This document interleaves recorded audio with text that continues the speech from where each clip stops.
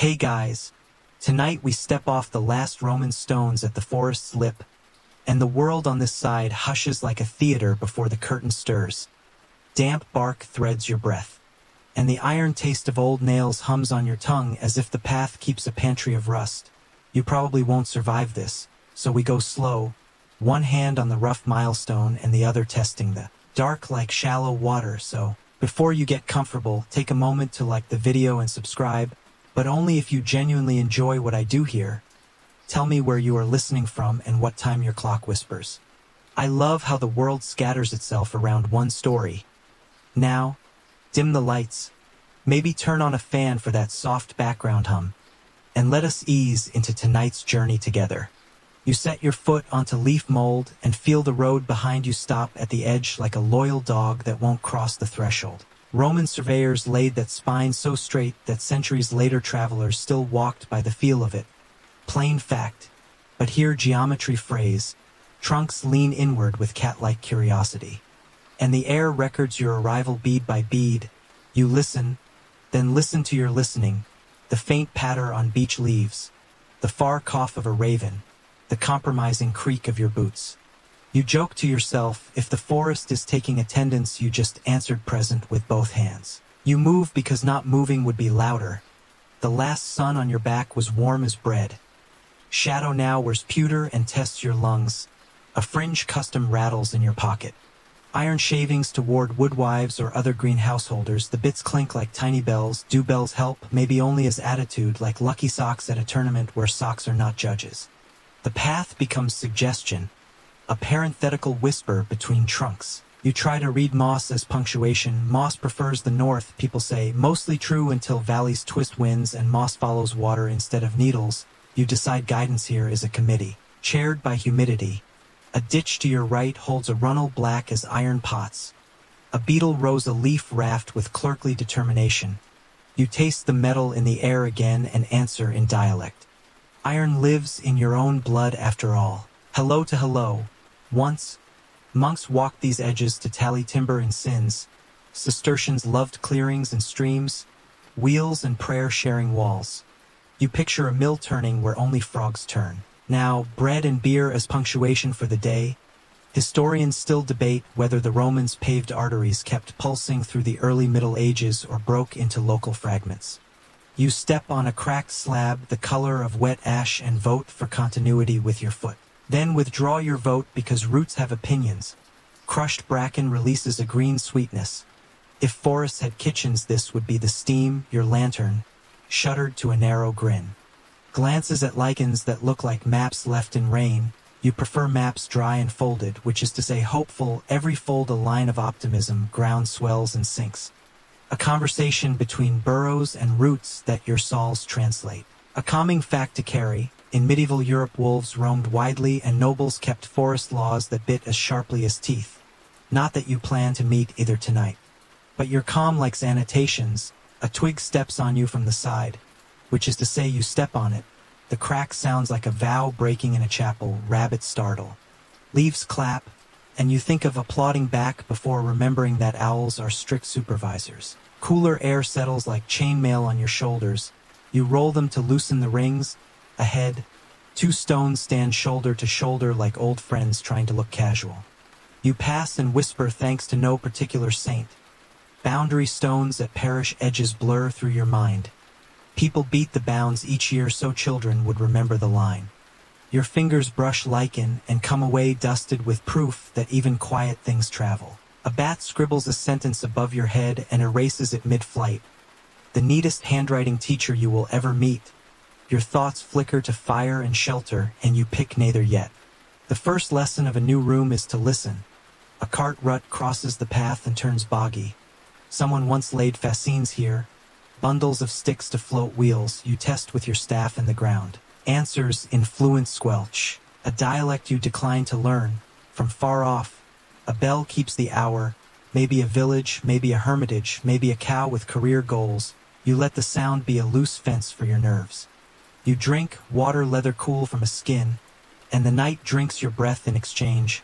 Fair trade, wind gathers and loosens, weaving a dull silver fabric, and now and then a hole shows a star. Outright, you find your pace. Not city fast, not market fast, but tail fast. The speed a story unwraps, you carry a pocket debate like flint, were forests feared as wilderness or used as lived in larders of wood.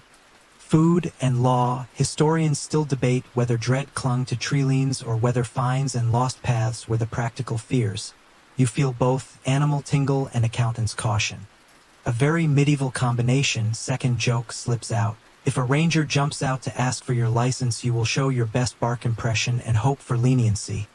On the left, a bark face peers from a split knot, kin to the green men carved in stone. You nod because faces deserve nods. A trickle widens and peat smell strolls in, confident as a cat on a wall. You prod the edge, wary of earth pretending to be floor when it is really lid. Your pack creaks like a small ship. A hedgehog unknots itself near your boot and decides you are not a plot twist. Both of you relax. You angle toward hazel where the ground rises, old coppice stools where neat rings of management. Someone cut here and returned. Proof that even wildness keeps appointments when asked politely. You touch a stem and think of arrows, then of walking sticks offered to tired strangers. Hospitality in wood. A cold bead slides from a leaf down your neck. You accept it without flinch, a knighthood conferred by dew. Third small joke. If you had packed a mirror, you could check whether bravery looks different on your face. But the forest seems unconcerned with your brand. It cares only for the pace of your feet and the hush you are learning. You stop, and stopping is not failure, it is grammar. A comma in the sentence of moving. From the hollow of an ash you take a breath that tastes faintly of honey. Perhaps bees lived here last year, or a saint hid bread long ago. A sure fact to hang on. Monks baked enough loaves to feed work crews raising granges and barns. Bread is architecture's sibling. Your own loaf waits in cloth. Sacrament to plain hunger. The undergrowth thins and the sky lowers. You step into a small glade stitched by moonlight. Bassinets of light among tufted grass. You decide against fire. The damp would only tease it into sulks. Besides, your eyes are learning the gray alphabet and each letter matters. Last thought before you move on. Tomorrow the road may remember you if you touch it with patience. Tonight the forest has introduced itself. It listened when you arrived. It listens still, and you, a guest, practice answering softly, 1 foot. Then the next. You keep the tree lean at your back like a witness, and bring the town with you in the creases of your pocket. The dare still hot as a coal you should not have picked up earlier, under the crooked beam of the alehouse. The reeve with a lemon peel smile banged a cup and said you could square a winter's debt. If you crossed the forest and brought proof you reached the far parish. Half the town hooted, half pretended not to listen, and someone tore a town charter while waving it like a flag. The wax seal split clean as a moon. You now carry that torn strip stiff as bark, ink black as a thunderhead spelling names of men who would never walk where you are walking. You did not mean to say yes.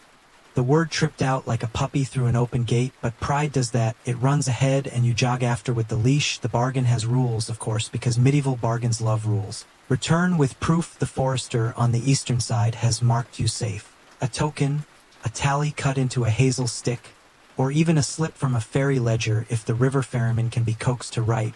You roll this in your mouth like penny bread. Proof, what is proof to trees? The strip of charter crasps when you unfold it. You tilt it to the lantern's grin, a crest, half a saint's foot, and words promising safe passage to freemen for 3 days and 2 nights during fair weeks. You are neither freeman nor fair, so the letter and you shrug at each other. Second joke.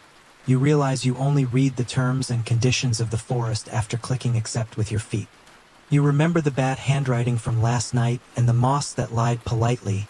You aim for the cart track where the ground firms and the foxgloves lounge like bored trumpeters. The town's breath has left you. Only the forest's patient counting remains. Fact to steady you. Charters in the 13th century traveled as voices as much as vellum. A scribe wrote, but crowds heard. Mayors and reeves read them aloud on feast days. Seals swung like brave cherries. This is solid history, you tell yourself, then almost laugh because cherries are not brave. The strip crinkles, smelling of lamp smoke and old parchment cupboards. You tuck it near your iron shavings. Green householders, if any, may like literacy as much as iron. You practice the story you will tell the forester, neat as bread slices. You cross the bounds, you kept to paths, you cut no oak, you owe no fine, and you would like a notch on a tally so your debts can sleep in town. The wind runs its hand over the canopy, and the canopy pretends not to enjoy it. You slide past coppiced hazel without breaking a twig, remembering that even wildness keeps appointments when asked politely. A black feather rests like punctuation on a stump. You decline to read it. The ground here is littered with clues, but none promise they like you. A mile on, a ditch fattens into a brook. You resist throwing the charter in to see if it swims. Fringe detail swims up regardless. You recall an old woman who swore that to swear honestly one must bite an iron key. A church key if possible, so the oath tastes of doors. She probably would have told you to bite the charter seal too. You will not test that. Wax looks like jam to the hopeful, and you are hopeful. You kneel, rinse your scarf, and listen for bells. Last night there was a bell with career goals. Tonight only owls audit your progress. You submit your silence like paperwork and move on. Branches ahead have been trimmed to a bureaucrat's idea of neat. So you find the forester's handwriting on the world. A cut here, a notch there, a pollard willow muscled like a wrestler flexing for saints. You call out courtesy. And courtesy answers in the form of no one, which is often how the forest says you may pass. Your staff meets an old causeway, stones paused under reed, and you step like a priest doubting. The memory of the drowned causeway you have not yet reached glimmers like a rumor from tomorrow. But this is only rehearsal. A dragonfly saws the air with blue glass. You grin because even saws can be pretty. Joke 3, you consider adding excellent with dragonflies to your resume for the Reeve. Then remember, resumes have not been invented, and settle for being excellent at not falling in. Somewhere among birch a soft clink repeats.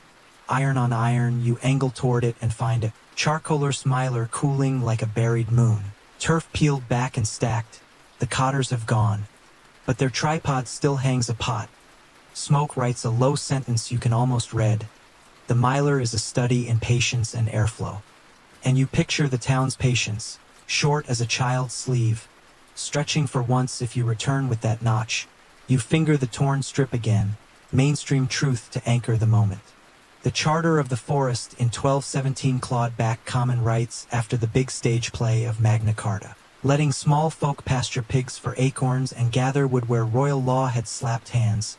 Your strip is no royal charter, only a parochial cousin with ambitions. But the idea smells the same, oak and oath. Still, historians still debate whether these words, once written, became lived rules for the poor or stayed theater for the better sealed.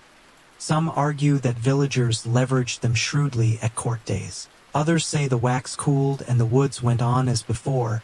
You press the parchment, as if heat from your skin could keep its promises elastic. The path shoulders upward. Bracken sighs, and a fallen beech blocks the way. Beneath it, the kind of snare you met yesterday yawns with its wooden grin. A callback with teeth. You treat it like an autograph from a celebrity. You do not want to meet twice. Step wide. Breathe. Say thank you for the reminder. Proof can also be not falling into old mistakes. At the crest you find boundary stones prinked with lichen freckles. Processional prayers cling like soft burrs. You tap each with your staff, not as a charm, rather as attendance. You are here, present, please mark it. Stones, and if there is an angel of the registry, please file under temporary courage. The sun is a thumbprint through cloud. The light pewter and gentle on your eyes. You eat along the way, cheese that argues for salt. A heel of loaf, hard enough to bounce. Bread as sibling to architecture. You learned that from monks in your mind, and it holds. Every bite is another roof joist in you. The track forks, one way laughs in mud, the other in thorns. You choose thorns. Adjust sleeves, and remember the town's faces when you said yes. Some bright with sport, some soft with envy disguised as advice. The alehouse beam creaked and the charter dangled, half like a trapeze. You wish it had come with footnotes. Or snack vouchers. Fourth joke, you promise yourself to add that to the suggestion box of destiny. Further on, a carved face peers from an oak burrow, greener than last night's lintel companion. Maybe the same personality on a working holiday. The green man's meaning is a favorite argument at hearths and colleges. Fertility, satire, or simply good foliage gone theatrical. You nod as if you understand and tuck the debate with your flint. You touch the torn seal and practice your pitch again. Storyteller to forester, traveler to ledger. Your voice finds an ASMR rhythm the trees do not interrupt. A soft fairy bell finally purls from the east, different from last night, clearer. Not a cow's ambition but an oar's heartbeat. You descend toward it through alder that writes vertical poetry in damp. The river appears like a sleeve of tarnished silver and the ferry of one or slides from under a willow's ragged salon. The ferryman's hat has lived 20 lives and he measures you as if he weighed travelers for flour. Payment, he says, not today's coin. Tomorrow's use, he has standards. You offer the dare, the debt, the torn charter. He nods with the slow courtesy people give to trouble they have met before. He dips the oar and the boat turns with the patient authority of a millstone. Sound shrinks. Only the knock of water on planks. Your lantern's grin closes to a thoughtful line. Midstream, he asks for proof. Not future proof, proof now, so you give him the story. Trimmed and polished, you name the boundary stones. Identify the charcoaler's tripod. Demonstrate the callous earned by not falling into yesterday's snare. He considers. Then draws a tally on a peeled willow stick, one neat notch. Signs it with a slash that could be river rune or simple habit. Fringe detail circles back. He ties a thread of red wool to the notch. Claims it keeps river spirits from editing his writing. You decide not to argue with a copy editor made of water. He beaches the ferry on the far mud, points to a post set with iron nails and worn St. Metals, and asks you to nail your torn strip. There, the post looks like a hedgehog that learned bureaucracy. You press the parchment, tap a nail home with your staff butt, and the sign becomes a little truer for having you attached. You were here, the boatman nods and hands you the tally. Says the forester will honor it if the forester wants to, which is either comfort or philosophy. Either way it weighs as much as a coin in your palm. Your nerves unclench but only slightly. The eastern trees are the same species as the western trees, and yet they watch with new eyes. The bargain is still a bargain. The way back will also be a way through. The ferryman asks for his fare now, not coin. Something useful tomorrow. You offer the iron shavings. He smiles as if you remembered an old joke together and pockets them in a leather purse already ringing with small apologies. As you step away, he adds a fact like a tip. The forester has a hound that hates lies but loves cheese. You pat your pouch like a diplomat and promise to share. The river behind you resumes its indifference. Ahead, a path climbs toward a low ridge where beaches comb the sky. You tuck the tally deep. The charter is now more whole than law, but it has done its work. And the dare cools from coal to ember. You walk, letting the speed of the tale carry you. A steady murmur, 1 foot, then the next. The forest accepts your proof exactly as much as it needs to. No more, no less, and you find that fairness oddly generous. The bell from the ferry thins to a thread behind you, and the ridge gives you a view of nothing but more green. Which is fine. You are learning to enjoy repetitions that are not quite repeats. A joke you tell your nerves. After all, the hanging snare taught you that the forest's punchlines are sharp. You keep to the fox cart track and smell it before you see it. That sweet tar cold tang like a damp library of fires. Blue smoke combs sideways through alder and you follow as if it were yarn, and you the kitten. A clearing opens no wider than a cottage floor, and there sits the miler. A great earthen loaf under turves stitched with pegs and patience. Its flank breathing through the little vents the way sleeper breathes through parted lips. A tripod leans over it like a parish clerk. A pot hangs forgotten, and the ground is tattooed with round prints where billets stood stacked and waiting for their turn to become light. You crouch and listen, low crackle, soft subsidence. A cat purring in a cupboard, mainstream fact to set your mind's foot. Charcoal making means starving wood of air so it sweats out its smoke and leaves almost pure carbon. Fuel for smiths and smelters who need heat hotter than wood's bright generosity. Forest law watched this craft with both eyes because iron's appetite could strip a hillside. You say this in your head to sound sensible, but the miler makes you want to whisper. The charcoaler's huts crouch nearby, barrel roofed with bark, broom hung to dry like gray hair, and a small shrine of nailed metals and soot candles winks. From a stump, you lower your lantern to a slit, because the first taboo announces itself without words.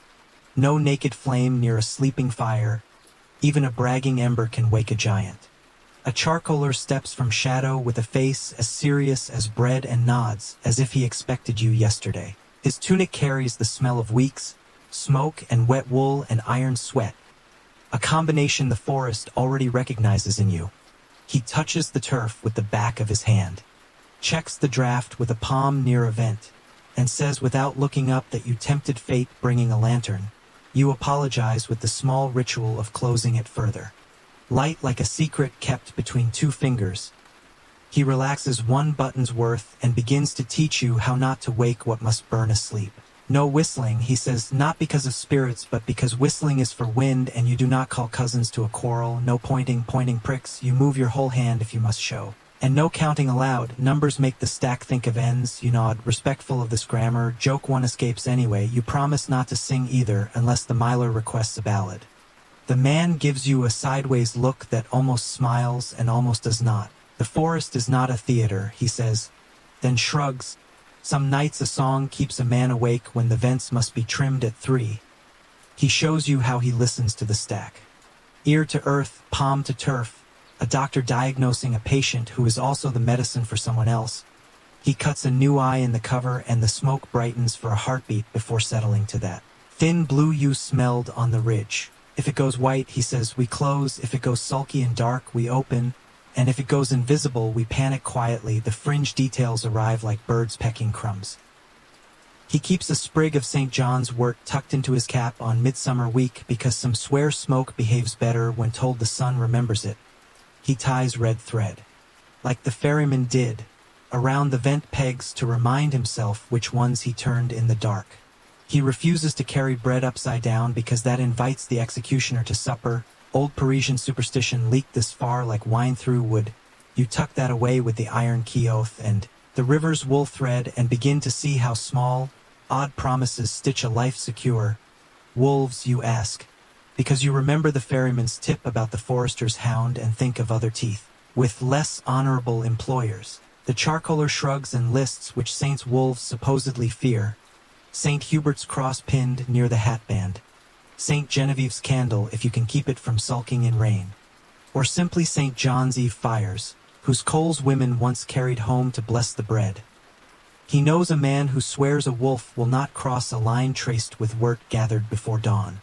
And another who sings the Gospel of John aloud and claims the syllables confuse jaws. He, however, prefers a high tree and good luck. Mainstream truth peeks in again. Bounties on wolves were posted in parishes, tails counted at law days, but wolves do not consult parishes. So you store the saint list like charms in a drawer. Historians still debate whether woodland workers like charcoalers lived on the edge of village life, feared as half-wild and smudged with secrecy, or whether they sat at the same benches as everyone else, just more smoky at vespers. Some argue their itinerant rhythms and night work made them liminal folk. Others point to contracts and dues that read as plain as any plowman's. You watch this man adjust his vents with lawful attention and wonder if the answer is both marginal and central, like the ring of fire under the turf. He asks what sends you through a sleepwalking fire country, and you show the tally stick the ferryman notched, the little red slash bright against your palm. A callback in wood. He eyes it, approves the handwriting of the slash, and sniffs at the torn charter nailed by the ferry post. Says he saw such papers once waved by men who liked waving more than walking. You explain your debt and the Reeves lemon peel smile, and he flattens his lips like a door. Offers bread as if to nail your courage to the moment. You remember the forester's hound loves cheese and save a corner for diplomacy. Joke 2 tries itself. You tell the miler you are also loved by hounds when bribery is available. He snorts a laugh that is mostly smoke. Teaching continues. Sound is part of the fuel. He says, keep your voice low so the fire keeps its temper. Footsteps must be kind to the earth. A stamp can jar the cone and let air in where it will do bragging. Light is another rule. If a rider comes at night with a proud torch, the men will turn their backs and ask him to be a moon instead of a sun. Your lantern's slit feels like a respectful bow now. He leads you to the huts, shows a bed of bracken turned each day so its sap does not remind the back of the hours too loudly. Shows a rake made from hazel teeth for grooming embers if the cone opens, and a shovel bright at the lip, a tool polished not by soap but by attention. A child's toy hangs by a string. A wooden horse smoked to a marble gray. Proof that lives happen here, not just work. You sip broth pitched somewhere between nettle and comfort and learn the testing tricks. Hold your palm before the vent. Feel the slow breath. If it is too hot, you shade with a slate and count slowly, not aloud. Each number a pet you do not name. If a cinder leaps as if to complain, you imagine it back to sleep. The man has a face for convincing embers, and perhaps you are learning one. You find joy in the quiet competency. How the earth yields charcoal and silence and a place to stand, and you are not required to call any of it adventure for it to be one. You ask about roads and he points with his whole hand, polite as the taboo requires, toward a track that will keep you east and out of a bog with ambitions. He adds a last catechism about saints and wolves if you have Saint Hubert. Show him to the wind if Saint Genevieve, keep her lantern low. And if neither, remember wolves are accountants of opportunity. Do not register yourself as a loose coin. Joke 3 files itself, you promise to jingle less. Then remember you paid your iron shavings to the ferryman and now jingle not at all. The miler sighs, a little subsidence that sounds like someone settling after a long day. You help tamp a sag with a spade and feel the cone's gratitude in the way the blue smoke steadies. The charcoaler nods as if you have been given a letter of reference and says you may walk the edge of the burn and back again for luck. You do, toes careful, the world narrowed to the murmur of controlled fire and the library smell of sap turning into something that will burn hotter and leave less ash. History folded into a daily chore. By the time you shoulder your pack, the light has gone the color of pewter again, and your lantern's brief grin is the bravest face in the clearing. You thank the man with your softest voice, promise to tell the forester he keeps a clean burn, and tuck the corner of cheese for the hound. You depart with new grammar in your steps. No stamping, no pointing, no counting aloud, and a list of saints that may or may not function as passwords. Yet the knowledge sits in you like a steady coal, not bright, not boastful, just sure. The path curls away, and as you pass the alder fringe, the blue smoke thins into air. Your clothes keep a souvenir, and the forest adopts the scent like it recognizes your enrollment. Boundary stones are somewhere ahead, and another hazard waits with its wooden grin. But you carry a notch, a story, and a handful of gentle taboos, which is to say, you walk wiser and you walk on. Bracken crowds the path like a polite audience leaning in, and you wade through its fronds with the humility of a minor actor crossing the big stage. The charcoaler's blue on your clothes has faded to a memory, but their grammar stays. No stamping, no counting aloud, no pointing with sharp fingers. You keep your voice low and your eyes busy. Boar sign begins to write itself at your feet. Churned earth as if a potter worked the clay in impatience. Bark rubbed smooth at knee height where a tusk has practiced its autobiography. And hoof cuts like tidy little half moons. You ease forward because the forest has a sense of humor and you would rather be in on the joke. A hedge of hazel trims the wind and the bracken deepens to a green sea. You lift your knee higher and then the earth wakes a hinge under your boot. A sapling bows with the speed of a released breath and a rope catches you around the waist. The world turns and you discover the sky is available in the feet direction. You hang, breath knocked sideways. Your lantern swings a narrow grin over your face and you think with perfect clarity that everything here hunts even by accident. Joke 1 taps your shoulder. You consider writing a stern note to gravity complaining about its customer service hours. The sapling creaks, rope hums, and the blur resolves into leaves. The old snare design is simple, a spring pole, a loop, a catch stick that a snout or a careless traveler trips. Boar would rear and tangle. You have reared and obliged. Your staff has flown to a fern bed and your pride is suspended alongside you like a coat. You breathe because advice from the charcoalers suggested every fire and every problem prefers calm. You test the rope with cautious twitches and find the knot has married itself to a peg. Under the leaf litter, reachable if you fold like a pocket knife, you fold, the world tightens its belt around your waist and your breath decides to be smaller. You hook 2 fingers under the line and inch toward the ground. Fringe detail arrives like a helpful ant. You remember a village woman who swore that a sprig of mugwort tucked into a shoe keeps fatigue and missteps away on long paths. You had tucked nettle advice instead. All enthusiasm, less charm. You promise the universe a mugwort experiment later and keep inching. The loop has bitten more in fright than malice, and you talk to it as if it were a fretful calf. Soft voice, soft breath, your fingers find the peg and the peg finds you unconvincing.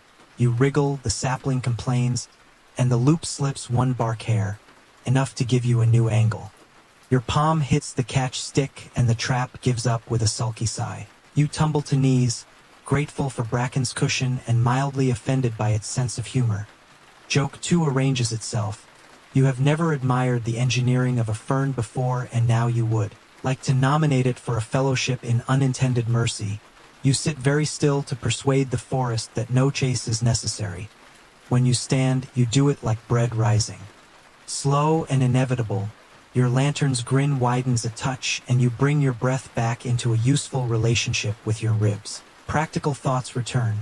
If a boar set this off, it might still be near. If a man set it and watches, he may be less than pleased to see his skyfish climb back to shore. You call out courtesy as you learned, whole hand open to the air, stating that you have taken nothing but a lesson and will reset the rig. The trees do not file grievances and no man answers. So you retie the loop, respect for craft even when the craft misfiled your name. You set the peg at a lazier angle so that a human passing will brush it awake rather than hoist it. A kindness you hope fate notices. Mainstream fact steadies your thoughts.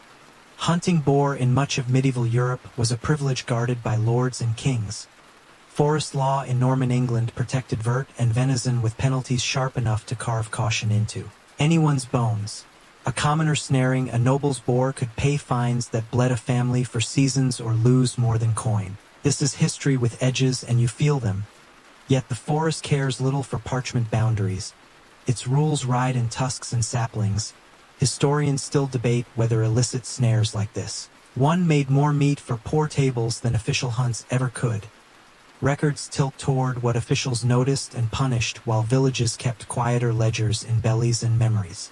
Some scholars read prosecutions as proof of widespread trapping. Others see them as exceptional stories copied for drama. The truth leans under the bracken in 100 small loops and knots. You touch the rope again and think of knots and law both loving. Tightness, a boar's mind is not legalistic. It is weather and hunger and the wish to be left alone while powerful people write poems about chasing it. You step away and study the ground. Here is the smudged print of a man's hobnail. Here the deeper gouge of a hooved panic. Here the scuttle of something with more opinions than weight. You retrieve your staff from the fern bed and its smoothness feels like a friend who did not leave. Your hip throbs like a slow drum and you convince it to become a quieter metronome. A green woodpecker laughs far off in the key of gossip. The old charter strip rustles in your pouch and you think of the ferryman's red thread. Ink and wool, two kinds of promises. You set a little square of cheese aside in your pocket because the forester's hound, according to rumor with a hat, admires dairy diplomacy. Joke 3 widens its eyes. If the hound loves cheese more than truth, you plan to offer a philosophical tasting flight. You move on because the forest likes people who do not linger at the sight of their near mistakes. The bracken sighs back into place and you treat each step like a footnote you are willing to defend. A low wind reads your hair like a careful editor and you accept some revisions. You pass an oak where the bark carries a polished patch at snout height and you lay your palm there like a seal. It is warm from the late light, or warm from the story of rubbing that repeats on winter mornings and summer evenings. In a hollow beyond, you find a small collection of things that read as shrine, or cache a bent nail. A child's marble runs smooth as a river with no stones. A cowrie shell that must have ridden pockets from the sea, and a tuft of red wool, a color that has followed you from fairy to fire to snare. You leave it in place because someone else's grammar is not yours to edit. Fringe tradition wakes. Some folk lay a crust of bread crosswise by a field gate to persuade wandering things with sharp noses to attend to blessing instead of mischief. Others knot red thread around a child's wrist to teach the world to see careful. Your hand hovers, then moves on. The sun frets behind cloud, then loosens. The day makes a small promise it keeps for 3 minutes. You take the warmth and store it as usable currency. A little further and you encounter a boar wallow.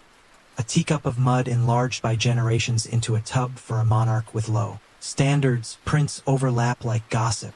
You listen, your breath and the flies and the chinking note of a distant chain on a harness.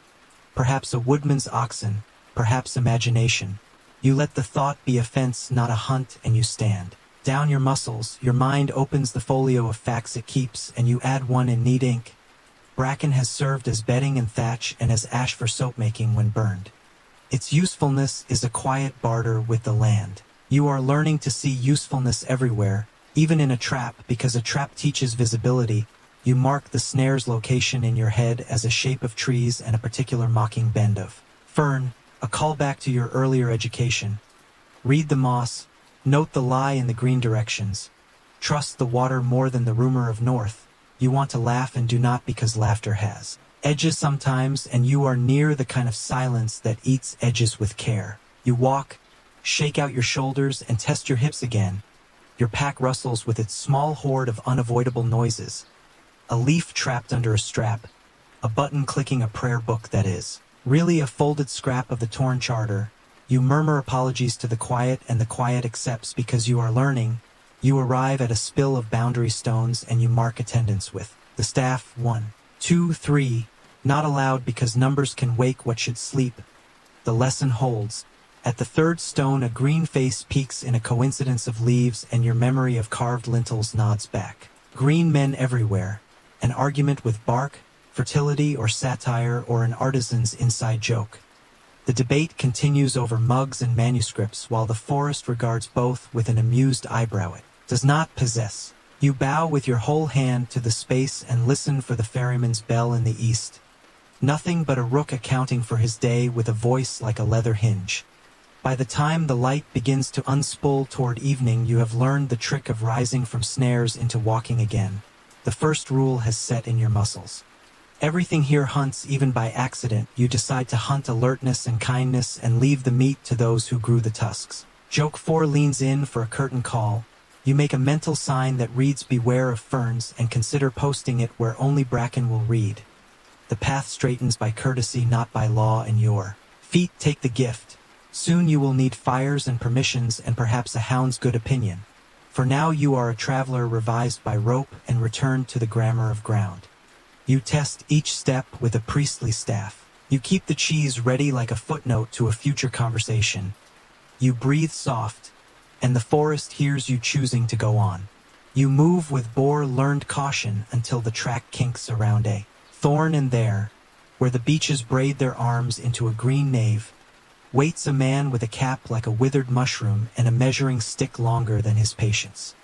His hound lifts its head as if sniffing your intentions letter by letter. Nostrils turning pages, you are already reaching for the diplomat's cheese because rumor travels faster than boots. The forester does not bother with hello. He watches the hound watch you and then grunts as if your name were not to be checked twice. Show, he says, palm out, not for coin but for story.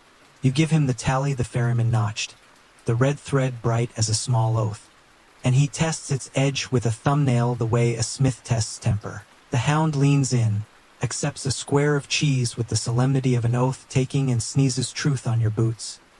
He scratches the dog's ear once, which in this parish qualifies as absolution, then lifts his stick and begins to count things you did not know could be counted. The first is mast, acorns that do not yet exist but will fall like brown rain come Michaelmas if storms are polite.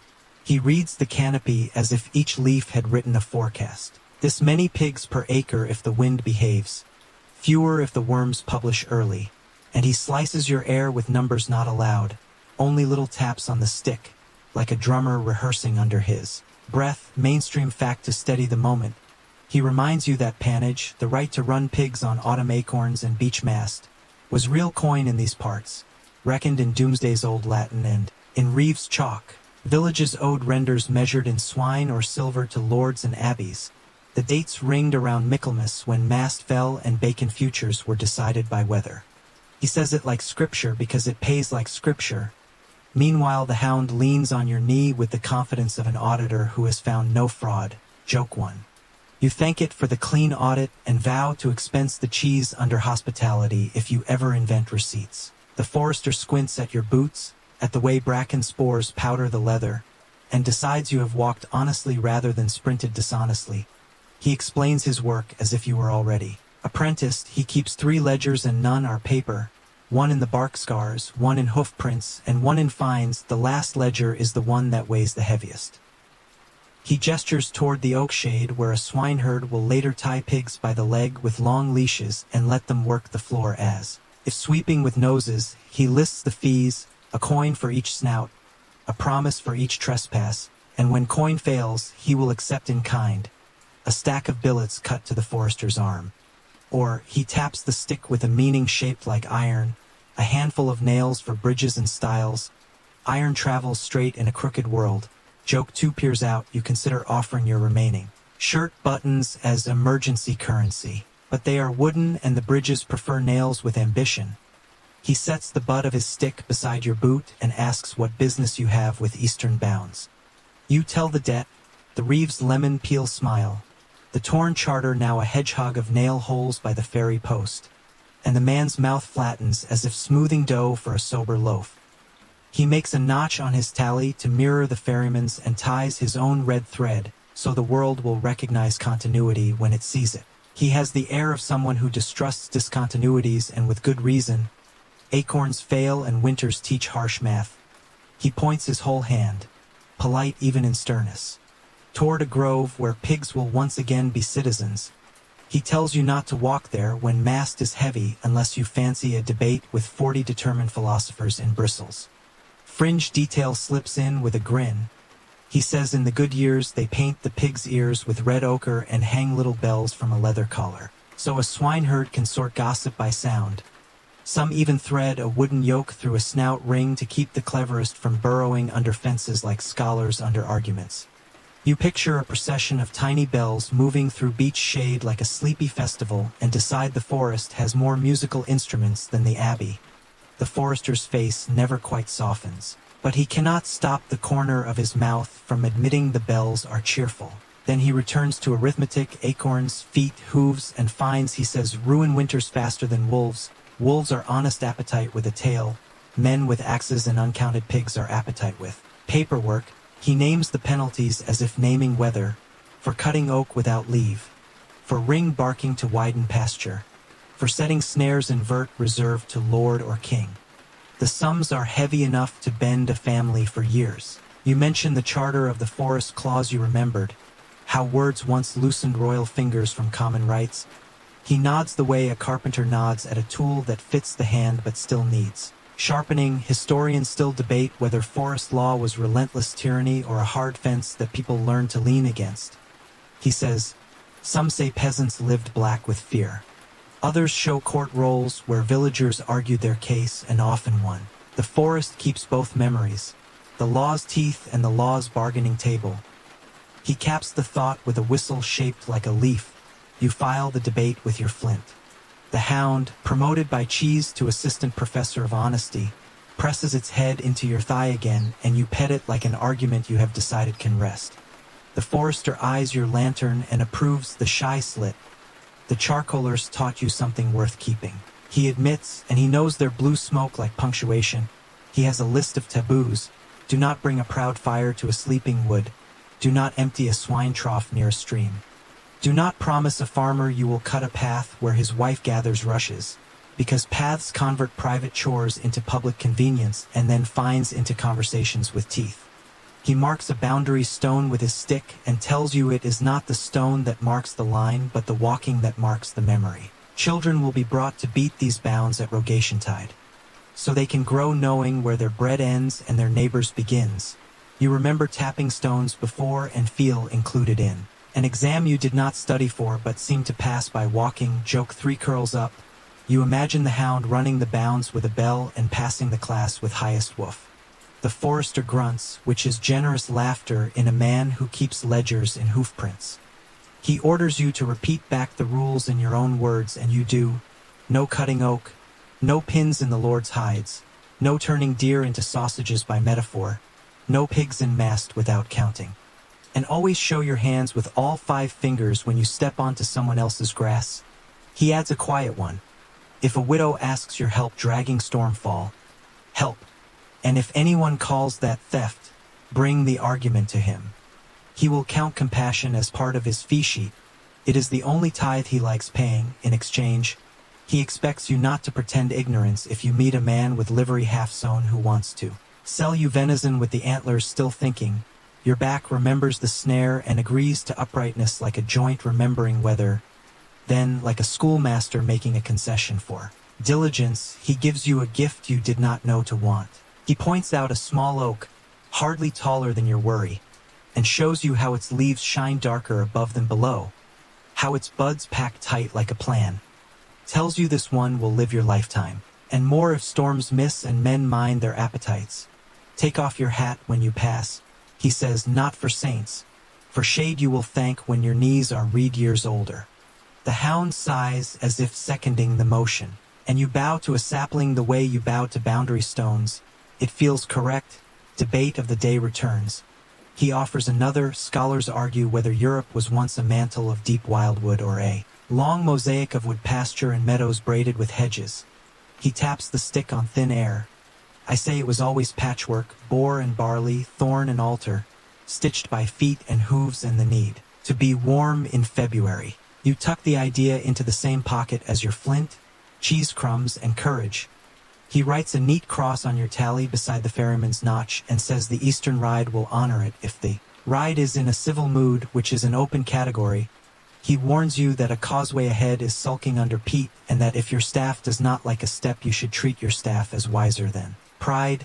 Callback accepted. You promise to test every footprint with priestly care. Before he lets you go, he reaches into a pouch and produces 3 bent nails, iron weary from a previous life in a style. Keep them, he says, not for barter, for memory. I like to think each traveler who leaves me takes a small weight from the fines ledger and bends it toward discretion. The hound sneezes again, as if punctuating the sentiment with a blessing made of dust. Joke 4 swings by in waves. You resolve to carry the nails as if they were tiny saints, Saint Bracket, Saint Hinge, and Saint Don't Be Foolish. The forester allows his mouth the luxury of a half smile, then points you east with the whole hand. The counting complete for now. As you go, the bells of imagined pigs seem to tinkle ahead of their season, and you picture winter larders that might not panic if acorns keep their appointment.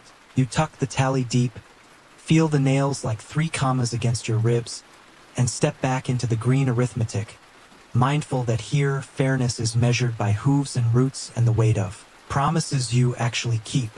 Night is not a door here, it is a fabric that thickens one thread at a time, and as it draws close you switch to the grammar you learned from smoke and ledgers.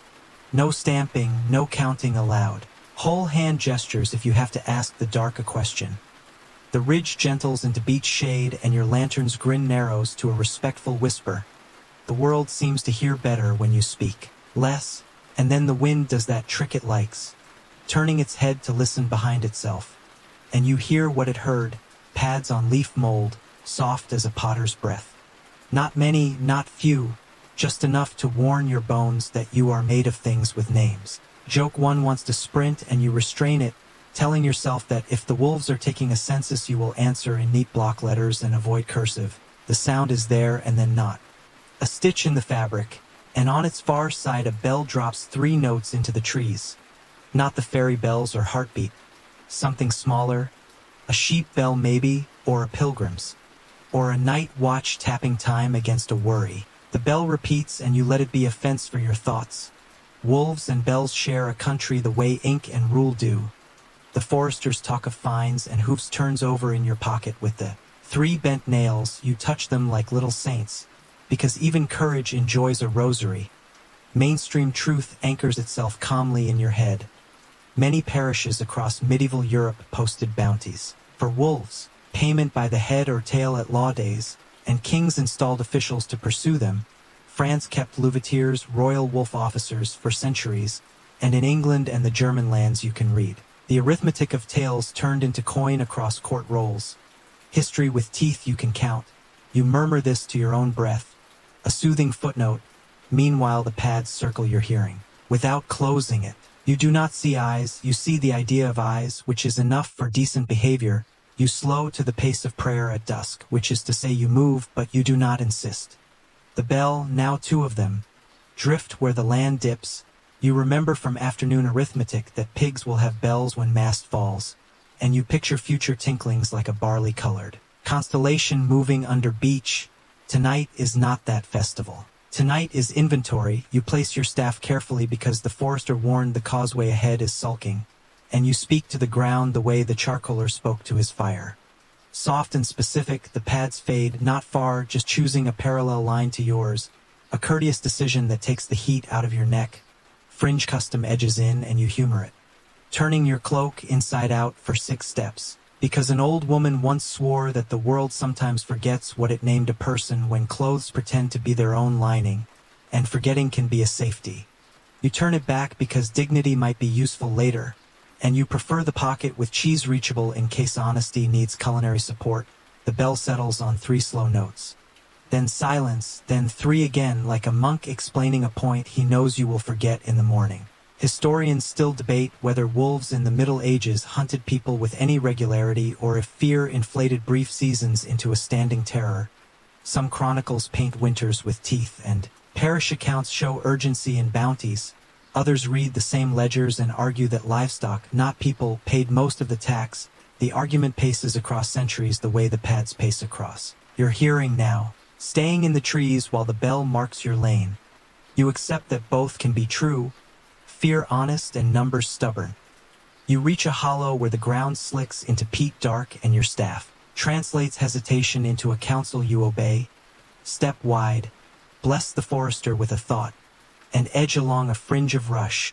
The lanterns grin, a careful line you keep narrow so the forest can pretend you are a star that forgot to go home. Joke 2 whispers that if the wolves carry a ledger they are writing you down under miscellaneous, and you hope their accountant has a fondness for red thread and bent nails. You tuck the ferryman's notch deeper because talismans like feeling involved. The bell does not move for a while, which is almost worse than moving, and you learn a new unit of time. The length of breath between being heard and not being heard. In that span you assemble another calming fact, this one about bells themselves. Sheep and cattle wore them not as jewelry but as practical theology. A shepherd could stand in fog and know by clapper which lost appetite drifted and where. Monasteries and villages rang hours that taught lungs when to rest and when to labor. Metal sound turned human time into neighbor time. You take comfort in the idea that sound means someone cares about where something is. Even if that something is a sheep that confuses philosophy with shrubbery. The pads return and stop again and you recognize the rhythm of watching, not stalking. Wolves are accountants of opportunity, the forester said, and you are not presently a line item, which suits you. Another fringe detail pushes in with smoke on its hem. A shepherd once told you he stitched a wolf tooth to a child's belt against nightmares, and that goats disliked the smell of iron but loved the sound of pans. So he clanged an old skillet to nudge a flock where a dog could not. You never verified the goat's preferences, but the skillet story has the ding of truth. You let your own skillet analog. The lantern's tiny door, clack once, gently, not as a challenge but as a courtesy note. The bell answers like a neighbor tapping a wall to say yes. Hello, still here. The downhill breathes cold, and with it comes the long song you hoped not to hear and are relieved to finally meet. A low howl sliding up like a violin that forgot to wear shoes. Not close, a county away in feeling, but clear. It treks across your spine with the polite firmness of a schoolmaster's finger and leaves your shoulders taller than you usually wear them. You do not run because running is a language with too many verbs. You do not freeze because statues rarely cross causeways.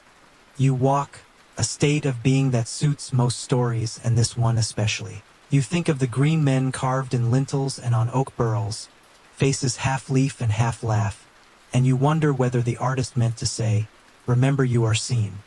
But not necessarily hunted. You stay in that thought like a soft cloak. You adjust your pack so no buckle taps. Remember the charcoaler's taboo that sound is part of fuel. And you keep your breathing steady. Humor, which has not abandoned you, submits a memo. Joke 3. If the wolves ask for references you will list the forester's hound and the ferryman's or both of whom can attest you are chewy but not worth the paperwork. The howl folds back into rustle and notes, and you feel the hush after music. the place where people in churches forget whether to clap. You choose gratitude and let your shoulders settle one notch. The path rises slightly and the air loses some of its iron taste, replaced by beach tea and old rain. You stop once to let silence pass you going the other way, then follow it. The bell moves again, closer now, but not toward you. You picture a shepherd with a cloak turned inside out, laughing later at his own superstition while it secretly helps. You file this under harmless tactics alongside red thread and nails named Saint. Don't be foolish. Your staff translates another boggy syllable into a detour and you obey. Memory of the hanging snare in your ribs keeping time with caution. The night keeps its ledger and glints. A snail shell, a slug gleam, a bead of sap, each an index of small lives that do not need your story but are willing to share a page. You think of the monks you imagined by river wheels, bread and beer and the wheel's soft sermon, and you add a steady certainty. Bells also measured prayers. The bell you hear might be a hermit's hour or a flock's. Either way, someone counted so that time would feel kept. Historians still debate whether the so-called Great Wildwood once smothered lands in unbroken green or whether the medieval world was always a patchwork of pasture, hedge, and coppice. Your day's teacher voted for patchwork, and night, with its wolf song embroidery and bell stitching, seems to second the motion. You find a beech root that makes a bench and borrow it. Not to linger, to lengthen your breath, you keep the lantern slit narrow. The cheese parcel ready in case honesty requires a second course. You test the nails with a fingertip as a person touches a pocket gospel, 3 cool commas between sentences you would prefer not to lengthen with panic. Then you rise. You had promised yourself that tonight you would keep going until a certain leaning Esh appeared, the one whose hollow tasted of honey. And when it does, you accept the reward of a known thing in a night of inventories. You touch its bark, slide the lantern's grin across its hollow, and listen inside, the soft drift of something small, mouse or air. You wish it well. You hope the wolves already ate their fear and will not need yours. The bell moves away. The pads do not return, or return where you cannot tell they do. And you walk the last runnel of dark as if you were pulling a thread that will hem the evening. Your feet learn a new habit, pausing half a beat before each step as if the ground had asked for courtesy and gotten it. Tomorrow we'll have pilgrims. If the outline of lanterns in your memory is correct, scallop shells on hats that turn travelers into lighthouses small enough to carry. For now, the lesson writes itself cleanly. The forest can sing with teeth and still let you pass if you keep your edges wrapped and your sound small. You thank the night out loud, once, whole hand open so no one thinks you hide a blade. The air files your gratitude somewhere. A bell will find it later, and you continue 1 foot, then the next, carrying red thread, 3 bent saints, a cheese treaty, and a promise to walk like a guest until morning signs the attendance book in light. You notice them first as fireflies pretending to have budgets, little lanterns bobbing on the path like coins tossed onto dark water, and then the murmurs resolve into lines of prayer stitched with place names, saint names, bridge names, a geography made out of promises and sore feet. Scallop shells wink from hats and cloak pins, some polished like moons, some dull as old tin. And you recognize the emblem from 1,000 carvings. Mainstream fact arriving with the confidence of a choir. Pilgrims bound for Santiago de Compostela wore the scallop as their badge. The way to St. James mapped by shells as much as milestones. Pewter badges of every shrine were sold by the handful, Thomas Becket's especially. So many that centuries later the Thames still gives them up like change from history's pocket. The first pilgrim to reach you lifts his staff and shows you a tangle of cords knotted with lengths of road measured by rumor. He says the knots remember where his knees forgot. His neighbor hushes him and asks if the forester's ride is in a civil mood. And you show your tally with the ferryman's red thread and the forester's cross like a passport stamped by water and bark. The pilgrims exhale as if a small saint has signed the night. Joke one slips on your tongue, and you set it gently down. You tell them your cheese treaty with the forester's hound is still honored in this parish, and that you are current on truth payments. Laughter moves through the group the way heat moves through bread, softening everything. They sort themselves around you like geese when a new wind starts. And a woman in a felt hat taps her scallop shell and says she uses it as a spoon at rivers because saints appreciate practicality. Fringe detail plants its flag. Another says she ties red thread on milestones so the road will not forget her name before morning. You nod at the thread because you know that color by water and fire, and Law Sticks, the leader, a man with a badge that looks like a tiny church roof, explains their plan in the humble declarative. Mood of tired people. Follow the relic route to the chapel ruin. Turn where the U-roots grip the wall like old hands. Keep the ditch on the left until the ground smells of iron, not old rain. Then angle to the ferry that is not a ferry but a ford. There is debate about the ford, he admits, because yesterday it was a rumor that became a mud hole that became a rumor again. Historians still debate whether medieval pilgrimage was mostly thunderous and crowded, a river of penance and trade and flirtation rolling across Europe, or whether most people stayed near their parishes and the grand roads were for a few. Scholars write numbers like beads and argue if journeys were piety, tourism, commerce, or practical errands wrapped in prayer. Your ears carry both sides, the shells you can touch and the uncertainty you can respect. The woman with the shell spoon listens to the forest as if waiting for it to interrupt. Nothing interrupts, so the column forms, you walking at the shoulder where doubts usually ride, your lantern a narrow whisper so as not to brag to the trees. The path is solid enough for 6 dozen steps and then experiences a crisis of identity. Dissolving from track to suggestion to participle to mud. Rumor thickens like fog. Everyone halts and the murmurs fray into versions. Left at the oak that looks like a man or the man who looks like an oak, past the stone with a cross that might be lichen doing theater, or straight on until a broken bridge that is more philosophy than timber. You remember the forester's rule that walking marks the line as much as stones do, and you feel a small shiver where certainty usually keeps its hat. Joke 2 checks in with a polite cough. You propose flipping a coin and then recall that the coin you have is 3 bent nails. Named Saint Bracket, Saint Hinge, and Saint Don't Be Foolish. The crowd appreciates the saints and the joke buys you patience. You kneel and let the ground brief you. Peat breath, a hint of iron, water close but not bragging. The charcoalers taught you that fuel speaks if you listen by the right vent. So you press your palm on the moss and address the soil as if it were a clerk. Which way to the ford that used to be a ferry, clerk? The soil promotes you to citizen by remaining helpful in silence. Then a pilgrim child offers a less mystical instrument, a bundle of willow twigs tied with red thread. He calls it a pathfinder and swings it lightly. Fringe to the edge of superstition, you let him point with the whole hand the charcoaler recommended, and the twigs lean toward a dip where the smell does become iron. Cautious hope puts on boots, you test with your staff, priestly again, and the ground answers with the squelch dialect you still decline to learn. You draw back. Let the column breathe and try your ferryman trick, telling a story the road will want to agree with. You name the U-walled chapel, the ditch, the iron smell, the bank of rush like a shepherd's haircut. You say it quietly as if to avoid waking the snare memory in your ribs. And the pilgrims lean toward the description until the world seems to choose alignment. The column bends left, away from the mud rumor, and finds a bank that holds like a patient elder. Someone behind you begins a hymn low enough not to make charcoal sulk. The words are plain bread. Let us pass. Keep us between stones and water. We will try to deserve the favor. You discover you can sing in the key of respectful. The lanterns float like a rosary of glow worms. You keep your pauses half a beat long to let water reveal itself before ankles do.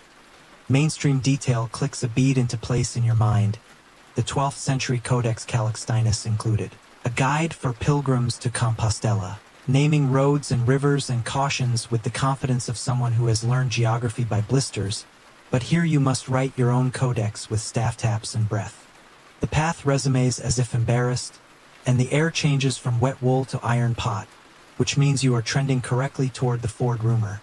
The leader with the church roof badge raises a hand, and you all stop at once like well-trained horses. Beyond the alders a gloss of water lies shallow over stones, making a sound like a tailor murmuring at a seam.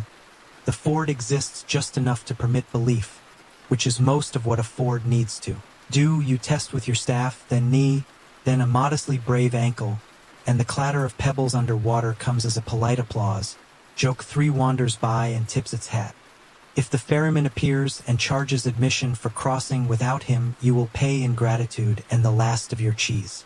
The pilgrims cross in twos, shells glinting like domestic stars, and the night registers your progress with the bookkeeping of small sounds. One woman stops halfway and dips her scallop, drinks, wipes her mouth with the back of her hand, and tells you saints prefer witnesses who hydrate. The ford finishes without incident and rumor loses its case, which rumor often does when faced with evidence and determined ankles. On the far bank, the path takes the shape of intention again, and you breathe as if you had been holding a pot lid this whole time. The woman with the shell spoon sidles up and asks if you really carry nails named after grammar. You confess the names, and she confesses she once sewed a feather in her hem, so the wind would remember her and not push her into bogs. Fringe detail keeps expanding its wardrobe, and you are happy to be in fashion. She tells you how hospices along some routes stamp a traveler's leaf with marks, and though this parish is shabby on stamps, memories can press just as deep when the stamping tool is mud and good company. Somewhere behind you a voice recites the list of shrines the way bakers recite ingredients. Saints Mary's de la Mer, Wilsnack, Rocamadour, Cologne for the Magi if the season favors roads, Canterbury if you want a badge shaped like a bishop being inconvenient to swords. The child with the willow bundle asks if your bent nails are for trading, and you say not for coin, for reminders. He seems satisfied because children understand that a reminder sometimes feeds a day better than money. The column slows where the trees thicken and swallow starlight, and the leader makes the hard call to camp cold. No proud flame in sleeping woods. Charcoaler grammar enforced, everyone nods, and the hush that follows is not empty. It is full of people unburdening sacks and pain and small jokes. You sit on a route polished by anonymous sitters and breathe in the evening the way a reader leans into a good paragraph. The pilgrims share rind and crust and the sort of talk that oils knees, and you offer what you can, a story about a hanging snare, the respectful way to talk to rope, the lesson that even a fern can catch you with kindness. Your audience hums with recognition because every traveler has been kindly caught, by bread, by direction, by a stranger who did not have to be helpful. Mainstream fact returns with its steady lantern. Great roads like the Via Francigena carried souls toward Rome and past abbeys that knew how to count beds as well as beads, monasteries and hospitals of the Order of St. John housed the weary and washed feet as if the Messiah might be hiding in a blister. The woman with the shell says she was once turned away and slept in a sheepfold, and that the sheep made excellent pillows until they stood up like a single opinion and left her on the ground. You savor the image and pocket it with other gentle proofs that survival can be funny. Then someone asks what your own relic will be when you return, proof for the reeve with the lemon peel smile. You touch the tally, the red threads, the forester's cross, and answer that your proof is being able to name the U-walled chapel that smells of iron and the ford that stopped being a rumor for 5 minutes and the exact place where a child's willow twigs leaned toward mercy. And your voice surprises you by sounding like rest. The column drowses one person at a time, lantern slits closing to commas. And you take the watch the way a person accepts a book already warm from someone else's hand. The path may again attempt to dissolve at dawn, but you will pour it back into shape with the quiet metal of names and the patient grammar of your staff. You trace a small scallop in the dirt with a nail head and think, not for luck, but for alignment. For remembering the road is a living thing that likes to be thanked when it holds. The forest lets you keep that thought. And the night does not argue with your counting so long as you count silently. So you do, gratitude by the breath, until the first bird considers whether it is worth announcing morning and decides to write a draft you will approve when light arrives. You wake to a dew that edits everything into italics and decide today belongs to moss, because last night promised iron and paths that behave, and morning likes to prove you gullible. You kneel at the first beech, stroke its green beard, and announce respectfully that you are here to read. Moss nods with the confidence of an authority who has not yet been questioned. Joke one clears its throat. You tell yourself the old proverb. Moss grows on the north side, and then add the footnote you have already earned, unless it prefers the stream or the prevailing wind, or the side goats can't scratch. You carry the charcoaler's quiet, the forester's arithmetic, the pilgrim's shells, and the ferryman's red thread in your pockets, and put on the air of a librarian visiting another librarian. The trunk accepts your attention without promising any particular Truth, you look where sunlight has not argued much, where bark keeps a steady damp, and you choose a direction, north by narrative, the path follows as if it, too, enjoys a story. Mainstream fact arrives with its tidy satchel. By the late 12th century, European writers knew the magnetic needle. Alexander Neckham wrote of sailors using a lodestone-touched iron needle to find north when stars hid. The needle floating on water or pivoting on a pin, a little miracle that turned confusion into arithmetic. You speak this aloud to your breath because even a forest likes to hear that. Humans sometimes invent helpful toys, but you have no needle. Only the old green syllabus at eye level and a staff that knows where bogs keep their opinions. You try chapter 2 of Moss Studies, find 3 trees in a row and plot which faces are most luxuriantly carpeted. You draw a line with your eyes that becomes a guess, which becomes confidence by repetition. Confidence improves walking, and walking can look like correctness if you do not check. Historians still debate whether medieval travelers on land used compasses in any number. Beyond sailors and scholars scribbling treatises, the manuscripts whisper sea more often than hedge. Some argue that parish folk navigated by sun, slope, track memory, and talk, and saved lodestones for merchants on big water. Others point to portable needles and say surely some feet learned their trick. You vote for talk and track and a dash of private needles. Then remember that your own needle is moss wearing certainty like a borrowed hat. The slope of the valley begins to twist the wind, and the moss agrees with the wind like a politician courting a new parish. Your north rotates, politely 60 degrees. Then 20, and your inner map whistles as if to look casual. Fringe detail volunteers a tool, and you test it because humor and desperation share a pocket. Some woodland folks swear that ant hills open on the warm side so the colony can sun its doorway. South, if the day behaves, you crouch, admire a construction that looks like a tiny cathedral made of pins and patience, and compare its porch to the moss that is right unless wrong. The ants do not file orientation drawings, but the slope does have a southern swagger. You add it to your chorus of clues, joke 2 waves of flag. You consider writing a handbook titled Orienting for people who talk nicely to invertebrates. Then downgrade that to a pamphlet when you remember how often pamphlets survive while grand books become mouse wallpaper. The track you trust becomes persuasive again. Firmer underfoot, bounded by hazel coppice that remembers hands, and your feet forgive you one error in exchange for not stepping into yesterday's kind of rope. You test each new moss pronouncement against water's secret grammar, where the runnels choose to gather, where sedge thickens like a tired eyebrow, and you let water outrank fuzz when they disagree. A rook complains somewhere like a wheel needing grease. You answer with a whole hand apology and keep going. The day lengthens into a kind of pale pewter, your favorite color for decisions because it keeps them polite. You pass a stump where someone has knotted red thread. 3 turns, a quiet spell for not getting lost. You nod to the thread as if to a cousin in a crowd and feel less alone in your private debate with chlorophyll. A clearing as large as a cloak opens and offers mushrooms that look exactly like mistakes. You decline culinary courage and eat bread instead. Crumbs for saints real and invented, the bent nails in your pouch, Saint Bracket, Saint Hinge, and Saint Don't Be Foolish. Talk softly with each step like a pocket metronome for patience. Their weight reminds you that law counts things and the forest counts things, and your job is to count breaths and not insist on heroics. You try a sun trick as insurance. Hold a stick upright. Mark the tip's shadow, wait a few breaths, mark again. Watch the shadow retreat east and draw your line west to east. North perpendicular, tidy as a copybook.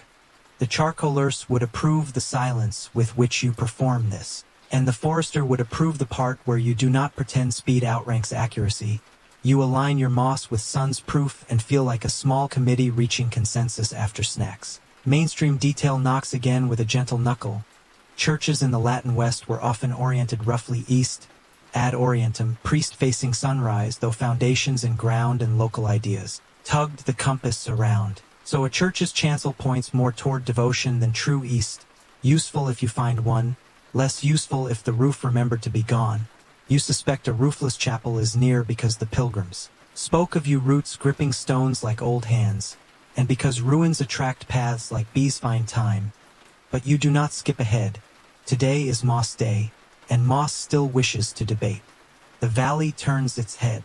The air cools, and your north issues a new opinion. You refuse to be insulted, you adjust, you audit the ants again and consult the sedge. The staff taps each choice like a clerk initialing. Margins, joke 3, you inform the nearest tree that you are the sort of person who admits when he is being gently corrected by plants. The tree withholds comment. You remember the hanging snare and the way ferns can be kind. And you add to your rule set, kindness in plants is often structural, not intentional, but it counts. You make kindness structural too by pausing where birds scold and letting them finish there. Editorial before you proceed. The ground rises to a lip that would be a ridge if it were prouder. And on the far side, the runnels loosen into a net that glitters where sun threads through. Water lays a left hand parting in the grass. Wind combs a right hand one in the moss. The two create a crosshatch you can read like a household ledger. You lean on that, heavier than on green beards alone. The air picks up a faint sweetness. Bruised apple or crushed ivy. And then the iron taste walks back into your mouth as if to ask whether you have learned anything since yesterday. You smile into it because answering yes out loud would bruise the charcoaler's taboos. In a shallow bowl of ground you find a scatter of pebbles polished more than neighboring stones. Proof that feet drifted here before yours. You honor the unknown feet with a half bow. Then lift your head because a different shade of green is clustered ahead. You think the color of bottled dusk, but you refuse to have found a chapel yet. Not until the moss agrees with the ants, agrees with the water, agrees with the sun, agrees with the way birds fall quiet when walls remember prayers. Scholars argue all the same about whether the proverb of moss on north began as fieldcraft or schoolroom simplification. Some trace it to northern writers assembling handy lore lists. Others say it is an old observation made helpful by repetition, and then a lie when carted into every valley indiscriminately. You will testify for both sides, helpful in company with other clues. Liar when appointed sheriff alone.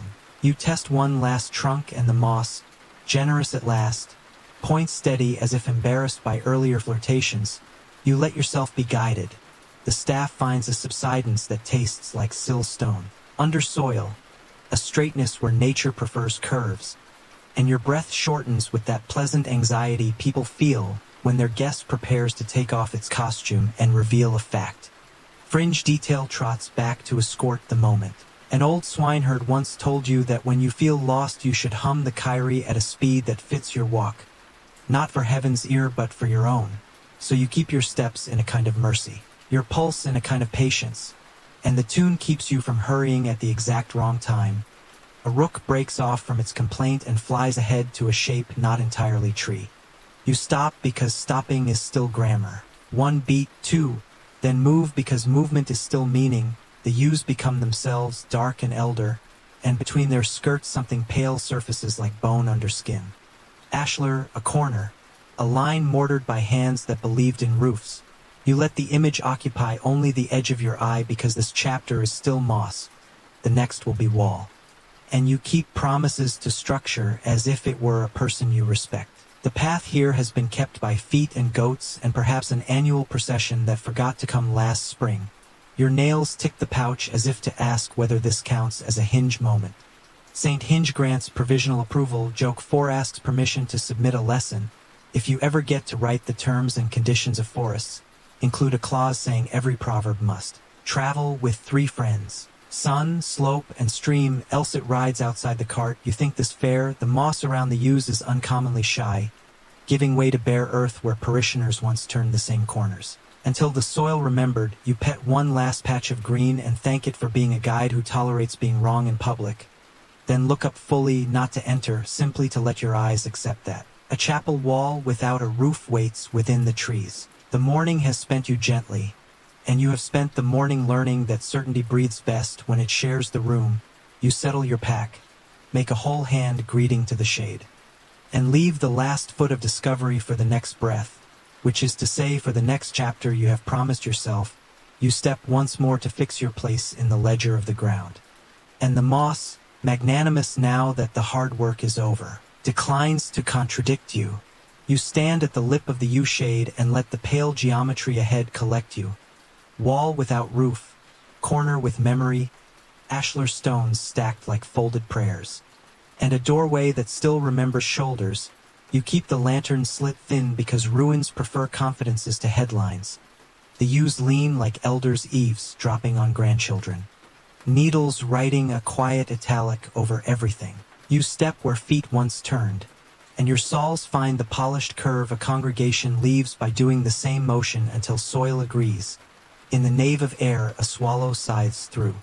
Perfectly entitled to inherit whatever roof the sky can offer, you move as the charcoalers taught you, soft-footed, and as the forester advised, whole-hand greetings to stones.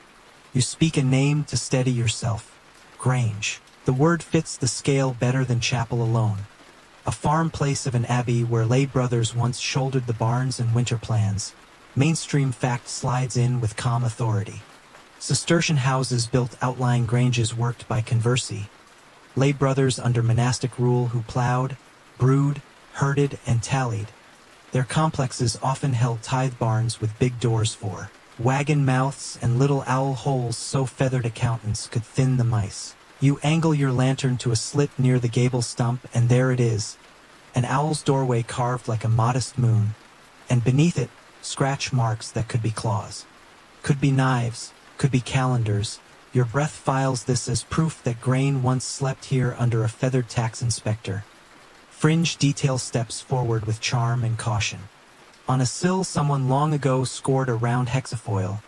A daisy will meant to confuse ill luck into chasing its own lines. And in the corner hangs a threadbare plate of last year's straw. The ghost of a corn dolly. The harvest spirit stashed for safekeeping until the first sheaf of the new season could invite it home. You touch nothing because touching would feel like editing. And you are here to read, joke one blinks awake and you hush it, promising you will not nominate yourself as head librarian of ruins, until you have earned at least 2 mouse bites of experience. In a side cell, the floor stays cooler, the kind of cool that knows ledger ink, and you imagine a strongbox, a chest with 3 keys for 3 hands so that debts would require company to open. You remember the Reeves lemon peel smile and the half-charter on the ferry post hedgehogged with nails, and you feel how a paper promise grows brick ribs here, debts in heaps of barley, in stacks of hay, in winter measured by whether the oxen's hips looked like tight fists or relaxed palms. Inside the doorway, a post socket keeps a bruise where a beam once turned like a jaw. Above it, a lintel has a green face warping out of the grain, a cousin to the foliate men that kept peering at you on the road, their meaning an infinite tavern argument, fertility charm, seasonal joke, sermon in wood, or just a carver's wink. Historians still debate whether such faces are pagan echoes, wearing church hats or simple ornament grown into folklore by repetition.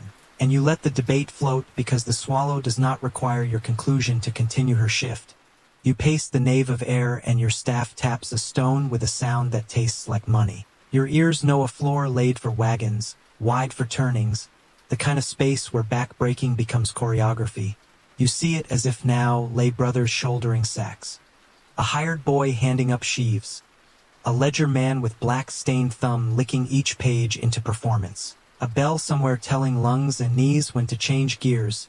You pass under the ghost of a loft and think of shoulders carrying all the invisible stuff a year needs to become a winter that does. Not panic, mainstream certainty adds its bead.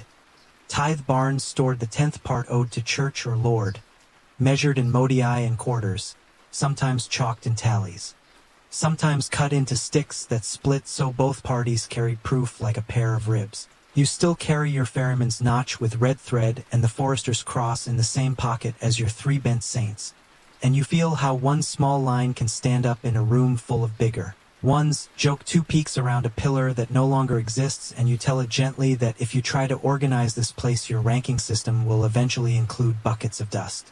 Subcategory heroic, and you do not have the staffing. The yews breathe and the ruin answers in tiny echoes. You read the wall by touch, shallow cuts that might have been numerals, lines where the plaster wore a calendar of tool marks, and a faint red smear near eye height, iron-based paint maybe, or thumb rubs from work hands. You lower your palm and find a crack with the sharpness of a complaint.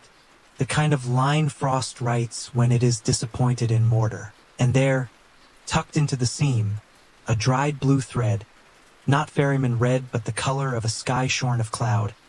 You leave it. You have learned that threads have jurisdiction and your job is to observe, not promote. A rook rides the air like a correction mark, and you remember a sober truth that belongs here. Hard years knock on doors until they are answered by fewer loaves. The Great Famine of 1315 to 1317 rode a procession of wet seasons, crops souring under rain, beasts thinning to shadows, and grain stores failing families before the calendar did. Some ate bark and worse, court records and chronicles stacked the sorrow. And if a grange like this stood, then it would have learned the sound of hunger talking through men who barely moved. You keep your voice low because facts like that echo easily. And your throat has earned its share of empty noises. There is a harder question that still rustles among the learned like dry straw. Historians still debate whether scarcity alone starved people or whether speculation and hoarding braided with. Whether to tighten the knot. Some accounts call merchants wolves. Others show abbeys and lords easing rents and opening barns.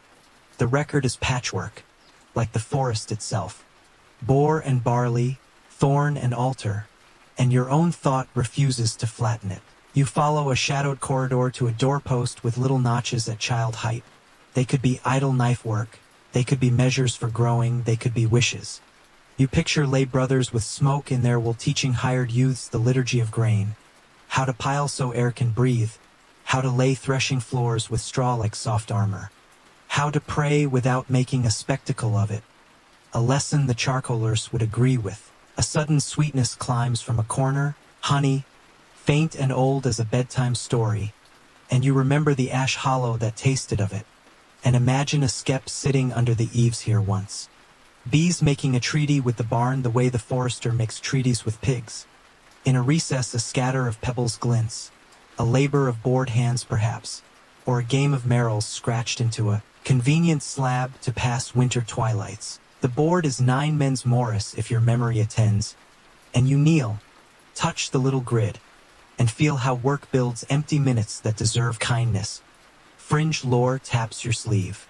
An elder once told you that some farmers buried a toad in the threshold of a granary to draw away damp and weevils, a story you choose to respect without testing. And another swore that hanging a horse skull in a roof made the barn sing the rat-quieting note. Perhaps the skulls are absent and the note remains. Your ear cannot hear it, but the owl doorway suggests someone kept the balance with wings instead of bones. The place has that hum of many lives, layered thin until they make a warm blanket. Joke 3 leans its chin on its palm and asks if your bent saints have patronage over not sticking your nose into cubbyholes where a mouse might file a lawsuit. You pat Saint don't be foolish and accept his counsel. In the apse ghost a mold line rims the stone where damp wants to be altar cloth. And within that rim a little chalk star repeats the 6 petals. You saw on the sill, you read it as a charm left not against devils but against damp arithmetic. The sort that turns a winter of 6 loaves into 5.5. In the sacristy ghost a peg still holds its patience. And you imagine a habit or a smock hanging, sweet with smoke and soapwort, waiting for a shoulder that will not come back. You test the floor the way the forester taught. Staff first, breath second, pride last, and the peat memory in the clay approves your order. Beyond the east wall a yew root grips a fallen block like a hand refusing to drop a burden. You press your palm to the cool and let your pulse slow into it. And in that slowing room the best kind of fact settles, the sort that is felt before counted. These places turned miles and muscle into liturgy, tally sticks into bread. A year into a winter that did not have to taste of fear every evening, you lower yourself to a knee and lift your gaze to the sky roof, and for a moment the ruin feels finished because the swallows have taken the rafters for an hour and stitched them perfectly from flight. Your pockets inventory themselves of their own accord, red thread, ferryman's notch, forester's cross, 3 bent nails, a corner of cheese kept for bureaucrats with good noses. And you realize you have arrived here with the right grammar for walking and the right appetite for listening. Joke 4 strolls across the nave. You promise to return the corn dolly to its hook if it leaps down and asks you to. On balance, an unlikely event, but professional courtesy matters in multipurpose temples. You rise and take a slow tour along the outside where Bramble has written a commentary too long for this edition, and you find, almost hidden, a narrow slot that once let air comb the barley noses. its edges rubbed smoother than stone has any right to be by sack after sack brushing past. You bow to that smoothness, the way you bowed to the sapling the forester asked you to greet for future shade. Because these are the saints of stay warm, of soup with potatoes, of bed not empty. And you prefer their miracles humble and well-practiced. At the far corner a flat stone lies like a table that forgot its legs, and on it sits a scatter of beans turned to stone by time, or pebbles that mistook themselves for beans by shape and hope. You put none in your mouth because you do not want to meet a legend by choking on it, but you let the sight write a little hope on your ribs. You pass the threshold to leave and pause the way a person does after a good conversation. You look back, not to take inventory again, but to let the room look at you, to be seen by stone that remembers how to keep a promise even after roofs forget. Historians still debate whether granges like this were mostly manned by conversi in their heyday and then shifted to hired labor and tenants after the 13th century's changes, vocations thinning, economics pivoting, abbeys counting differently. You can almost hear the counting changing in these walls like music modulating, and you accept that buildings carry more than one kind of history in the same skin. Outside, the yews release a few soft needles and the light peels itself off the stone like old paint. You thank the place with your whole hand. You promise not to tell a story that makes it smaller, and you tuck your lantern's grin down to a thoughtful line. On the way back to the track you notice a boundary stone someone has daubed with a faint circle of ochre. Not bright, just a whisper, and a thread. This one blue knotted there. You nod to the new cousin of your red, and carry the gentle knowledge that hoarded grain and hoarded mercy both live better when the doors stay open to honest owls. You shoulder your pack, feel the three bent saints knock softly like knuckles at a known door, and set your steps to the old shelf of ground where wagons turned. 1 foot, then the next, leaving the barn of sky to the swallows for now while you return to the ledger of trees. You leave the grange with its owl doorway and corn dolly ghost and let the path smooth itself into a whisper, yews giving way to beech fading to birch, and your lantern keeping its slit like a secret you are saving for a better listener. The ground exhales into a shallow green bowl, a glade brushed flat by wind and careful hooves, and there he is, pale as milk on pewter, a stag standing in profile with antlers like a winter orchard drawn in ink. He tilts his head as if nodding to your better self. And hunger, which had been reciting arguments about bread and the last of your cheese, pauses mid-syllable to check the minutes. You make the whole hand greeting you have learned, because pointing pricks and you would rather earn courtesy than weather it. The stag keeps chewing the air, or so it looks, mouth working on invisible leaves, and then he lowers, rises, a small bow that could be flies, could be habit, could be omen practicing stagecraft. Joke 1 asks if this is the part where you accept a royal quest and forget lunch. You tell your joke that your stomach has veto power on fairy law. Still you step half a pace forward into the grammar of meeting, soft sols, lantern shy, staff low as a priest in a hurry. The charcoalers would approve the quiet fuel of your body. The forester would approve that you have no proud fire and your nails named Saint Bracket, Saint Hinge.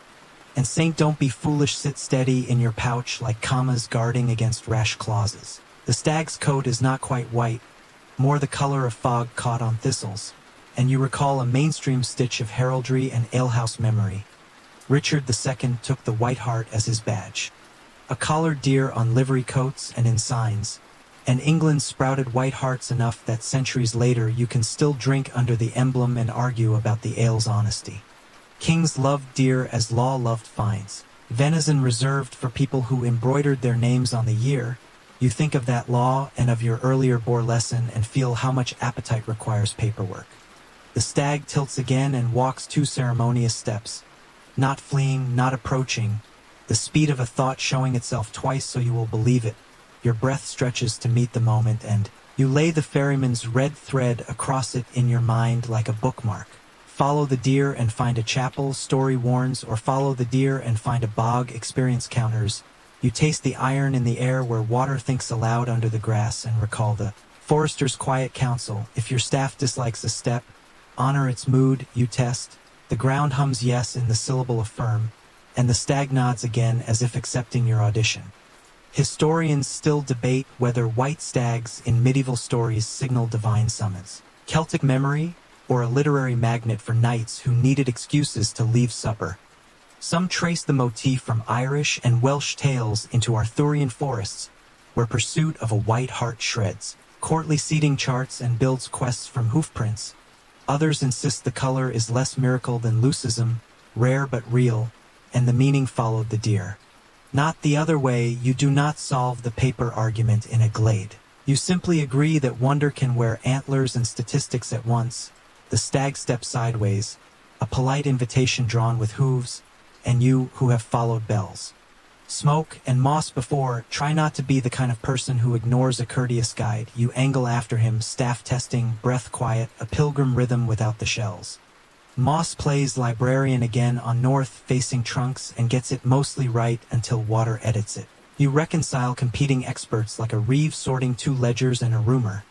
The stag stops at the glade's far lip and lowers his head fully now, one front knee dipping until the antlers point, like a chandelier rehearsing a bow. He drinks from a hoofprint-wide dish of water you would not have seen if you had been taller. Fringe detail flits in. There is a story some keep tucked behind. The respectable ones. That water pooled in a stag's track cures a fever if you do not brag to the fever about the cure. You do not test it, your fever is only the kind that bred moderates. But you mark the print's place because cataloging kindness is a habit now. A rook, loyal as a punctuation mark, complains from a birch and the stag flicks an ear without promoting the rook to a plot. Your stomach votes again and the ballot reads cheese. You laugh in your throat and break a corner. The treaty food you keep for hounds and sudden negotiations with reality half vanishes into your mouth, half returns to the pouch to warn destiny you are still armed with dairy. The stag watches the motion, not covetous, just witness, like Stone did at the Grange. And when you take another step, he takes one too. Like the low tide in a polite conversation. You recall the hanging snare and its fern mercy and make a new rule on the fly. Never follow antlers faster than you can apologize to ground. The lantern gives a fraction more grin to honor. Shadows patience and your staff taps a submerged sill of soil that used to be a boundary for something that is not here. You trace its angle with a boot and remember tapping lichen-bitten parish. Stones, attendance taken by walking.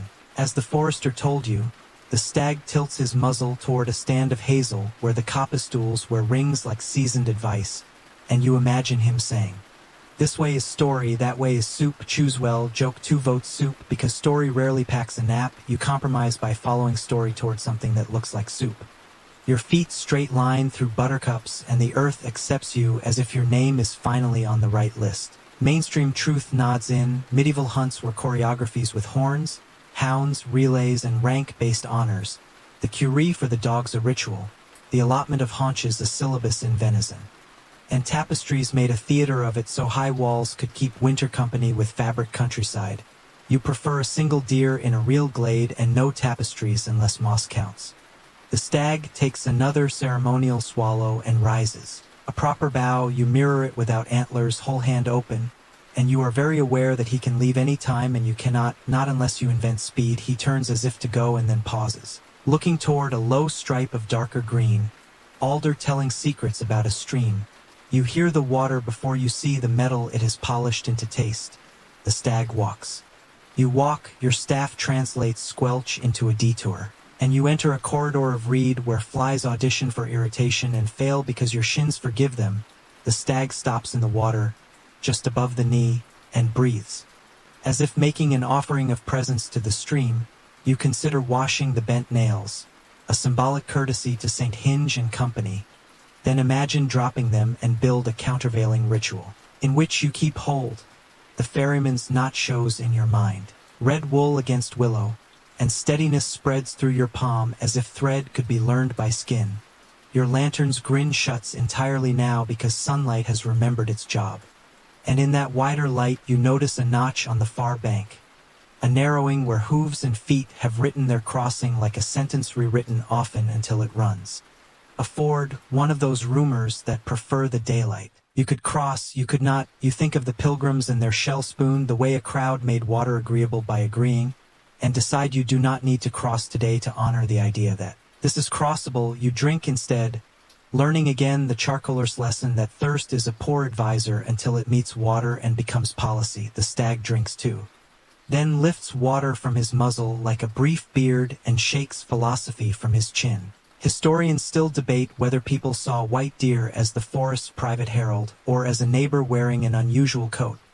Parish records are thin on antler omens, thick on finds, and chronicles do not always stop to say what most folks thought on cold Tuesdays. You side with Tuesdays, omen if you need one, animal if you can manage it. Mercy either way, the stag lifts one foreleg and stamps, not alarmed, just punctuation, and in the stamp a beetle blunders into the open, antlered too, a stag beetle with mandibles like old cutlery.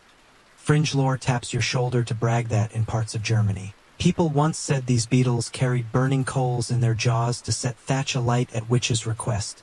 You watch this one lug a crumb of wood with the dignity of a tiny carpenter and decide. He is employed by no one but necessity. The stag steps out, climbs the bank as if stairs had remembered him, and pauses, front hoof lifted. The bow again, subtle, funny, holy, an itch disguised as benediction. Joke 3 bows back, you are tempted to ask for an autograph, but the licensing terms on antlers are famously intricate. Your hunger returns as a reasonable citizen after a brief pilgrimage to meaning, so you sit where his knees made commas in the grass and you eat, not hurried, not reverent, simply with the steady gratitude that replaces rhetoric when bread cooperates.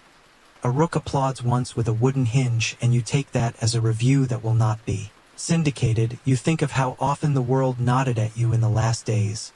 The ferryman's hat, the forester's almost smile, the charcoaler's vent pegs, the pilgrim's shells, the yew roots tugging stone, the moss that lied kindly until it told the truth. And you realize the stag's bow joins those nods. All of them small permissions to keep being a guest. You finish, wipe your fingers on a grass sentence, and stand with your whole weight in a habit of listening. The stag has moved to the glade's rim and dissolves into trees one branch at a time. White becoming birch, birch becoming light, light becoming something you cannot inventory. Your staff touches the ground in thanks, and you hear yourself promise aloud that you will not tell a story that steals the animal in order to rent the omen. The forest files your statement in a drawer marked see if they keep it. You exhale, check the pouch, red thread. Tally stick, cross, 3 saints, a last shard of cheese for bureaucrats with wet noses, and turn down glade toward the alder's shade, because you remember there are boundary stones to tap in a whispering edge to find, and because omen does not outrank hunger but it does adjust your posture. You walk like a person who was seen by a thing that does not need you, which is calming, sanity's favorite tempo. The lantern rides quiet, your shoes solve leaf algebra. And when wind shivers the beech leaves into applause, you accept it as overgenerous but not hostile. In your pocket, the bent nails tick, commas becoming a small metronome. And you keep time with them, 1 foot, then the next, letting the stag's bow fold itself into your spine like a well-placed page marker that says here, yes, keep reading. You leave the glade where the stag folded himself into trees and the ground gradually changes its grammar from stream talk to law talk. The path hardens. Your staff begins to strike stone with a sound that thinks in lines, and then you see the first of them, a shoulder-high lump in a small congregation of lumps, lichen-bitten faces with the patient look of parish clerks who have outlived everyone they filed. Boundary stones, the kind the forester meant when he said walking marks the memory as much as rock. You slow because slowness reads better here, and you make the whole hand greeting the stones. Deserve, then tap, once, a polite knock that says present. You are marking attendance. You circle the first stone and the lichen shows you continents, green Africa. Orange archipelagos. A white drift shaped like a dog with a bell. Your breath steadies because maps even in moss help ankles and minds agree on direction. Mainstream fact arrives in the tone of bells heard at a distance, in these islands and beyond. Parishes once beat the bounds at Rogation Tide. The 3 days before Ascension, clergy and neighbors walking the edges, chanting litanies, tapping markers with willow wands. Sometimes bumping a boy against a stone so his skull would remember where maps did not yet live. Some called them gang days, and the purpose was memory with prayer braided through. You walk in that ghost procession now, keeping your lantern slit nearly closed out of respect. because proud light at a boundary feels like rudeness. The air holds a faint scent of crushed nettle and something sweeter. Perhaps someone has left a posy recently. Fringe detail raises its hand with shy authority. You have heard of folk who tuck salt, charcoal, and a coin in a boundary hole when a new stone is set. A time capsule and a charm against forgetting. Some swear the coin is to pay any spirits who audit. Others say it pays future lawyers. You look for a hole and find one on the lee side, stuffed with last year's leaf felt. You do not pry, you let customs keep their own pockets. Joke one smirks, you consider submitting an expense claim to the parish for all the cheese you have donated to public order. Then remember the parish ledger is made of bark and patience. You pass to the next marker, half sunk. Its top chiseled with a cross that has been rubbed to a gentle X by rain and fingers. You rub once too, not to change it, to join the filing system, and the soil answers with a soft echo under your boots, the kind of drum you only hear when people have walked one line for centuries. You speak aloud a litany of your own. Not saints, but things you can name on this edge: bracken, hazel stool, rook hinge, alder whisper. Your breath lengthens to the pace of a slow procession, and you feel how walking in company, even alone, persuades fear to become curiosity with manners. At the third stone a ribbon flutters, blue, a cousin to the red that keeps following your days. Someone has tied it in a careful double. Not a quiet vow. You leave it, of course, and think of the ferryman's thread and the forester's cross. How small colors hold big agreements, your three bent saints, bracket, hinge. And don't be foolish, tick in your pouch like commas, reminding your sentences not to run where they should walk. Historians still debate whether beating the bounds in the Middle Ages was common and continuous or a patchwork practice that later blossomed in early modern order-making. Some scholars read parish records and see communal self-defense against encroachment, neighbors teaching children the village's skin. Others see clerics and officials choreographing hierarchy, reminding people where prayers end and penalties begin. Both readings fit like alternating weathers. You feel both here, the soft democracy of feet and the sternness of stone. Your staff meets a fourth marker half swallowed by bramble, and you negotiate with thorns in the key of courtesy. Whole hand apology, small bow, joke 2 raises its head, and you file a formal HR complaint with the bramble regarding workplace prickliness. Complaint accepted, appeal denied. A little further on a stone lies flat, toppled, its face checkered by ants and sunlight. You kneel and trace a worn letter with a nail head, perhaps a parish initial, perhaps a mason's game, and you say the name of the parish aloud even though no one pays you to do it. Names are good bread, you eat them slowly, mainstream truth joins the walk again. In many places the perambulation included stopping to share bread and ale, church alesh and neighborly cups. And children were sometimes lifted over hedges, turned upside down, or gently whipped with twigs at markers so memory would live in muscle and laughter, not just ears. You imagine the laughter here, easy and sore-footed, mixing with psalms and a toddler yelling at a rook. You find a fifth stone set by a shallow ditch that glints with a water's eye, and you consider stepping over. Then remember the rule about showing your hands when you step onto someone else's grass. You raise your open palm, a small embassy, and cross where the earth says yes by firmness. Somewhere on the wind you think you hear the long-ago cadence of the litany of the saints. Ora pro nobis, a rhythm more than words, and your shoulders let go of a knot you did not know you carried. Fringe custom leans in again. An old man once told you their parish through hazel catkins on a boundary stream and read their drift like omens. If they sank, tax would too. If they floated, lambing would come easy. You cannot vouch for the accuracy of catkins, but the gesture itself feels like a letter to the season, polite and brief. The sixth stone has been kissed by bees. A skep once sat near this hedge. You can tell by the smoothness of a plank set in the bank and by a faint honey memory in the shade. You touch your pouch where the ash tree's hollow once tasted of sweet, and accept the echo. Not everything useful is a sign, but some things are simply encouragement to keep walking. You pass a notch cut into an oak that serves as a side altar for offerings too humble to need a table. Bent nail, a penny dark as old rain, a scrap of ribbon, a clay bead with a clumsy cross thumbed into it. You raise your hand and nod, then move on. The ground here records feet so faithfully that your staff's tapping begins to align with hollows your eyes can't quite see until your ankles find them. Joke 3 tells you that if you tap long enough you will unlock a new parish like an old door in a puzzle. You reassure your joke that this is not a game with levels, it is a place with neighbors, one of whom might be the forester. If you trespass with enthusiasm, you keep your enthusiasm mostly on the side of reverence. The seventh stone hums slightly when your staff touches it, a trick of bone and air, and you press your ear to it because you trust artifacts that hum. You hear a small, buried space under the grass, perhaps a fox den, perhaps an old stone socket gone hollow, perhaps sound choosing a toy. You smile because chosen toys are often humble. Mainstream fact sidles back with a small ledger. Medieval parishes were legal as much as sacred, units that collected tithes, repaired roads, kept the poor list, and arbitrated hedges. Boundaries were not just lines in a hymn. They were how bread, bridges, and obligations found their way to the right door. The stones remember that better than any eloquence does. You come to a low bridge with 3 stones crouched like old men discussing whether a processional cross had once stood here. You think because the grass lifts into a little plinth shape, and on the far side someone has scraped a circle with 6 petals into dry mud, the daisy will you saw at the Grange, reappearing as if to say we keep our notes in several notebooks. You add one of yours, you lean your staff across the circle, not to deface it, to underline it softly, then lift it away. While you are crouched, a child's voice from memory brushes past. This is where they bumped my head when the lambs were small.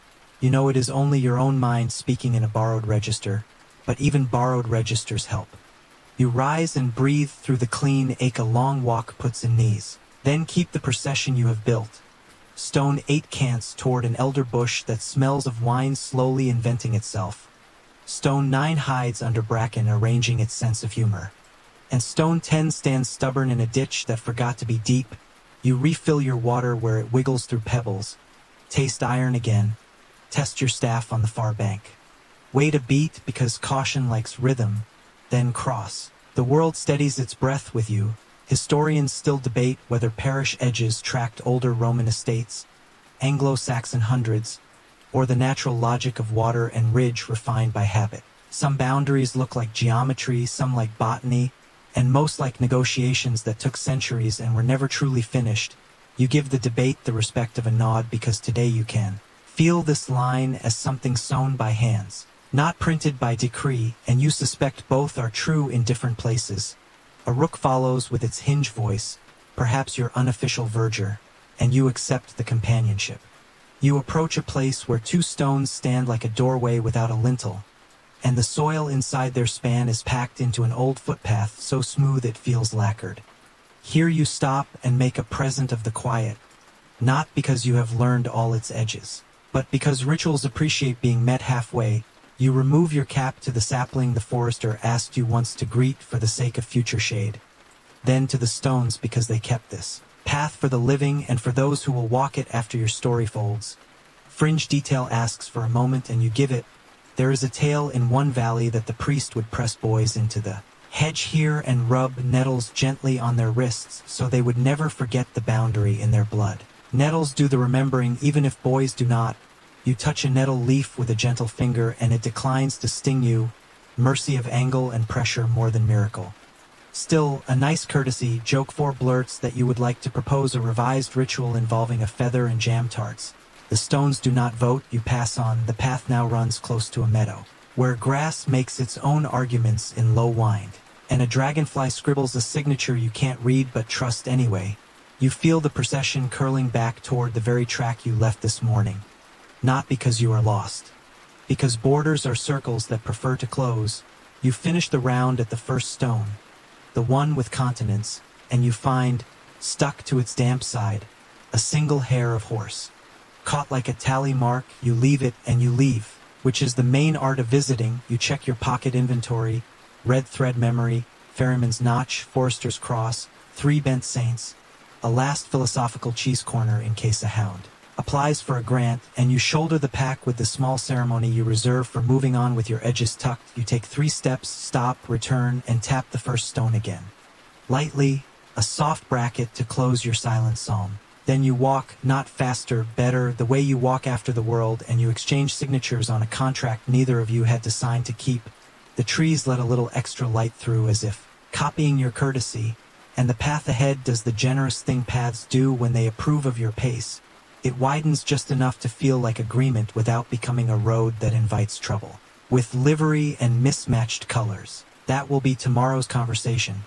Today belongs to stones that whisper, to feet that listen, and to a guest who keeps promises by putting one step in front of another at the speed of prayer. The path widens into the suggestion of a cart road and then pinches as if the forest has reconsidered its generosity. And in that pinch the colors appear before the men do. Triangles of cloth pinned to jerkins. Scraps of dye that never quite agree with each other. Red too bright for blood. Blue too tired for a saint. Yellow that might once have been wheat if wheat were woven from rumor. 3 figures lean across the ruts the way oxen lean into a yoke, and a 4th sits on a stump cleaning a blade so short it works harder at psychology than at cutting. You slow to the forester's pace of courtesy, whole hand open. No pointing because pointing pricks, and your lantern slit stays narrow because proud light at a negotiation looks like a dare, their hound, a rough dog with an ear torn into a small heraldic flag, steps forward and writes your story with his nose. You endure the edit, produce a corner of cheese as if you were paying a filing fee, and the dog accepts with the solemnity you have come to admire in bureaucrats with wet noses. Joke 1 clears its throat, you consider asking whether the group prefers to be addressed as livery or as bandits. Decide that labeling is for archivists and proceed with the neutral honorific of men. The tallest says toll in a voice that makes the word 2 syllables, and the others let the echo do half the work.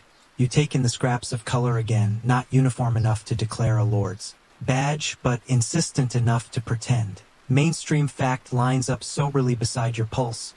Late medieval retinues wore livery, colors and badges, to mark a lord's affinity, and kings worried about livery and maintenance. The private armies and influence of great men, statutes under Edward IV and later Henry VII tried to curb the practice, but cloth is persuasive and so are dinners. Many roads learned to read colors with mixed feelings. You say none of that aloud, you say good morning in a tone that aspires to be weather. The tall one taps his boot on the cart rut as if he were collecting bridge money. Says pontage, the royal word for toll to mend a bridge, and you ask which bridge, as if you might send a letter of thanks. He names one far downstream, which is ambitious of him. You nod gravely, because gravity is the gentlest form of resistance, and ask if his pontage carries a writ with a wax seal that knows its job. He smiles lemon peel like the reeve and suggests that his friend's knife is the seal you can see. You consider your pockets, red thread memory, ferryman's notch on a willow tally, the forester's cross, 3 bent saints, bracket, hinge, and don't be foolish, and one last philosophical cheese. Corner, you do not reach for coin because coin would bleed you faster. You reach for stories because stories clot. The causeway ahead is sulking under peat. You say softly, the forester taught me to test with a staff before pride. And if you are gathering for bridge work, you will not want your boots swallowed before lunch. The knife man pauses. The dog burps honesty, and the tall one asks which forester. You describe him by his hound's cheese preferences and by the arithmetic he keeps in mast and fines. The dog sniffs your sleeve in corroboration, modestly proud. The men take in your tally stick, the neat notch the ferryman cut, the red thread like a small oath, the forester's cross added after, and you watch comprehension paint the air. Someone with standing has already written on you, lightly but legibly. Historians still debate whether the roads were thick with outlaws, root ears, and robbers' leagues, or whether chroniclers loved toothy stories more than numbers. Some scholars read court rolls and see flare-ups tied to war and harvest failure, the free companies after treaties, disbanded men with swords and no bread. Others argue that violence on roads was more occasional than legend makes it, and that most travelers feared fees and weather more than daggers. You live the debate as breath. This morning, persuasion with props and a dog's trust. The tall man lowers his voice the way a person does when he wants his threat to sound like a favor. He says you can pay in coin, in news, or in time, And of the three, the last is worst because time unwraps you to bone. You choose news because you have some that does not betray anyone. You tell of pilgrims with shells like pocket moons, of a ford that yesterday was a rumor and then a shallow that clattered politely underfoot, of a yew-walled grange where owls kept accounts and barley remembered summers, and of a white stag that bowed like an usher and walked away before anyone could dress him in meaning. The men listen because men live on stories even when they pretend to bill only in silver. Joke 2 asks if you should itemize. You add line items anyway. Wolf sounded as inventory in the night, but the pads kept to a parallel ledger, and the forester said to show your hands if you cross a neighbor's grass, which you do now. Open palm, a small embassy. The knife man sheathes his psychology and asks whether the ferryman is taking normal fees or stories like everyone else. You answer that he took iron shavings yesterday and tied a red thread to his notch to keep river spirits from editing his handwriting. Fringe detail lands like a small bright bird. The shortest of the men touches the thread on your tally with one finger and makes a face like someone who dislikes copy editors made of water. He holds up his own wrist, knotted with blue yarn, says his granny believes blue confuses pickpockets because it matches the sky and makes fingers forget they are thieves. You file that beside rowan twigs twisted into purse strings and stones in apron pockets to keep witches from lifting girls with wind, none of which you plan to test. The tall one asks if you are running pigs this season or if you are a pilgrim without paperwork. You say you are a debtor with a dare and a receipt in progress, and you put the strip of town charter on the table, which is to say your palm, the wax seal long since torn and nailed to the ferry. Post like a hedgehog of permissions. You name the reeve with the lemon peel smile and watch the men's faces change, the way faces do when a town gets mentioned, because bandit and neighbor are sometimes the same man an hour apart. The knife man taps your tally and says we could scratch our own mark, make it a safer walk, call it escort, and his smile says fee again, but the dog, who has seized control of this meeting's minutes, sits square in front of you and leans a head against your knee with the confidence of an auditor who has smelled no lies and would like more cheese. You offer the treaty corner. It is accepted, and with it the motion that no mark be added. Consensus by dairy, mainstream detail joins to keep the moment honest. Travelers in many parts bought lead tokens and pewter badges at shrines, cheap saints worn on hats. Used sometimes as small change, sometimes as proof to open a hospice door, sometimes as armor in the imagination.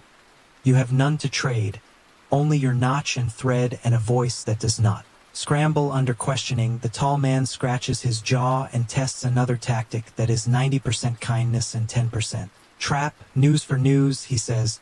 The ride east has livery that matches better than ours, and a horn was heard at dawn where the path meets the Lord's Chase, if you plan to walk that way. Walk with your staff ready to vote. His knife friend adds that a drowned causeway sleeps 2 valleys over and wakes hungry for carts. A fair warning that also sounds like a story made to herd you into their preferred direction. You thank them and mention, because the forester asked you to spread scents like seeds, that boundary stones remember better if feet beat them each spring. Your turn. You say, and tell them the charcoalers dislike whistling because wind is kin to fire and comes when invited. They grin at the taboo and one demonstrates his non-whistling by not whistling very loudly. Joke 3 tries to help. You announce that fines ruin winters faster than wolves and that a swineherd bells pigs to sort gossip. By sound, the short one laughs, says he once stole a pig for an hour just to hear the bell and brought it back because stealing rings like a fool idea when it rings in your hand. You admire the honesty or the comedy or both. The tall man finds you one more story for the road and you pay out the hanging snare you met in Bracken. You describe the loop, the peg, the sapling that learned to sing, how you reset it lazier so a human might brush awake instead of fly. Their faces do that thing hard men's faces do when craft speaks to craft. They nod because knowledge is coin that does not offend dignity. The knife man shifts to practical matters. Asks where you sleep and whether your lantern sulks or brags. You say you keep the slit like a rumor and your feet like soft punctuation, and he approves of your grammar as if he were the charcoaler's cousin.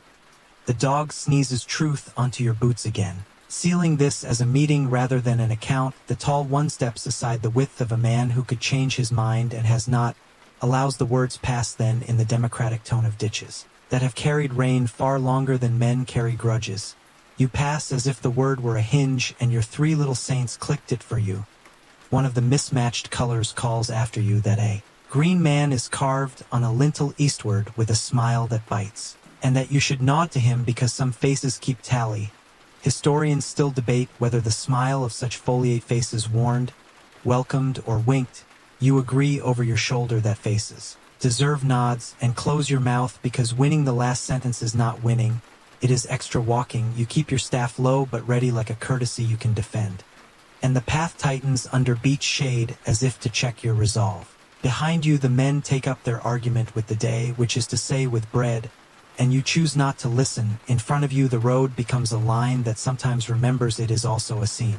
Between parishes you tap the first stone you see, not a boundary this time, only a stone that enjoys being consulted, and you promise yourself to keep paying in stories where coin would bruise. Fringe detail brushes your sleeve as if to sign off on the method. An old woman once swore that to travel safely you should tuck a scrap of bread and salt in your purse to remind your stomach it has allies. You have bread in your actual stomach and salt in your sweat, which will have to do. The dog's cheese diplomacy leaves a warm patch on your leg and a small smell that reads as trust. And your pocket tally weighs the same as before but feels more persuasive. The ferryman's red thread, the forester's cross, your walking signature added in the form of still being here, alive and unrobbed, which is a good mark for any morning. You lengthen your breath to the procession pace that kept you true around the stones and let the mismatched colors dissolve into understory. And if you wonder for a second whether they were bandits rehearsing livery or livery rehearsing bandity, you let the question join the day's other debates. Useful but not sovereign, you prefer the sovereigns you can actually pay, water, bread, and the soft demand of a path that wants you to proceed at the speed of sense. You walk with the aftertaste of mismatched colors in your mind and the dog's polite cheese audit still warm on your trouser. And the day thins into a pale broth where birch trunks do their best. Impression of honest fence posts, then the path kinks. The soil lifts into the familiar knuckle of an old root, and an ash leans over the ruts as if deciding your grade. Its bark scrolled like a good sermon, its feet furred with moss that has not decided which compass it prefers. You pay the tree the greeting you learned from the forester, hat off, whole hand open, and let your pace slow until the world's breath and yours share a rhythm. The hollow near the base tastes of old honey again, as it did the night you tested courage there. And just beyond, where the roots clasp a pocket of dark like a cupped palm, you see it, a small bundle tucked as carefully as a sleeping mouse. Hair bound with red wool, 2 bent nails hugging it like punctuation, and a sprig of thyme crisp to the color of memory.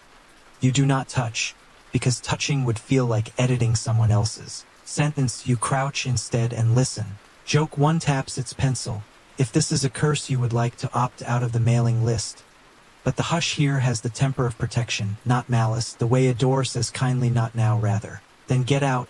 The wool's red is cousin to the ferryman's thread, and to the blue ribbon that flirted with a boundary stone.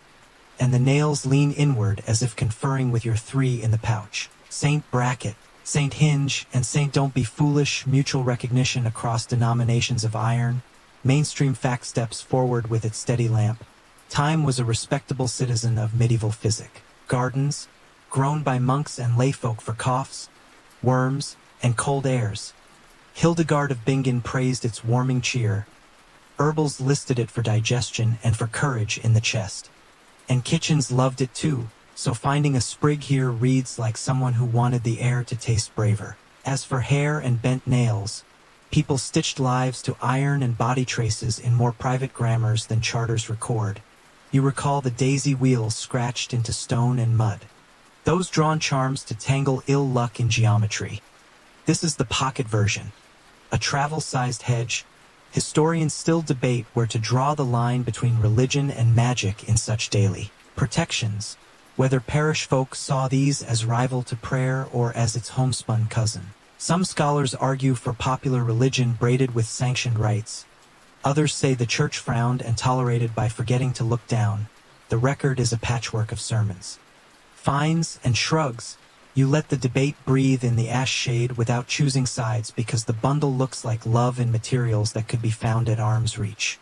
Fringe lore saunters in, Later centuries will pickle fear in which bottles, stoneware jugs buried under hearths with urine, pins, hair, the hurt turned around to bite itself, shoes and cats hidden in walls to startle mischief into quitting. Not your century's fashion perhaps, but the rhyme is close. Nails and hair and a plant that smells like memory. You glance around to see who the audience might be: trees, ants, two patient beetles, and possibly a green man carved into a lintel somewhere. East, counting from a distance. The ash itself hums in that way ash wood does. The famous spear straight temper of it. Kings and carpenters love this tree, spear and rake, and will rim drawn from the same clean grain. You think of your staff, of the ferryman's willow tally, of the forester's stick, all the woods in your story taking different offices. Joke 2 announces that if the bundle sprouts legs and walks, off you will promote it to supervisor of coincidences and give it Thursdays. The air does not offer legs, just the sound of a nearby runnel rehearsing for a larger stream. You lower the lantern slit to a hair, then close it entirely to keep the charcoaler's rule. No proud flame near sleep, because this thing is asleep on purpose. You take inventory of possible meanings and stop before you begin to steal.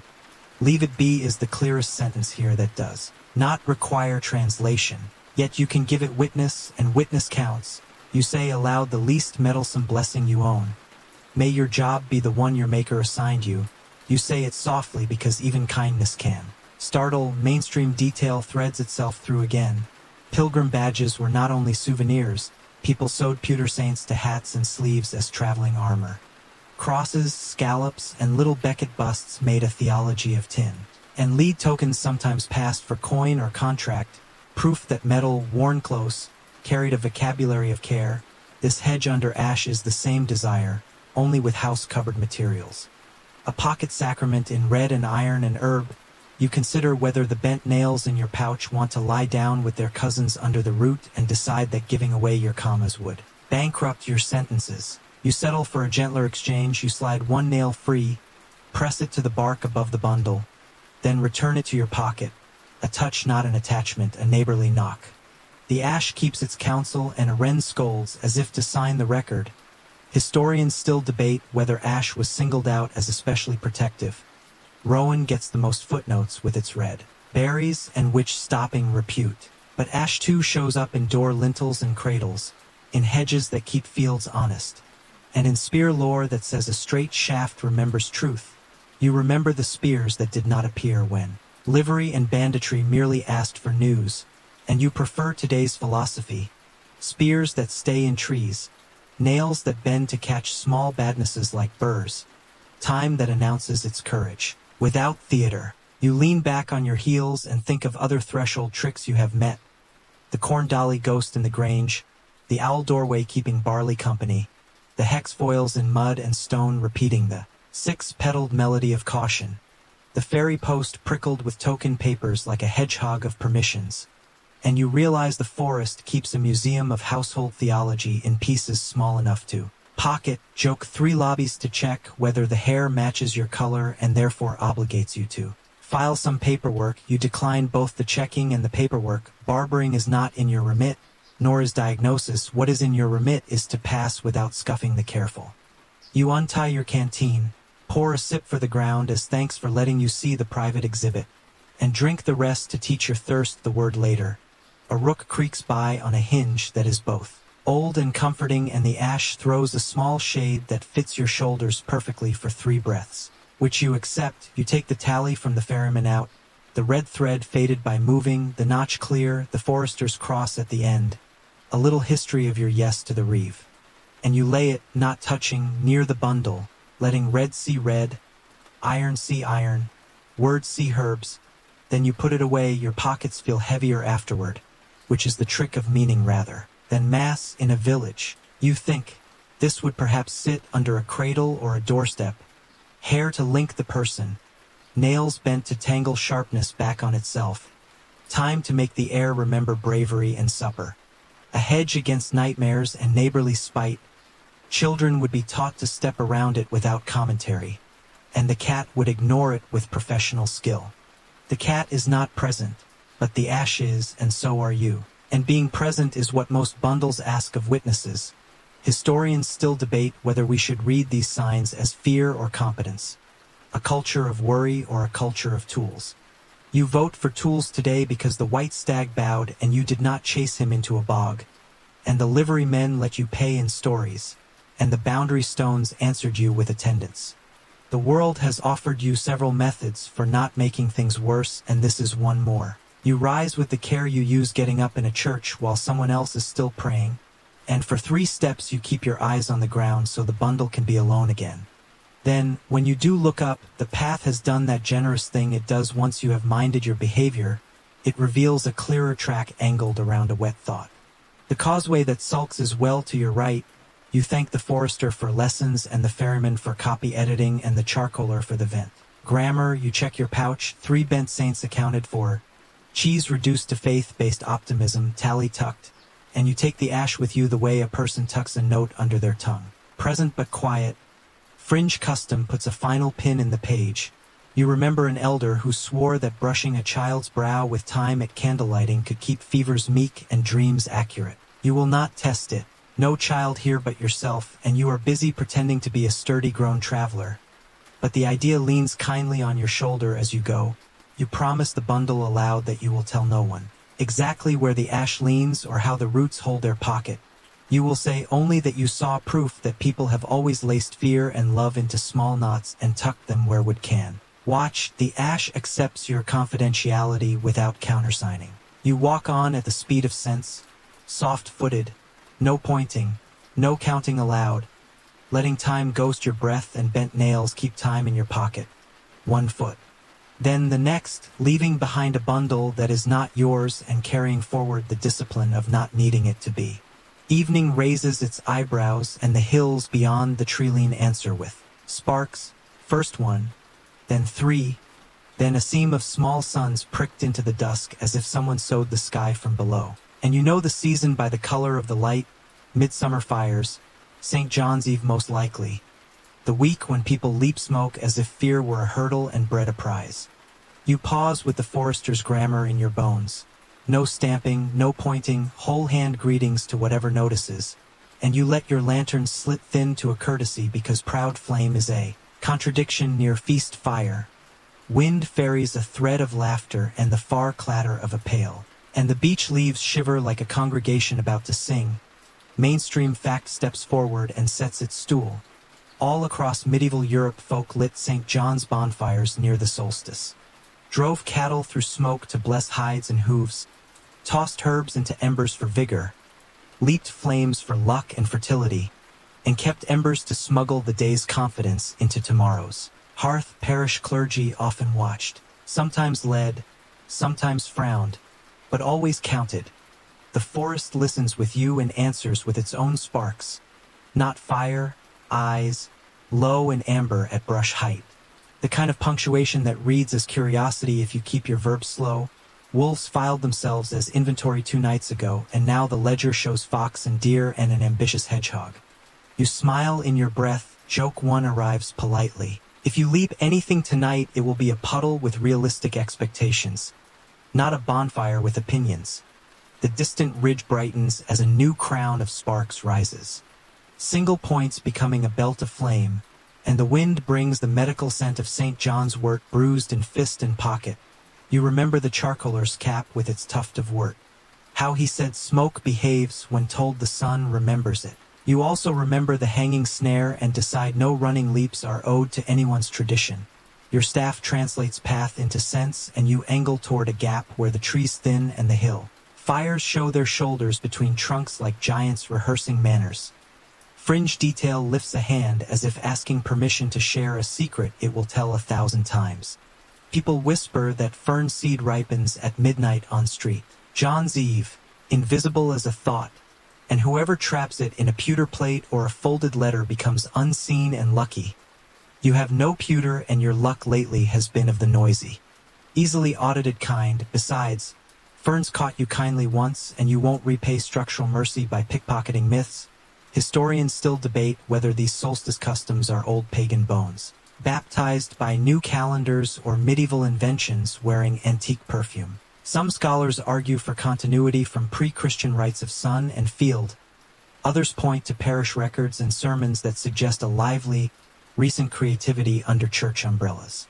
The record is a mosaic, as usual, and you accept not knowing while your ears sort the music of distance, shouts, a drum made of barrel and stick, a thin pipe that sounds like a green twig whistling, to itself nearer, the forest's own percussion, deer stepping away with soft disrespect, a rook hinge creaking approval from a self-assigned perch.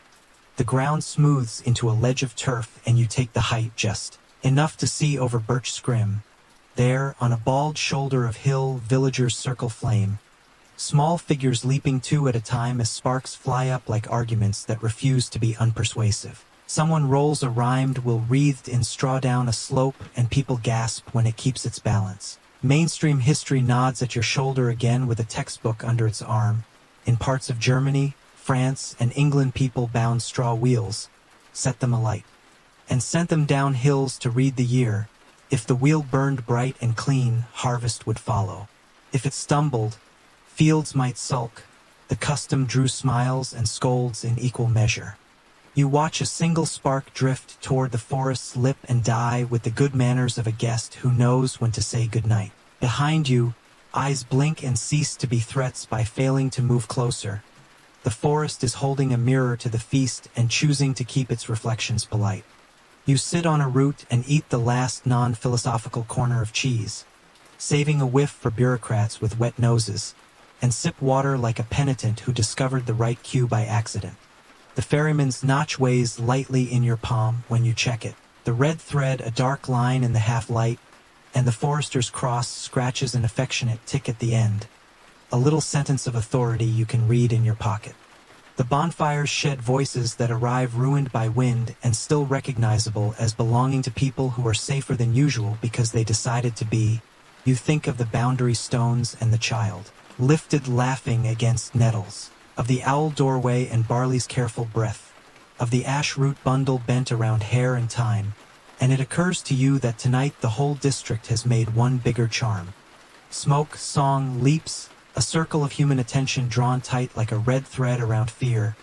Joke 2 wants to practice athletic humility. You negotiate with your knees and agree that you could leap. A fire if it were the size of a candle and the candle were already out. The forest hears and grants you mercy by refusing to produce a candle. A moth bumps your wrist with the insistence of an idea trying to be remembered and drifts toward your lantern. You shut the slit completely to keep from writing a crime against the charcoaler's taboos. No proud light near sleeping woods. And because moths are poor navigators in a world that keeps making suns, you stand and walk the seam where feast sound tucks into leaf sound. Close enough to hear the drum consult with feet. Far enough to let your own silence keep its shape. A fox crosses the path carrying a something that wants to be called a sandwich but looks more like a chicken's opinion. You bow because predation is law with whiskers and because the fox will not accept your commentary. Mainstream fact adds another bead to your memory string. The church calendar set straight. John's birthday at midsummer and Christ's at midwinter. A symmetry of light rising and light returning. Vespers bells and bonfire bells sharing air for a week that allowed both scythe and psalm to feel official. Parish priests sometimes blessed the flames. Sometimes they preached against wool rolling and fern tails. Most did both in the same week. The debate belongs to them. The walking belongs to you. As you move, you notice little domestic echoes under the canopy. Hear a tiny pile of stones blackened by cook fire long dead. They're a circle of flattened grass where youths with foolishly fast hearts sat telling truths they will later call jokes. And farther on, a sapling bent into an arch, tied with straw and 3 blue threads, a private threshold erected by someone who wanted to walk under a season and become gentler on the far side. You pass beneath with your whole hand open and your head not high, because thresholds see better than you do. Fringe custom nudges you with a grin you recognize from alehouse corners. Some swear that if you place 9 kinds of wood on a St. John's fire and run around it 9 times sunwise, you will never be surprised by weather or taxmen for a year. Your knees file a dissenting opinion on the running and your ledger files one on tax. You content yourself with walking once around the nearest beach sunwise, which is to say clockwise, which is also to say with polite intentions, and you leave a bent nail at the base. Briefly, to learn the bark's temperature like a doctor's palm, then return it to its post. St. Hinge tapped, present and accounted for. Joke 3 presents its agenda item. If fern seed grants invisibility, perhaps you already gathered some by accident, and that is why no one has robbed you lately. You decline magical self-congratulation and credit, instead your habit of paying in stories where coin would bruise. A horn speaks from the east, not the Lord's chase. This has the friendlier throat of a cow caller, and in a moment a scatter of shadowy cattle begin their patient commute through distant smoke, so that hides will be less interesting to flies, and your own eyes blink wet from the thought of it. Care imposed with the softest possible pressure, smoke as lotion, and you wonder again at how many kinds of protection have been invented that do not look like armor. You reach a low ridge where bracken pretends to be ocean and watch sparks jump with more discipline than bracken ever displayed. One lands near your boot and dies. Polite to the last, you grind it anyway because courtesy can share space with duty, and you murmur thanks to the absent charcoaler whose rules keep all your nights the right temperature. The bonfires on the far slope dip and flare as dancers thin from ardor to wobble, and singing slides toward talk. The feast answers the forest one last time. A big leap, two smaller ones, an old woman laughing like dry kindling catching proper. And the forest answers back with a final wink of eyes, then shuts them. The ledger of night closes with a thunk you can almost hear. You test the path ahead with your staff, recalling the forester's warning about sulking causeways and the bandits' news about horns near the chase, and choose the route that smells least like peat opinion and most like honest dust. Your pockets inventory themselves with the small vanity of tools polished by use. Red thread notch, cross, 3 bent saints, empty cheese treaty, 1 nail's warmth, starched by bark. Your breath returns to the procession rhythm that carried you around stones, and you find that your shoulders have learned another habit. They slope easier when villages light hills, even if you never step into the circle. Shared warmth sees further than lanterns do. Historians still debate whether church and crown tamed these customs by permitting them, or whether such permission simply recognized a stubborn truth. People will build their own ropes against the dark, call them feasts, tie them with songs, and hold them even while men with seals hold other ropes. You vote with your feet and keep to the seam where songs thin into leaf noise, where personal talismans become community policy for one patient evening and then fold back into pockets as smoke. The path flattens into a sentence that forgets its verbs, and you smell the change before you see it. Iron breath turning brown and old. A wet library of tannin where the ground keeps long grudges. Reed whispers on both sides, and ahead the world goes glossy. Not a lake, not a stream. Something in between, holding its breath over what used to be road. The drowned causeway, the forester warned you about, sulking under peat with the dignity of a retired official. You close the lantern slit to a courtesy line because proud light near sleep is still rudeness, and you lift your staff like a question. Mark the ground is obliged to answer. Joke 1 clears its throat. You promise to file a customer service ticket with the bog if it attempts to keep your boots as a souvenir. The staff finds firmness in patches. Old brushwood knitted under silt like corduroy. Then treachery, the color of tea. You test twice. Step once. A new grammar that does not pay overtime for haste. Mainstream fact steadies your breath. Across fens and wetlands people built causeways of fascines and timbers. Brushwood mats pinned with stakes and sometimes overlaid with planks. A ribcage for mud. Romans improved some, monks maintained others. And before both there were trackways like the sweet track laid in the Neolithic, timber paths that rode bog the way a ship rides swell. But timber forgets and peat remembers. You touch the ferryman's notch in your pocket so red thread can whisper to water that you once paid a toll. The reeds answer with that careful applause they reserve for people who have decided to take responsibility for their ankles. A pale light stirs ahead and to your right, small, uncertain. A candle the size of a lie, then another a little farther on. Will-o'-the-Wisp's handwriting. The marsh making a joke with gas and imagination. Fringe lore leans in with mud on its boots. Some swear you should turn your cloak inside out to unconfuse a wisp, or carry bread and salt so the ground remembers you are a guest at supper, not a rumor to be swallowed. You have already turned your cloak on a wolf night, and you carry bread in the only place that matters, your stomach. So you decline theatricality and keep to the staff's grammar. Historians still debate whether ancient timber causeways into wetlands served practical trade or ritual processions, whether people crossed to cut peat and visit neighbors or to speak with gods who prefer wet thresholds. Flag fawn and the sweet track have been read both ways. Votive offerings arguing one thesis, will ruts and where arguing another. You accept the luxury of uncertainty while your toes interview each foot length of earth. The track shows itself in shy notches, a row of pegged stakes felt with your staff before seen, and you follow that dotted line as if reading a monk's marginalia. Whole hand greeting the air whenever balance asks. The bracken remembers last night's rumor about fern seed and invisibility, and you answer it with joke too. If you suddenly vanish, it will be from prudence, not magic, and someone should tell the reeve that a debt disappeared because the causeway filed an uncharitable claim. The world keeps a straight face and offers you a hummock the size of a pew. Politely placed, you step onto it and let your calves write a letter to your heart about patience. To your left, a black mirror opens under a veil of green thread. Duckweed smiling like a hostess with an agenda. You do not RSVP. You recall the mismatched colors who styled themselves toll keepers and the knife that worked harder at psychology than cutting. And you hear the tall one's voice saying the drowned causeway wakes hungry for carts. True enough, but you have no cart and you have learned the rules. No stamping, no counting aloud, whole hand gestures to what notices. You hum the shepherd's kyrie under your breath to keep your steps in mercy. And the earth appreciates the tune even if it does not applaud.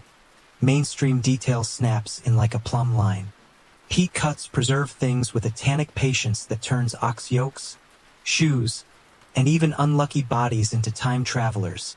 A reminder that this softness bites when asked and cradles when unprovoked, which is to say you keep your provocation budget at zero. A dragonfly saws the air with glassy certainty and writes an O across a patch that looks tempting.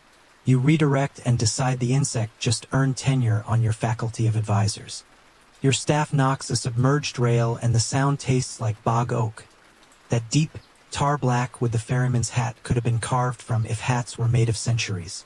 You kneel, glove your hand in your sleeve, and feel old timber still convinced of its job. A rib of the road, you explore with fingers the peg to the left, the tie to the right, and measure steps over the submerged spine like a penitent who trusts the architect. Joke 3 visits to remind you that the forest refuses to publish weight limits and you are obliged to proofread your mass with every breath. The reeds around you practice gossip. Blade to blade, sharing news about cattle driven through last night's street. John smoke, and your chest loosens at the thought of hides touched by flame to confuse flies and bad luck. Protection that smells of herbs and community rather than iron. It cheers the pocket where your 3 bent saints ride, bracket, hinge, and don't be foolish, and they tick softly like regimented commas as you step. The wisp light repeats its trick.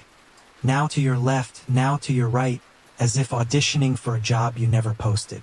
Fringe explanation gives the sober counter-sermon, marsh gas, phosphine, methane, finding flame in air, a chemistry that likes to cosplay as folklore, and both can be true in a night that enjoys. Theater, you keep to your rehearsal of quiet verbs.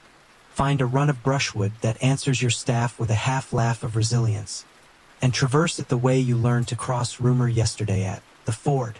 With ankles that listen and knees that apologize, a curlew releases a note like a question asked by water and you answer by not hurrying.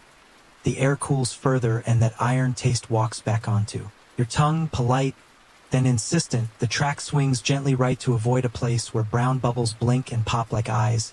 You do not stare back, you practice the charcoaler's taboo and do not whistle.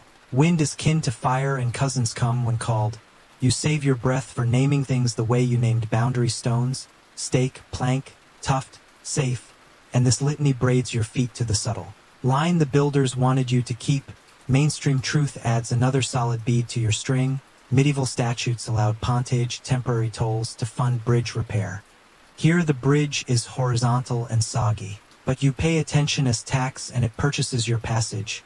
You pause at a cross tie that thunks under your staff like a heart, kneel, and lay your palm to the damp Through skin you register the road's argument with the bog, not violent, steady, a marriage counseling session that has lasted centuries. You think of the owl doorway in the grange and the way swallows sewed rafters out of flight for an hour, and you feel how making paths is liturgy as much as logistics.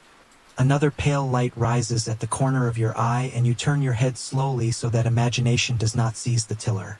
There, not gas now, a stub of candle sheltered in a clay dish tucked into a niche of peat hum. You do not touch, but your breath changes respectfully for a stranger's small shrine.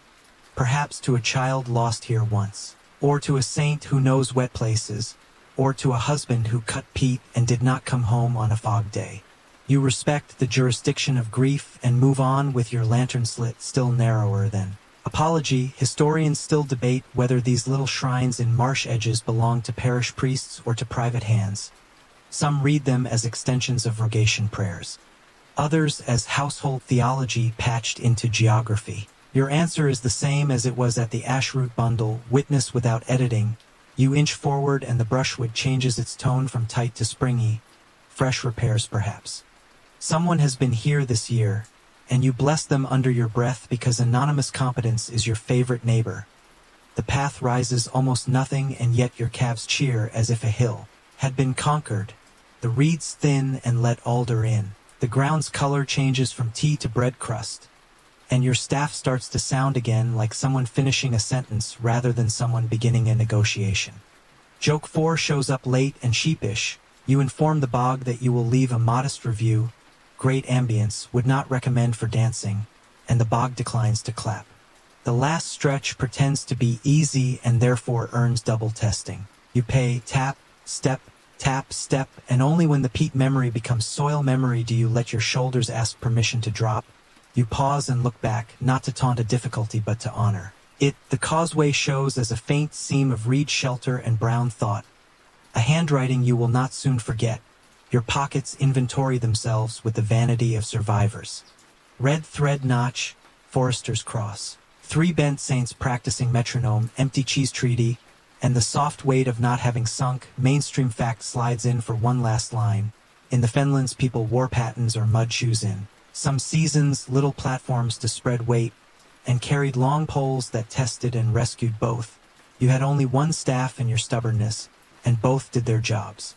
You take 3 slow breaths so your heart does not feel tricked. Then move on, 1 foot, then the next, the way you have moved since the Roman stones gave up their spine, and behind you the drowned causeway resumes its privacy.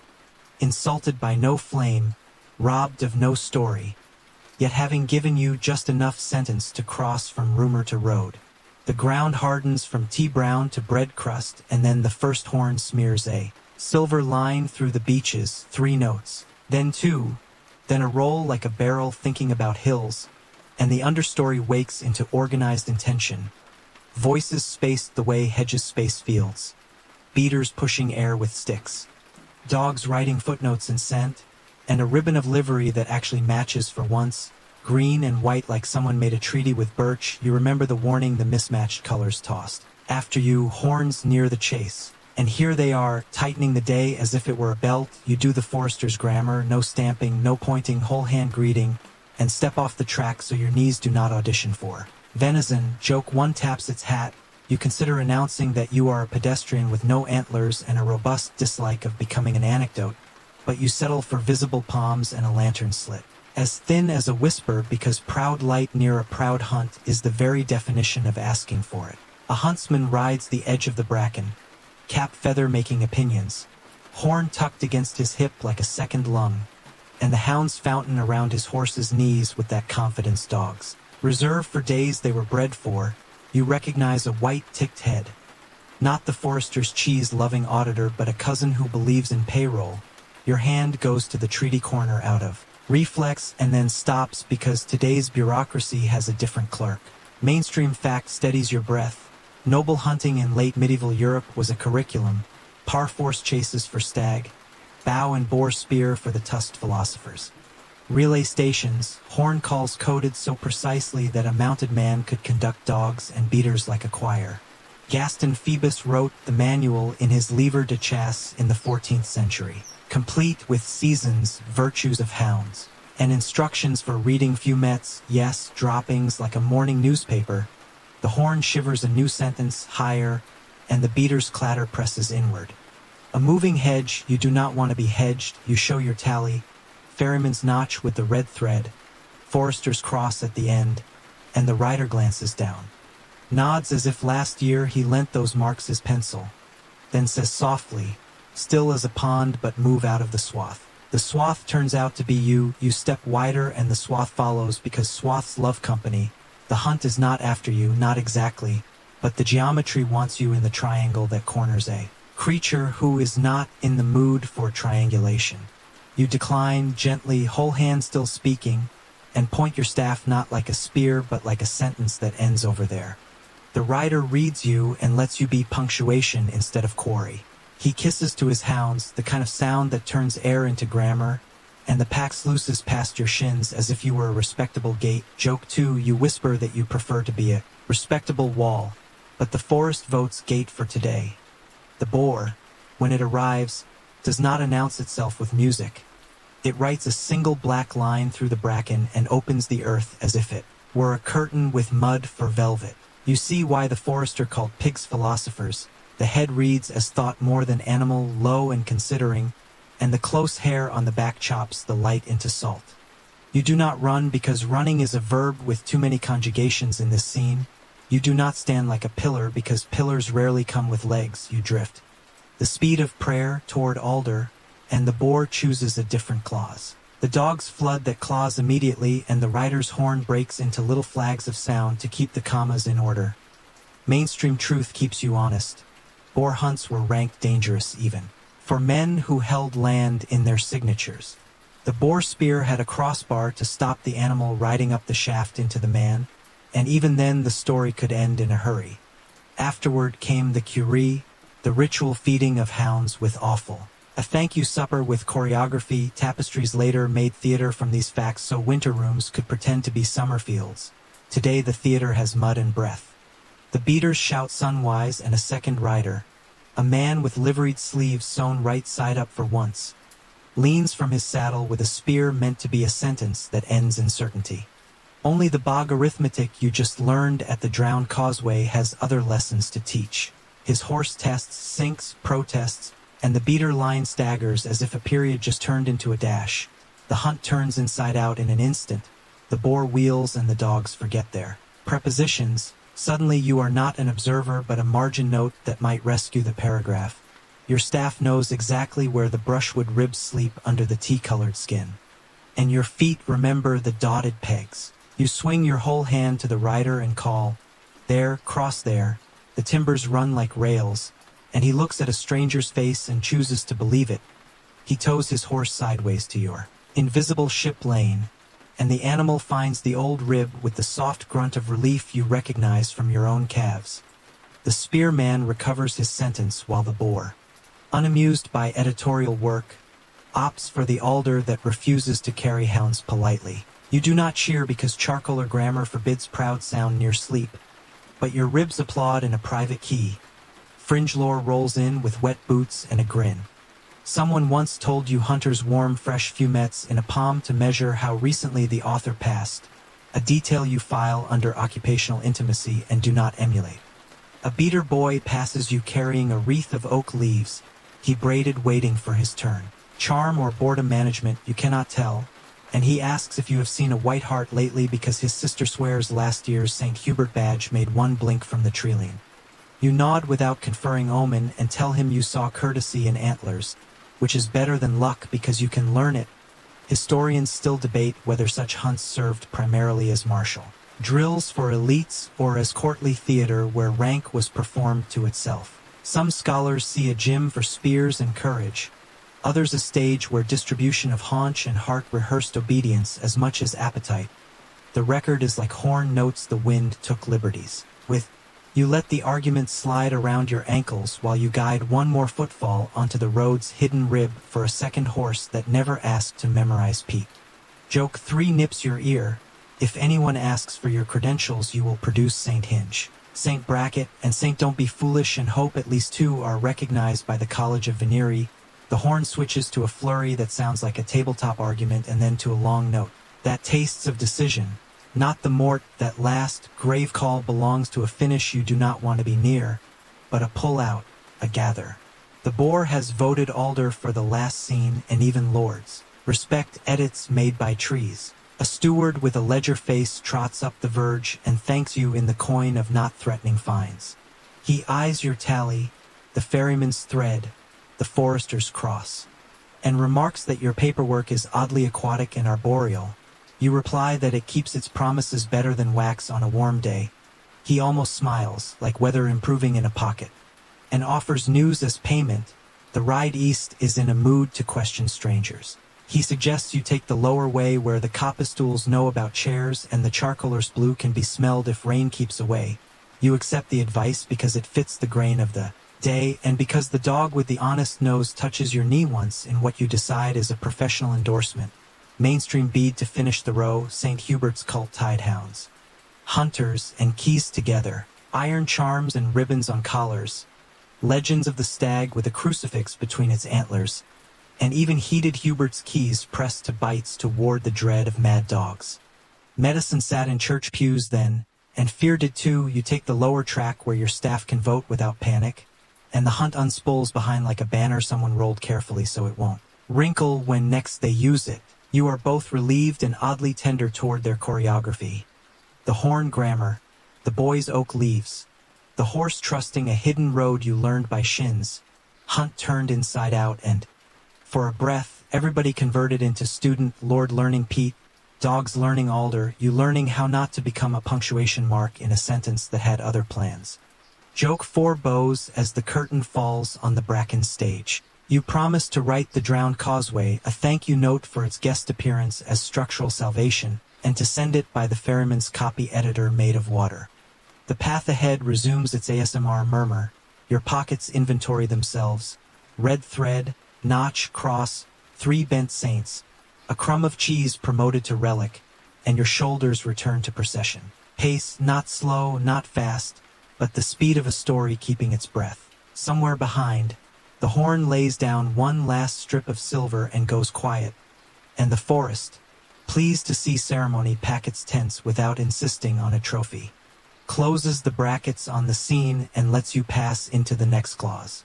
You walk the lower track the steward recommended, where coppice stools sit like old chairs and the air smells faintly of charcoal even when no cone sleeps nearby, and eyes keep happening. Not animal, leaf, burr, bark, faces that assemble when your attention gives them permission. A knot that smiles like a man who knows the punchline already. A pair of oak galls set in bark like watchful coins, and a split in a beach that looks exactly like someone saying shoo. Joke 1 clears its throat and suggests the forest has hired extra ushers. You salute with your whole hand, because pointing pricks, and because faces deserve nods. The path rounds a hazel clump and you see the thing the mismatched colors warned you about. Eastward, lintel with a smile that bites. Not a ruin this time, but a living beam sheltering a tiny wayside shelter where a lane shoulders the forest, 2 posts, 1 crosspiece, a low bench that learned patience from rain. Somebody once glazed a square of horn and set it like a window. It has gone blind with milkiness, yet still offers the courtesy of diffused light. In the center of the lintel a head emerges, not carved proud but grown from the wood like a conscience. Eyes round as hazelnuts, mouth making the shape of a whistle you cannot hear, and leaves that start at the lips and go everywhere. Ivy tongues, oak eyebrows, hawthorn beard. As if a hedge tried human grammar for a morning and liked it. You tilt the lantern slit and make it thinner, because proud light near a face like this feels like burlesque. Mainstream fact slides in with its notebook open. Foliate heads, what later writers will name green men, throng medieval churches and halls in stone and wood, roof bosses in Norwich and Exeter, capitals in countless parish naves, and under choir stalls on misericords where monks rested discreetly. Art historians classify them foliate, disgorging, bloodsucker heads, the last with leaves entering instead of leaving, proof that the motif was as much craft habit as symbol. And yes, the phrase green man will be coined centuries after your walk, by Lady Raglan in 1939, but the faces are older than the name and you are meeting one in its native habitat. Breath and hedge, you come closer, whole hand greeting, and find little accidents in the carving that feel like a signature. A shallow nick that might be a mason's mark, a leaf stem that curls into a shy initial, and one tooth slightly longer than its neighbor, like a man who once bit into contentment and kept a splinter as a souvenir. Fringe detail hurries up with badly combed hair. Some carvers, so the craft gossip goes, sealed a sprig of the tree wood under a carved head. Oak leaf for oak, hornbeam for hornbeam, a way to remind the timber of its mother tongue, and some set a coin or a nail above the lintel to coax luck to audit the doorway. You resist prying with your own bent saints, bracket, hinge, and don't be foolish, who sit in your pocket and advise discretion. The head's eyes look not at you but past you. Across the lane toward a hedge where the leaves have staged another parliament and a real face. This one a robin's, blinks back as if admitted to the guild. You sit on the bench and let your ribs loosen into their procession pace. The forest begins listing what it wants you to remember. Green man faces recur not just in churches but in guild halls, castles beam ends, and sometimes in pubs where names are badges. In signs named White Hart after kings. But Green Man after wood, a friendly neighbor idea of the wild that buys its ale on market day. Historians still debate whether this head means fertility and seasonal rebirth, a pagan echo wearing Christian stone, whether it guards thresholds like a leafy gargoyle, whether it is simply a carver's delight in scrolls turned into eyebrows, or whether we make it mean too much because we want faces to explain walls. Some read echoes of Pan, others a parable of mortality, leaves curling from mouths like the truth that we are compost with opinions. Your own vote today is small and practical. Face equals welcome. Welcome equals do not break anything. You watch the mouth where leaves pour and think of all the mouths that have poured words. Beneath it, pilgrims with scallops, swineherds bell-tired, charcoalers teaching vent grammar, and decide to pour a scrap of news yourself as toll. You tell the head quietly about the drowned causeway that let you pass by, honoring ribs under tea-colored water, about the hunt that turned inside out and learned Pete's grammar for an hour, about the white stag who bowed like an usher and refused your resume, and about the ashroot bundle. Hair, time, bent nails, doing its job without dancers. The face listens, because wood is good at it, and the head's mouth, leaf busy, looks like the world breathing the world. Joke 2 tugs your sleeve. You resist asking whether your own hair would sprout ivy if you stood under this lintel long enough. You choose instead to test its acoustics, a whisper, good, a hum, better. You hum the shepherd's kyrie and the head receives it the way a patient door receives knocks. Turning contact into resonance, above your head, in the slice of horn pane, someone has etched a little wheel with 6 petals, a daisy again, the same 6-point you saw at the Grange, and on a muddy plinth by a boundary bridge, hexfoil is a tribe you keep seeing. Geometry is pest net, and here it has been scratched with a nail, probably by the same hand that left their mark in the leaf curl. Continuity makes the nerves under your sternum stand at attention. In a pleasant way, mainstream bead to keep your memory honest, apotropaic which marks, not only daisies but Marian sigils, mesh patterns, graze many thresholds, barns, and beams, charm scratches against bad luck in an age that seasoned its faith with household insurance. Sermons could frown and hands could still draw. You raise your palm to the etch lightly, not a caress. A signature in air. A wren comes, hops into the shelter, inspects your bootlace with professional skepticism, then vanishes into the foliage face as if entering a colleague's beard to deliver gossip. The lintel's smile seems to have bitten your anxiety into smaller chews. You inventory your resources. Red thread on the ferryman's notch, forester's cross at the end, 3 bent saints, 1 crumb of cheese that has been promoted through several bureaucracies, charcoaler's taboos, boundary stone's memory, moss's corrective ego, and you feel like a person whose pockets are a household. The head's eyes tilt just enough that you follow their angle to spot a green shadow deeper. In the hedge, not a bird, not a deer, leaf assembly again, but eerily well aligned, 2 elder leaves for eyes, a seed head for a nose, and a slit where the lane shows through that can pass for a smile if you are ready to. Pay for the illusion with kindness, and you are. You talk your pocket nails and think this is how people teach children to be fond of difficult places. Give the difficulty a face. Greet it and tell it a true small story. Historians still debate whether the Green Man is a modern umbrella that encourages us to drag disparate medieval foliate heads into one parade, or whether medieval eyes truly saw one character, wearing many leaves. The parade theory scolds our hunger for coherence, the character theory consoles it. You leave the argument under the lintel and do the thing you were warned to do. You nod to the biting smile as if it keeps tally. Because some faces do, you ask permission to pass east. You pay in news and small gratitude. And you get up, the bench answers with one thoughtful creak which you file as a yes. Fringe custom slips in wearing may garlands and wood smoke. Some places carry greenery into houses on the first morning of May, so walls will remember woods, hawthorn beds, and birch doors. And while you are not in May, you are in a mood adjacent to it. You tuck a single ivy leaflet, not plucked, fallen, into your hatband as a loan and tell yourself you will return it to the next stream like a debt paid with interest and temperature. Joke 3 volunteers to name the leaf Kevin for administrative purposes, and you deny the request with prejudice.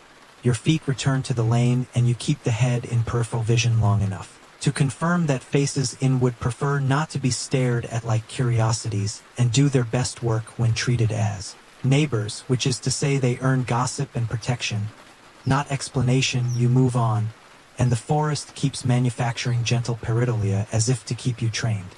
A knot winks, a fungus makes a set of incredulous lips under a birch shelf, and an entire tree in the distance insists on being a man with a hood until you near it, and it admits being a beach that tried theater once and enjoyed applause. Your staff taps in time with these small recognitions and your breath has forgotten panic's tempo. A good sign that chapter 20 is not yet here to demand oaths, but coming. Yes, you can feel the moonlit hinge somewhere ahead, your pockets, having had their metronome checked by St. Hinge, sound content, and you realize that the faces have given you something practical, a trick for the ordeal when it arrives. If fear is a wall, put a face on it and bow. Fear may yet bite, but it will bite you as a citizen, not a trespasser. The sun grays toward the side of afternoon that trains itself for dusk, and you take one last look back, unhurried, at the lintel. 2 midges draw tiny ellipses in the air by its cheek.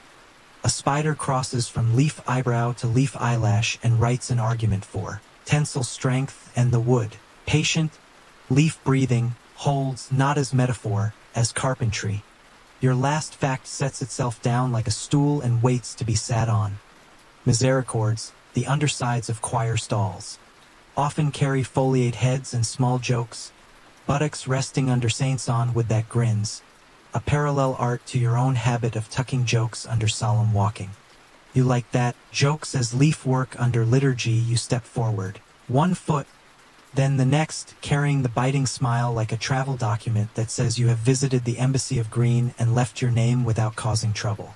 You resolve to pass your next threshold with the same grammar, whole hand, no pointed prongs, pay in news and attention, and when bracken rehearses its sense of humor by pretending to be a hanging snare, you nod to the memory, decline to stick your waist into traps twice, and proceed, instruction embedded.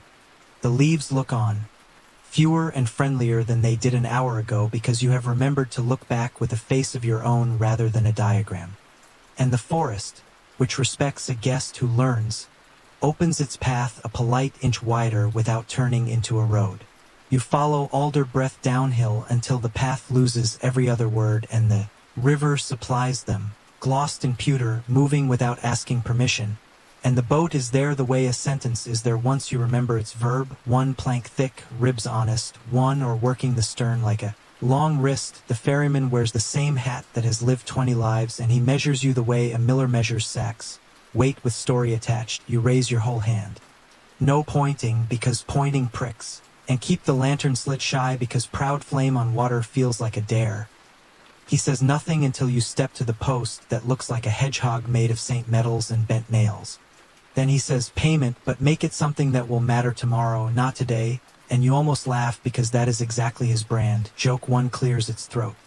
You tell him you have already paid in cheese to a hound, iron shavings to him, attention to the forest, and that your remaining assets are 3 bent saints, bracket, hinge, and don't be foolish, 1 crumb of cheese promoted beyond its competence.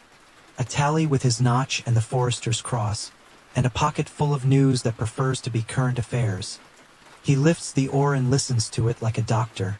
The thole pin answers with a tired cough. He taps it with a knuckle and the boat clears its throat. I need a small hinge where a future will sit safely, he says, and your pocket saints look at you, disguised as nails but not obligated to stick forever. You choose Saint Hinge because names love being called to their work, and lay the bent nail in his palm. He tests its temper against wood, nods once, then ties a red thread through the bend, the same domestic scarlet he looped on your tally back when you did not yet know how often a thread would keep you. He works the nail into the worn thole as if he were pinning tomorrow to a workable angle. Mainstream fact stands quietly at your elbow. Ferries in medieval Europe were franchises and duties. The right of ferry held by lords, abbeys, or towns, tolls called passage or pontage recorded in Latin that smells of wax. Some ferries kept chapels or a painted St. Christopher near the landing, as insurance for the soul.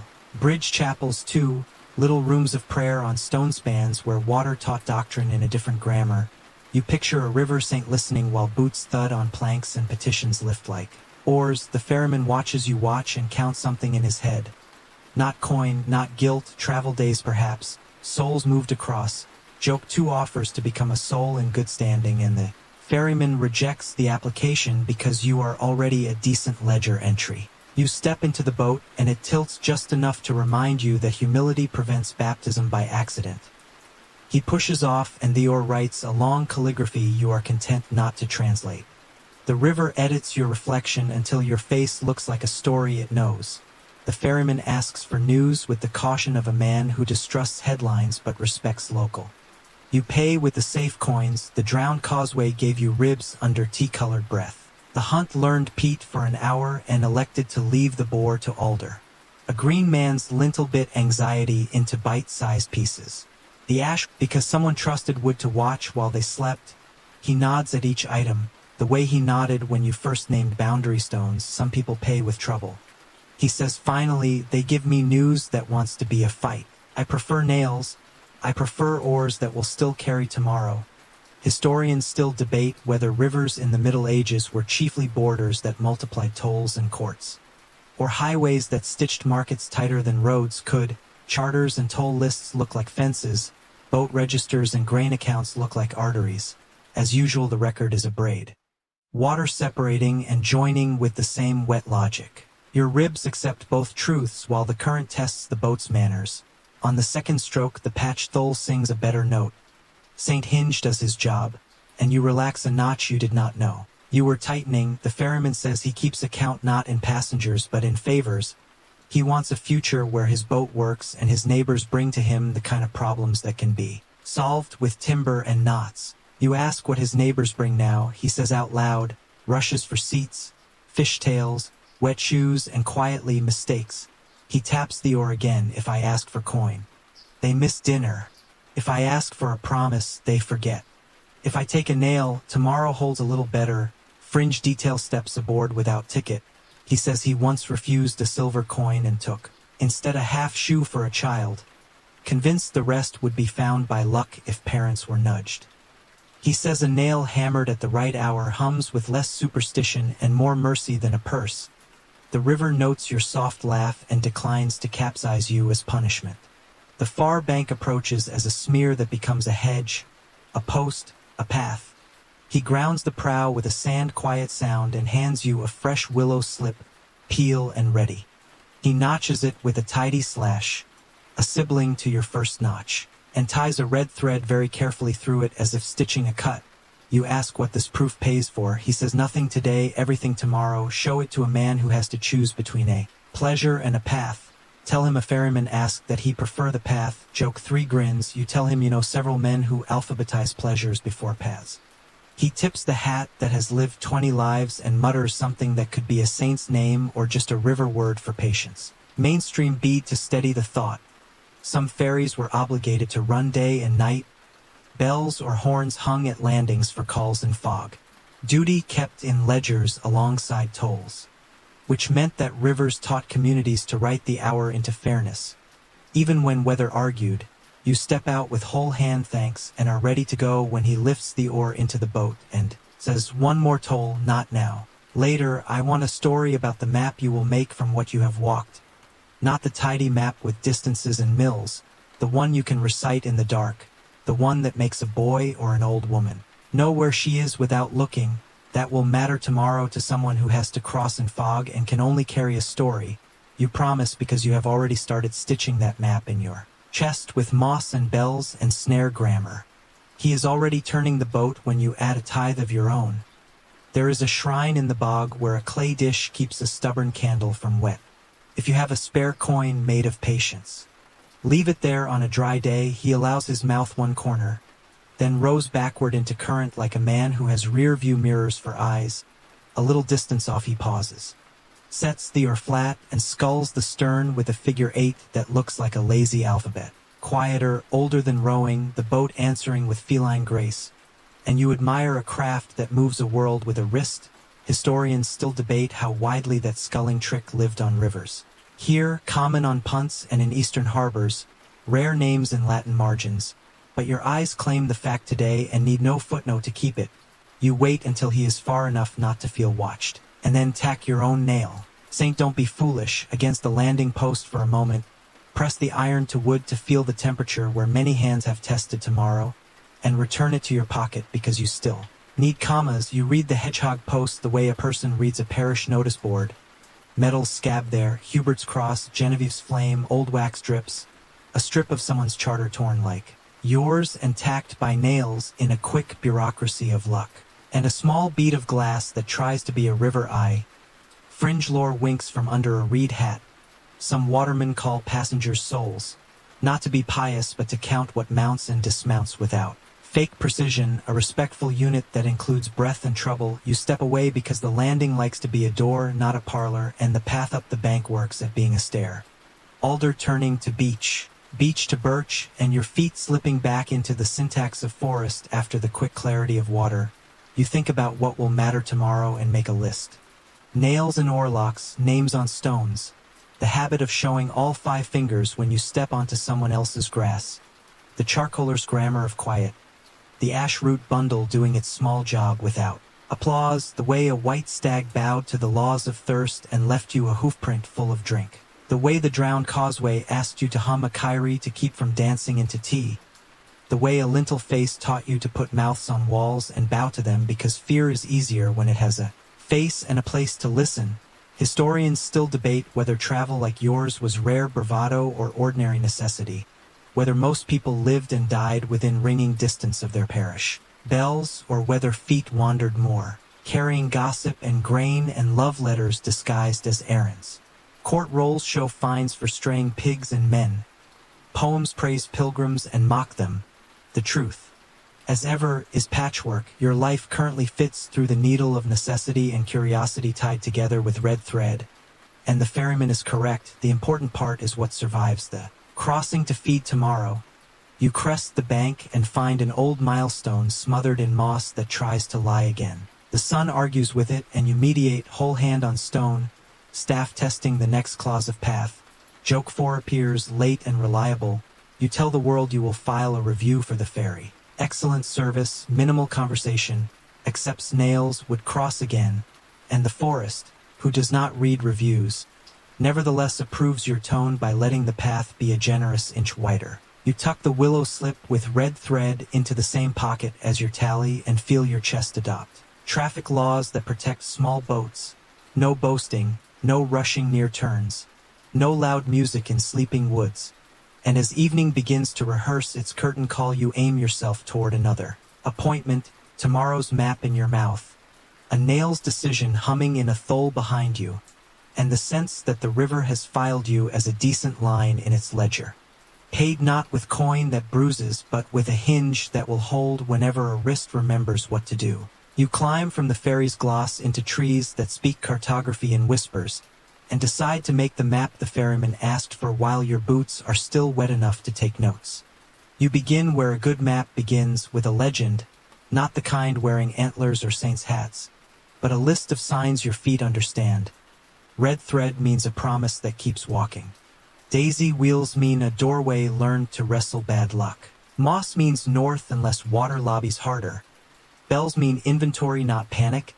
Charcoal blue on the air means hush your verbs. Rope and bracken means do not be a headline. Joke 1 lifts its hand like a novice clerk, you add. Cheese means honesty passes inspection, because bureaucrats with wet noses have never falsified an audit in your presence. You talk to yourself at the speed that soothes paths, and your staff punctuates in priestly taps as if approving chapters. Mainstream fact puts on its spectacles and takes the bench. People hear measured roads as sentences, not diagrams. Itineraries listing towns and bridge names and saints' days like beads. And farther afield monks drew the Hereford Mappa Mundi around 1300. A globe squashed flat with Jerusalem at the heart and marvels at the edges. More theology than turn by turn. While the later Gough map sketched England with towns pricked and red lines like veins. One of the first road maps to think in distances, though scholars still quarrel whether it served travelers, officials, or the kind of person who likes to see a country behave on vellum. You vote for all three because vellum enjoys being useful, and because your own map will be both prayer and logistics. You start at Roman stones because every spine needs bones. Then the dare nailed to a hedgehog post by the ferry. The charcoaler's grammar of vents and listening. The snare that taught you to fall carefully and not to practice convenience with saplings. The forester and his arithmetic of mast and fines. Wolves who count opportunities while bells count reasons. Pilgrims whose shells became spoons and proofs. Moss that lied politely until water corrected it. The grange whose owl doorway kept barley tidy. The stag who bowed like a courteous usher and then let the world be animal again. Stones that mark parishes by attendance. Livery that tried to become a toll but settled for news. A hair-time bundle bent to kindness with iron grammar. Feast fires that stitched a district into one brief ember. The drowned causeway that asked for him tempo. A hunt turned inside out by Pete. A green man lintel that bit your worry into chewable ideas. And the ferryman who prefers to be paid in hinges so tomorrow can pivot. Joke 2 proposes that you launch a startup called Map, an app that reroutes you toward the next courteous decision. You decline issuing stock, but allow the name to sit on a stump briefly, and Preen, the path south by east gets thoughtful where hazel closes ranks, and you write a corner on your inner parchment, under hazel where coppice rings where years like tree bracelets. And add, turn at the beach with the split that says shoe, because faces help minds cooperate. The lane forks, one way bragging in mud, one in thorns, and you choose the thorn because it leaves your pride whole. You add this to your key. Thorns guard ways that want you humbled. Mud guards ways that want you heavy, not a compass point, but your kind of accuracy. Mainstream bead returns with ink steadied by T at sea. Portalon charts gave navigators reticulations. Wind roses and rum lines that let straight courses ignore curvature. You admire the elegance and admit that your corner of land uses different roses. Your rums are the angle of a rook's hinge, the taste of iron, the way Alder writes vertical poetry before water. Fringe detail leans in with a feather in its cap. A shepherd once told you he kept a feather from the home goose in his hat because it would turn with small breezes and remind his nose where supper lived. Nonsense, perhaps, but the hat looked like it had believed harder things, and faith in feathers seems kinder than faith in shouting. You store the feather in your map's margin, a pictograph for going home. You test your memory aloud, not names alone but tastes and motions. Leave the ferry by the hedgehog post prickled with metals. Show 5 fingers to any grass that looks like it was planted by a person with a ledger. Tap stones once and say present. Follow the rook that sounds like a hinge until the beach with the good split. Bow where faces look out of bark. Never count aloud near sleeping fire. Never whistle to wind when the wood is holding its breath. You hear yourself and wonder if instruction and prayer are the same species said differently. Historians still debate whether most people stayed within a day's bell or wandered more widely by errands disguised as piety and trade. Some read court rolls and think the parish was a hard border. Others read miracle stories and guild records and see webs of feet. Your own souls have tangled into both truths. You feel stitched to one strip of county and yet threaded into a cloth of fairies and fires. Your map will not pick a side. It will pick a speed, procession pace. Here you slow because this is a place where lost happens in a kind way. Birch repeats itself until birch seems the only letter the alphabet knows. You remember the child with willow twigs who called his bundle a pathfinder, and you imitate the gesture with your staff. Not dowsing, simply asking ground to stop pretending. A runnel answers by becoming mildly audible and the splay of sedge tilts its hair east like advice. You add sedge comb to your key. You practice what you will say to the ferryman when you pay his toll of story later. You will tell him the country can be recited. From the ash with the hair time hush under its root to the lintel that eats anxiety. From the corn dolly's shadow in the grange to the street. John Wheel that balanced or did not. From the drowned causeway ribs to the alder that keeps boars from turning hounds into grammar.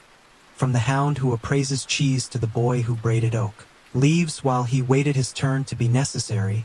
You will list the saints embroidered into the map's edges. Hubert for honest dogs, Genevieve for candle flares, John for smoke, and 3 bent iron brothers who prefer commas to exclamation marks. Joke 3 knocks, you brief your boots on there. Professional development goals, less noise in sleeping woods, improved diplomacy with Bracken, continuing education in not stepping on your own stick, and your boots accept the training with a creak that could be enthusiasm. The day thins, which is not the same as ends, and you practice your night map out loud because knowing where your mouth is going matters. You will speak each feature for its sound as much as its name, the clink of a chain across a distant pasture, the curlew's question, the frog that likes to be a doorbell, the particular treble of a pilgrim's pipe, and the bass of a horn that belongs to a cow, not a lord. You add scent to your legend. Iron means water honest enough to drink. Peat means arguments to be deferred. Nettle means kitchens are within 2 fields. Charcoal means patience is required in sentences and in flame.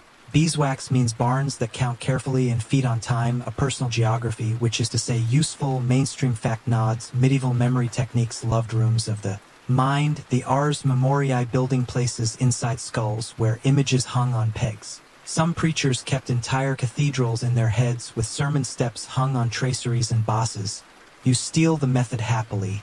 Hang your charcoaler on a vent eye, your forester on a tally notch, your ferryman on an oarlock, your stag on a hoof print that tastes of metal cold enough to answer thirst, your boundary stones on the word present spoken in willow, your snare on the creek you no longer hear because you learned to step sideways. Debate sits down beside you like a polite uncle and asks which map the Goff map was, clerk's instrument, traveler's recitation, or pride's portrait.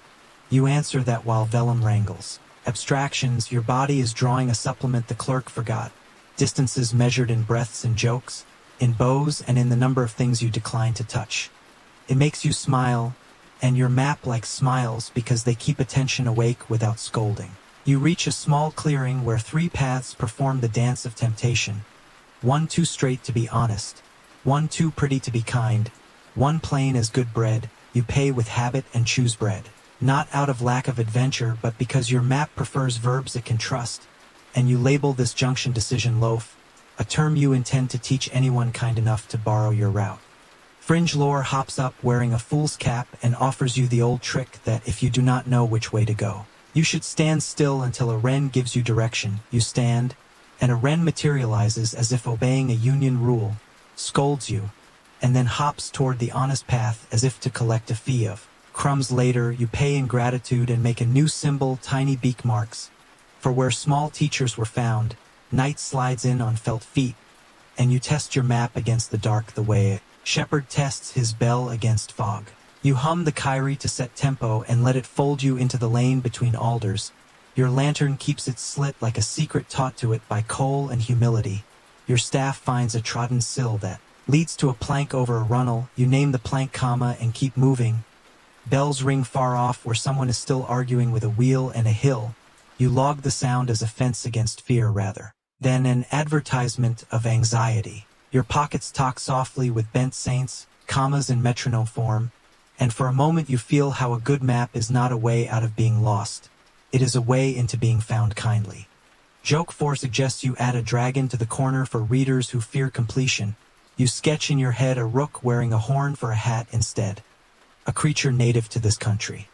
Less likely to bite cartographers, the path remembers it is allowed to be generous and widens 1 inch. You taste iron and teach your tongue not to panic. Water soon, yes, but not a bog with arguments. A ford perhaps, and you make the notation, 2 steady stones underfoot like teeth that do not mind. Your step, you place them in your story and they become memory, which is the only cartography you can carry if fog eats moon. Your last line before the map closes for the night is to thank the ground out loud. Not a prayer to the forest exactly, more a receipt sent to the place for services rendered without complaint. You will pay again tomorrow with listening, which is the toll that leaves bridges standing, and you will carry the mouth map to the ferryman when he asks for the story.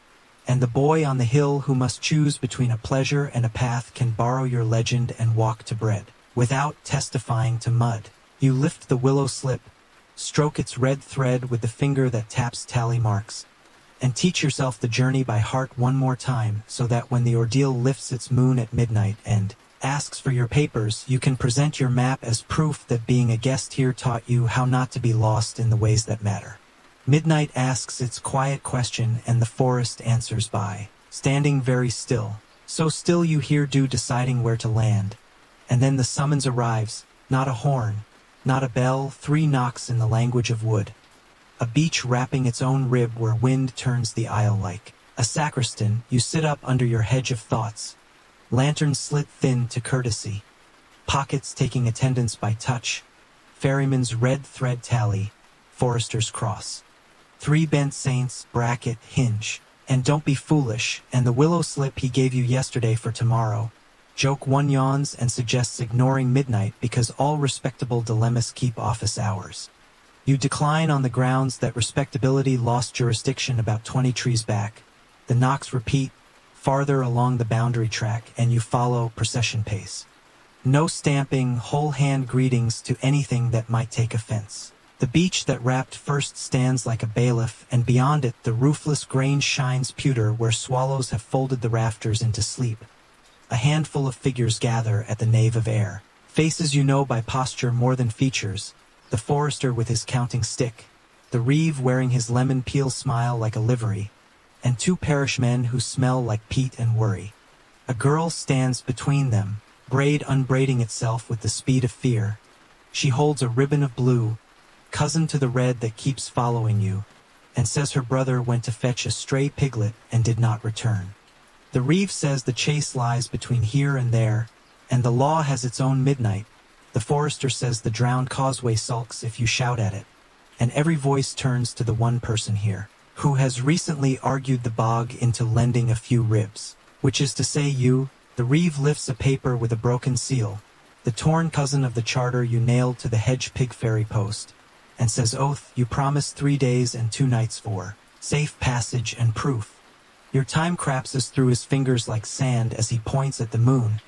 You can get back to town by dawn if you take the Lord's chase and pretend the forester invited you. Or you can keep to the bounds and fail the dare and the debt. And there is also the child, whose path is shorter if you use the chase and longer if you keep vows tidy. The forester says nothing, which is the loudest permission he can offer. The forest adds a footnote. A wolf in the far trees testing a note it might not use. Mainstream fact steadies the floor under your feet. In these centuries men knew ordeals by fire and water. Iron carried 3 paces in the hand or a cord that dragged wrists from a boiling pot. And the 4th Lateran Council in 1215 forbade clergy to bless such proofs, turning judgment toward juries and oaths sworn by neighbors. Law wore many faces in the night, but in the royal forests it also wore verdures and swanamotes, courts under leaves that measured trespass in oak and venison. What is summoned now is not exactly a court, but it stands as one judge, jury, and echo. You run the arithmetic. Oath, path, child, law, dawn, debt, and the red thread in your pocket pulls tight like a tug from the ferryman's patient wrist. The reeve's mouth wants you to say chase and hurry. The forester's silence wants you to remember that bridges stay up when people pay and care, not shortcuts. Your map, recited to the river, reminds you that thorns protect what is honest and mud protects what is heavy. You take one slow breath and choose. You say you will guide by the causeway's ribs and keep to bounds. Oath will be paid in the time it takes to help, not the time it takes to cheat. The reeve smiles like a purse being closed and says, the clock does not enjoy mercy. The forester says mercy is how clocks stay true in winter. And the girl looks at you as if your staff were a lantern. Joke 2 files a brief that says you will now discover how fast a procession can move without resigning from being a procession. You accept the brief and begin, no counting aloud, no pointing, whole hand yes to the dark. You set the tune with the shepherd's kyrie because the bog respects hymns and ankles. The forester falls in at your shoulder, the reeve a paced yard behind like a ledger that hates to be revised. The ribbon of blue ties itself in your memory to the red on your tally and the blue at the boundary stone, a braid of small vows. You reach the tea-brown gloss and the reed applause begins. You talk to the earth the way the charcoaler did to his sleeping fire, soft, specific, the staff knocks a peg and you whisper there. Then there, you find the old brushwood ribs by taste of sound, and the party crosses in the grammar you learned yesterday. Ankles that listen, knees that apologize. Breath that refuses to brag. A will-o'-the-wisp writes a shrugging S to your left, and the reeve mutters a curse that has been laundered in church Latin. Fringe detail taps your sleeve to remind you that some swore a morsel of cursed bread. The coarsened could choke the perjured if a priest spoke the right line. A custom that sits halfway between law and theater. You prefer brushwood to bread for tonight's test. The far half holds. Alder begins to write vertical psalms, and you hear the piglet before the child. A bell the size of honesty tinkling where the bank eats its own foot. The girl runs and you do not stop her because some running is not panic but syntax. She finds her brother stuck to the bog by both shins and his pride. You and the forester become a bridge with 2 hands and a stick, no heroics, just weight spread like good bread. And the boy comes away from the tea with the sound of a tack being pulled from wood. He shakes and laughs because laughing is the body's way of changing subject. The piglet will not be caught by words, only by a small net of arms, and the girl proves fluent. She tucks the animal into her cloak as if a psalm had endorsed the method. You turn and lead back the way you came. The causeway grants the return with the same grave kindness, and the forester breathes out a note that tastes like approval. The reeve keeps his breath on a leash. Historians still debate whether common folk were pressed under laws like these or navigated them with a practical intelligence that turned charters into tools. Some read rolls of fines and see fear.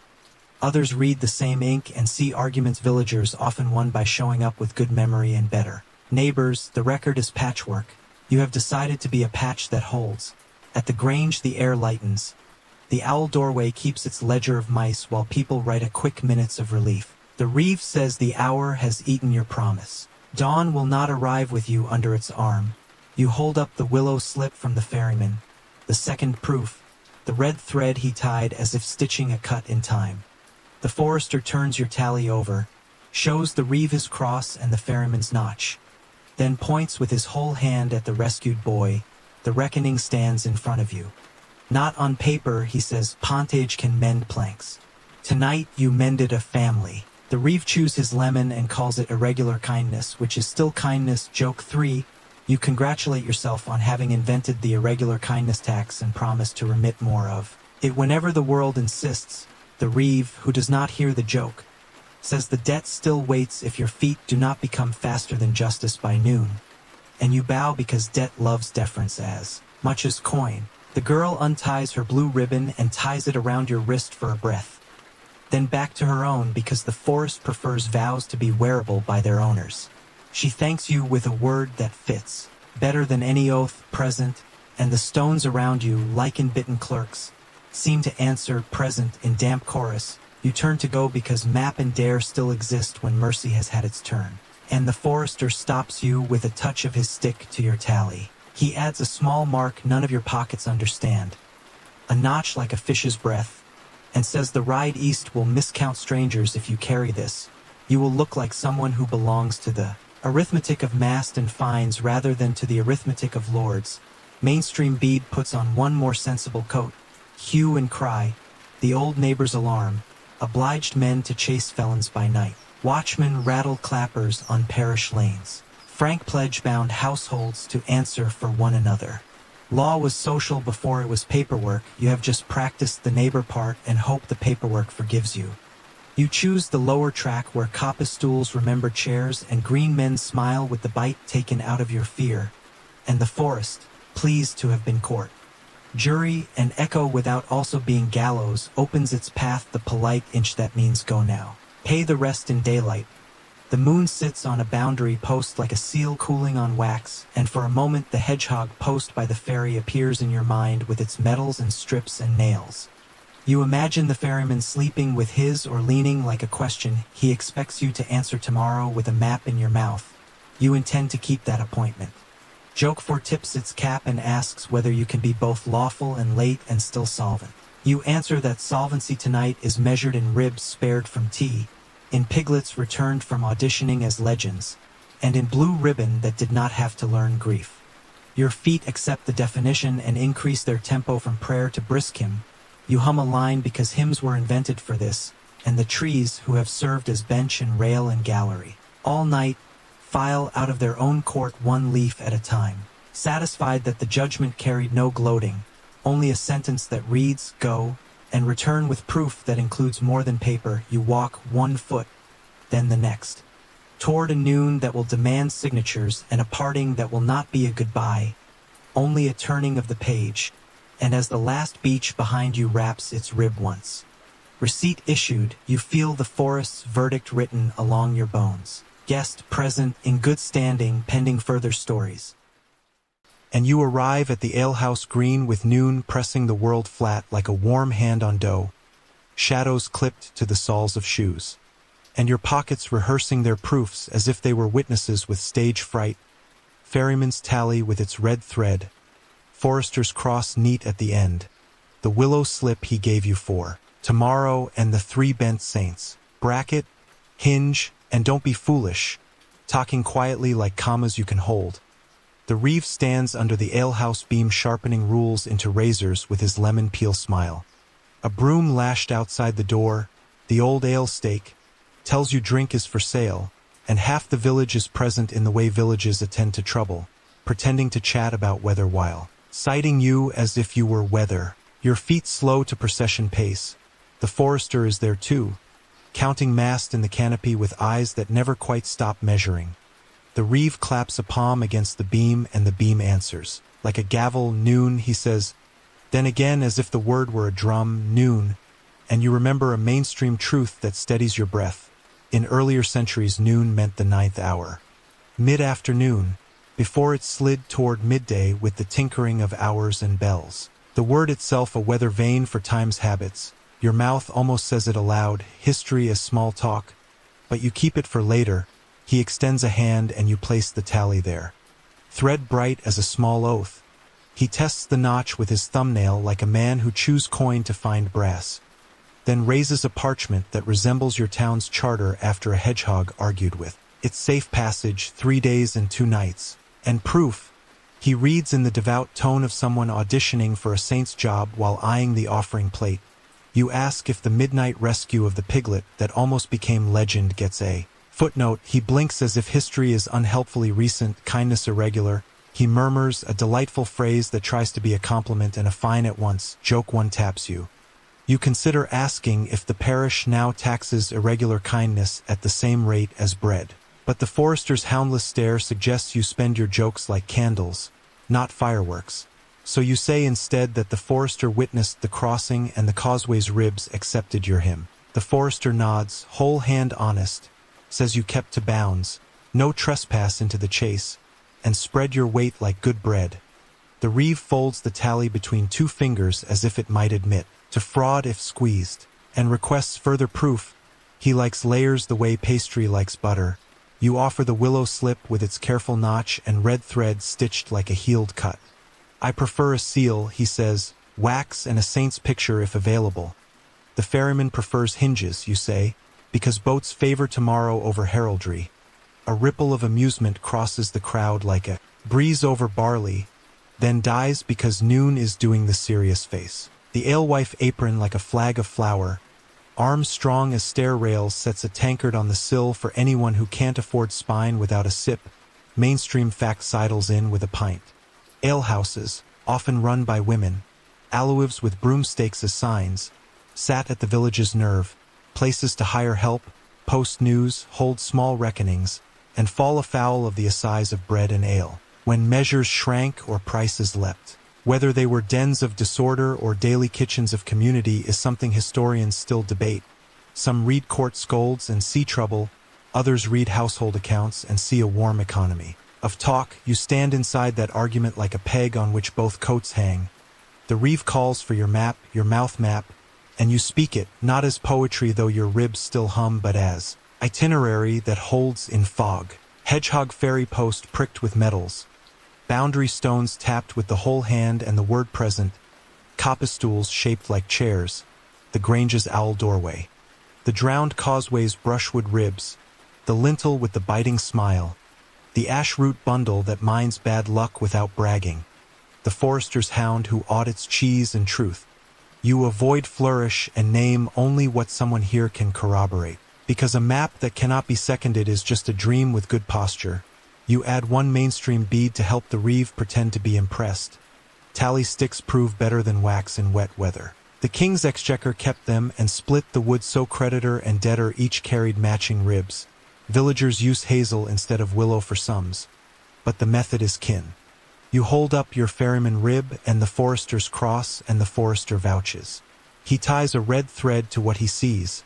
The reeve turns to the crowd the way weather turns to cloud, says the debt is a clock and noon is a blade, your rescue of a child is a pleasant paragraph. But the ledger loves numbers, not sentences. Joke 2 raises a finger like a parish clerk. You imagine offering to pay in punctuation, 3 commas and a hinge, but your pockets are already pledged, so you ask what coin the ledger respects. Coin being abstract in households with thin cupboards, he produces a second parchment, a counterfeit cousin of the charter you carry as a memory of nails. This one claims that the Lord's ride east is entitled to levy a toll for safety, a privatized word wearing borrowed robes. You state calmly that the forester's ride counts snouts, not strangers without purpose, and that the path with thorns humbles you for free. The lemon smile slims to a wire. He is hoping to fold your debt into a ribbon that leads to his friends in colors, who will charge for escort until your winter is a pantry of IOUs. The alewife coughs the way a person coughs when dust is not the problem. She points her spoon at the green with a modest threat and says the harvest needs backs that are not tied to posts. We make our own safety with eyes and bells, not with gentlemen whose buttons match. She plants a loaf on the sill as punctuation. Quirky detail chimes in through her hands. She cuts the top with a small cross and mutters that bread rises straighter when it remembers who made wheat. Some call it superstition. Some call it gratitude that knows carpentry. The reeve senses his weather worsening and pivots. Says very well, witness is acceptable if the swanemote under leaves confirms it. Court in the open, verderers, jurors, fines measured by hoofprint and stump. Tomorrow morning by the beach that wraps its own rib. Today your deadline is extended like a rope over water. But ropes have ends. You catch the rope and tie a knot in courtesy. Agreeing to appear, the forester murmurs without moving his lips that he will bring the boy whose shins learned tea at midnight. And your ribs feel the river's hinge click. Saint Hinge approving the day's join. Still, noon is not a medal ceremony and the reeve wants a spectacle. He asks you to recite oath and standing right here for the green. Who you owe, what you swore, and whether you are neighbor or rumor, you make your hand a whole hand, show your 5-finger passport, and answer in the grammar the forest taught. No stamping, no pointing, soft verbs. I owe bread I promised to pay with courage. I swore to cross and return by bounds. I am present, not perfect. The word present murmurs through the crowd like larks rising from a furrow, and the boundary stones in your memory knock once with their mossy heads. The reeve does not approve of poetry that is not his. He raises the counterfeit writ again. Historians still debate whether village officers like reeves were the Lord's sharp teeth or the parish's cheap tools. Some were both, biting when told, loosening when possible. You read your man as somebody who likes impossible knots because tightening them makes him feel like rope. You decide to offer him a way down that still feels like height. You ask if the debt can be paid partly in styles mended. 3 bent nails to a board, St. Bracket in action. and partly in guiding pigs when mast falls so snouts count cleanly and fines are arguments you do not need. The forester says dryly that he prefers mended styles to mended stories. The alewife offers to witness the nails and to write your name with chalk on the beam where the broom leans. Not as debtor, as worker, and to pour you a small ale on feast days if you keep your promises in iron. The reeve pretends to consult the parchment, which has no clause about chalk or ale or saints, named after hardware, then nods because noon is watching him and the village is a jury today. Joke 3 bows in, you consider proposing a new office, comptroller of irregular kindnesses, but decide the title would only invite paperwork. Instead you promise aloud to mend 3 styles by sunset 2 days hence and to stand under the beech tomorrow when leaves convert into law. The reeve grinds out an agreement, lips thin as string, the forester's mouth almost smiles. Weather improving in a pocket, and you feel the green itself exhale, as if a door that had been pretending to be a wall remembered the trick of hinges. Mainstream bead for the ledger, the assize of bread and ale tried to keep. Loaves honest and measures fair, and though fines fell heaviest on the poor when grain sulked, neighbors often leaned together through church alesh and work shares. An economy of patience braided with coins. The alewife tips you a crumb of the village's real currency, reputation that can purchase winter sleep, and the reeve, seeing the exchange, declares the session closed. Which is how some men save face when a place makes a decision without them. He says you have until sunfall tomorrow to satisfy oath and appear, and rotates his lemon back on. You take the permission like a passport, bow whole hand to the beam as if it were a boundary stone, and step into the afternoon with a list instead of a verdict. Find the face carver whose lintels bite worry smaller. Mend a style with 3 bent saints watching. Keep strength for bread-counting nights, and be under leaves at dawn where swallows used to sow rafters from air. Your pockets inventory themselves one more time. Tally with red thread, forester's cross, willow slip, 3 iron commas, a small loaf crumb from a generous sill, and your shoulders take up their procession rhythm, brisk enough to respect a clock, soft enough to respect a place. The crowd disbands into chores that are also votes, and the green returns to its business of being a floor where a village walks on purpose. You pass the broom at the alehouse door and touch its binding as if it were a seal. Blessing issued in bristles rather than wax, and the reeve's blade of noon dulls a fraction in the face of work that has decided to be possible. Dawn peels the night off the beach like old paint, and the place you were promised appears. A court in green with a roof that migrates seasonally and a floor that registers history as footprints. Swanamote under leaves, you walk in at procession pace with your pockets taking attendance. Ferryman's tally with red thread, forester's cross neat at the end, willow slip for tomorrow behaving nicely in today, and your 3 bent saints talking commas under your ribs, bracket, hinge, and don't be foolish, while the village assembles in the tones of hushed chores, sickles hidden behind arms. Aprons clean in case testimony needs starch. The forester stands like a post that learned patience, measuring hoofprints the way a baker measures cups, and the reeve arrives with lemon peel smile. Ironed flat, 2 verdeurs step into shade in livery that smells of sun-cured wool. Tall rods in hand, and a clerk with geese feather quill and a lap board sits on a stump as if the stump had applied for the job. Mainstream fact lays a sensible plank under the morning. Swanamote was the forest court for vert and venison, convened by verdeurs, local custodians, hearing attachments brought by foresters and agisters, tallying trespass in oak cut and deer taken, weighing fines and amercements on rolls of the forest. Its cousins the regarders rode the bounds every few years to survey, and the charter of the forest in 1217 trimmed royal teeth, restoring common rights to wood and pasture. You let that bead thread into your breath because knowing what this clearing is supposed to do helps you behave where speaking is pruning or planting, not performance. The clerk scratches a small cross on the bark of his board as if to remind the day to take notes. Then calls first business. A man who ring barked 2 ash to widen his turnip patch stands with his hat in fists, and the forester lays a palm on the scar, whole hand, as if reading a pulse. He says the cut is fresh enough to sting and counts backward into law with his stick. The verderer asks for measure and the clerk measures with a thong.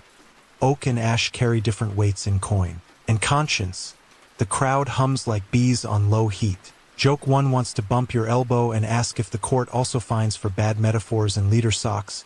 You tuck the joke under your tongue because today you have an agenda that likes quiet verbs. The forester glances to you once as if reminding one student to keep the hymn you chose for bog crossings ready in case nerves need tempo. You nod. You can hum a kyrie so soft it becomes breath. Practice. The next case pads in on 4 paws and 2 men. A milk cow with a guilty burr of burrs on her hocks and a boy red-eared with sleep. Trespass into vert reserved.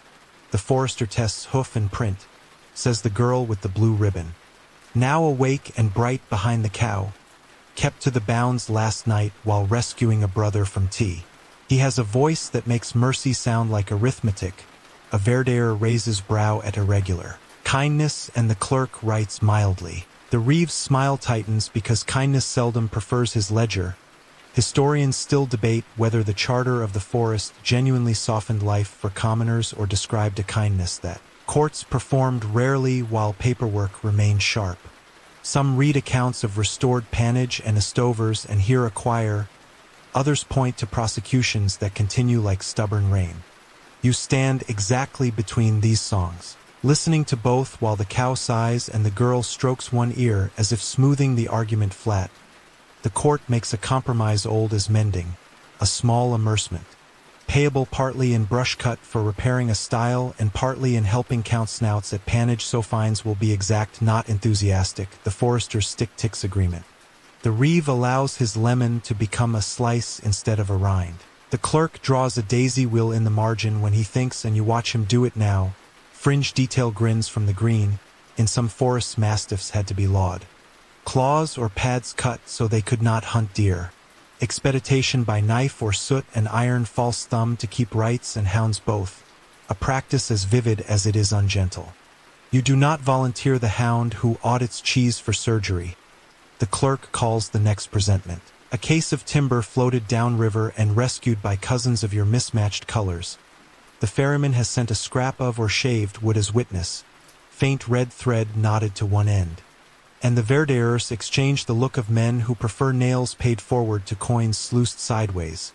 The forester describes the post at the landing, hedgehog of metals and bent iron. Says some watermen count passengers as souls. You watch the Reeve dislike the word. He prefers persons who can be fined, not souls who can be ferried. The court returns the timber to the mill with a modest fee in nails to the boatman. And your pocket saints feel recognized. Hinge hums under your palm.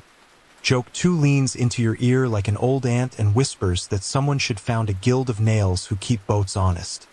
You accept the charter on their behalf and pin it in imagination to the hedgehog post with a harmless extra tack. Your case arrives thinner than you feared and heavier than you hoped. The Reeve lifts the torn cousin of the charter you carry. A counterfeit writ that wants to levy privatized safety for a ride east and reads it slowly as if speed would betray it. The forester does not sigh because sighing sounds like wind and wind can be accused of partisanship. He instead lays out your map as testimony, not drawn. Recited in the order feet learned it, hedgehog ferry, boundary stones tapped present, coppice stools like chairs, owl doorway in the grange, drowned causeways ribs you walked without asking for. Applause, lintel that bites worry into chewable pieces, ash root bundle that minds bad luck without bragging, the white stag who bowed and stayed an animal, and the piglet rescued with a sentence, of arms not a spear. You speak this in the tone of a man telling a child how to find the kitchen at night without stubbing. The clerk writes, presents you with a hazel rod to touch as you swear. Hazel because rods make better memory than wax does in July. Mainstream bead keeps the scene honest. Jurors in medieval courts swore oaths on gospels, relics, or rods. Tally sticks split so debtor and creditor bore matched ribs. These habits turned invisible fairness into touchable wood. The verderer weighs the writ seal, wax tired of its own story, against the blue ribbon on the girl's wrist and the red thread on your tally. He asks the forester what the ride east actually counts. The forester answers snouts, feet, and trespass, not strangers with maps in their mouths unless the maps lie. The clerk allows himself a very small smile, which in this clearing is a verdict draft. The reeve argues that safety sold by friends is safety twice. Coin makes hinges stronger. You feel the village shift its weight the way a herd adjusts to a curious dog, and you glance at the alewife, who stands at the edge with a ladle like a gavel. She clears her throat and says that work makes hinges stronger, and that her broom stake sign is down, when the measure is wrong, and up when the cup is honest. You watch the verderers consult leaves the way some men consult margins. Then nod, writ voided as theatre, escort to be refused unless wolves become accountants of appetite in the ledger of daylight. Your breath finds a new length, and your fingers discover your pockets have not let go of your saints. The clerk reads the fees and dues due, your own debt reduced by the irregular kindness tax you half invented at noon, plus 3 styles mended under oath named hedge and field, and attendance at pannage counting with the forester so snouts meet numbers politely. You accept because nails and numbers are coin you can afford. Historians still debate whether such village courts were performance stitched to outcome or outcome stitched to performance. Were they efficient in law or efficient in keeping the idea of law pleasant enough to live near? Your answer today is simple. This one kept the wolf of pretense outside the fold without cutting anyone's throat with paper. A beater from yesterday's hunt shuffles forward with a wreath of oak leaves he braided when the spears paused to learn peat. He offers it to the forester, who pretends not to see the gesture and places it on the clerk's lap board for shade. The boy you fished from tea holds his sister's blue ribbon like a spine, and the verderer marks his height against the bark with a thumbnail that will be a story in winter. The cases trudge on, and you stand because sitting makes your energy spill away into moss, which would be pleasant but unhelpful. A swineherd argues the number of bells he may hang on. The forester rules gently that bells are for counting, not for orchestras. A woman presents a heap of chewed rye and says the deer did it. The forester crouches to read the bite like a letter and says hare, not sainted venison. The crowd releases breath as if a tax had been reversed. Fringe lore arrives with straw in its hair. The clerk mentions in passing that men once buried toad skins under barn thresholds to keep rats shy. A brag that makes 3 eyebrows rise and 3 others nod because the village's museum of household theology is heavily curated by memory. Joke 3 surfaces reluctantly. You itch to ask whether anyone keeps a ledger of all the little daisy wheels scratched on beams and benches. Court of hex foils where bad luck pleads not guilty. You keep the question because the lintels carver is on your list for later, and that shed will answer better than a clearing. The forester touches your tally once with his stick, adding the small fish breath notch he promised, and the reeve accepts it like a bitter herb that cleans teeth. The clerk at last declares the session ended in the key of leaf, rustle, not trumpet, fines measured in brush. Work and very modest coin, mercy paid forward as future attendance at labor. The Swanimote dissolves into people who immediately begin doing the things they agreed to do because formal endings matter less than tools picked up in the right order. You hang back long enough to say present to the beach that wrapped its rib for midnight. 2 taps this time, bracket and bracket. Then make your bow to clerk, verderers, forester, alewife, and even the reeve because manners are armor you can wash with water. Mainstream bead lays one last plank you walk across. In some counties presentments went to the justices in air for the forest, itinerant judges who rolled the law across shires like a wheel. But most days justice was exactly this: neighbors under leaves, a stick measuring hoof, a boy measured against bark, bread not taxed for being kind, and work assigned as the grammar that persuades. Winter to behave, you notice that your shoulders have folded the morning into a pace lighter than arrival, the way a bell is lighter after it rings, and you set off because the list did not shrink, just because a court agreed with you. Styles await under honest hedges. A face carver keeps his secrets in shavings, and by dusk you would like to have iron singing in with 3 times so that tomorrow's map can contain stairs that do not throw grandmothers. Joke 4 leans open the alehouse door in your memory and asks whether styles qualify as leg day. You award the remark a small laugh and a cup of silence, both appropriate to training and to this forest's preference for verbs that do not shout. Your pockets inventory themselves. Tally, cross, willow slip, 3 bent saints promoted to co-workers. a shadow of oak on the wrist where law rested kindly, and you walk out of the court beneath. Leaves with the verdict written along your bones. Late, lawful, solvent in nails. You take the lower lane where coppice stools remember chairs, and by noon the trees begin to trade shade for rumor. A string of carts huddled along the verge like geese convinced this ditch is an inn. And there on the crown of the road a wheel sulks sideways with its fellow split. Hence the gathering. Hence the name whispered by a boy selling apples the size of good arguments. Broken will fare, here till somebody finds a new rim or a better excuse. Stalls erupt from cloaks and ropes in the time it takes bread to voice a crust. A pop-up market breathing yeast and brass. And the first table you meet glitters like a slow river. Badges, pewter saints, shells hammered thin with St. James' smile. Half a dozen Beckets frowning in cheap affection. A local saint you do not recognize holding a pig by the ear.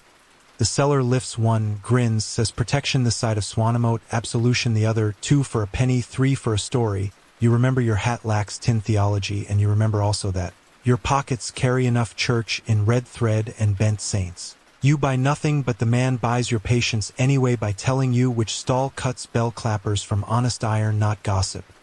The lane ahead has gone ceremonial with a rope slung between 2 stakes where 2 very tidy tunics collect pavage for the road.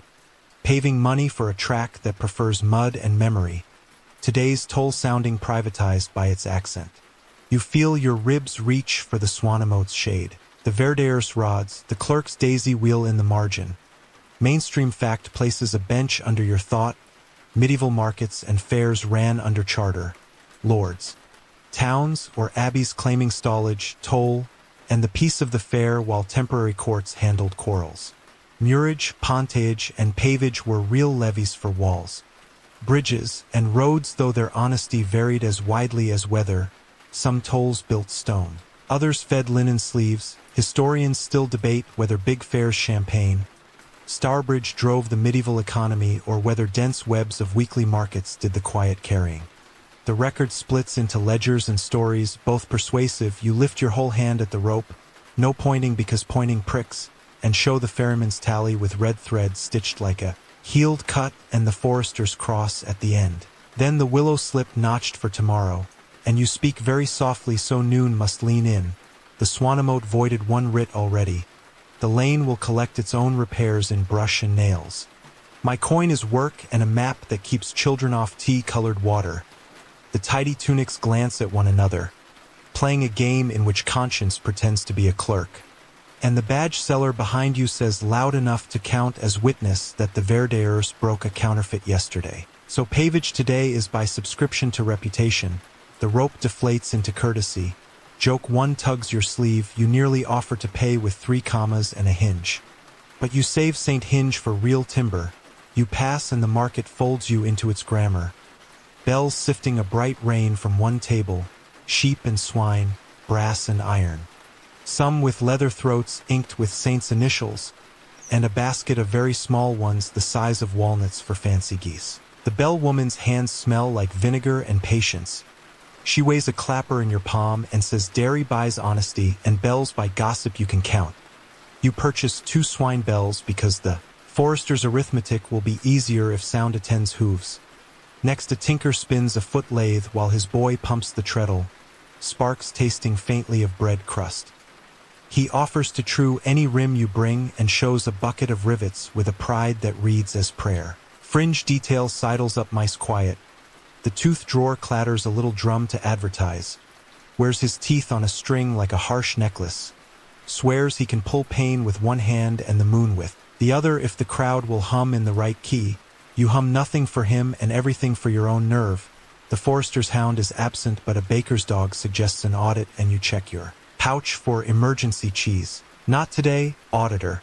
The alewife's loaf yesterday bought you a day's courage. A man hawks colored ribbons not for hats but for ledgers. Blue for fairy oaths. Red for boundary saints. Green for debts forgiven or postponed by work. And you think the village is developing a palette for its memory. A woman with a frame of wire sells new styles in miniature to persuade men that full-sized ones could be built by sundown if somebody with 3 bent saints would look interested. You are interested, you shoulder a real plank from a cart, lay it across 2 stumps, and feel Saint Bracket and Saint Don't Be Foolish knock politely at your ribs. Time to sing in wood. Before you can measure, a boy in mottled sleeves shoves a tray under your nose, miracle salt for preserving meat and oaths, a penny a pinch. You ask which saint mind it, he solemnly names Saint Commerce, joke 2 bows. You tell him your saint prefers iron and evidence. The crowd trades its economics like spare bread, stallage by the shade, favors priced in gossip. You are halfway through the first style. Mortise cut, tenon shaped with your knife humming like a tame bee. When the broken will itself attempts to be mended by shouting, 3 men argue angle, 4th swears at spokes. A girl brings a wedge the size of a sermon and watches as if a secret will hatch. The tinker leans in with a rivet and a smile that wants to be paid in applause. You pocket your saints, walk over, and ask the wheel to speak first, meaning you stroke the fellow and feel the grain. Remembering rain and heat and 1 long day of stones, you set the tenon wedge gentle as bread into a split nobody had noticed, then invite Saint Hinge to add his opinion at the iron rim. The bent nail slots into tired wood and sharpens into function. Click, the wheel lowers its voice to gratitude. The tinker sniffs his approval and sells you 2 honest rivets at neighbor price. Mainstream fact weights near the gingerbread stand to remind you that fairs wrote calendars as well as accounts, holy days turned market days, guilds chose patrons and paraded trade with banners. The assize of bread and ale, read under such broom signs, chased short measures with fines, and pie powders court's dusty feet tried disputes on the day. You can almost see the clerk under a hedge with his lap bored again, drawing daisies when the law pauses to think. The rumor stalls begin their work between bells. A pilgrim says plague is a county away, and then eats an onion to prove he is not afraid. A peddler insists a hermit has a relic that heals fish. You decide to leave fish unhealed until part 2 decides it needs more trouble. A widow says the ride east tried to collect pavage from her geese, and the geese declined politely by charging toll and feathers. The private rope reappears twice as you walk the aisle. Smaller each time, until it is a friendly string to dry apples. You file the lesson under rope memory, pull too hard, and you end up with laundry. Scholars still debate whether pilgrim badges were chiefly devotion, souvenir, or small change. Hordes of lost pewter in the Thames suggest play money habits, while worn loops on hats speak prayer and miles. Your vote lands between tin courage that could still close a purse, while your own courage prefers iron that joins timber. You finish style 1 with a knock of Saint Bracket and a murmur of Kyrie to keep your rhythm. Fit it to a slumped gap where a hedge gave up, resisting thighs, and people step over as if the forest itself bowed to let them pass. Style 2 waits by the lane's low wet thought, and you decide to set it over the boggy shortcut to teach feet to behave kindly. To Pete, you recruit 2 boys with spare mischief to haul brush for footings and pay them in bell clappers and a ribbon lesson. You tie blue and red together and show them how colors argue less. When they hold equal work, they grin as if law were being taught in suites. By mid-afternoon the fair cooks its own air, hot iron, spilt ale, lung-hot laughter. The badgeman leans on his box and tells you quietly that the face carver who taught lintels to bite worry keeps a shed 1 field over, beyond the hedge with 3 daisy wheels scratched on a gate. If you knock with the whole hand he will not charge you for the first secret. Only for the second, your list shivers into agreement. The rope men now help push a cart for free because somebody said out loud that the Verdeers do sometimes walk this lane. A tinker's boy tries on your staff and learns it is not a spear because the staff refuses to applaud stabbing. The tooth drawer finally draws a tooth from a laughter-drunk cooper and waves it aloft. Like a small white treaty, fringe lore pops its head from under a pile of sacks. A pastry woman stamps gingerbread hearts with the impression of a bishop's ring for luck in lawsuits, and a cobbler offers leftover soles, stitched into amulets against nettles, both persuasive in a universe that keeps a museum of household theology in pockets.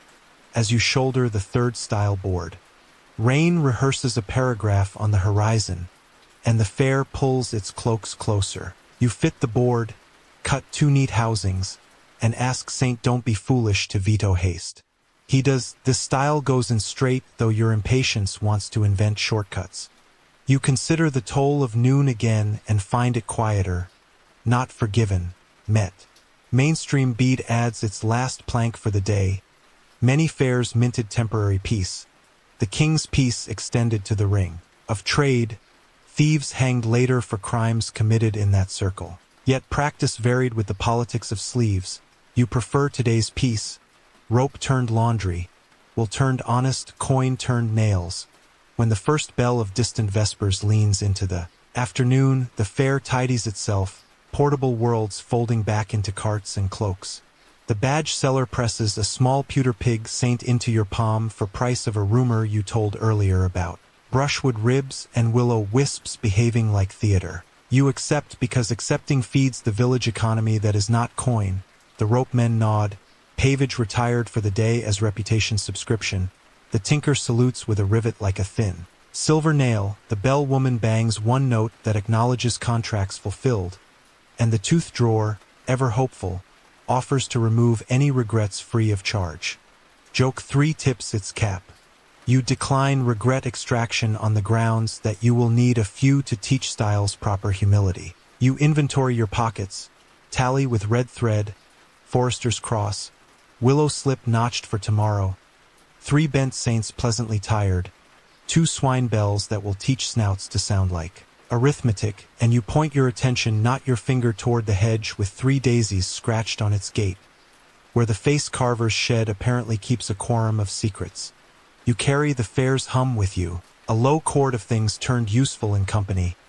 Iron into hinge, rope into line, rumor into broom-swept air, and you step off at procession pace because work remains and the day respects people who do not sprint their proof thin. The broken will behind you rolls again, not proud, just functional, which is the style of miracle you trust most, and the road ahead, relieved of its privatized rope, behaves like a sentence that has remembered its verbs. The gate with 3 daisy wheels opens like a polite eyelid, and the shed beyond smells the way patience smells when it learns to sing. Oak dust, linseed, sheep tallow rubbed into handles. A sour thread of green would not finished arguing with air. You lift your whole hand because pointing pricks and because faces deserve greetings even when they are only halfway out of timber. The door answers with a hinge noise that feels like family to the 3 bent saints in your pocket. And inside, the man you came to find looks up without surprise, beard the color of smoke that changed its mind, eyes the green of horn panes. He holds a gouge like a quill and a block like a sentence that is about to confess. The lintel face from yesterday is here in cousins and studies, leafs at several stages, mouths only just beginning to chew ivy, eyebrows waiting to discover they are hawthorn, jaws braced under acorn. Joke 1 asks if the guild of faces meets here for lunch.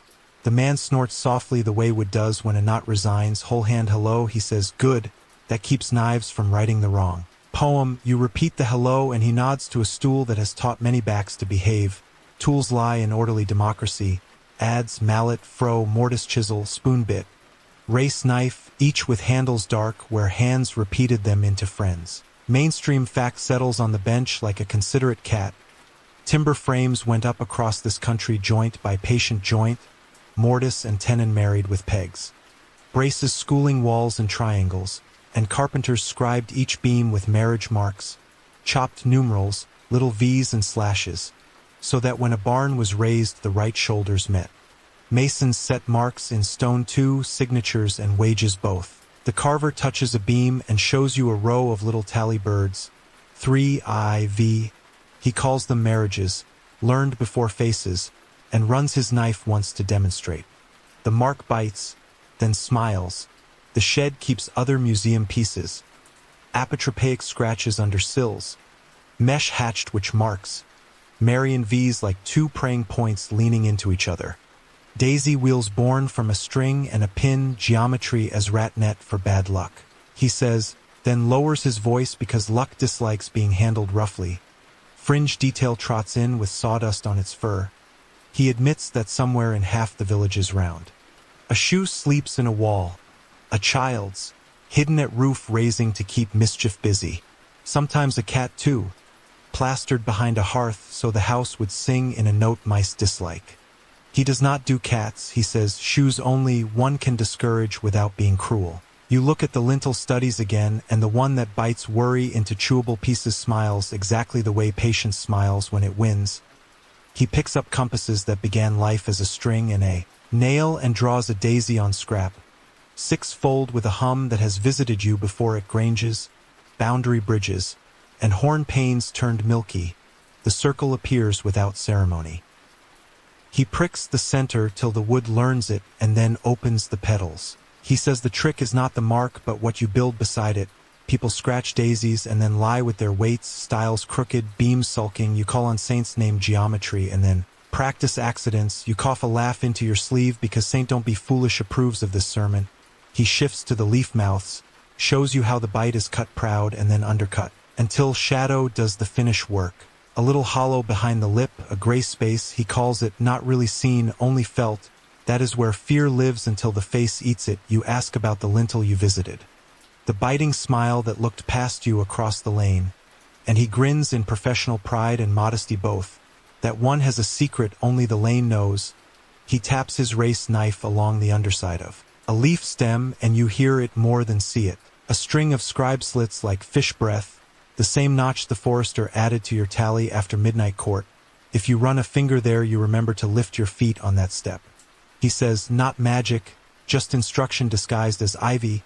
Historians still debate whether foliate heads meant pagan spring under Christian stone or a craftsman's pleasure that grew a forest of interpretations later. Some read resurrection in leaf tongues. Others pan behind a choir. Others shrug and say the motif fed the hand like a good tune. Your vote today is not to force the mouth of a leaf to recite theology, but to use the notch hiding under that leaf to keep grandmothers from tripping. The carver wipes a blade on leather thick with tallow, then invites your staff onto his trestle as if it were a guest worthy of grooming. He traces your ferryman's notch with a thumb, admires the forester's cross, and asks permission to add a scribe to the far end. Not a seal, a reminder. You nod because reminders are the currency you can afford. He scratches a tiny daisy half hidden where your hand holds, so your thumb will sit on it when nerves require a metronome. Your staff remembers the lesson immediately and lengthens your breath. He asks where you will put faces next, and you tell him 3 styles down, 1 to go, and a village that wants thresholds to remember green before storm season. He approves by taking down a short plank already half persuaded to be a smile. If you set this across a narrow ditch with that leaf to the west, walkers will step slower as if pausing to greet a neighbor. Faces change pace better than signs do. He gives you the plank not as gift but as appointment. You accept the obligation. Joke 2 tries your mouth, ask whether he carves refunds for bad weather, but you replace it with a better question. What do you take as payment? He pretends to weigh your 3 iron saints, then laughs and points with a knuckle at a jar of tree nails. Oak pegs dried slow so they swell tight in green mortises. Pegs are tomorrow's louder than wax, he says. And you realize you have arrived at the same economy as the ferryman. Nails, hinges, pegs, all the small iron and wood that keep guilt from pretending to be structure. Mainstream bead reminds your ribs that misericords, the undersides of choir stalls. Carried faces like these and jokes among saints. Monks rested their weight on with that grinned back. Sly hares, acrobats, leaf people. Some scholars argue those were whispers of a world the liturgy forgot.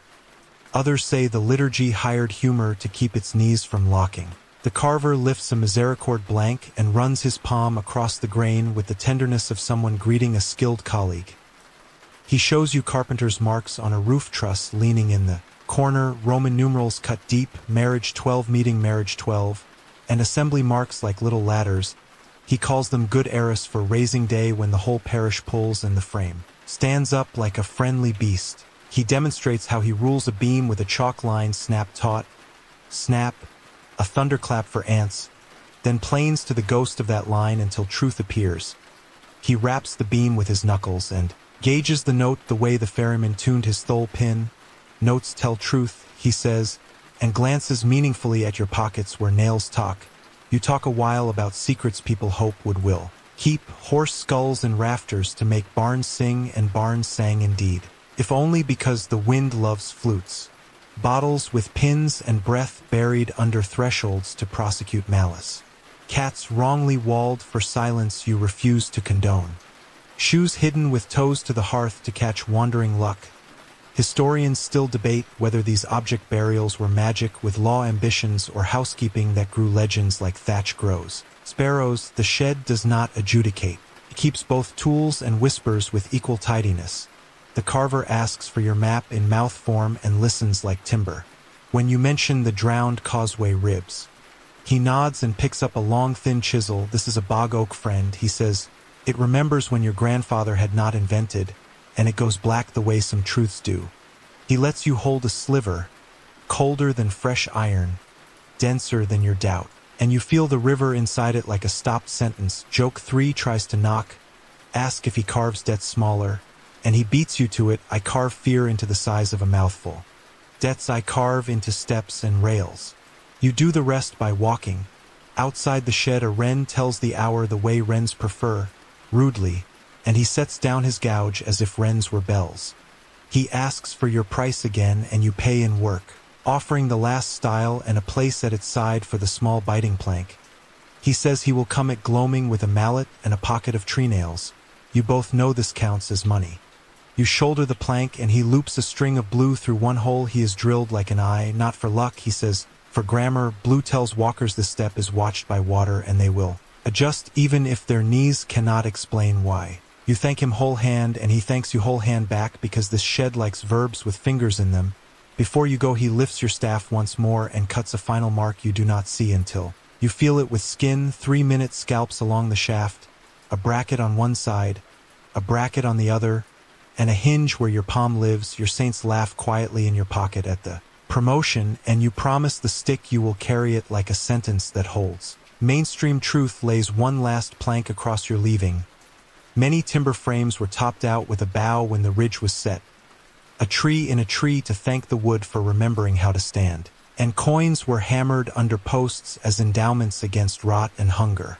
The carver says some men hammer coins and forget the pegs. He prefers the reverse. You step out. Plank under arm, marks humming, with the feeling of having been issued a passport by a government of leaves. And you practice your new grammar on the lane at once. Nod to a knot that thinks it is an eye. Thank a bramble for declining to snag. Promise a stile its face before rain. You check your inventory. Ferryman's tally with its red thread stitched like a healed cut. Forester's cross neat at the end. Willow slip for tomorrow. 3 bent saints practicing punctuation. 2 swine bells for teaching snouts to ring like arithmetic. And a plank that will bite worry into chewable honesty. And you aim your steps toward the ditch the village avoids when it is tired, because that is where faces must stand. When the wind combs the alder you feel the daisy under your thumb and hum the kyrie until your feet agree, and the shed behind you, full of mouths and notches, goes back to teaching wood to listen, without moving its lips. You angle back toward the yew-walled place where swallows once stitched rafters out of air and step into the nave of sky as if entering a sentence you half wrote yesterday.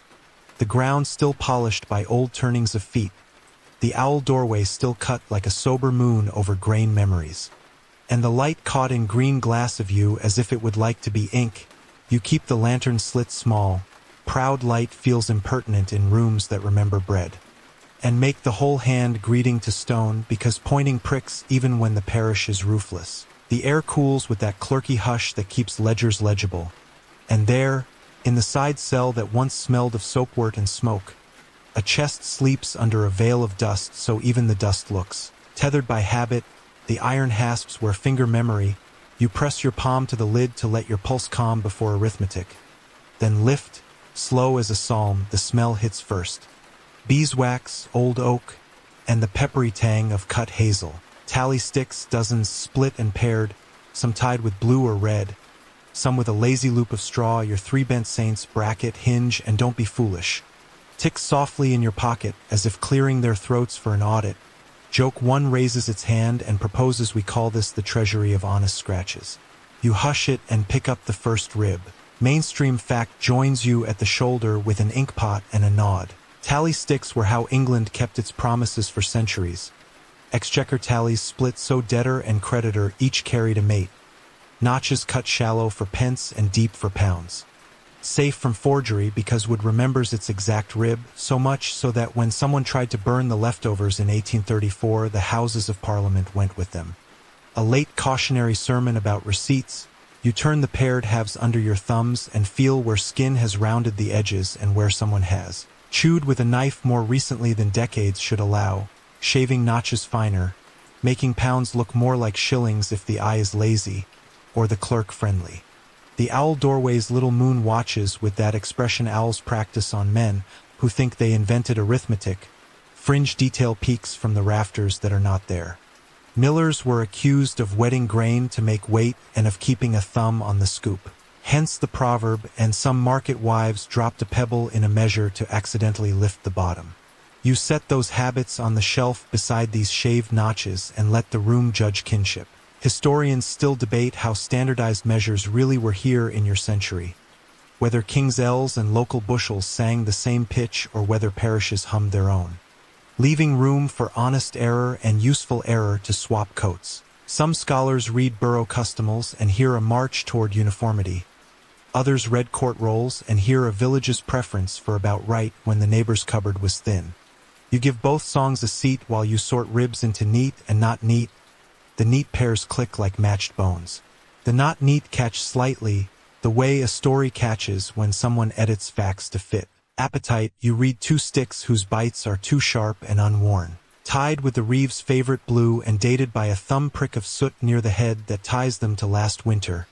After the bad rain when St. John's fires burned wetter and bread looked at bowls. Like a worried dog, you kneel, lay the honest pairs left, the doubtful right, and speak your list aloud as if teaching a child to find the kitchen in the dark. Fairy notch red threaded. Forester's cross clean. Panage bells for counting snouts, style boards where ankles won't invent prosecutions, and here, a chest of ribs that whisper someone has been persuading numbers to be smaller when walking toward the tithe barn and larger when walking away. Joke two coughs to suggest founding a startup called Ribbit that audits rib misuse. You ignore branding and go on reading. The daisy will scratched at the sill. A six-petaled habit you have been seeing everywhere, winks up at you as if it expected this audit day. The face carver said geometry only works when the carpentry does. Daisies do not stop lies, they just give honest men a place to look while they find them. You test 3 more pairs and find a stub cut with the Forester's marriage mark. A little ladder, only the stock it should match carries a different hand entirely. Notched in a hurry by a knife that does not live here, you hear yourself breathe in the court's key from yesterday, rustle not trumpet, and you call the owl doorway witness because owls were hired. Long before the clerk with the lap board, the doorway keeps its silence like good counsel. Mainstream bead sits down politely again. Tithe barns kept the 10th in kind. Grain measured by striked bushel, heaped if generosity outranked fear, and tally sticks made those sums portable. Some barns held a book hand too, but wood is kinder on wet days and cheaper than parchment. You picture lay brothers or hired men moving sacks under owl eyes, a winter of 6 loaves staying 6 because the ribs in the chest tell the truth, unless they do not. Unless a knife taught them to sing a different pitch, you turn the suspect stock to the light and see the whittle shine where a notch was trimmed after splitting. The kind of gloss that does not belong to age. Saint don't be foolish knocks from your pocket, asking you to lift your head before you descend into righteous theater. So you walk the ruin once, letting breath return the same way swallows once did, straight and quiet, and your eyes collect all the other small, lawful tellings here. Merrills scratched in stone, an old bean caught in a joint like a fossilized stew, a child-height notch on a doorpost that could be growing, could be whittling, the floor keeps its money sound where wagons turned, and the owl hole cuts the damp with its polite ellipse. Your mind begins to write a letter that sounds like a gentle accusation to no man in particular. Then you remember the Forester's sentence under leaves. Mercy is how clocks stay true in winter. You return to the chest and begin a second pass. Not for proof alone, but for explanation that does not end in gallows fantasy. There are reasons besides greed. A substitute clerk lacking marks. A blizzard day bandaged with good intentions. A debt collapsed into rumor under too much rain. And yet 3 stocks in a row carry the knife's fresh vanity and the same hand. You breathe out and decide it is time to carry this to shade that can grant verdicts slower than anger. The Swanamode again, the Verdaeus rods, the clerk who draws daisies when thinking. You gather suspect pairs and honest pairs in separate wraps of sacking. Mark them with red and blue threads, because colors are your new alphabet, and you tuck one clean rib into your pocket to keep your palms trussed warm while you do other work. In the nave your staff finds the bracket hinge bracket, the face carver cut for you, and your thumb sits on the half-hidden daisy. Your breath steadies, and you talk to the owl doorway as if it were the ferryman dressed in feathers. I will not scorch this with noise. I will carry it to leaves. You tell the air you will help the barn sing the rat quieting note without burning anybody's fields. Fringe lore strolls in wearing boots it has not earned to mutter that a thief's candle made from a dead man's fat reveals culprits. You dismiss the cruelty with your whole hand and opt for the civilized magic of wood and witnesses. You replace the lid gently, thank the chest for not pretending to be a secret when it wanted to be a tool, and step into you shade where needles write green italics over your decision. Joke 3 arrives on schedule, asking whether you can pay your own debt in tallies if you promise not to shave any. You reply that you already are 3 styles. 3 commas in iron, the kind of punctuation courts like, and a map for the ferryman that a boy can walk by after fog eats moon. Mainstream truth adds one more plank under your feet as you go.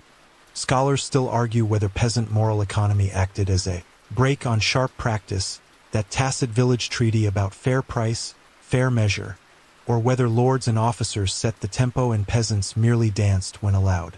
You feel the treaty breathing here, in an owl doorway that only needs your breath to support it. Not your sermon. You shoulder your sacking bundles and pass the yew roots that grip stone like old hands keeping roofs even when roofs forget. The path accepts the weight of ribs as if you were carrying small winter futures, which you are, and your pockets inventory themselves. Ferryman's tally with red thread stitched like a healed cut, forester's cross neat at the end. Willow slip for tomorrow behaving nicely in today. 2 swine bells promising honest noise at pannage. 3 bent saints not tired so much as interested. A plank with a bite that wants to live over. A ditch where ankles have been improvising crimes. You leave the ruin with a whole hand bow because rooms that keep ledgers deserve parting courtesies. And the owl doorway, which has been listening the whole time with feathered patience and arithmetic, looks exactly like it already knew, which is both a comfort and a reminder to behave as if someone wise is always counting, because someone usually is. You arrive where the beach mast begins to talk, in copper coins underfoot, and the day smells of bread someone spilled in the woods, sweet and tannic, and then the first chorus shuffles in, 40 bristled philosophers with opinions about acorns, all noses and grammar, driven by a pair of swineherds who look like weather with goads. Bells ready. You lift your whole hand because pointing pricks and because pigs dislike exclamation marks. And you lay your 2 new walnut-sized bells on a stump so the forester can approve their throats. He does with a nod the size of a small law, then ties one to a sow's leather collar and the other to a barrow who radiates leadership like a retired mayor. Both bells say present in bright syllables and your ribs copy the rhythm. Procession pace for pigs.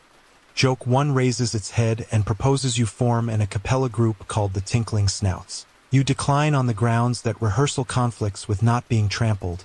Mainstream fact sets down its sober stool in the mast. Pannage, right of common pasture for swine in autumn, was a staple of medieval forest custom, affirmed in the 1217 charter of the forest. A fee per pig was due, and earmarks and tallies tracked who ate how many acorns, not merely privilege but subsistence multiplied. And crucial housekeeping too, because acorns can founder cattle, while pigs bear their tannins like philosophy. You hold that bead in your breath as the forester begins to count. Not by 4s and 5s at first, but by households. A string near a sow's neck matched to a name cut into hazel. Your job, volunteered by court beneath leaves, is to read names aloud while bells do punctuation. The reeve arrives with lemon peel. Smile, a ledger that would love fewer hogs, and a measuring stick that thinks itself a spear. He frowns at 3 extra snouts in Widow Perkins' lot, and the forester points with his whole hand. Not the stick, to the notch he just made on your tally. Piglets beyond fee until Martmas if they keep their tails and their manners.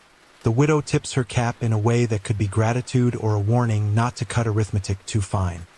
Historians still debate how central pannage was to peasant calories and cash. Some read manorial accounts and see swine as autumn's bank, meat, lard, and rent in hooves.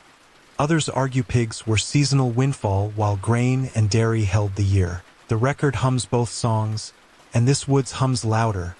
A sow jingles into a patch of beech shade like a small chapel bell, and you follow because bells outrank ledgers at the moment. You note earmarks. 2 slits equals elfs. A swallow tail equals calls. And ask yourself again how many languages a forest expects you to speak before winter. Fringe detail dusts off a superstition and holds it up to the light. One swineherd keeps a rowan twig tucked through his belt because someone's aunt swore it turned the evil eye into a bad day for the eye instead of for pigs. Another wears the scapula of a boar on a thong as insurance against laming, a charm he swears confuses thorns. You file both in the Museum of Household Theology between ashroot bundles and daisy wheels scratched on horn panes. The forester moves through the herd like a man reading a noisy psalter, tapping rumps with his stick the way a cantor taps a desk. And the bells let him know which stanza is where. Your 2 contribute a sturdy alto and a cynical tenor. And you are unreasonably proud of the notes. Joke 2 asks if you can list bell upkeep as a deductible expense under irregular kindnesses. You promise to check with the alewife who is quietly feeding apple cores to diplomacy at the edge of the mast. The smell of tannin and pig happiness thickens, and you think suddenly of the charcoaler's taboo. No whistling, wind is kin to fire, and invent a cousin for today. No shouting, pigs are kin to weather, you test it. Your voice stays low and the herd arranges itself as if sound were a fence that bends but does not break. Mainstream bead returns with a sensible bell of its own. Some hospitals of St. Anthony in later medieval towns kept pigs marked with bells to roam for alms. St. Anthony's pigs, a sanctioned foraging that fed charity and made a badge of bristles. Bells mean more than finding a snout. They instruct bystanders in generosity. You glance at the reeve to see if he has forgiven bells, and he has not. He counts again and calls 3 noses strangers. The forester answers by naming all 3. 1 to the smith, 1 to the alewife's cousin, 1 to a tinker who bought his right yesterday with brush and nails. And you feel the court's shade return for a moment to stand behind you, a soft rustle that keeps privatized ropes from reappearing. The day's work blooms into what looks like chaos if you squint. Pigs discussing philosophy with the ground, children assigned to acorn patrol, they pocket more than their fair share and you let them. The year owes them a treaty. 2 lads trying to build a ramp for a very small pig who dislikes ditches. And the forester tracing circles under beech with his stick to mark mast heaviest ground so men won't argue later that 1 acre fed like 2. You help him chalk a daisy wheel into damp leaves. Not a hex to trap luck, a sign to trap memory. And he makes the little fish breath notch at its edge as if to say lift your feet here. Even to pigs the reeve would prefer lines, not flowers, and paces out a boundary with the solemn air of a man trying to convince a hill to obey. He barks once when a barrow sniffs his ledger. The pig, having read worse writing, dislikes it. Your bells answer firmly and the forester issues the only command that works. Simple and soft, turn, and the herd turns, an entire sentence adjusting its clause. Joke 3 mutters that if only men obeyed verbs as well as pigs obeyed comfortable grammar, we would be done by vespers. You keep that mutter for later. Tempers do fray, as advertised by rumor. When a sow with a swallow-tail ear-mark wanders to an oak whose acorns roll underfoot like marbles, and the swineherd who claims her meets the swineherd who claims the tree, the reeve loves a conflict he can invoice. The forester hates a conflict that teaches pigs to stamp. You step between with your whole hand open like a new gate and offer the sentence you have been practicing since the drowned causeway taught your shins humility. Share is faster than argue, and faster wins when mast rolls downhill. 1 man blinks, the other blinks, and then the bells begin again, logical, steady. You add a little mainstream mortar to hold the truce. Many forest customs granted pannage by place and season, not by tree. The herd eats by right and by watch, not by bark title. The men nod because grazing where mast lies is easier than litigating botanical ownership. The reeve makes a chalk mark in air that means later and goes to glare at a boy who invented a counting song too joyful for his taste. Noon leans, the light filters to amber. And the herd achieves that exquisite mood pigs reach when acorn math turns to nap. You and the forester use the lull to notch the day into your tally, red thread steady as a small oath. And you slip one bell into your pocket to silence it before it wakes babies, which earns you a grudging look of respect from a sow who thinks she invented courtesy. Fringe lore returns to whisper that some swineherds swear by acorn trials, letting two pigs choose between two piles to cast lots for a disputed debt. You decide the forest prefers juries of leaves to juries of appetites and decline to test both justice and digestion. Historians still debate whether forest officers protected commoners from lords or lords from commoners, whether the charter softened claws or simply made a glove around them. Today the glove does work you can live near. Your bells have bought you a quiet that feels like law working without telling you its name. Toward evening a thin rain teases the edges of the beach canopy, and mast falls in a fresh sentence. Plink, plink, plink. You hum the Kyrie because humming taught the causeway to hold, and it teaches pigs to step as if ankles matter. And the deer watching from the edge decide not to file a complaint. Your pocket saints, bracket, hinge, don't be foolish, talk approval, commas for a day's paragraph. And you imagine Saint Hinge nodding at each little bridge you built between temper and appetite. You set your small biting plank at the ditch the village avoids when tired. The face carver arrives as promised with tree nails and the blue grammar string. He fixes the plank with 3 firm blows and the leaf mouth smiles west. Swineherds test it first, then pigs, who accept the invitation to cross without debate. Bells announcing yes with modest syllables. The forester watches the bite do its work and says nothing, which is how you know he approves. The reeve does sums with the expression of a man who fears an epidemic of reasonable. Then scribbles a grudging mark that means the fee will be taken in coin and brush rather than in a rumor shaped, like a fine. You inventory the herd a last time for dusk, name by name, mark by mark, and your mouth becomes a small map someone else could follow if fog eats moon. You feel the ferryman in your pocket with the willow slip notched for tomorrow and think how this day will matter then too. Not in coins balanced, but in hinges that held. A stile, a plank, a truce, a bell, and 40 philosophers who agreed with trees about supper. Night collects itself behind the beech trunks, and you send the herd back toward pens in a procession that sounds like rain in pewter bowls. The bells keep time until the last snout crosses the last bite of ditch. You thank the mast out loud because gratitude is the only tax that refuses receipts. And as the swineherds anchor their goads on hook nails and the reeve packs up his lemon, the forester makes one more whole hand sweep that blesses pigs, men, and the narrow corridor between them where law found a way to sound like milk poured into clean pails. You walk out with 2 bells lighter, 3 tree nails heavier. And your breath doing what bells do when day's work is done, present, present, present, soft as sleep. The weather bends wheat the way a schoolmaster bends a cane. Not to break but to remind, and by dusk the fields have learned a new grammar. Ears slicked, straw pressed into cursive, wet under the skin like a secret. You walk in at procession pace with your pockets taking attendance. Ferryman's tally with its red thread stitched like a heeled cut. Forester's cross neat at the end. Willow slip for tomorrow behaving nicely in today. 3 bent saints talking commas under your ribs, bracket, hinge. And don't be foolish. And the village slides toward the tithe barn as if the building were a hearth for arithmetic. Owl doorway watching with the unblinking patience of proper accounts. You keep the lantern slit narrow because proud light in a room that remembers hunger is rudeness. The floor tastes of flour and old rain and the clean iron of scoop edges. And the chest of tallies you opened in daylight waits like an honest throat clearing. The reeve is already there. Lemon peel smile cut thin.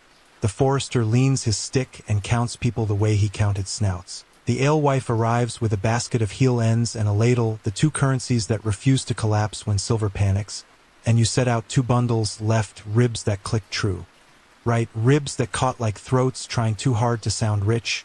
Tonight is counting bread, which means counting everything that pretends to be bread, grain, promises, sweat, luck, and mistakes. Joke 1 shows up on time and suggests you open with a song called My Favorite Carbs. You stifle it because music here is measured in scoop sounds and breath. Mainstream fact sets down its sensible bench. The assize of bread and ale 13th century onward tied the weight of loaves to the official price of grain, dearer wheat, smaller loaves. Cheaper wheat, larger ones, and bakers risked fines, pillories, and worse for light bread or short measure. Mills took their multure, the miller's portion, and towns sometimes stamped loaves with marks so guilt could be traced. You hear that law in the owl's doorway like a low hymn, and you add a bead of local truth. Parishes counted in measures that have names like neighbors, strike, bushel, quarter, but those names wiggle when storms teach humility. The clerk from the Swanimote has come down from leaves to lap board the night. He draws a little daisy on his margin when the numbers, not, which makes the face carver's voice run through you. Geometry only works when the carpentry does, so you put the suspect tallies on a plank planed honest and begin, one by one, you fit stock to stub, listen for the click of truth. Where it catches you hold it up for the room to smell the new knife's gloss. Where it sings you pass it to the forester, who lays it in the yes basket with his whole hand. Not the stick, the room's breath finds a tempo, and you can feel conscience converting from sermon to tool. The alewife cuts a cross on a test loaf before sliding it into her portable field oven, a cloche with a temper, and murmurs because bread that remembers to whom it belongs swells differently. Fringe detail strolls in with flour on its chin. Some families press a key into dough before baking to beg the doorway's favor for winter. Others prick 3 holes to let the holy name breathe out. Steam.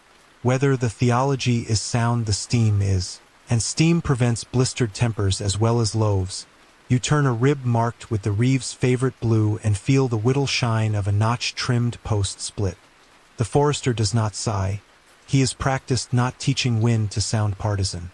But he names the hand quietly, and a man at the back stares at his boots as if numbers were suddenly printed there. Historians still debate how tight the net of the assize really was in villages like this. Some read sessions rolls and see constant scolding, pillories exercised like shoulders.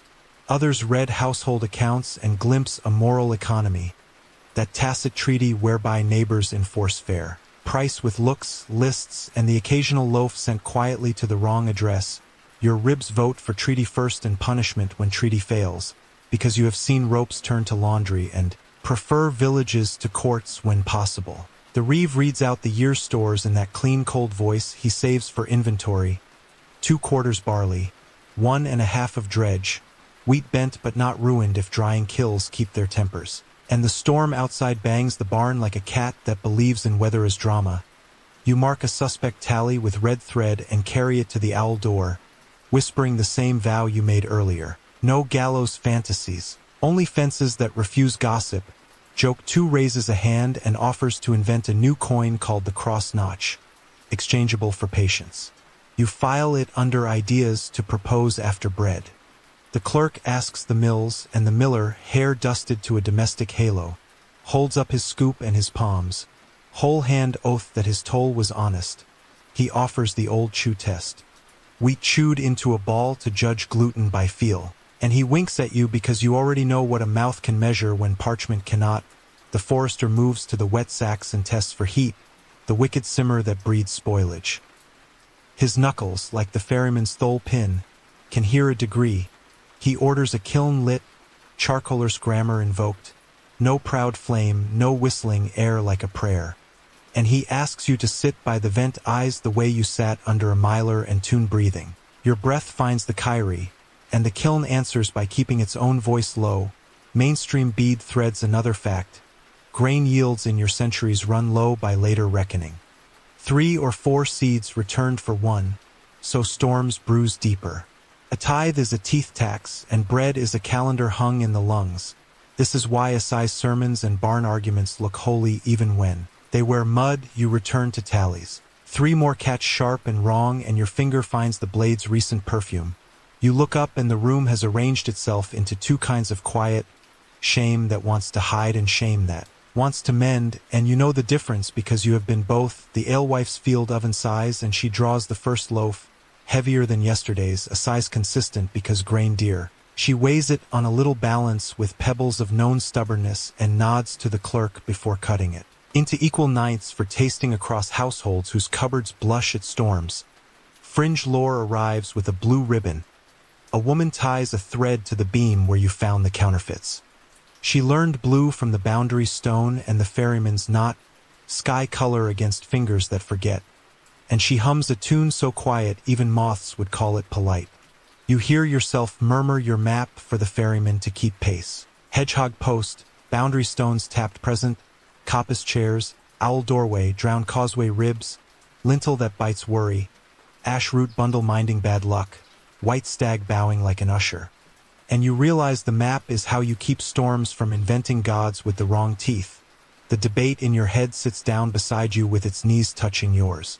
Historians still debate where famine begins, with rain and rot or with men who decide grain is luck better hoarded than eaten. You do not declare from the doorway of a barn in ordinary weather. Tonight your vote is simple, doors open, owls and eyes on the ledgers, mercy first, then memory. The reeve tries to rescue his pride with a recital on light bread, the pillory's history, and the famous story of a baker's dozen, 13 loaves given for 12 to avoid penalties. Mainstream fact clears its throat. Scholars still argue whether that phrase truly roots in a size fear or in guild custom and good salesmanship. You nod at both because the room's appetite for lore is almost as strong as its appetite for crust.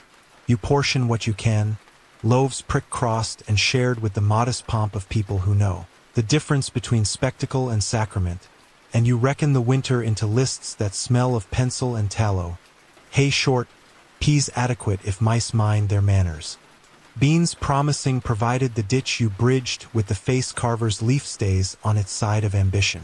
Someone proposes shutting the gates to travelers until the rye raises its head from sulk. Someone else whispers plague. The alewife taps her ladle once, not as gavel, as reminder that soup runs faster when shared, and the forester's silence adds a spine to her kindness. You count gleaning as a right for widows and the very young, not a privilege for the quick. You set a night roster for kiln watchers that pairs men likely to quarrel into usefulness and appoints the tinker, nimble with rivets, to mend a winnowing fan that sulks.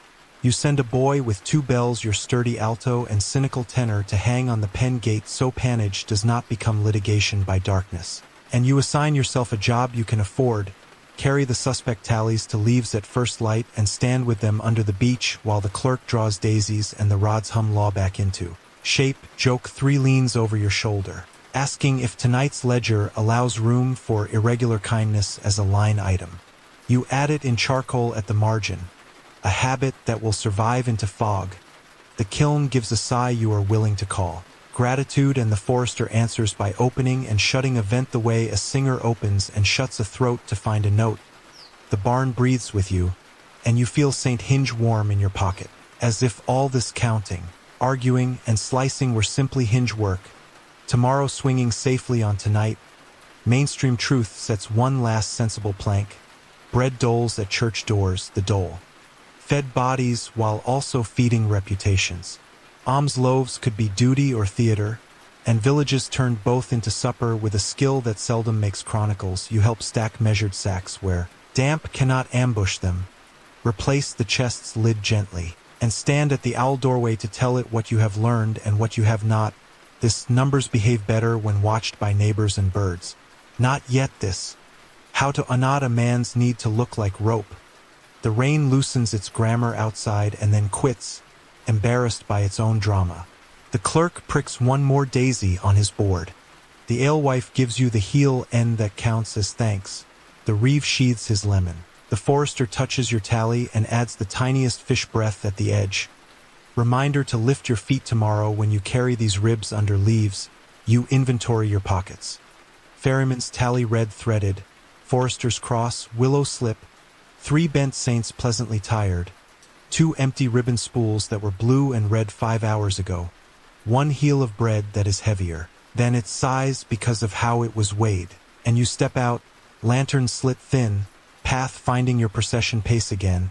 You leave the barn with a sentence that sounds like a blessing if you do not argue with it. Bread counted, shame named but not invited to dine.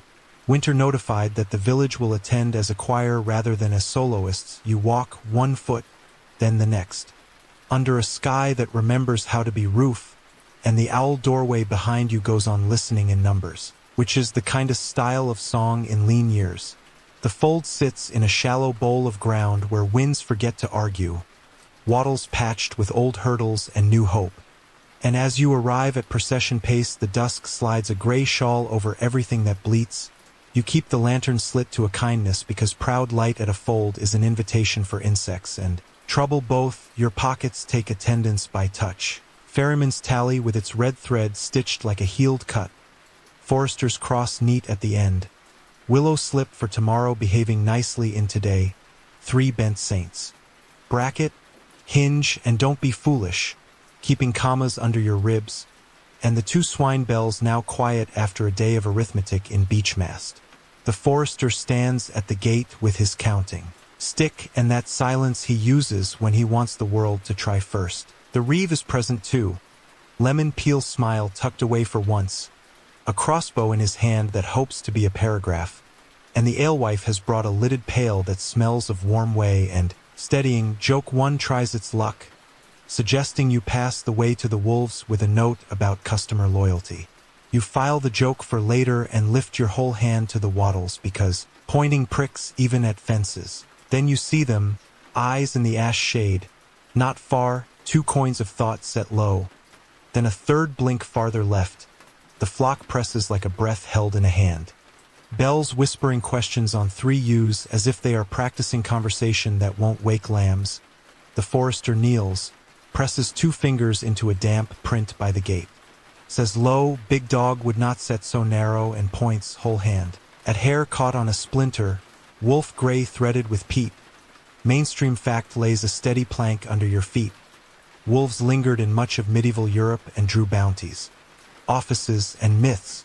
English kings appointed wolf hunters in the 13th century and counties paid for heads. In France, Louveteers, royal wolf officers organized drives. Pits, traps, and winter sled chases all made their course arithmetic. And parish purses sometimes sweetened the sums with local rewards. You feel the ledger in the reeve's shoulders clench as he names the sum he would pay to make the eyes go away. The forester's mouth says nothing because numbers are clumsy when sheep are listening. He tests the air with his nose like a hound borrowing a craft, and the hound whose honesty audits cheese for him arrives a breath later, trotting out of dusk with a look that says he had the same idea sooner. His tail writes punctuation on the fold's grammar, and he leans his head against your knee as if to remind the evening that witnesses are already present. Fringe detail pads out of memory and sits down beside the gate.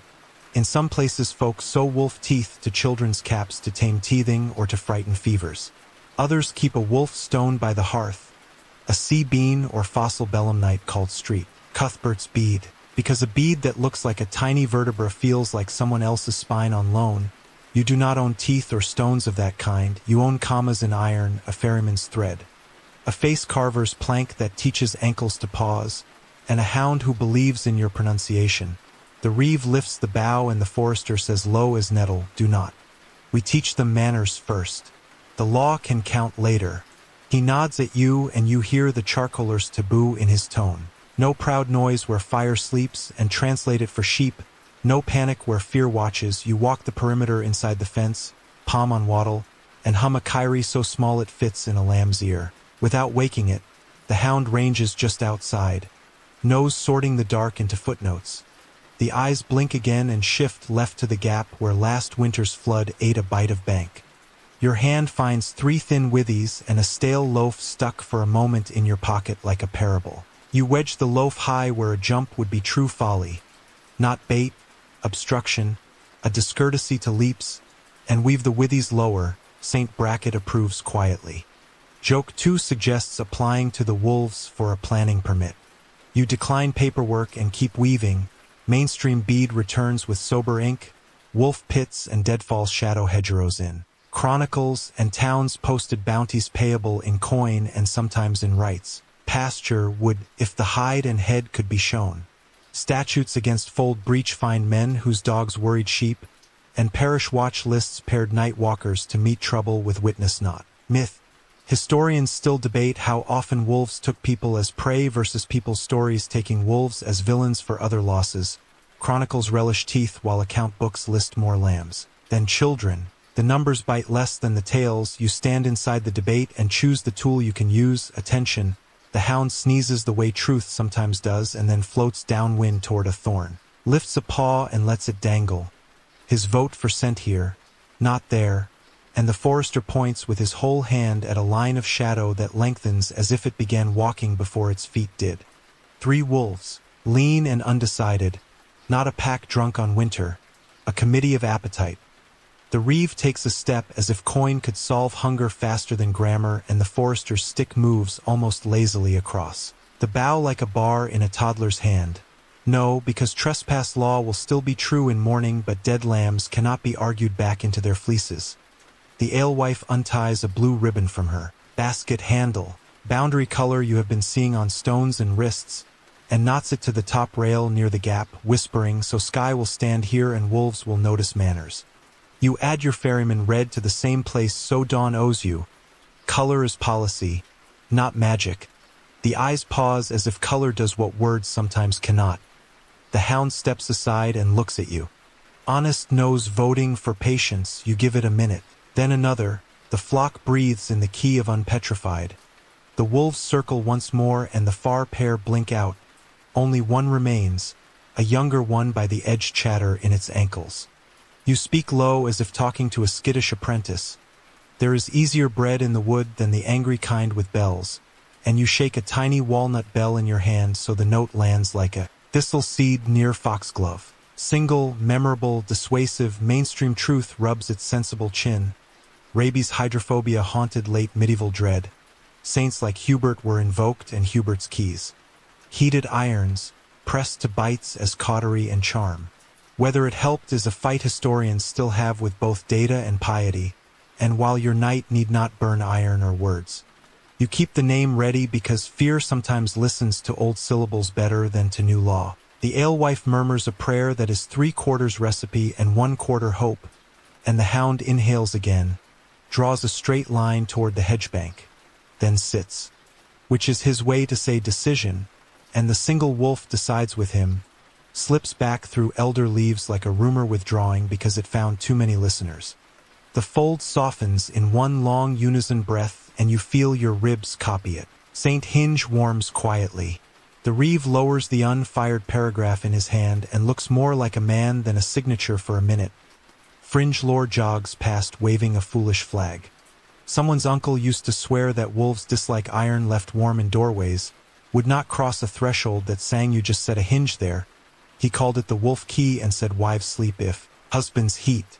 You log the story under encouraging but unproven and thank the hinge in your pocket anyway. Work returns immediately as it does whenever fear refuses its encore. You and 2 boys shoulder hurdles to replace the flood bite in the bank.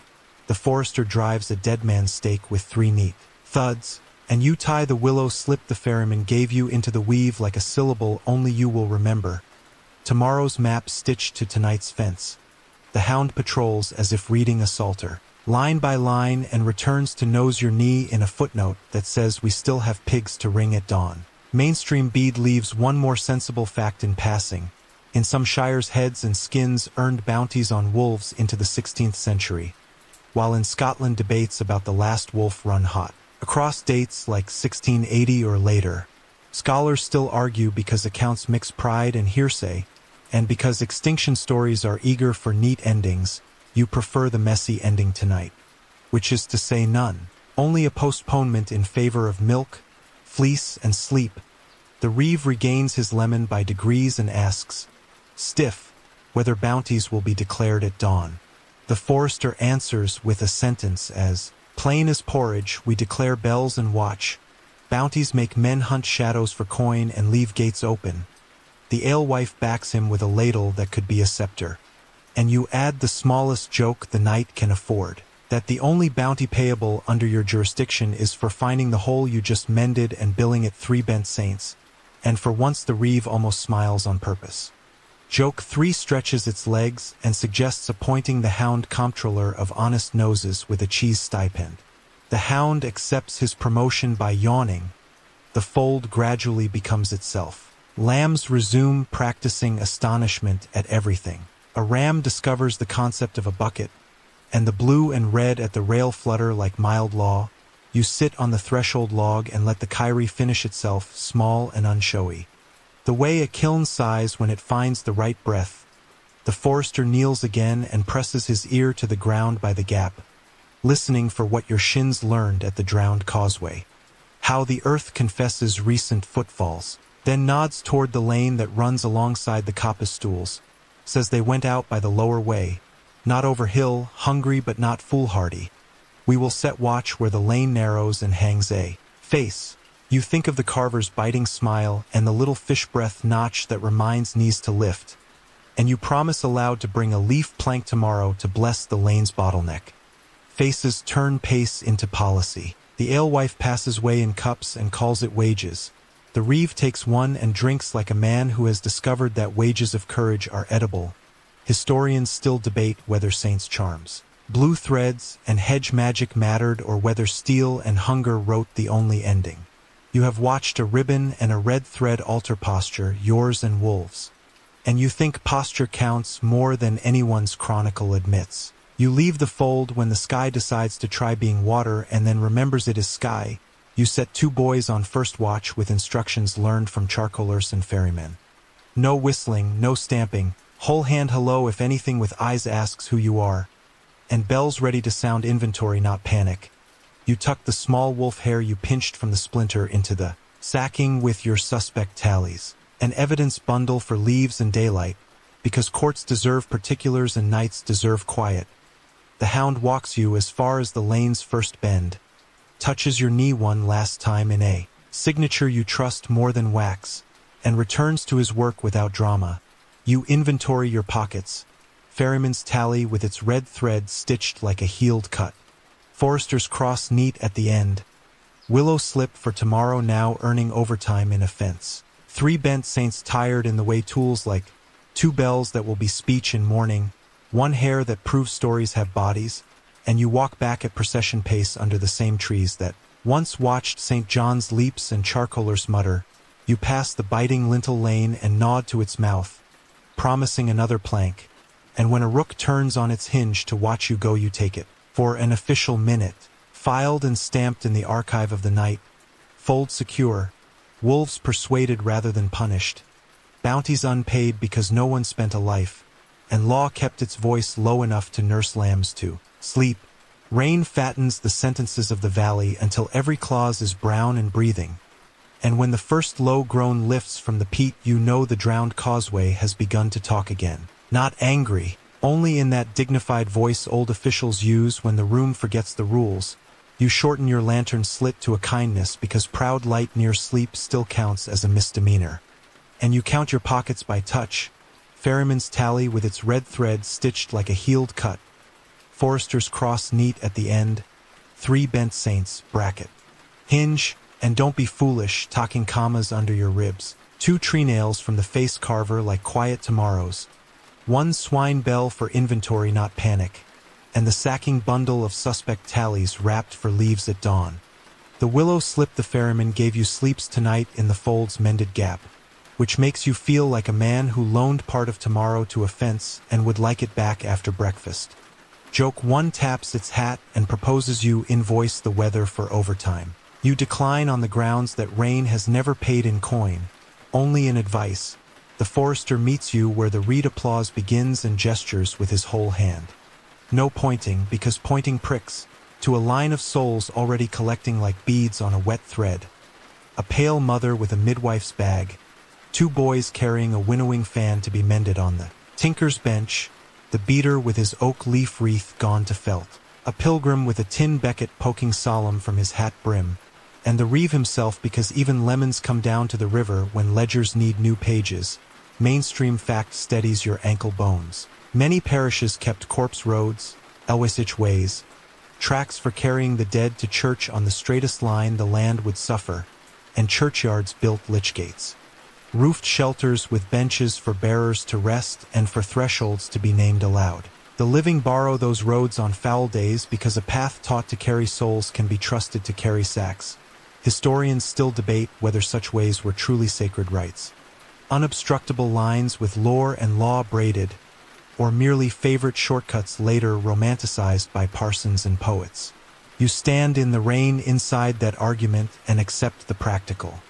This is the dry spine the valley remembers. Even when dry has to be invented one staff length at a time, the causeway ahead writes it's grown again, a base line under the plaiting hiss of rain, and you see the shy pegs by feel before you see them by eye, so you set the pace you have been practicing since tea-colored water taught you verbs, test twice, step once, ankles that listen, knees that apologize, breath that refuses to brag, and the shepherd's kyrie hummed so low it becomes a metronome for courage. You put the pale mother first because midwives have priority in every sensible cosmology, and because her bag's weight is a kind of treaty, the forester brings up the rear with the beater. The boys hold the winnowing fan like a roof, the pilgrim sets his tin saint to clink in time with your staff, and the reeve, who usually prefers numbers to wet, inhales and behaves like a person, rather than a signature. Will-o'-the-wisps send their audition notices at once. 2 left, 1 right. A faint cinder blue that would love to be your leader. Fringe detail strides in with muddy boots. East Anglia tells of lantern men who whistle you off causeways. Somerset mutters hinky punks with one-legged persistence. And Welsh folk whisper corpse candles floating toward churchyards. Tonight they are all interns under the same supervisor. Marsh gas given theater by wind, phosphine and methane flirting with oxygen. You raise your whole hand to the air as if to thank chemistry for its show and then tell the company you will be casting. No lights for lead roles, only the staff gets lines tonight. Historians still debate whether all wisp light is gas or whether bioluminescent fungi, optics, and simple panic play equal parts. Some scholars cite lab flame, others Pete's habit of storing improbable tricks. You let the debate set up a folding stool at the edge of your attention while you keep the line moving. First peg. Second peg. A springy brushwood rib that remembers it is a ship. You plant St. Hinge of your pocket against your palm and feel the daisy the carver cut into your staff hide under your thumb like a pulse. The causeway groans again and the pilgrim whispers Beckett and somebody else whispers bread and salt and the beater whispers mother, all correct answers in this exam. Joke 2 leans in to say you should add keep jokes to under 2 syllables. You nod internally and replace joke with a quiet instruction. Look up every third step, not to be dramatic, to keep the mind from shrinking to toe size. The peatscape to your right blinks with another wisp and an eel writes a silver hyphen near the bank, and the rain climbs the reed stems like a choir with no discipline. The boys begin to hum your kyrie without meaning to, which is how hymns prove their citizenship. Mainstream bead adds a sober plank, rushlights, pith of rush dipped in tallow. Once lit poor men's nights, smoky and brief, and horn panes in cottage windows turned weather into milk. Lantern light on bogs is stingier still, which is why processions move slow and close. Elbows teaching hope's weight to distribute. You redistribute weight with words, step now, wait, now, breathe now, and the causeway answers you with that low agreement that is not quite sound, more pressure under skin. Like the kiln's ascent when air found tempo, a child up the line tries to count aloud and you answer with the charcoaler's taboo. No proud numbers near sleeping places. And the counting subsides into a fidgeting of toes that does less harm. A wisp to the left brightens as if it enjoyed being refused and you give it the only compliment it deserves, notice without obedience, and move the line 1 peg to the right where the brushwood ribs feel closer together. The reeve surprises you by copying your tone, soft verbs, no pronouns large enough to tip anyone. His lemon sleeps in his pocket. The pilgrim slides once and your staff catches a submerged rail with the quiet joy of a craft that became practical instead of metaphor. You put his boot on it and your breath's letter to your heart shortens without panicking. The pale mother murmurs the name of a saint whose jurisdiction might be motherhood or might be rivers, and the midwife's bag answers with a discreet clatter like a chapel that knows when to whisper. Midway the causeway produces its principal groan, not louder, nearer. The brushwood complains at being asked to remember too much history in one afternoon. You stop the line not as order but as gratitude and lay your palm flat to feel which ribs still mean it. 3 there, none here, step the width of a piglet, yes. That is better. The boys start to laugh from nerves and you let them because laughter is the only steam valve that does not make holes. Mainstream truth steps in with good shoes. Pattens and mud shoes widened medieval feet against wet. And long poles tested and rescued both. Not fashion, survival. You have only your staff and stubbornness and the courtesy that keeps both from pretending to be heroism. Fringe lore wanders by, muttering that inside-out cloaks confuse. Wisps, and you nod to the idea while leaving your cloak right way out because you require pockets to behave and because superstition is like salt, useful in the right dose. Bad for ankles and bulk, the last third lengthens like a cough that does not want to leave. The reed's thin, the alder writes vertical psalms, and the bank thinks about being land again. You keep the line slow because triumph is the most slippery part of any crossing. A frog blurts a sound like a wine cup tapped for silence, and you give the amphibian jurisdiction over the next 3 steps. Joke 3 pokes your ribs and suggests appointing the frog to a permanent judgeship. You consider it and decide all judgeships are temporary in weather. The pilgrim's tin saint taps once against his hat and falls quiet as if diplomacy had been achieved. And then you are there, not with trumpet, with a kind of shared shrug that walks into alder. Shade and calls itself relief. You count noses, human first, then one metaphorical because the marsh has a way of eating plans, and you count the bundle in your sacking too because tallies are souls of a sort. Lodgers in wood who would prefer not to be shaved into lies. Mainstream bead offers one more plank as you settle the line onto ground that deserves the name. Some lichgates carried a bier. The parish's stretcher, under roof, and parish clerks ticked names and doles in doorways where owls could overhear. Here you have no roof but the under surface of the rain and no beer but a staff. That learned daisy grammar from a carver. It will do. The causeway groans one last time like an old friend who thinks you are not saying goodbye loudly enough. You take the hint and place 3 tree nails from your pocket on the bank as if setting down commas for whether to read, tomorrow's not offerings, and you promise aloud to carry the suspect tallies under leaves after the storm sleeps. The reeve, damp and unlimoned, surprises everyone by saying softly that tomorrow's court can meet on the higher path. And the forester nods because mercy keeps clocks true in winter and also in rain. The winnowing fan goes on to the tinker. The midwife goes where midwives go without announcements. The beater stands for a moment with his oak leaf wreath gone pulpy and still somehow crown-like. The pilgrim tips his tin becket as if the saint had rowed, and you turn back because crossings are always 2-way obligations. You will walk the pegs again to read which ribs argued the hardest. You will set a brushwood repair where the principal groan lived. You will leave a sign the face carver taught you. Little fish breath notch scratched under a leaf where ankles can feel instruction without being scolded.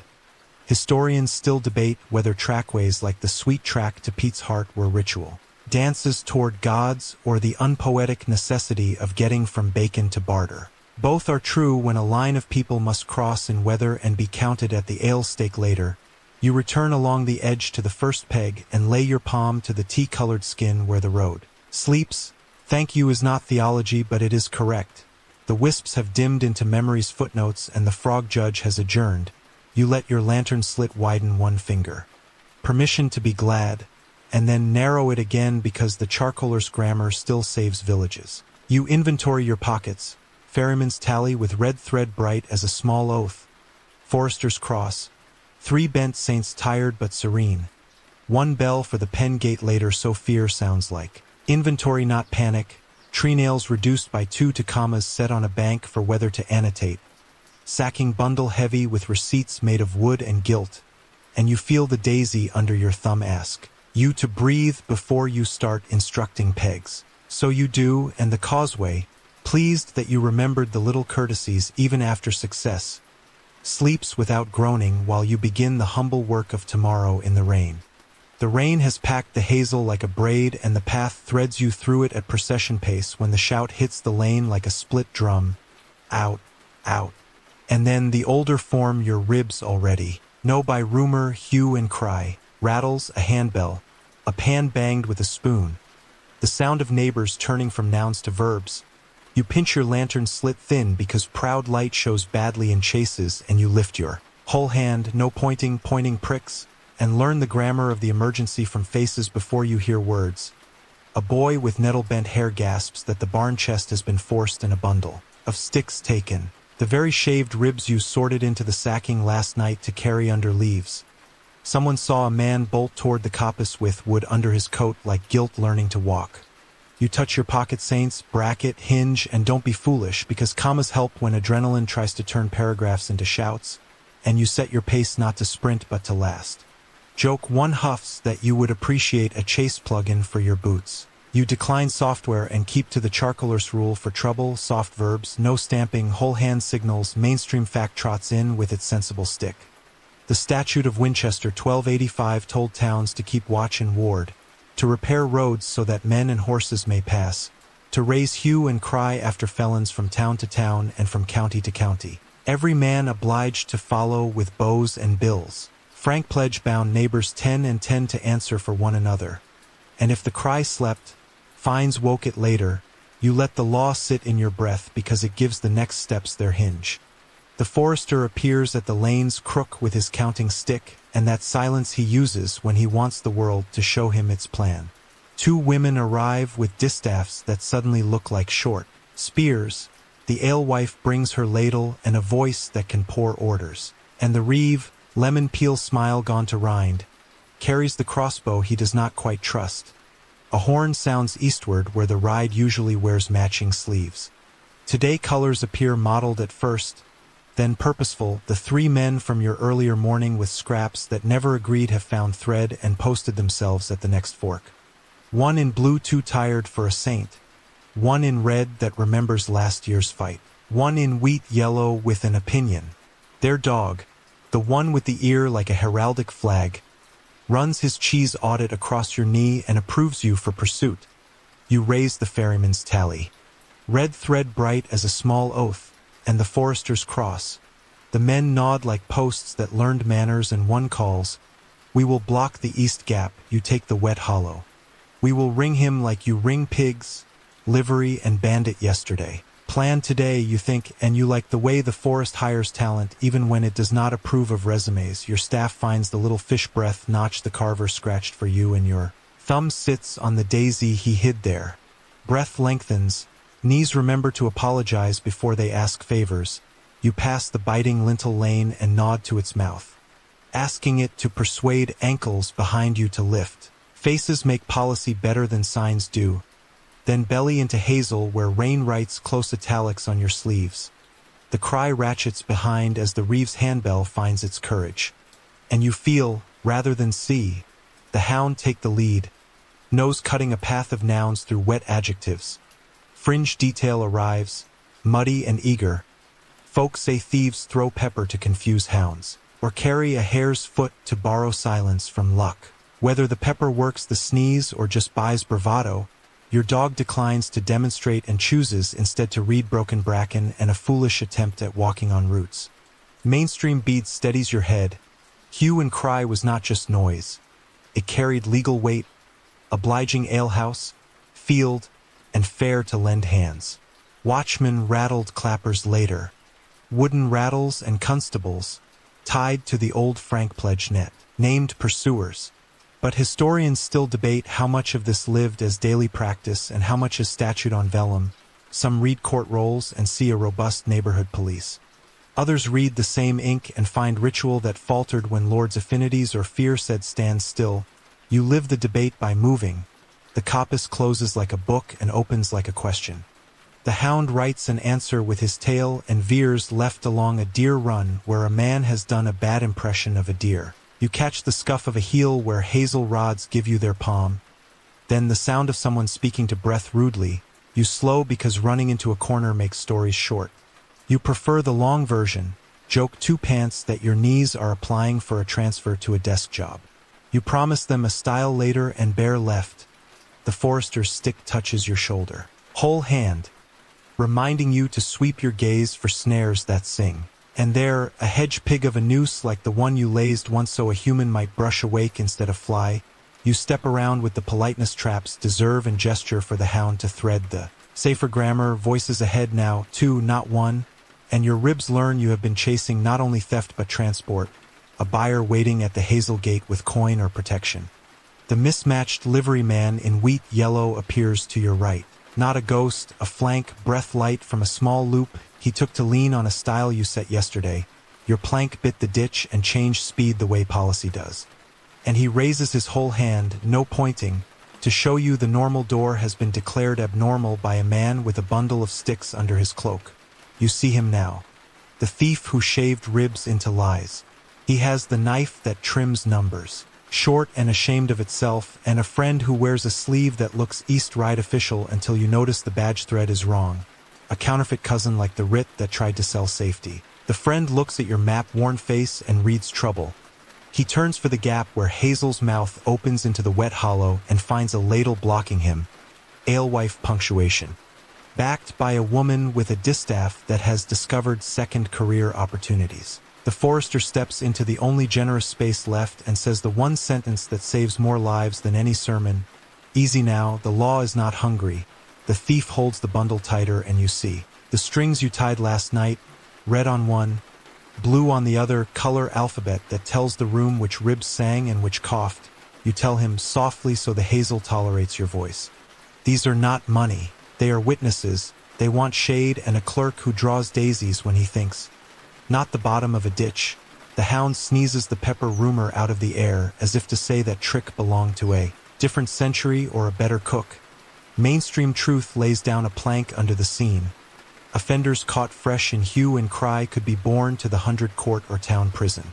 The cry required pursuit even across boundaries, and those who failed to follow might be immersed. Yet the line between thief and hungry neighbor was thin as steel shavings in porridge, and many courts eased back from gallows to fines when cupboards explain themselves. You take your cue and push your voice through that narrow mercy. We will walk these ribs under leaves and put them on a plank planed honest. If your knife has a confession to make, let it make it to wood and witnesses, not to water. The reeve arrives breathing like a bellows he does not trust and raises the crossbow. The forester lowers it with a gentle stick that finds its hinge without making a bruise. The mismatched liverymen have already become a corral rather than a trap, one with the torn ear dog standing where escape would be an idea, not a path. And the dog remembers you paid the cheese tax once and sits like a clerk who approves this purchase order. The counterfeit badged friend tries a private rope voice. There is a fee to settle this efficiently, and the alewife snorts her professional snort, the one that sends short measures scurrying. Fee is brush and nails and work under rods, not coin folded in sleeves, and besides, you owe the village 3 styles, and we intend to collect them with interest in honesty. Fringe lore sticks its head around the hazel and whispers that some places shame thieves with skimming ton or rough music, pots, pans, and parading. You choose instead to invent a quieter pageant, neighbors breathing in tempo while hands receive wood. The thief watches your palms like a man guessing whether they will open or close. You open them. The bundle comes to you like a tired child, and your fingers find the shaved gloss you already found in candlelight. You nod to the forester and to the clerk who is not here but is present in your map of what should happen next. Joke 3 asks whether your resume now includes chase. Light. You accept the joke because laughter sands edges off pride and pride sharpens knives, and you prefer dull knives tonight. Mainstream beat adds one more sensible note. Some towns kept town stocks and pillories for theater, but forest custom liked rods, tallies, and brush payments that turned anger into work. Whether this prevented crime or merely replaced blood with blisters is a question scholars will go on worrying. But blisters repair fences in a way blood seldom does. The livery men in their unmatching colors have arranged themselves into usefulness without claiming tax. The wheat yellow one tips 2 fingers to the forester as if acknowledging that today's badge is behavior, not dye, and the blue one produces a length of cord for the tallies as if cords could be law when tied in public. You thank them whole hand and you mean it, then appoint jobs in the village's true currency. Help, 1 man to fetch the clerk to leaves, 1 to tell the tinker to bring a new hasp for the chest, two boys to run to the fold and trade out. Watch, because wolves do not pause for human theater. The reeve, deprived of gallops and gallows, finds his lemon in a different pocket and tries on a new expression that might be humility's. Prentice.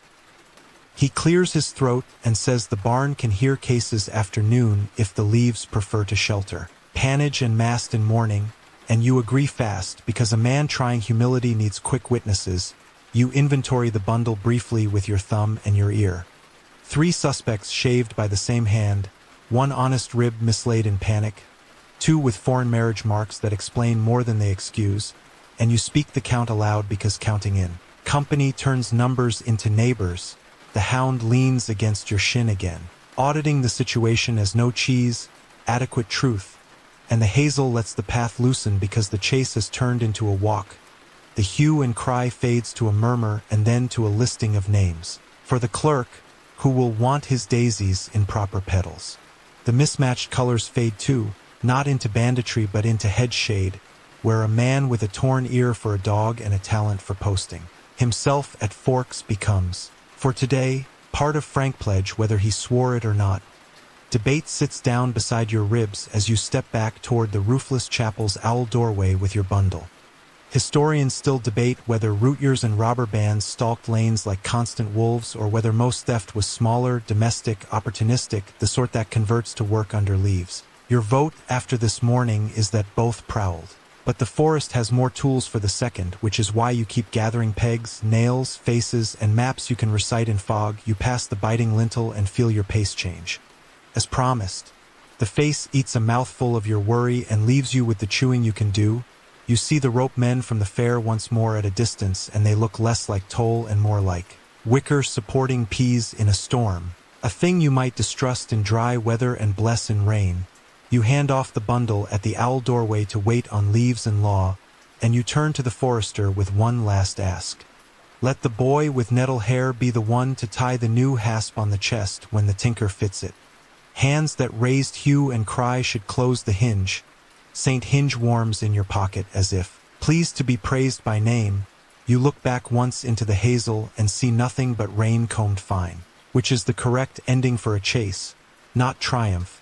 Only the forest returning to its slow sentences. Your pockets take attendance. Ferryman's tally with its red thread stitched like a healed cut. Foresters cross neat at the end. Willow slip now legally moonlighting in a fence gap. 3 bent saints settling after exercise. 1 dog hair left on your trouser as a receipt signed by an honest nose, and you breathe at the speed your daisy likes. You have learned again how a village moves as one body when someone shouts out, and how even sleeves that do not match can learn to hold a lane like healthy sinew if given a job instead of a sermon. You walk 1 foot, then the next, toward leaves and daisies and rods, and behind you hazel closes its book without slamming it, satisfied that this chapter did not need a gallows to find. Period. You take the lower path until stones begin to sound like crockery under boots and the river draws its gray shoulder close, a crescent of pebbles, a stubble of posts, a smell of wet rope and alder breath, and the ferryman stands with his hat that has lived 20 lives.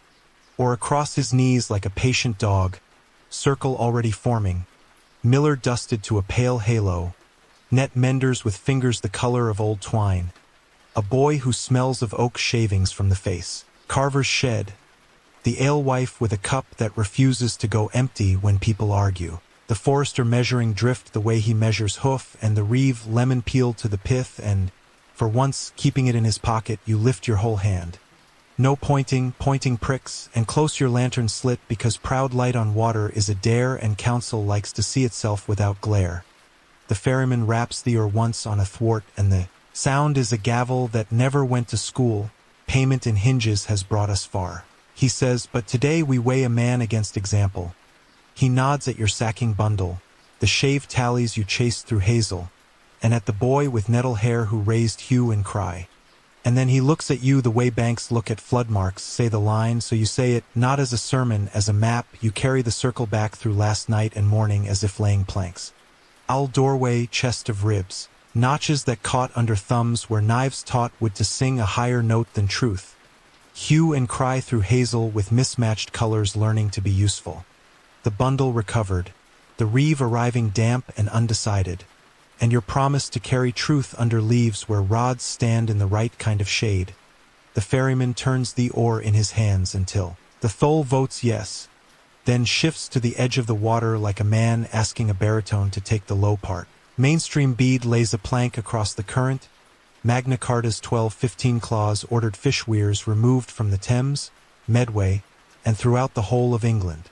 So boats and fish could pass, navigation versus nets, a kingly promise often honored in patches.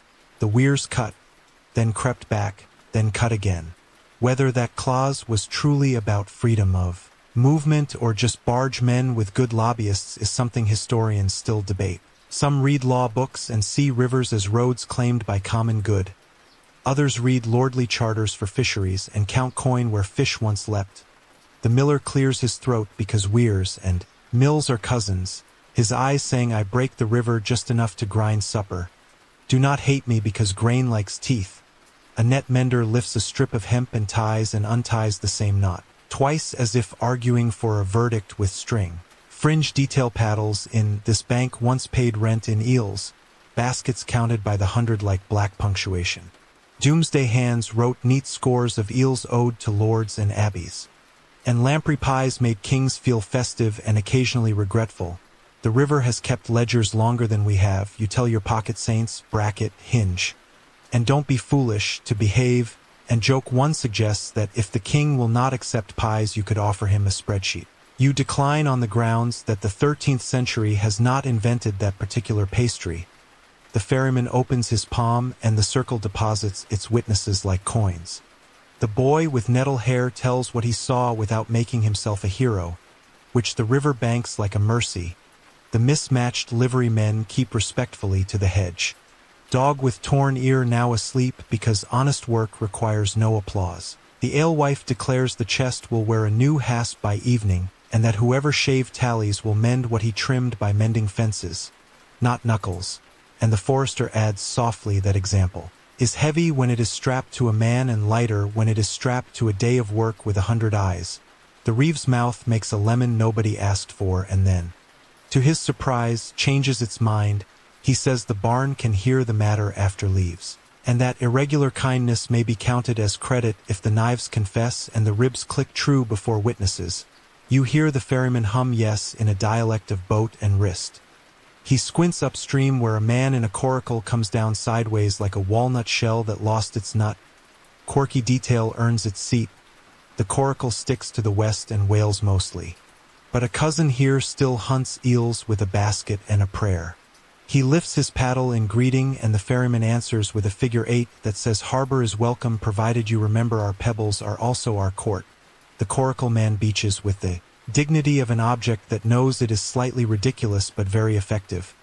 He offers a string of glassy fish eyes like bad jewelry and news of a snag under the ford.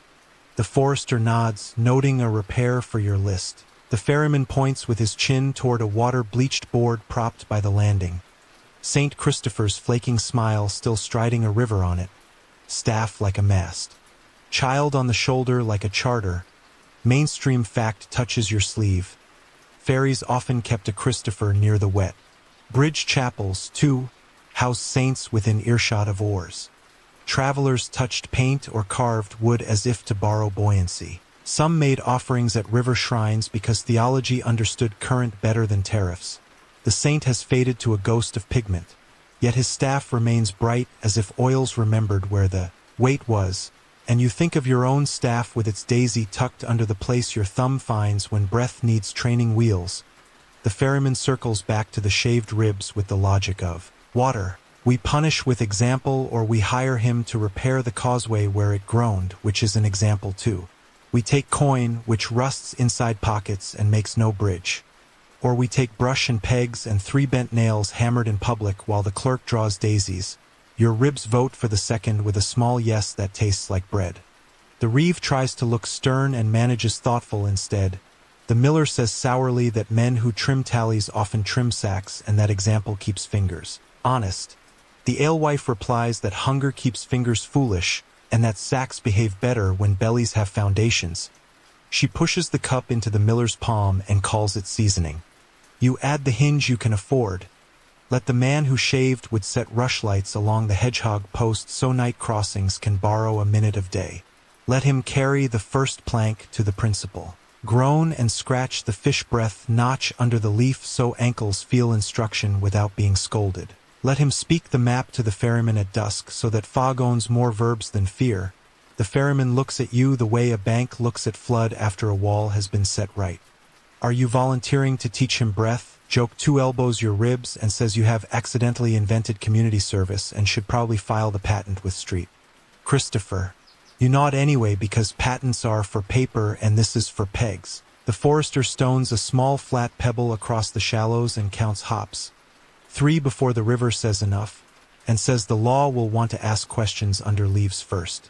Then the barn, then here again if the river thinks we misheard. You picture the beach court, the clerk's lap board, the rods with their modest authority, and are glad the circle understands that. Hearings can be braided, water, leaf, beam, until justice is something you can walk across without stripping. Mainstream bead offers another plank. Towns sometimes kept water courts for nuisances and fishery disputes. Ports held pie powders for traders with dusty feet. Were these formalities common on inland scrapes like this, or were such circles as today the real tribunals? Scholars still debate. Some point to charters and port records, others to the archaeology of places that kept only footprints in memory. Your feet vote for footprints. The coracle man raises a finger, says the snag upstream is a tree root caught by a lazy cobble. If we lose a freshet in the night, it might lever free and drift down like an unlaced shoe. He says it cheerfully, as men do who live where danger wears good humor. The ferryman nods and appoints him with 2 words, after dusk, and a cut of eels payable once his boat remembers which way is downstream. The reeve's lemon peeks out again, and you throw it a joke small enough to keep the mood from curdling. You will measure the eels by eye, not by knife, and the circle gains a ripple of laughter that acts like oil on gears.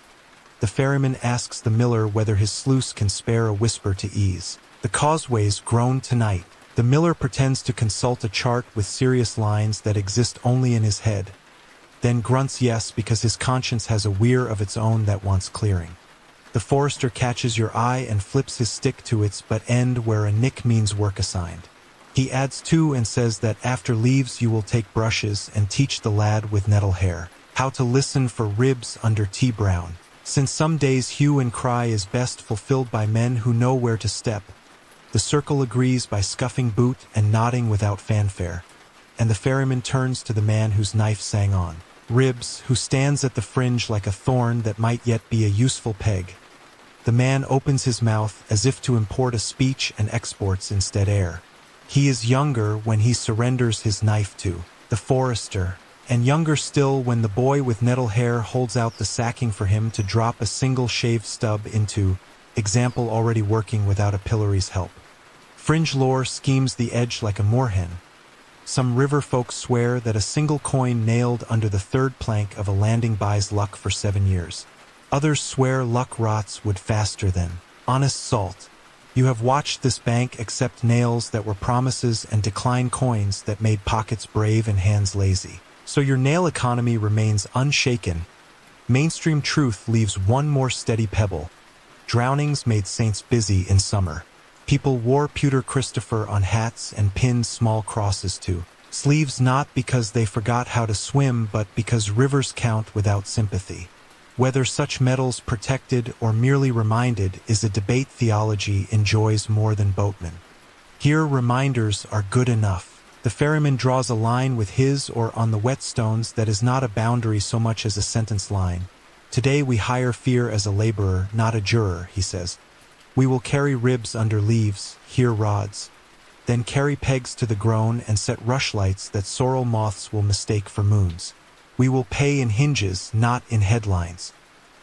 He knocks the oar once more, and the line of the day becomes visible to everyone as if a chalk had been snapped in air. The reeve says he will bring the Barnes book and keep his lemon in his pocket, which is almost an apology.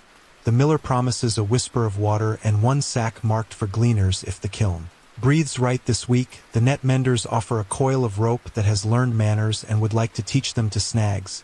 The coracle man promises not to sing while sculling. which counts as great humility in his trade. And the alewife says she will bring the cup again because no counsel hears the right verdict on a dry tongue. Joke 3 checks the ledger and confirms that irregular kindness has a surplus today. You approve the budget and adjourn. The ferryman touches the willow slip tucked in your pocket as if it were a seal and says, "And the map, tonight, tell it again." Because fog-like stories repeated, you promise because that was always the toll he truly wanted. You inventory your pockets, ferryman's tally with its red thread stitched like a healed cut, Forester's cross neat at the end, willow slip behaving nicely in today while also being tomorrow. 3 bent saints quieter now that work has been appointed. 1 shaved stub to show the clerk.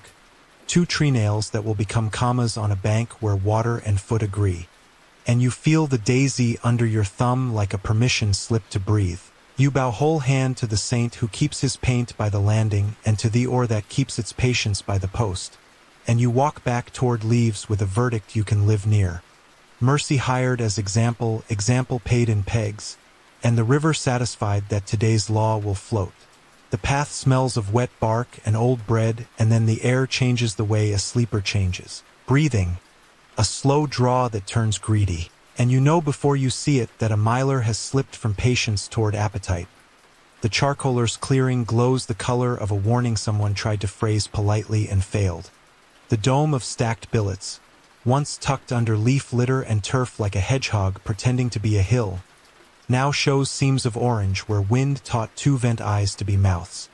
You pinch your lantern slit to a courtesy because proud light is vulgar in rooms where fire should be asleep. And you lift your whole hand, no pointing pricks, so the clearing knows you remember the grammar. The charcoaler you met nights ago rises from his hut with a face that looks carved from soot and patience. He says no whistles, no prayers louder than breath, and he moves with that held tempo that teaches other bodies to copy. Joke 1 arrives with its boots muddy and offers to write. Panic in small caps. You pocket the joke because the dome is already writing too loudly. Mainstream fact sets a sensible stool in the smoke, medieval charcoal clamps, milers, feed iron, and glass. Slow burning wood under turf and leaf with air rationed by vents and sealed with spit and heel. Smoke red like scripture, white for wet, brown for right, blue for too much air. And when a clamp runs hot and bright it stops making charcoal and starts making shame. Ash, fuel wasted, forest find, smelters hungry. You taste the blue in the smoke now. A thin metallic jeer like someone whistling with teeth. You have learned that wind is cousin to fire and arrives uninvited when called.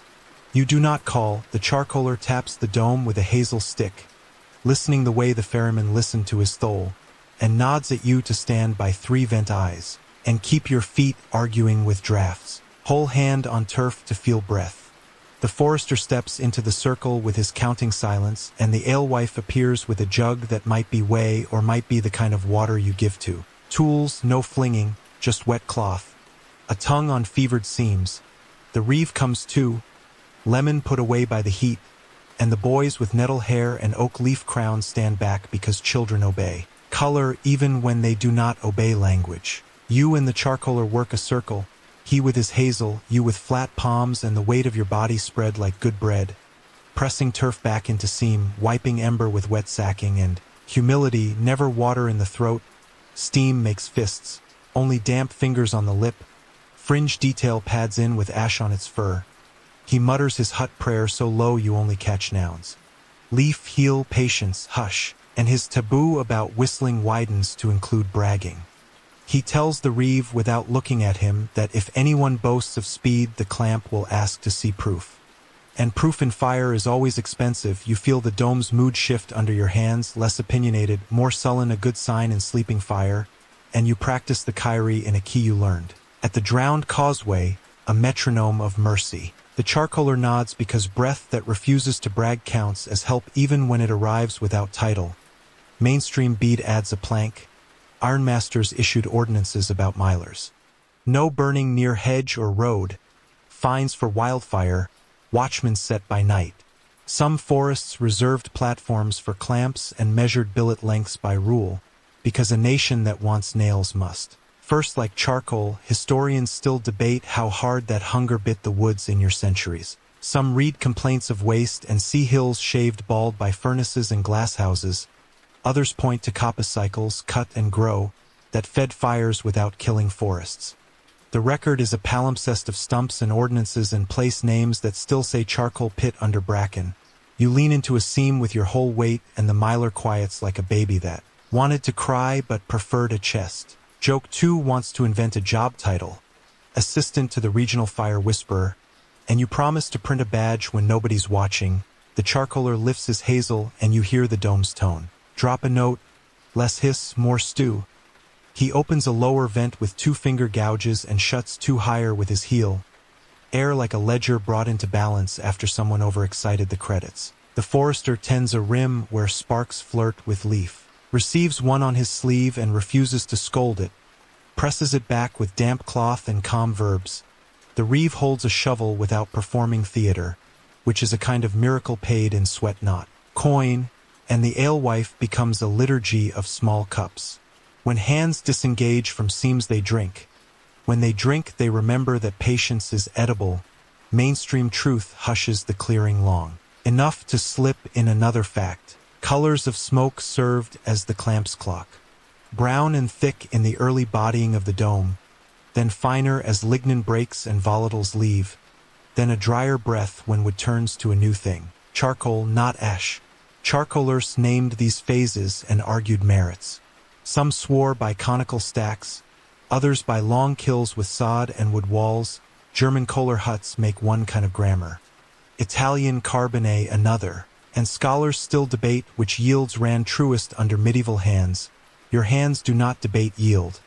They lie to seams with love until heat goes where it is useful. The charcoaler straightens and says, now lift, and you help him pull back a patch of turf low on the leeward side to give the dome a mouth where it will not contrive a throat elsewhere. He watches the new smoke as if it were a witness at the Swanemote and nods again. The boys with nettle hair take up 2 clods like they were loaf heels and press them into a place where Wind tried to be a lawyer. The clamp sulks, then accepts. A branch catches with a cat noise. The hound who audits cheese appears out of logic and lays down upwind, demonstrating professional not panic, and the charcoaler rewards him with a crust because industry must be fed even when you do not eat. Fringe lore peeks over the dome's shoulder in soot-colored stockings.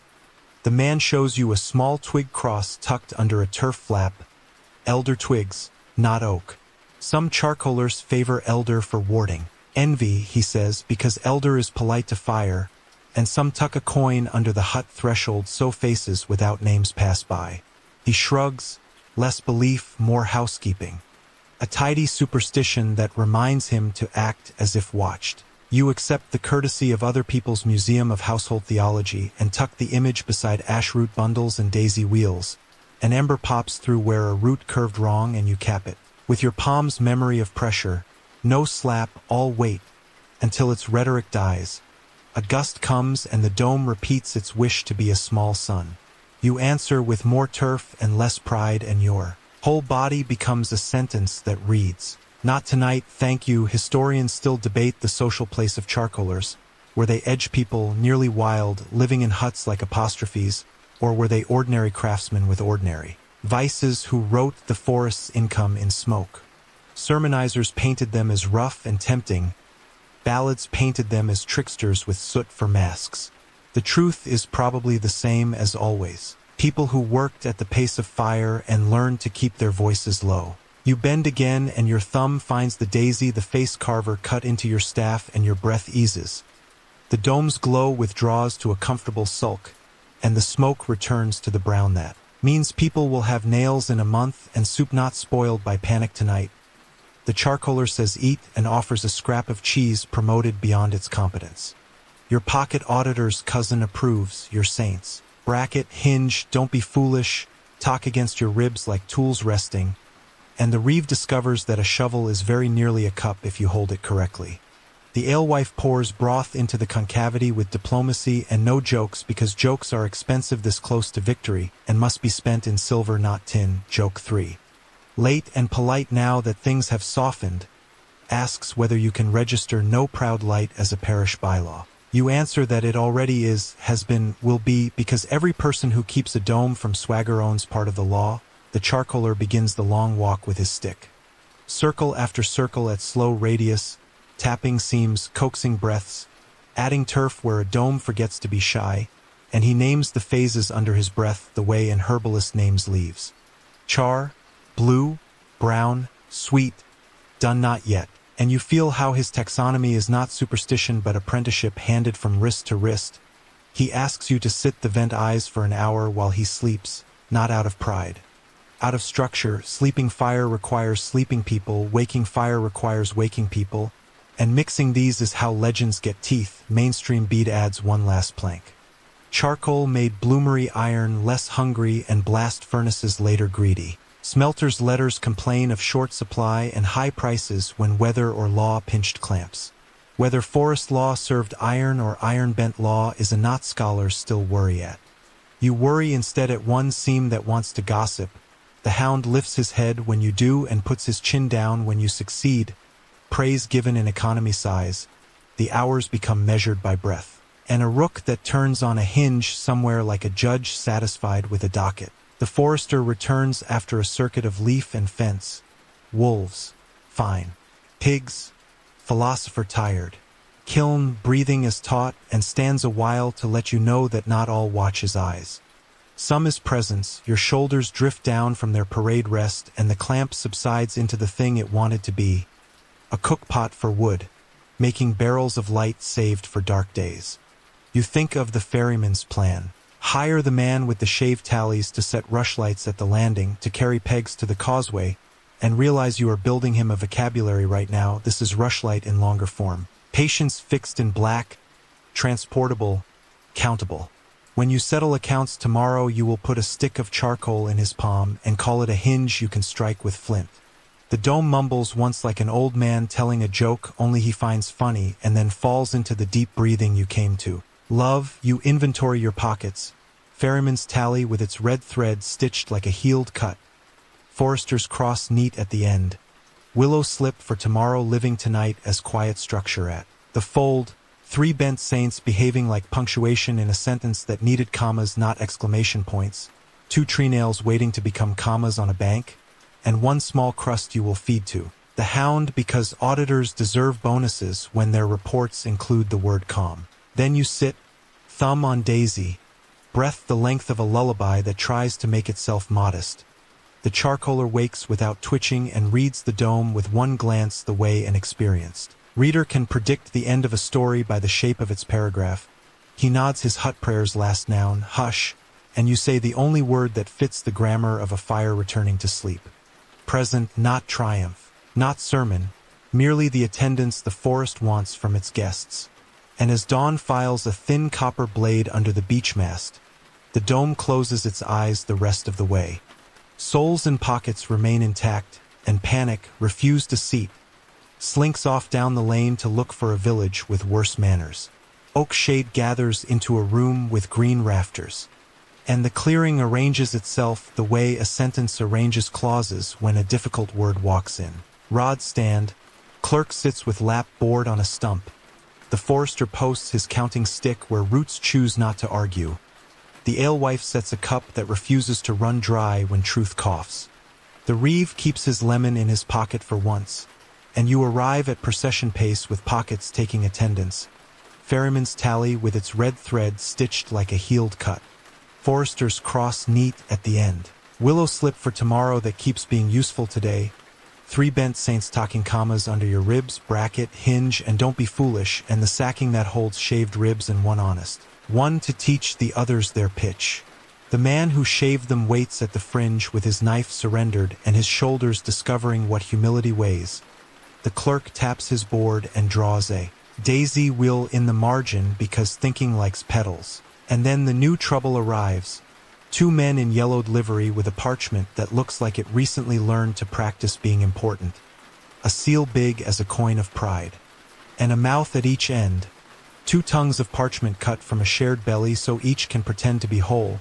Chirograph they call it when documents are cut with married teeth to prevent mischief.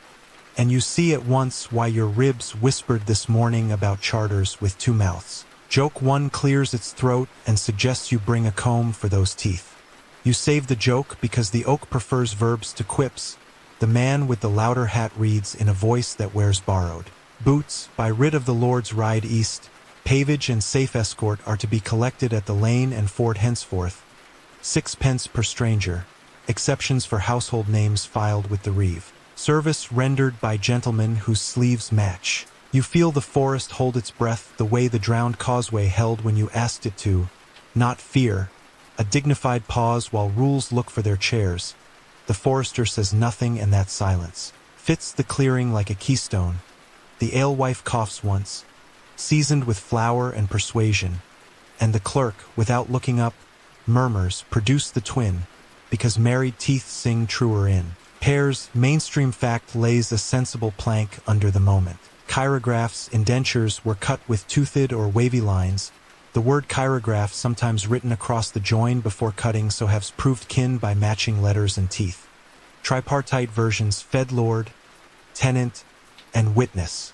Seals and hands tried to make parchment behave like memory, and clerks pinched pounce, powder ground from cuttlefish bone, onto wet ink so it would not blur, which is a practical magic children consider dragon dust. Fringe detail peeks from the scribe's pouch here. Your clerk keeps a little pounce in a walnut shell, and boys swear he can blow it over a temper and make it dry faster too. The clerk pretends not to hear the rumor because good tools prefer quiet reputations. The louder man produces a second strip, and the teeth do not fit like cousins who never met. The clerk matches them top to bottom, and the valley watches like a jury that found its spectacles. The letters across the scallop are a hair off. The ink a hair brisker on one half. The wax seal looks reused. An old saint's face turned upside down and pressed into new wax that remembers the first kiss. The reeve, to his credit, keeps his lemon asleep and asks for perambulation lines. If the ride claims pavage, we will see its borders recited in oak shade like law ought.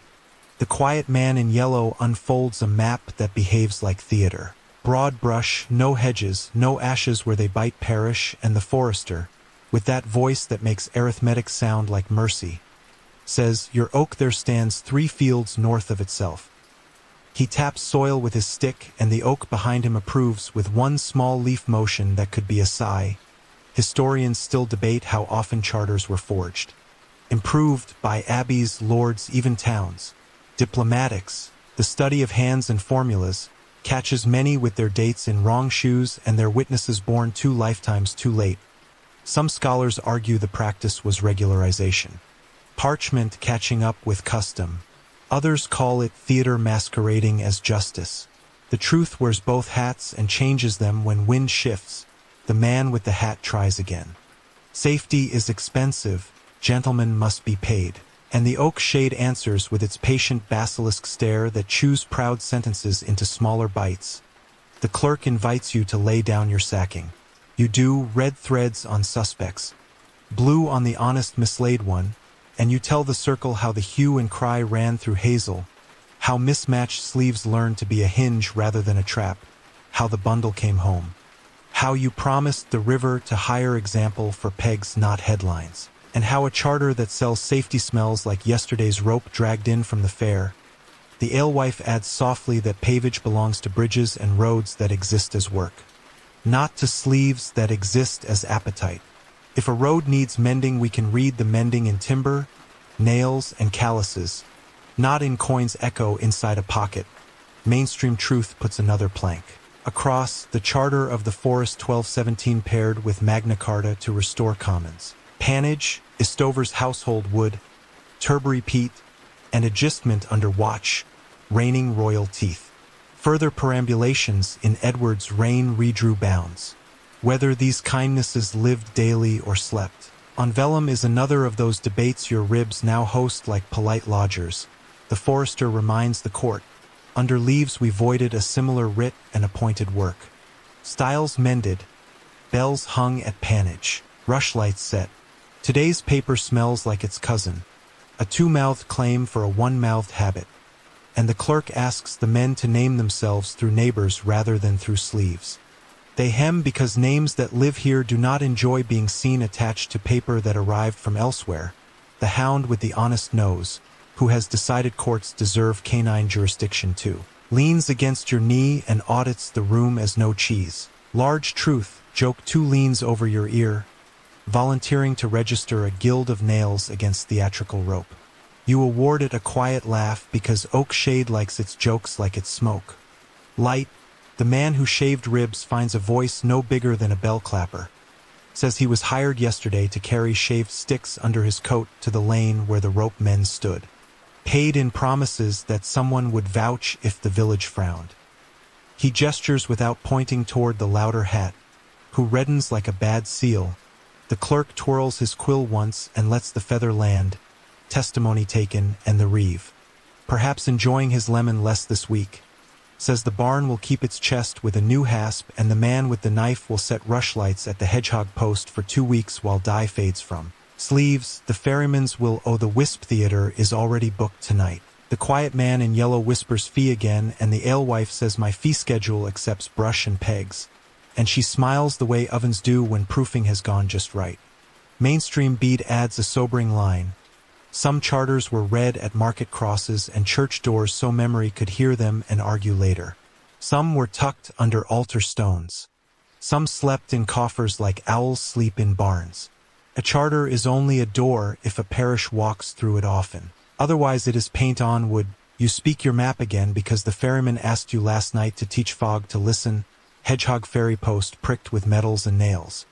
Boundary stones tapped present with 5-finger courtesy. Coppice stools that remember chairs.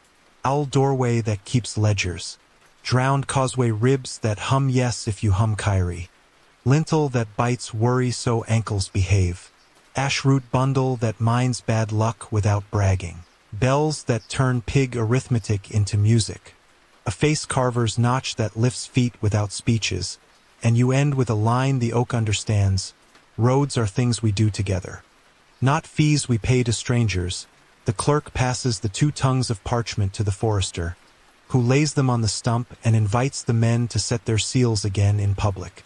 They balk because wax hates daylight when it has already kissed twice. The clerk smiles without teeth and says we will keep these halves as a lesson in married letters that slept separately. Let the perambulation be walked at rogation. Beating the bounds with boys who will remember welts longer than words. Another mainstream truth. Parish perambulations marked limits by walking them, prayers and light taps to teach bodies what maps forget, and the alewife volunteers blue ribbon at each daisy will scratched on gates this year so boarders walk inside color as well. As inside feet, historians still debate whether beating the bounds made property or protected memory. Some call it law in boots, others liturgy with sticks. You think it is both. And also rehearsal for neighborliness in seasons when paper tries to rent the air between hedges. The verdict arrives with very little trumpet. Writ voided, halves held by clerk and forester. Men in yellow to mend 3 stiles by sunset and to stand at the causeway with brush and pegs to obey the groan until it learns to hum content again, and to copy, under the owl doorway, the charter of the forest once in clean hand so their wrists will remember what their sleeves forgot. The man with the knife nods as if a hinge had just been oiled in his chest. Fringe lore pulls up a 3-legged stool.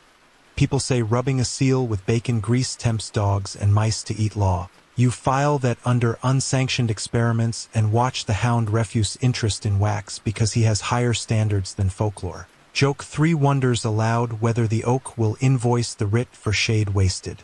The oak declines to bill because it remembers last year's drought and prefers generosity to bookkeeping.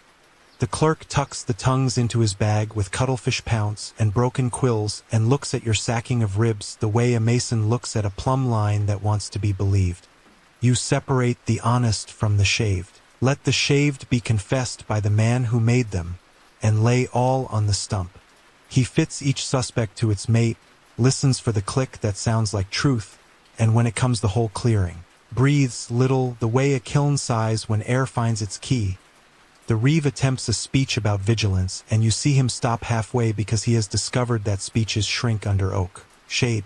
He settles instead for signing the hasp order and requesting that the boy with nettle hair swing the hammer, which is precisely the ritual you asked the world for yesterday. Mainstream truth folds in one last plank. Forest airs, great royal courts, rolled through shires and terrified villages. Fines for vert and venison written as if trees and deer were coin.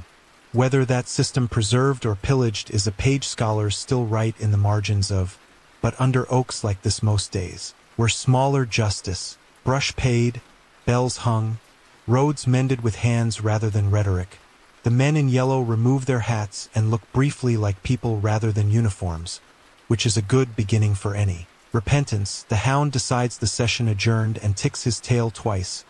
Emotion carried, you inventory your pockets. Ferryman's tally with red thread bright as a quiet oath.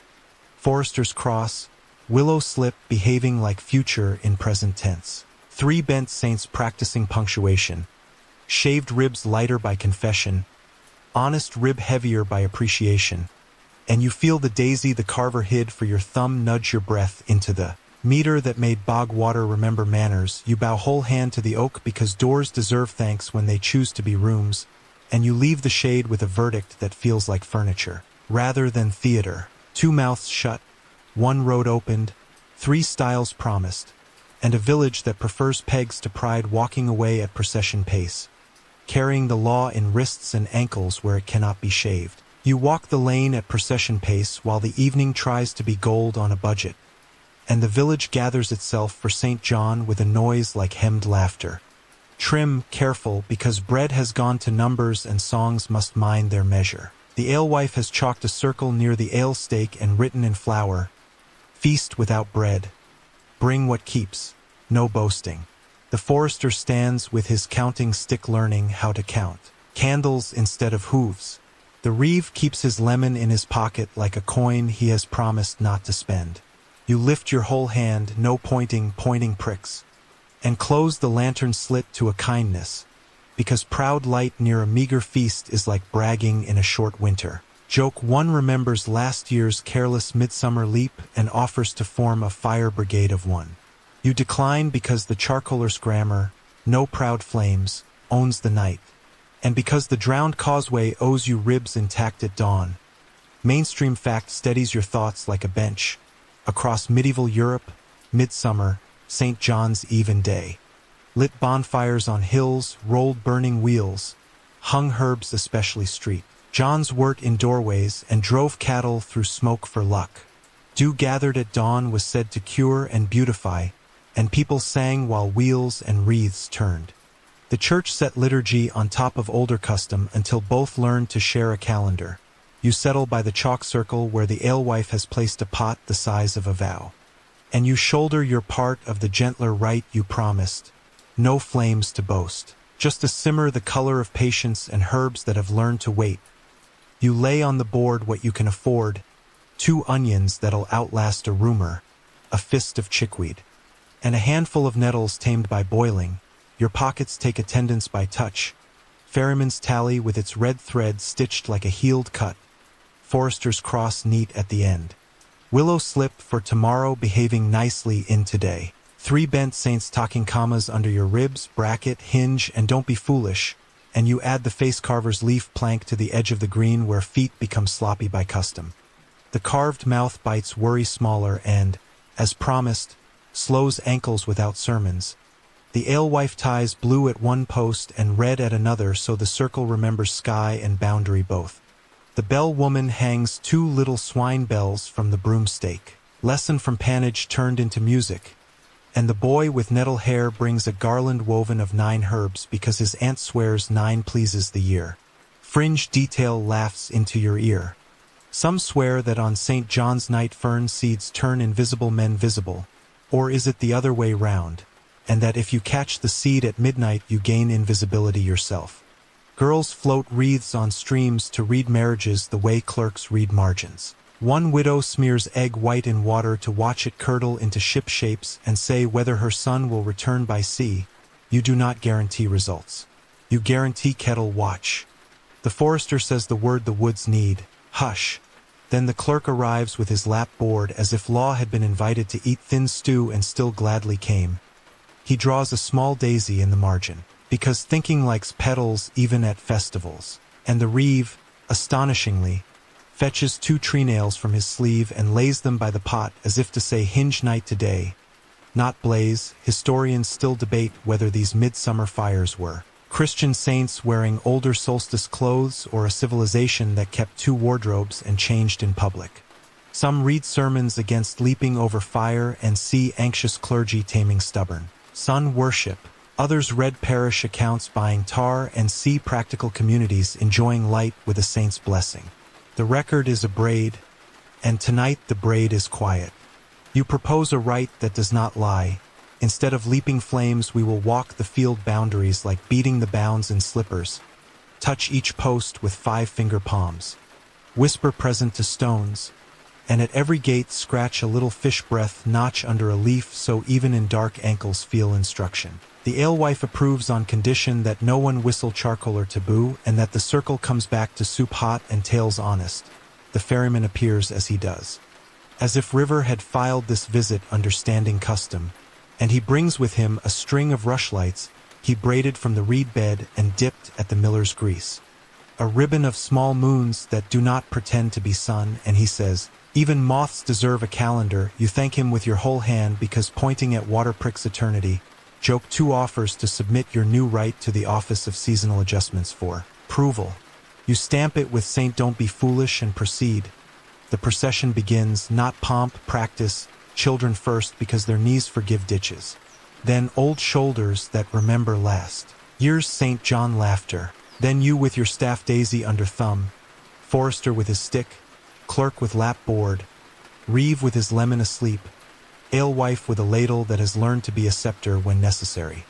You visit the owl doorway first because ledgers like to be saluted before stories begin. You tap the stone, say present to the arch, and whisper to the chest that honest ribs and shaved confessions will be read tomorrow in shade. Then you cross to the lane where the biting lintel taught ankles humility and lay a rushlight at its foot. Not proud light, a candle that apologizes as it burns.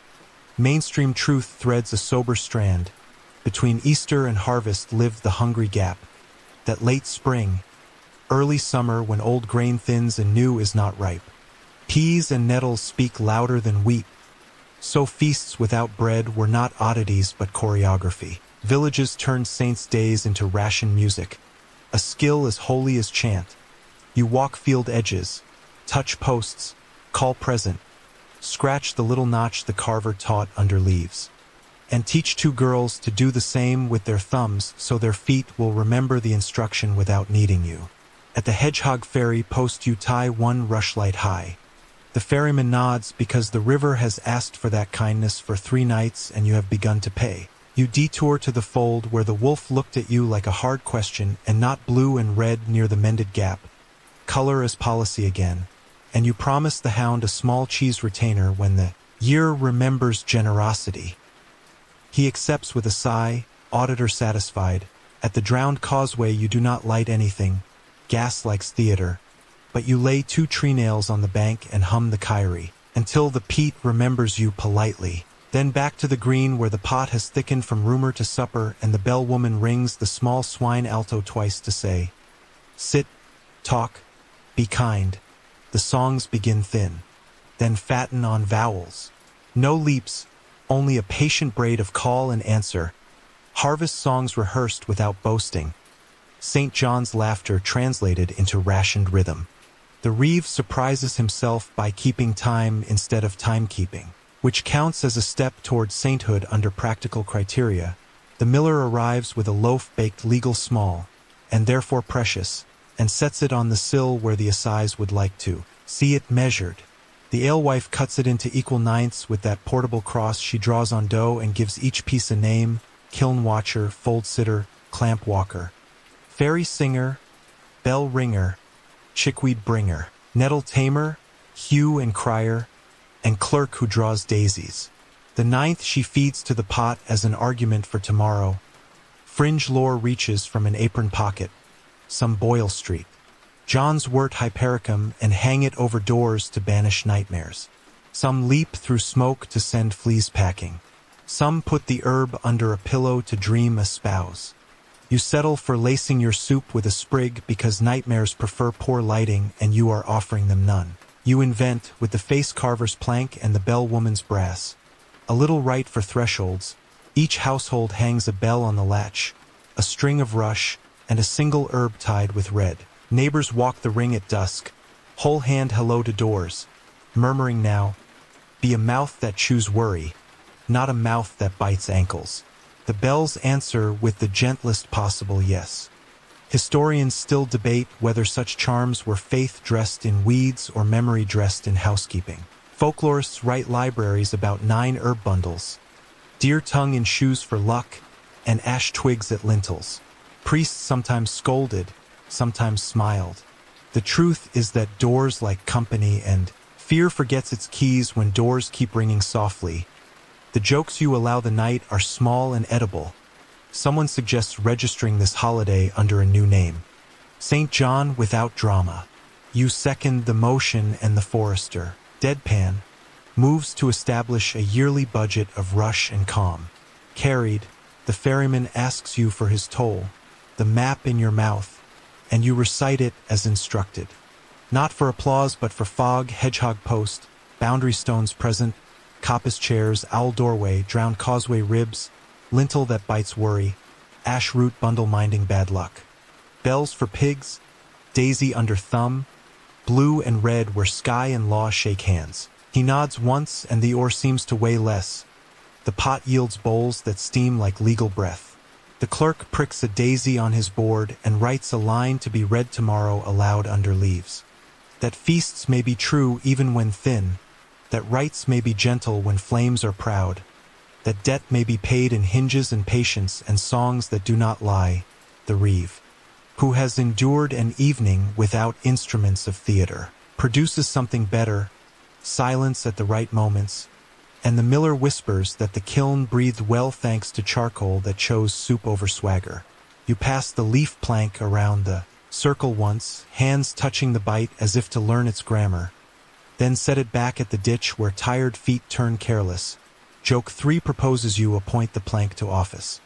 Undersecretary of ankles, and the plank accepts without remarks, which is the correct tone for officials. You walk home at procession pace under a sky that has discovered the art of being frugal with stars, bells tapping from latches like a rumor of kindness. The wolf hair in your sacking has stopped feeling like a warning and started feeling like a receipt. Your saints in the pocket talk the day into commas. The daisy under your thumb steadies the breath that will carry you through tomorrow's leaf court, and St. John's laughter, paired to something honest, keeps time on the rim of your ribs like a spoon on a clay cup. Not showy, true, you inventory before sleep, ferryman's tally with red thread. Bright as a small oath, forester's cross, willow slip that keeps agreeing to be future. 3 bent saints promoted again to co-workers, 2 rushlights saved for the hedgehog post. 1 handful of nettles converted to neighborly soup. And you add a new thing to the ledger you will carry under oaks, a rite that lets hungry people keep dignity by letting songs wear simple clothes. You end the night the way the charcoaler ends a shift, palm on lid, whispering present to ember, and the village, satisfied that no one tried to outshine the moon on a thin pantry, lays its head down on the green's soft grammar and learns how to dream without lying. The road lifts a rumor before it lifts dust, a soft cough of news that tries to be polite and fails, and you feel it before the words arrive, travelers walking with the wrong rhythm.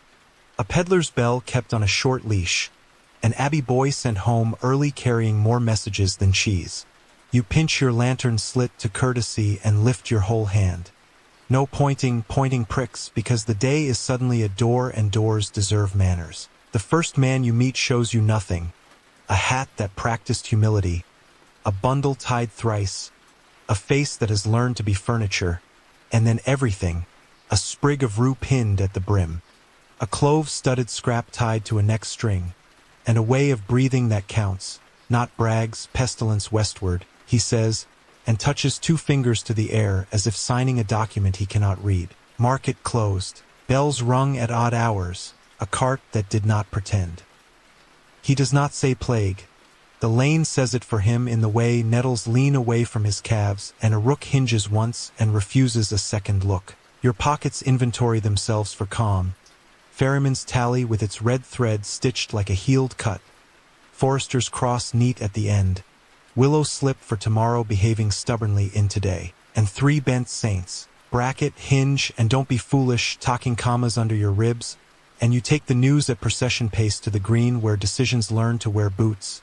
The alewife wipes the sill as if polishing courage and sets out vinegar and a ladle because vinegar is how people wash fear when water seems overfamiliar. The forester arrives with his counting stick. Not for hooves today, but for thresholds. And the reeve, astonishingly, keeps his lemon in his pocket as if it were a child asked to watch, not speak. Joke 1 clears its throat and proposes you rename the village to no vacancies. You keep the joke on a leash because laughter at the wrong time is a door banging in wind. Mainstream fact walks in with a steady step. Later and elsewhere towns like Ragusa and Venice will invent. Quarantina, 40 days for ships and souls under watch in lazarettos. Naming the number so thoroughly that quaranta becomes quarantine in other mouths. Earlier, leper hospitals outside gates rang clappers for distance and care, a frontier of charity and management, paired. The idea is not panic, it is tempo. The forester nods toward the Elysh Way and the Hedgehog ferry post and says, "We are all gates now, and the bells we hang must count." Not frightened, you make a quick map on your tongue because the ferryman demands his toll in stories at dusk and because stories keep feet civil. Owl doorway ledger, drowned causeway ribs, biting lintel lane, fold where wolves learn to read blue and red without eating the dictionary, face carver's notch that lifts ankles. Rushlights at the landing for moths and fog, and you fit the new rumor into the old map. If sickness walks like weather, then weather needs hedges.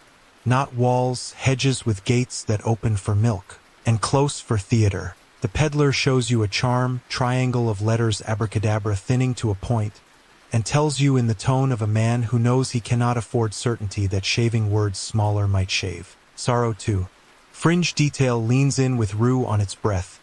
Some markets keep vinegar stones, hollowed bowls where coins bathe before hands. Whether it cures or simply slows the tale, nobody knows, but stone that drinks vinegar teaches patience even to money. You borrow the practice without borrowing the brag and set a bowl by the ale stake with a blue thread tied to the handle so people can consent to the new grammar without pretending to enjoy it. Historians still debate whether fleas on black rats did most of the ferrying or whether human fleas and lice carried more than anyone wants to admit. Whether ships or saddlebags led the dance. Whether every wave of pestilence is one river or many. Your rib bones vote for humility in data and kindness in policy. The clerk arrives with his lapboard and writes a daisy wheel at the margin because thinking likes petals. He drafts a quiet order, not doors barred, doors that answer. Travelers speak to vinegar and distance, sleep outside under rush that remembers roofs. Bread passed with handled ladles not bare. Hands, bells rung at vespers not for panic but for inventory. How many mouths, how much soup? The reeve tries a sentence about closing the ford and the ferryman answers from the river's edge with a sentence you can live near. We keep lanes, we change the cost, tolls paid in patience, not coin. 40 heartbeats at the landing while I look you in the face and ask if your breath needs space.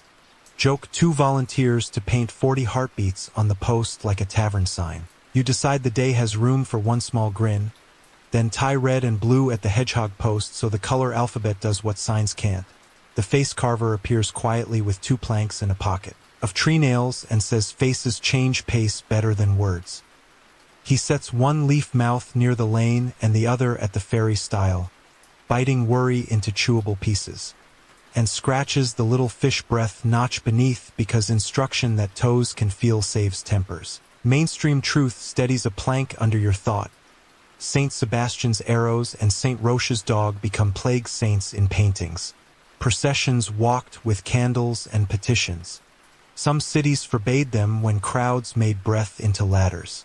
Whether prayer helped or hurt depends on which ledger you read, miracle books, death rolls, or city statutes that tried not to scold. God in writing, and scholars still debate what helped most. Smoke of herbs, air of hills, or the modest miracle of leaving each other a little room. The forester appoints watches at the gates with the same quiet voice he used on wolves. Whole hand greetings, no proud light, Kyrie if the night asks for tempo. The Hound of Honest Nose audits each traveler gently and gets a bonus of cheese rind because auditors who do not bark at fear deserve stipends. You escort the peddler to the owl doorway because ledgers like confessions that are not confessions. Who slept where, who coughed when, who needs nettles and who needs a gate. And he says nothing dramatic, only that the town 3 days back painted small crosses in chalk on 3 doors and that a woman hung a posy of wormwood and believed it would teach Air new manners. You do not correct her because Air likes to be schooled by confidence as well as by craft. You hum the Kyrie under your breath as you walk the boundary, and the drowned causeway answers with one civil groan that means the ribs remember your name. You lay 2 tree nails on the bank, not offering punctuation, and the causeway keeps its tea brown. Temper. The alewife teaches the village a new habit that looks like play, tossing apples across a marked circle into bowls so hands learn to throw food instead of handing it. A small change, a big piece, the miller offers to grind at second cockcrow for travelers so the mill stays roomy by day. And the clerk pricks a daisy at the news because policy has found a kindly hour. The reeve, to his credit, invents a role he can stand to play, standing at 6 paces with his lemon asleep. Reading out the list of households with someone to protect on the lane so travelers will see faces and know the village is not a scarecrow. It is a choir. Fringe lore runs through with a rattle. A barber's man offers you a pomander pierced like a small planet, stuffed with vinegar bread and herbs. He swears if you hold it to your nose your thoughts will smell like nurseries not graves. You buy it for the price of a rumor. Because rumors must be paid in their own currency. And hang it from your staff below. The daisy so breath finds a new track. Mainstream bead leaves one more steady fact at your elbow. Churchyards in pest years widen their hospitality and lich gates earned their roof. Wills multiplied under witness. Some towns posted bills of mortality counting.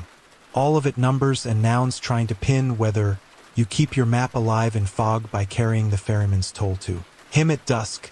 Hedgehog post tied with red and blue. Boundary stones tapped present, coppice chairs, owl doorway ledger true, causeway ribs polite, lintel that bites, ash root bundle minding bad luck, bells on latches, vinegar bowl shining like a small moon, and he listens like a bank listening to a levy, then points his or at your chest as if to say, teach that to the next traveler so the tax collects itself. Joke 3, gentle and small, suggests printing handbills titled How to Be a Breath in Company. You settle for teaching 2 children to hold their palms like doors and say present from 6 paces. Because children do not read, but they edit adult behavior when watched. The night tests your hedge once. A pilgrim with tin Beckett grins foolishly and tries to kiss 4 hands.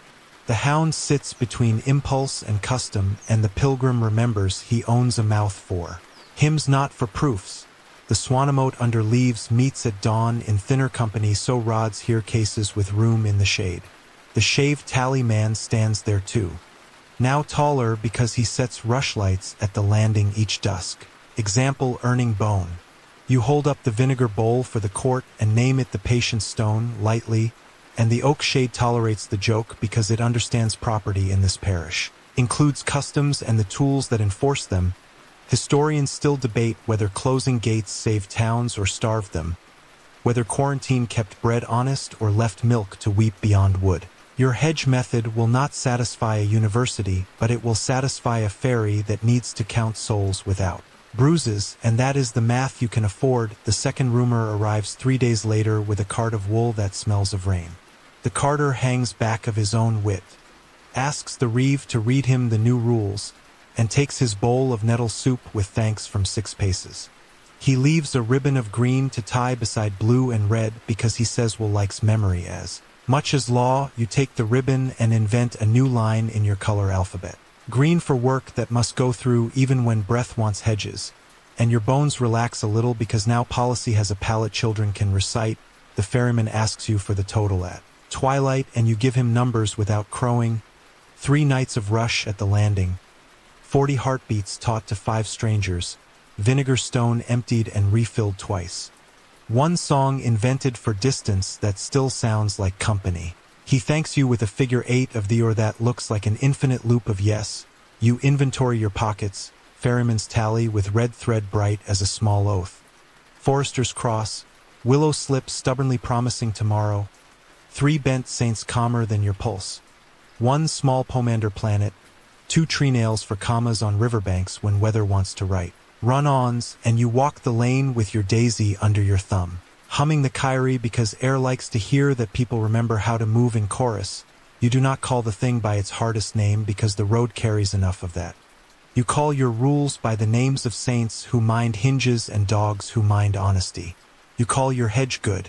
You call your doors mouths that chew worry and spit it small. And when the rook turns on its hinge to checks its ledger on you, you pass, solvent in patience, rich in verbs that do not bruise, and ready to be a gate that opens when it should and closes without drama when it must. The rumor arrives with ribbons on it. Blue for sky, red for law, green for work, and a 4th, gold, tied by a stranger's fingers that have practiced crowds. You feel the shift before the words, breaths hitching, palms facing up as if waiting for proof to land neatly, and the lane turning itself into a nave, so you pinch your lantern slit to courtesy, lift your whole hand because pointing pricks, and find the pop-up shrine on the green. A table draped with a pilgrim's cloak, a wooden box the size of a holy paragraph, a crystal ampulla nested inside like a bright comma, a sliver of bone in it, and a tag on a ribbon that says in letters very sure of themselves, St. Hubert, Wolfsbane, Plagues Break, Pay by the Blessing.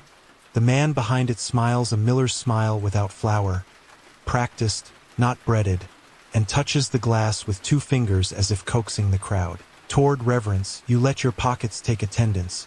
Ferryman's Tally with its red thread stitched like a healed cut. Forester's Cross neat at the end. Willow Slip for tomorrow behaving. Stubbornly in today. And your 3 bent saints, bracket, hinge, and don't be foolish, talking commas under your ribs, and settle into procession pace because crowds copy tempo faster than arguments do. Joke 1 proposes you launch Miracore, an app that connects urgent needs with gently suspicious eyebrows. You keep the joke holstered because the village's eyebrows are already awake. Mainstream fact takes a sensible seat at the front.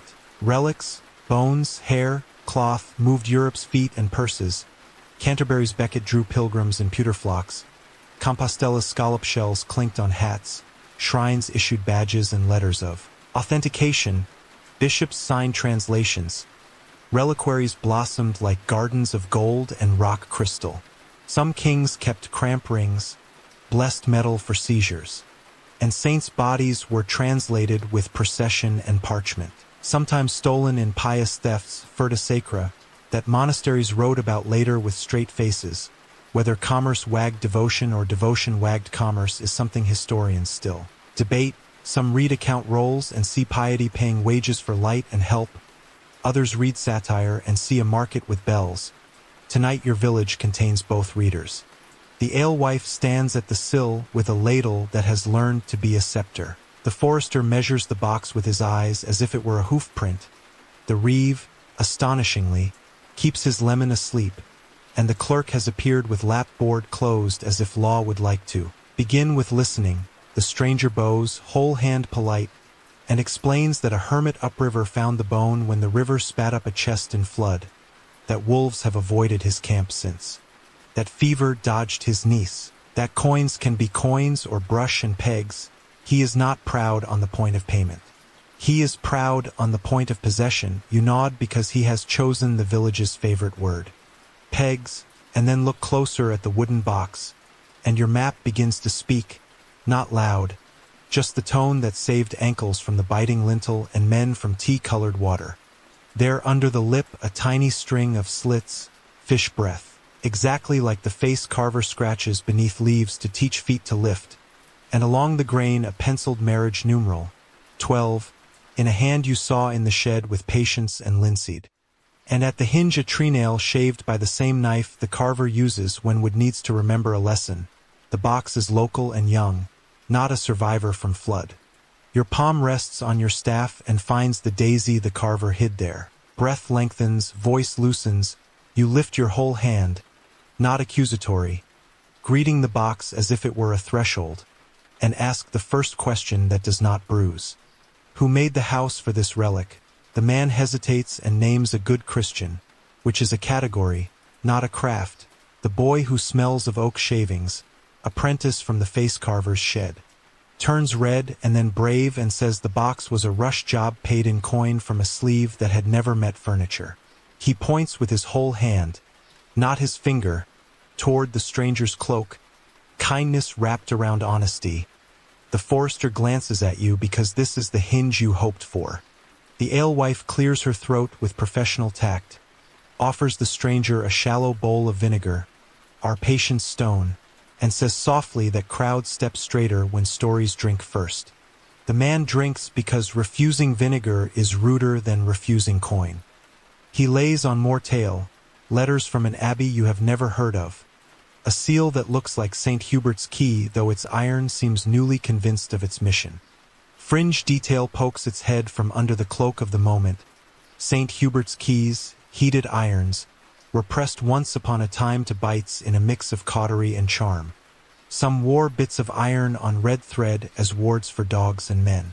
Whether iron helps more than kindness is a question older than sermons. Your own honest-nosed auditor pads in and leans against your shin, auditing this smell as new box, old hope. The crowd teeters, reverence sliding toward rage because hunger makes skepticism sharp, and fear makes long knives out of short words. You put your palm on air the way you do on the causeway when Pete gets ideas and say, soft verbs, no proud light, we will not test saints with theater, we will test stories with places. Bring your relic for a walk, map first, miracle after. The ferryman, who knows about tolls taught by stories, nods and says a map is how rivers decide whom to carry. The clerk opens his lap board and draws a daisy in the margin because thinking wants petals at parades too. You take the procession, small, measured, no trumpet. Along the lanes where your map has earned right of way, hedgehog ferry post with medals like a hedgehog's quills pointing kindness inward. Boundary stones tapped present with whole hand courtesy. Owl doorway where ledgers breathe and ribs confess. The drowned causeway where will-o'-wisps do additions you do not attend. And at each stop you ask the relic for a memory, not a trick, who slept here and was eased, which boy's cough learned manners, which sow's fever tired, names, not applause. The man offers 3, one is the piglet whose bell you tied. He tries to borrow your story and you let the piglet keep its own chapter. The second is the beater with the oak leaf wreath and the beater coughs and says his cure was barley and patience at the kiln. The third is a widow, whom you call with your whole hand. She comes, she nods. She says the smoke of St. John's pot and the leaf plank that changed my pace did as much as bone and ribbon, which is not an insult to bone. Only to boasting, mainstream truth keeps a steady plank beneath the crowd. Multiple heads of John the Baptist circulated in Europe without creating more men. Ampullae of holy blood sold like, whether in tiny flasks, and cathedral chapters issued seals to keep shrines reputable. Whether duplicates were fraud or fragments of a sincere geology of holiness is a choral scholars still enjoy. Furta sacra cases read like heists dressed in church Latin. You stand where lane meets river and ask the ferryman to listen. He puts his or to his ear the way some men put shells and says the river approves saints who like work. Not fees. If the bone wants to belong here it will prefer hinges to headlines. Joke 2 seizes the moment and offers to promote you to acting director of due relic process. You smile the size of a treenail head and decline the title. Accept the work. The face carver arrives. Arms dusty, mouth amused and sad at once. He owns the box with a nod and says he can teach any wood to behave but he cannot teach a story to be older with. A knife, he lifts the lid. Not irreverent, carpenter reverent. And you all look at the sliver swimming in glass like a syllable trapped between clauses. The hound sniffs once and gives a shrug that means neither cheese nor wolf. You suggest a gentle ordeal, words renamed as practice. Leave the bone under the owl doorway's moon. Not for trial by fire or water Lateran forbade those blessings. And you keep that bead steady, but for a night of neighbor watch, a roster like a kiln's, a ledger of any ease that happens without theater. In the morning we will let the beach shade speak. The clerk writes the roster. The alewife sets down rushlights because moths must read too. The forester posts his stick as if it were a church rod. The reeve, this new reeve you are beginning to like, keeps his lemon sleeping and appoints the boy with nettle hair to hold the first hour, because it was his hue and cry that taught the village not to accept rope as liturgy. Fringe lore kicks its heels. Some swear that true relics sweat or flower, exude sweet drops on their feast days. Others swear false relics sweat when thieves are nearby. You write both on the museum card titled encouraging but unreliable. The stranger tries to take offense and finds he cannot because you have let him keep dignity while removing his exit lines. He admits he bought the ampulla at a roadside cross where a trader swore reams, not reeds, and that he added Hubert because wolves sell better than anonymous sanctity. This confession is not a miracle, but it is neighborly. The night wakes thin and measured. The bone sits under Owl's stone with the rushlight ribbon the ferryman brought from Reed's. The hound naps like a footnote, and the village breathes the way it learned at causeways and clamps. Quiet, timely, useful. Dawn needs the lane. The beach shade arranges its court face, and the clerk draws a daisy before hearing. Mainstream bead steps in with another plank. Some diocese issued authentics, written proofs for relics with seals and witnesses.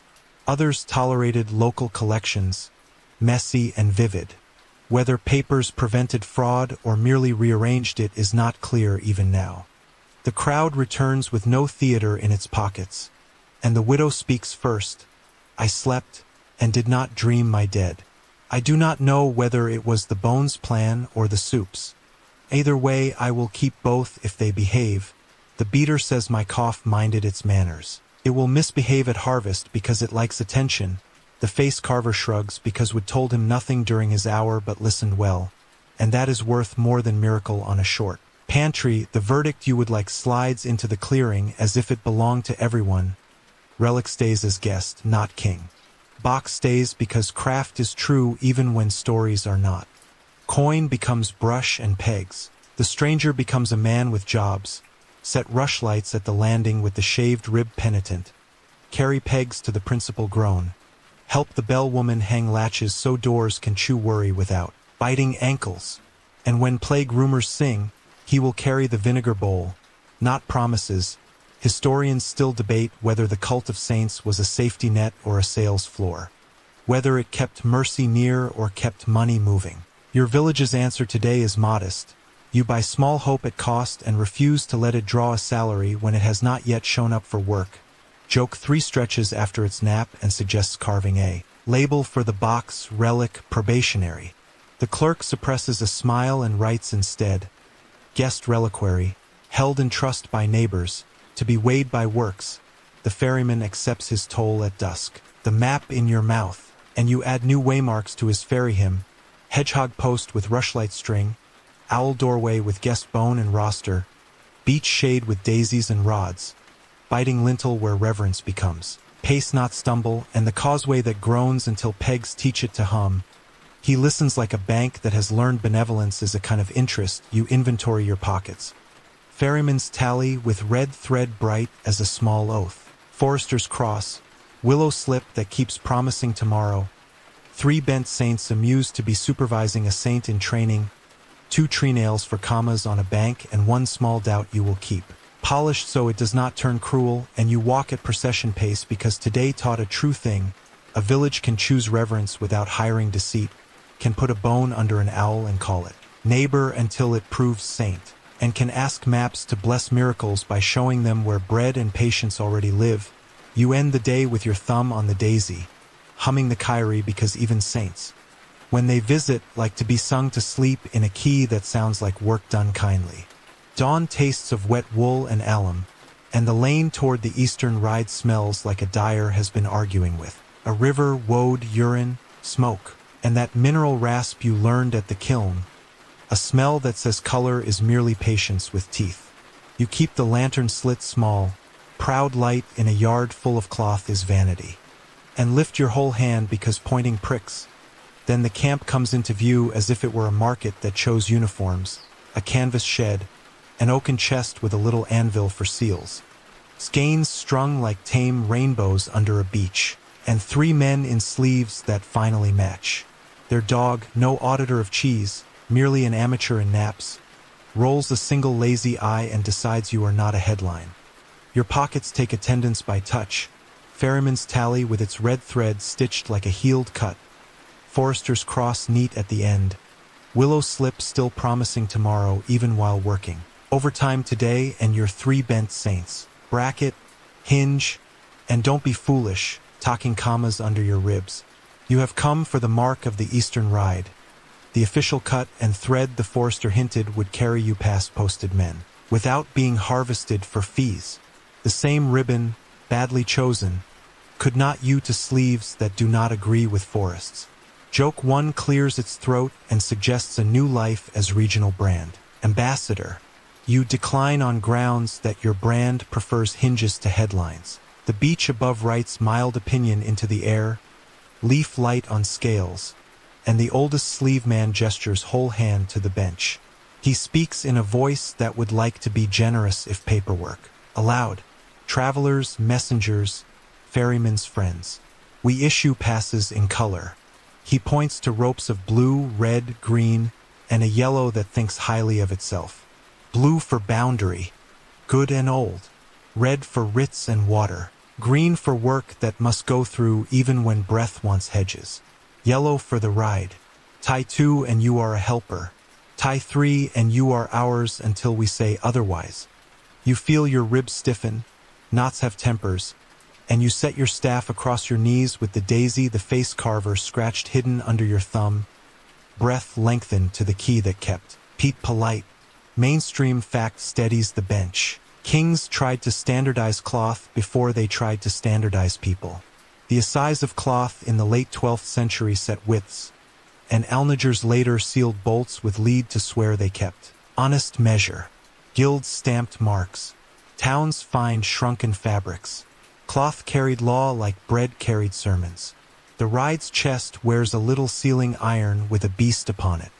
The beast looks like a dog that got into heraldry and liked it. The Forester, who came by a softer path and has been watching you, not the men, tips his stick at your tally. Keep your map. Find thread that does not hire you. The youngest sleeve man produces a trial ribbon, yellow twined with blue, and demonstrates the knot they prefer, neat, quick, proprietary. He ties it around your wrist. It feels like a polite handcuff. You admire the neatness, then untie it slowly so your fingers have time to decide who they belong to. Fringe detail arrives from a far shore with salt in its pockets. Some coasts sold wind in knotted cords. 3 knots for 3 breezes. Sailors paid and pulled the first for a mild favor. The second for a hard friend, the third only if they liked lawsuits with gods. Whether the knots worked or merely taught patience is a debate the cords decline to resolve. You lay your own color alphabet on the beach bench the way you lay tree nails on a bank. Red from the ferryman, blue from boundary stones and hedges, green from the wool carter who asked for a lane when plague rumors sang. These you twine not tightly, just enough for memory to hold. I will wear these because the village made them true.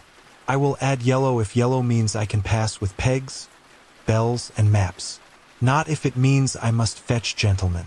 To invent tolls at muddy forks. The oldest sleeve man considers the knot like a carpenter considers a beam that might be honest. He asks what work you propose in exchange for thread that opens gates. You recite the list you have been rehearsing since the ferryman tapped his or like a gavel. Rushlight ladder at the hedgehog post for 3 dusks. Pegs carried to the causeway's principal groan. A bell hung where pigs become paragraphs.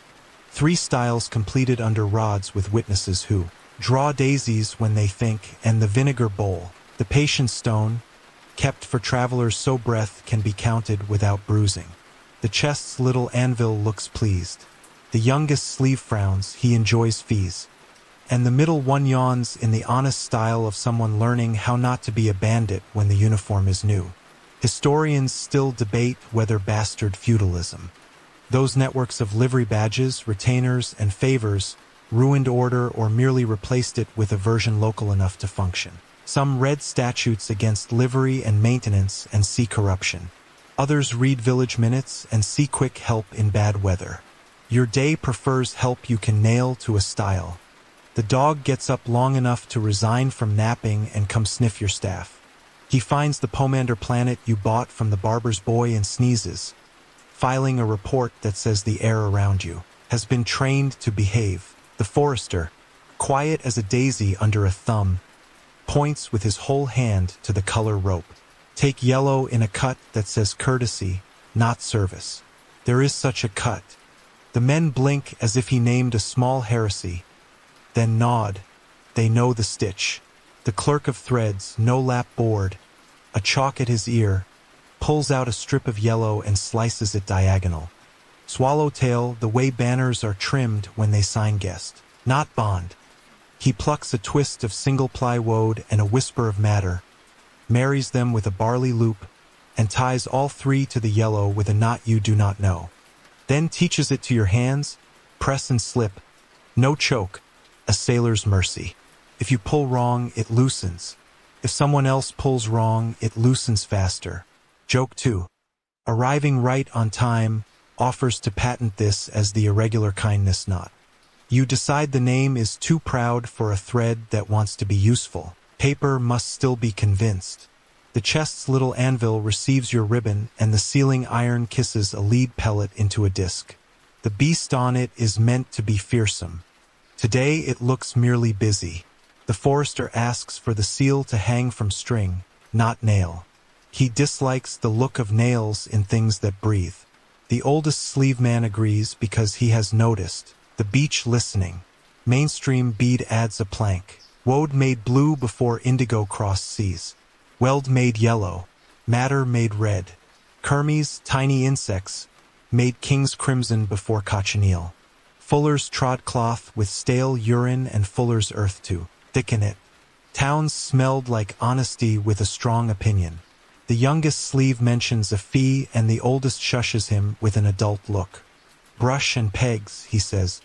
Add a day at the wheel pit if the coracle man snag does what river snags like to do. Surprise arithmetic. You accept the bargain because pegs are a currency you have already budgeted. Then the lemon that lives inside the reeve strolls into conversation from the edge of the camp, attached to the man himself who has shown up at the correct time for once. He has learned a new trick, silence during negotiation. He watches your wrist learn the knot, watches the seal kiss the lead, watches the yellow hang not like a leash but like a bookmark. You look up and make the only ask that will keep the knot from turning into a chain by supper time. Write it down the right way. Courtesy pass, village service, expires with harvest moon. No levy of coin. Brush and pegs counted as fee. Bearer not retained to sleeves in winter. The clerk of threads is not really a clerk, but he can shape letters. He borrows the reeve's patience and the forester's memory and writes the sentence in a hand that will convince a wet afternoon. The beach drops one small husk as punctuation.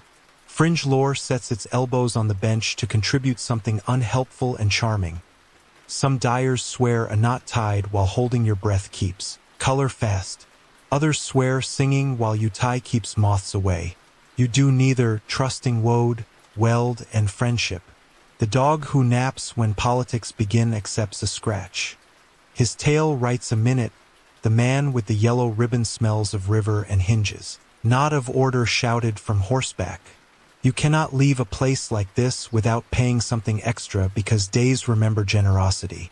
You offer the chest of threads a story, a map, and lay the colors where they belong so the men in sleeves can see how villages draw.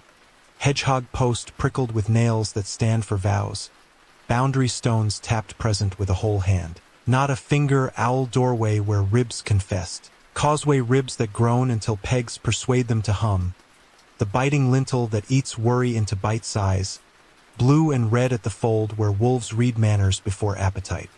Green on carts moving wool and milk even when rumor tries to be weather. And now yellow cut swallowtail for courtesy not higher. The oldest sleeve man listens like a field learning irrigation. Nods once and says if you meet our colors misbehaving, tell them this map and ask whose pasture they watered last. This is as close as sleeves come to humility. Historians still debate whether maps like yours ever changed policy or merely kept panic. Tidy. You vote again for tidy first, policy second, because styles that do not throw grandmothers are better than slogans. There is still the debt the Reeve will want to turn thread into account. He reaches for his lemon and does not remove it. Instead he says, soft, the barn will accept brush and pegs in threesomes, causeway, fold, ferry. Present the knot and the seal to the clerk under leaves and your debt will behave. He has discovered that generosity tastes better in his mouth than vinegar, which is progress for everybody's palate. Joke 3 proposes handing him a certificate for most improved stewardship. Embossed in woad. You settle for brief praise and the promise of a style delivered with panache but no audience. The forester adds the last hinge. You will wear yellow only when you escort brush, pegs, bells, maps, or people carrying any of the above. For everything else, your own palette will do. He ties your knot a second time, then unties it, then asks you to do the same.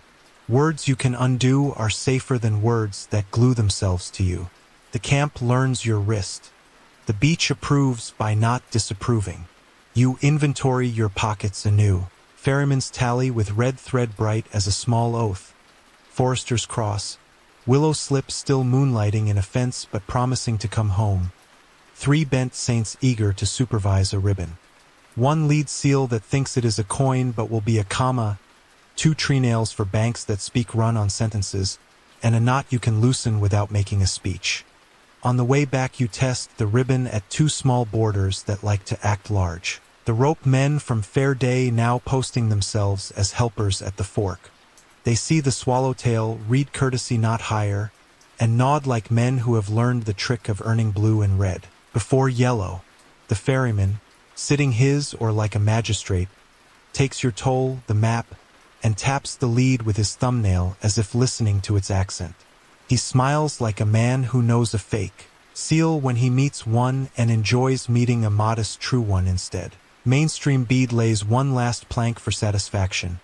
Some towns stamped cloth in their halls with a hammer die, a cloth seal, that later lets archaeologists map trade routes by tiny lead discs dug out of rivers and fields.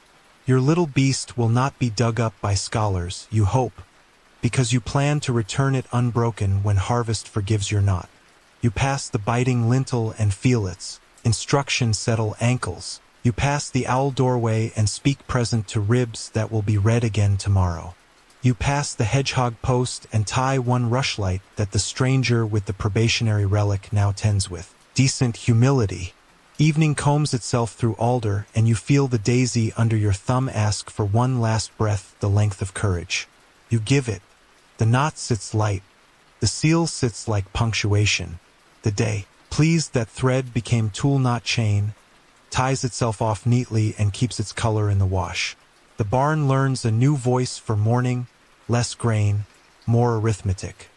And as you come at procession pace, the floor answers in dry clicks under boots like an abacus clearing its throat. The chest of ribs sits where the owl doorway can supervise. The clerk perches with lap board on a grain sack. The forester posts his counting stick by the door that remembers wolves. The alewife stands with a ladle dignified enough to swear witnesses. And the Reeve arrives lemon line pressed flat, a book in his hand that would like to be scripture. You lift your whole hand, no pointing pricks, and narrow your lantern slit because proud light on sums is a boast you can't afford. The day is the Reeve's great accounting, and everyone has brought a paragraph, ferryman with or that knocks verdicts. Miller powdered like a scandalized saint. Rope men from the fair now wearing usefulness instead of toll. The boy with nettle hair who raised hue and cry. Even the face carver with tree nails in a pocket like quiet tomorrows. Joke 1 leans over your ribs and suggests we call this spreadsheet Sunday. You hush it. The barn prefers would you can touch to tables you can't. Mainstream fact rolls out its steady cloth. Literally, the clerk snaps a checkered boardcloth over 2 barrels, black and white like a tame chess field, and lays counters in neat ranks. At Westminster the Exchequer used such a cloth with tallies and counters to reckon the king's dues. Lesser halls borrowed the grammar, manorial reeves rendering compotus, stock in, stock out, works owed, works done.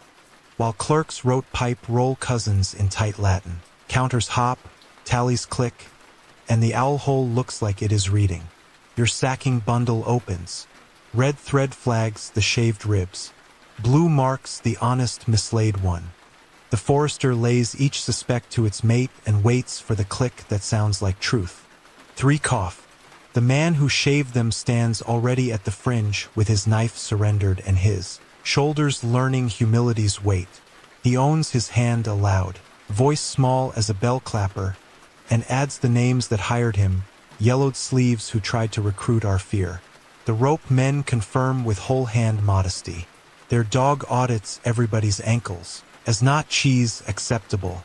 The clerk scratches a daisy in his margin because thinking likes petals, then writes brush, pegs, rushlight service in place of fine, and the barn breathes like a kiln that has found its right vent. Historians still debate what these little courts mostly did. Keep order or keep the idea of order tidy. Some read roles and see performance stitched to outcome, custom sung into being. Others find sharp teeth, immersements that turned weather into cash. Your morning votes for tidy first, teeth later. The hinge of mercy has already saved more hinges than any sermon.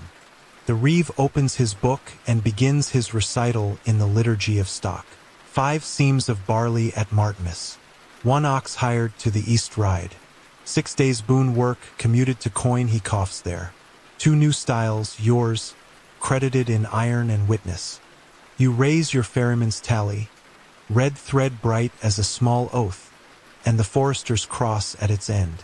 The clerk sets a counter on the checker for each hinge hammered and each rushlight night at the hedgehog post. The reeve's lemon tries to wake when he reaches pavage collected, but Oakshade has a memory. The forged writ, the chirograph with teeth that did not marry, the yellow sleeves who learned yesterday that wax hates daylight. He bites the lemon back down and writes nil. Joke 2 whispers that we should add a line item, irregular kindness carrying balance forward. The alewife actually does, chalking it on a beam, and the barn pretends not to smile. Witnesses step in like pegs. The ferryman raps "Enner once," gavel that never went to school, and reports rushlight ladders set 3 dusks as agreed. 1 snag charmed by rope and modest songs, causeway groan reduced to a hum when tree nails read their commas. Out loud, the coracle man corroborates in sideways sentences. The miller offers a sack for gleaners if the kiln keeps its temper, which it does now that the miler sleeps like a disciplined dragon. The forester enters pannage accounted with bells. Your sturdy alto and cynical tenor, snouts by household, massed shares chalked by place, not tree, and a note that wolves chose manners over appetite when blue and red fluttered at the fold. Fringe detail treads in with muddy feet and refuses to leave until it is heard. The swineherds counting rhyme, yen, tan, tethera, numbers that some shepherds use in the north where tongues keep. Older music. It makes exactly as much sense as the tally's teeth, which is to say, honest sense disguised as nonsense. The clerk writes it in the margin because barns are museums if you let them. Then come the plague rumors carried in with a pomander planet and a bowl of vinegar you named the patience stone. The clerk reads the quiet order you drafted at the green, 40 heartbeats at the ferry. Bread passed by ladle, travelers answered by gates not, glares. Green thread for work that must pass even when breath wants hedges. And the reeve, who yesterday might have craved trumpet, surprises himself by keeping time instead. The face carver steps forward and lays his probationary reliquary under the owl doorway again. Guest, not king, ledgered by roster, weighed by works. Mainstream truth sets a plank beneath the moment. Reeves walked a ridge between parish and lord, sometimes elected by neighbors, sometimes appointed, often judged at audit by stewards with good memories. Whether Reeves chiefly protected their own or chiefly served extraction is a quarrel scholarly ink will never tire of. Charters sing 1 note, compotus another. Your Reeve stands on that ridge, right now, and the lemon in his pocket finally slips, just a little, when the steward's proxy rides in with a neat beard and a fussy parchment to ask why pavage revenue has evaporated. The quiet of the barn grows a spine. The forester says, voice like arithmetic that likes people, because we mended the road in pegs and stiles, not coins. Because safety is more honest as work. Because your writ had two mouths and neither told the truth. The rope men nod. The boy with nettle hair raises hue and cry again. Not as noise, as history. The clerk turns his board so the proxy can admire the checker where counters now sit hinges, bells, rushlight nights, payments that make roads instead of headlines. The steward's proxy starts to choose haughty and then notices the oakshade, the hound. The oar, the daisy wheels scratched on beam and bench. He elects a smaller hat. Fee in brush accepted, he says. Pavage suspended where road mends itself. He glances sidelong at the reeve as if, asking why his lemon tastes odd today. Quirky detail raises a timid hand. The miller swears on his scoop that some reeves in far fields kept to count nuts. Drilled hazel strung on a cord, to thumb through while auditors watched. Worry beads for men who feared sums. Whether it helped or only polished hazel is unknown, but the gesture looked intelligent from a distance. The reeve does not have hazelnuts. He has you. He clears his throat like a man taking off a pair of too tight boots and says, we will strike pavage and write pegs. We will weigh irregular kindness in brush not rumor. We will appoint the boy with nettle hair to hasp the chest he saved. And he reaches into his neat book with a shaky pen and actually writes it. Joke 3 bows and requests that we award the hound the title chief fragrance officer with a stipend of rind. Carried by acclamation. Tail included. Mainstream bead sets one more sensible plank. Harriet a lord's due at death. Merchet a marriage fine. And tallage swam through these rooms like fish in a mill race. Some villages negotiated them down with stubbornness and saints' days. Others paid in silence. Whether that silence was prudence or fear is a sentence each parish writes alone. You write yours out loud. The clerk turns to the chest and reads the final clicks of the day. Honest ribs back in. Shaved ribs confessed and matched. 3 new styles named. The biting lintel lane credited for saved ankles policy by Art. The drowned causeway promised another load of brush before the next storm. Additions. The alewife takes a heel of lawful bread from a small loaf and breaks it into ninths again. Not miracle, ration mercy. She gives 1 to the proxy, who earns it by swallowing like a polite man, 1 to the face carver, 1 to the boy, 1 to the reeve who eats shame properly with soup and no sermon. Outside, the rope men test your yellow swallowtail courtesy ribbon and its loosening. Not red guest, not bond, and nod like hedges learning to be gates. The clerk rolls up the checker cloth as if putting a winter away in a drawer, and the owl doorway blinks the barn shut in. Arithmetic. You inventory before you go. Ferryman's tally with red thread bright as a small oath. Forester's cross neat at the end. Willow slip still moonlighting in a fence but promising to come home. 3 bent saints pleased with the day's punctuation, 1 lead seal that thinks it is a coin but behaves like a comma, 2 tree nails for commas on banks that still run on, and a lemon quietly demoted from central character to seasoning. As you step out, the village is already painting door marks and tying herb bunches because after numbers come thresholds. Tomorrow wants green doors and hex foils and dusk that sounds like bells on latches. You touch your staff where the daisy waits under your thumb and feel the breath you used to cross tea-brown water return for book-brown reckonings, and you walk away at procession pace with the barn's verdict in your bones. Accounts balanced in pegs, not pride. Writs with 2 mouths taught to chew humility. And a reeve who finally joined the choir instead of conducting from a lemon. The sky rubs iron filings into its sleeves and the river answers by clearing its throat in bass, which is how you learn before anyone says it that the snag the coracle man promised has finally remembered its ambition.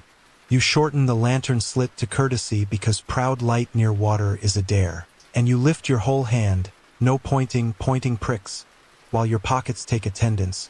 Ferryman's tally with its red thread stitched like a healed cut. Forester's cross neat at the end. Willow slip still moonlighting in a fence but promising to come home. 3 bent saints, bracket, hinge, and don't be foolish, keeping commas under your ribs, the yellow swallowtail ribbon tied in. The knot you can loosen without speeches, and the little lead seal that thinks it is a coin but behaves like a comma. The bank is already assembling like a sentence that knows the hard word is coming. Ferryman with or that knocks. Verdicts: forester with counting stick and dog promoted to chief fragrance officer by Rhine stipend. Rope men in their new color alphabet. The boy with nettle hair. The coracle man whose boat is a walnut sung into obedience. The alewife with vinegar bowl and a coil of rushlights. The face carver with a toad of tree nails and a plank that will bite worry into chewable pieces. The snag shows itself.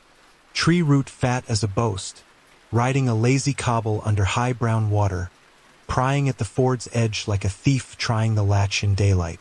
Joke 1 clears its throat and proposes we start a boutique specializing in artisanal river mischief. You pocket the joke because the vessel in front of you contains more intention than humor. Mainstream fact lays a sensible plank under your boots. Medieval folk tamed water with fascines. Bundles of brushwood bound tight, and with corduroy ways, logs laid crosswise in bog, and brotherhoods of bridge builders in parts of France, the fratres pontifices, took vows to maintain crossings as acts of mercy. Bridge chapels watch tolls learn manners. Whether your parish will ever have a brotherhood is beyond your purse, but you have brush and neighbors, which is the grammar mercy respects. The forester points with his whole hand to the stack of alder poles the rope men have bullied into tidiness. The ferryman nods 1, 2, 3 his favorite music, then raps the once, a gavel that never went to school. You set a line of fascines along the soft lip of the ford, shoving them under with stakes so they asterisk the bank where the root would like to lift. The rope men loop their newly honest cord around the snag and hum a working tune that is 80% rhythm and 20% apology to water. The coracle man sculls like a man ironing wrinkled sentences. Smooth, even, and you plant St. Hinge against your palm where the face carver hid the daisy under your thumb. Breath lengthens. Knees remember to apologize before they ask favors. Your map begins to sing. Hedgehog post, boundary stones, owl doorway, drowned causeway ribs that groan until commas teach them to hum, lintel that bites worry into bites, fold that learned blue and red before appetite. The yellow courtesy ribbon on your wrist lets the rides posted men on the far bank understand. Guest not bond, work not levy. They hold their horns and offer arms instead of fees, which is policy behaving like a good neighbor for a change. The snag pretends to be impressed by none of this, catches the fascines with a rude shoulder, and tries to wrench left to bite the miller's sluice. The dog sneezes twice, the auditors signal for complication, and the ferryman says, soft verbs not proud light now. The coracle man bows to the river like a penitent with a paddle and lets the root ride his bow until the rope men can lead it toward the gravel where water is more sentence than exclamation. The forester drives dead man stakes with 3 thuds that feel like words a good clerk would choose. Hold, hold, hold. The alewife lights 3 rushlights and sticks them high on the hedgehog post, moons at eye level that do not boast, and ties blue and red below because color teaches posture. Faster than sermons. You test the new corduroy edge with your staff. The causeway answers with a groan that has forgotten its talent for drama and prefers engineering. Historians still debate whether rights of common, turbary, pannage, estovers, kept woods and waters sustainable by custom or frayed them thin by too many hands. Some read manorial by laws and see disciplined commoning with sanctions that worked. Others read bemoaning sermons and see appetite with a halo. Your day votes for the first. A snag can smash a winter into hunger. A circle of people can untie it into brush on a bank without asking a lord to invoice mercy. Fringe detail steps onto the wet stones with wet shoes and refuses to leave until you listen. The alewife brings a skep of bees to the landing and taps twice on the wicker. She tells them the village's news, snag to be moved, doors to be marked. A relic on probation under the owl doorway, a reeve on a lemon diet because bees must be told of births and deaths and changes if they are to stay. The ferryman tips his hat to them because river, and bees argue politely over who runs the world. You do not correct either because honey and crossings both keep saints employed. The snag stutters on gravel, flips like a speech that forgot its ending, and then lies down in the position every argument arrives at eventually. Horizontal and harmless. The boy with nettle hair who raised hue and cry first in hazel is allowed the honor of cutting the last loop. The root drifts away downstream, no longer bold enough to pretend it was a boat. Joke 2 taps your ribs, we should pin a warrant on it, banished for theft of leverage, but you save the ink for ledgers. The ferryman slings his or under his elbow like a bishop at ease, chooses a spot with a view of both bank and causeway, and says the sentence that is your village's true charter: we pay in pegs and breath, not coin and noise. The forester adds the hinge, and we count aloud while we set them. He raises his stick, you raise your tally with red thread. The rope men raise their new useful colors: blue, red, green, and that yellow in swallowtail that means guest. The miller raises a scoop because he knows humility when it saves his wheel. Mainstream truth contributes a plank the river won't mind. Open field villages planted in strips rotated, wheat, legumes, fallow, so soils could breathe. Sheep shuffled fertility back across. Ridges and meadows cut for hay kept cattle wintered. Bridges and fords were the pulse that let all this shuffle count. Whether your valley follows strict 3-field arithmetic or a looser 2, and sometimes 3 matters less than this, the crossing must work, or supper becomes weather. The rope men wedge the face carver's plank across the ditch where tired ankles invented litigation. The leaf mouth bites worry west. He adds the little fish breath notch under the lip so toes feel instruction without lectures. You hang one of the swine bells the bellwoman loaned to latches on the post because pork taught you that counting and music are cousins. The forester names the small work party for the record, and the clerk, who arrived without announcing because law walking is better than law sitting, draws one neat daisy on his board and tucks the line under it: fascine edge set, snag led, rushlight rung, bell hung, planks biting, ribbons learning to be grammar. The reeve, who is a different man when his lemon sleeps, reads the kind of order that pleases oak shade. Pavage nil where brush says yes. Green thread for carts bearing work. 40 heartbeats at the ferry. Vinegar bowl full. Boy with nettle hair to record names on oiled board, not for suspicion but for soup. The coracle man, never able to resist a flourish, taps his boat with a paddle the way some men tap tankards. The frog judge of your earlier night blurts approval from a puddle. You let yourself laugh because laughter is not an enemy when it behaves. From the far meadow a woman comes at quick slow, arms full of linen. She asks what toll the ford now levies for clean cloth. You hold up your ribbon and answer, brush and breath. She ties a little white square to the hedgehog post so someone's wedding and harvest will remember this day without arguments about who did the heavy lifting. The bees approve by making that low work noise you have come to trust. The ferryman claims his toll at dusk, the map, and you pay in words carried now as well by color. Hedgehog post prickled with nails and rushlight moons. Boundary stones tapped present by whole hand. Hellos, owl doorway with guest relic under roster. Causeway ribs that groan until pegs teach them to hum. Biting lintel that eats worry. Fold blue and red where wolves remember manners. Field edges walked like rogation in slippers. Vinegar stone shining like a little moon polite to money. He listens with his or an ear that belongs to water and nods a figure 8 yes that suggests banks hold memory if you bother to breathe near them. Historians still debate whether village watercourts ever existed formally or whether such council at landings were rituals of courtesy that nonetheless made law. You vote for ritual that makes law because today's brushwood will hold better than a proclamation nailed to a post. The alewife glances at the bees, at the rushlights, at the faces that have discovered their best features are hands, and declares enough soup to call this a sacrament even if the church would prefer a priest. Joke 3 allows itself to arrive, quiet, small, edible, and proposes we knight the snag for services rendered in reminding the village how to be a village. You award the title to the treenail you are about to tap into the causeway's comma instead. Sir Stay. Inventory before sleep because habit beats panic in years when rumors travel faster than carts. Ferryman's tally with red thread bright as a small oath. Forester's cross. Willow slip that will come home when the fold decides wolves are bored. 3 bent saints pleased with punctuation. Yellow ribbon that loosens when you tug it like a sentence. Eager to be edited. Lead seal comma that keeps its accent. 1 pomander planet for when breath needs nursery smells. 2 treenails promoted to full stops on a bank.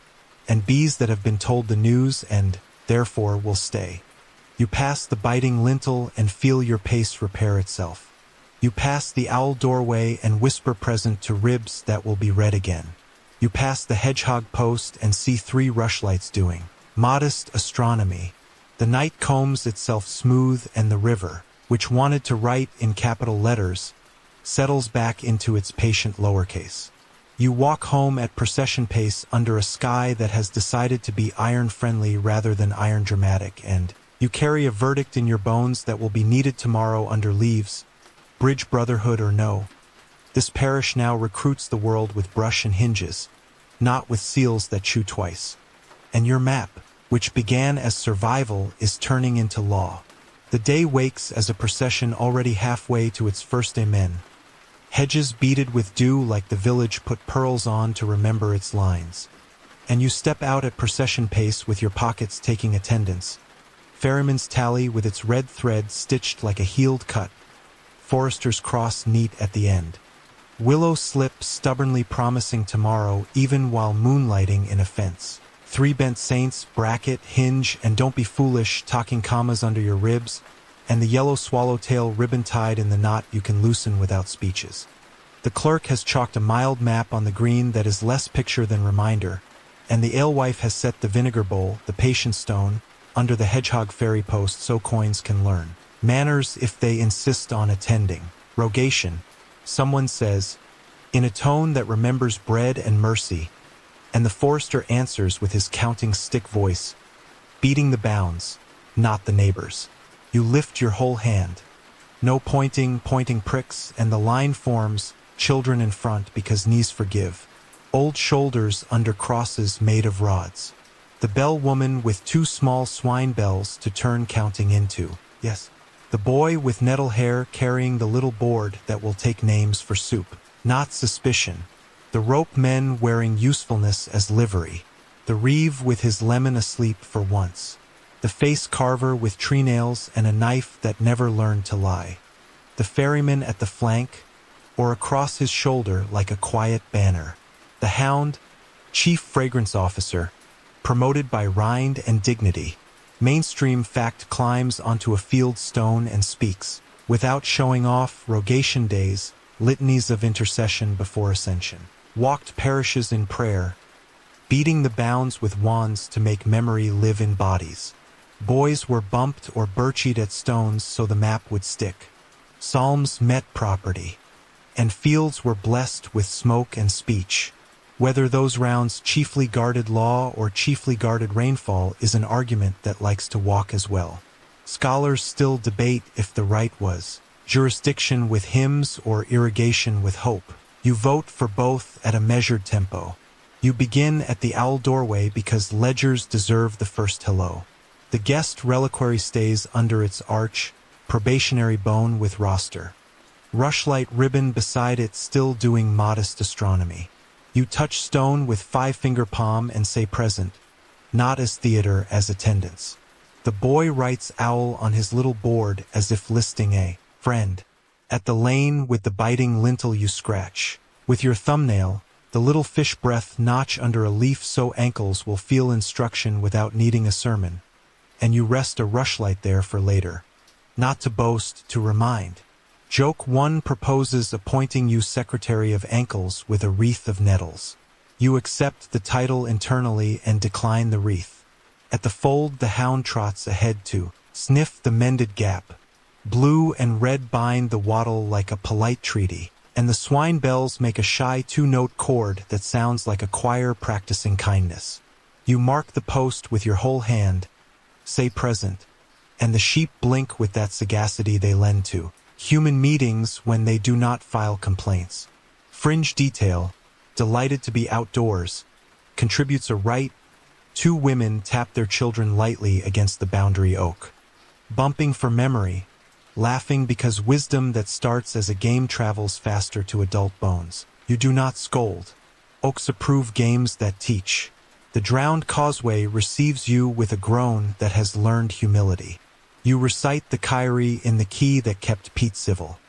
And the coracle man, who has become a minor saint of the comma, points out where yesterday's fascines taught the bank a new sentence. You lay 2 tree nails on the shore as punctuation and not offering.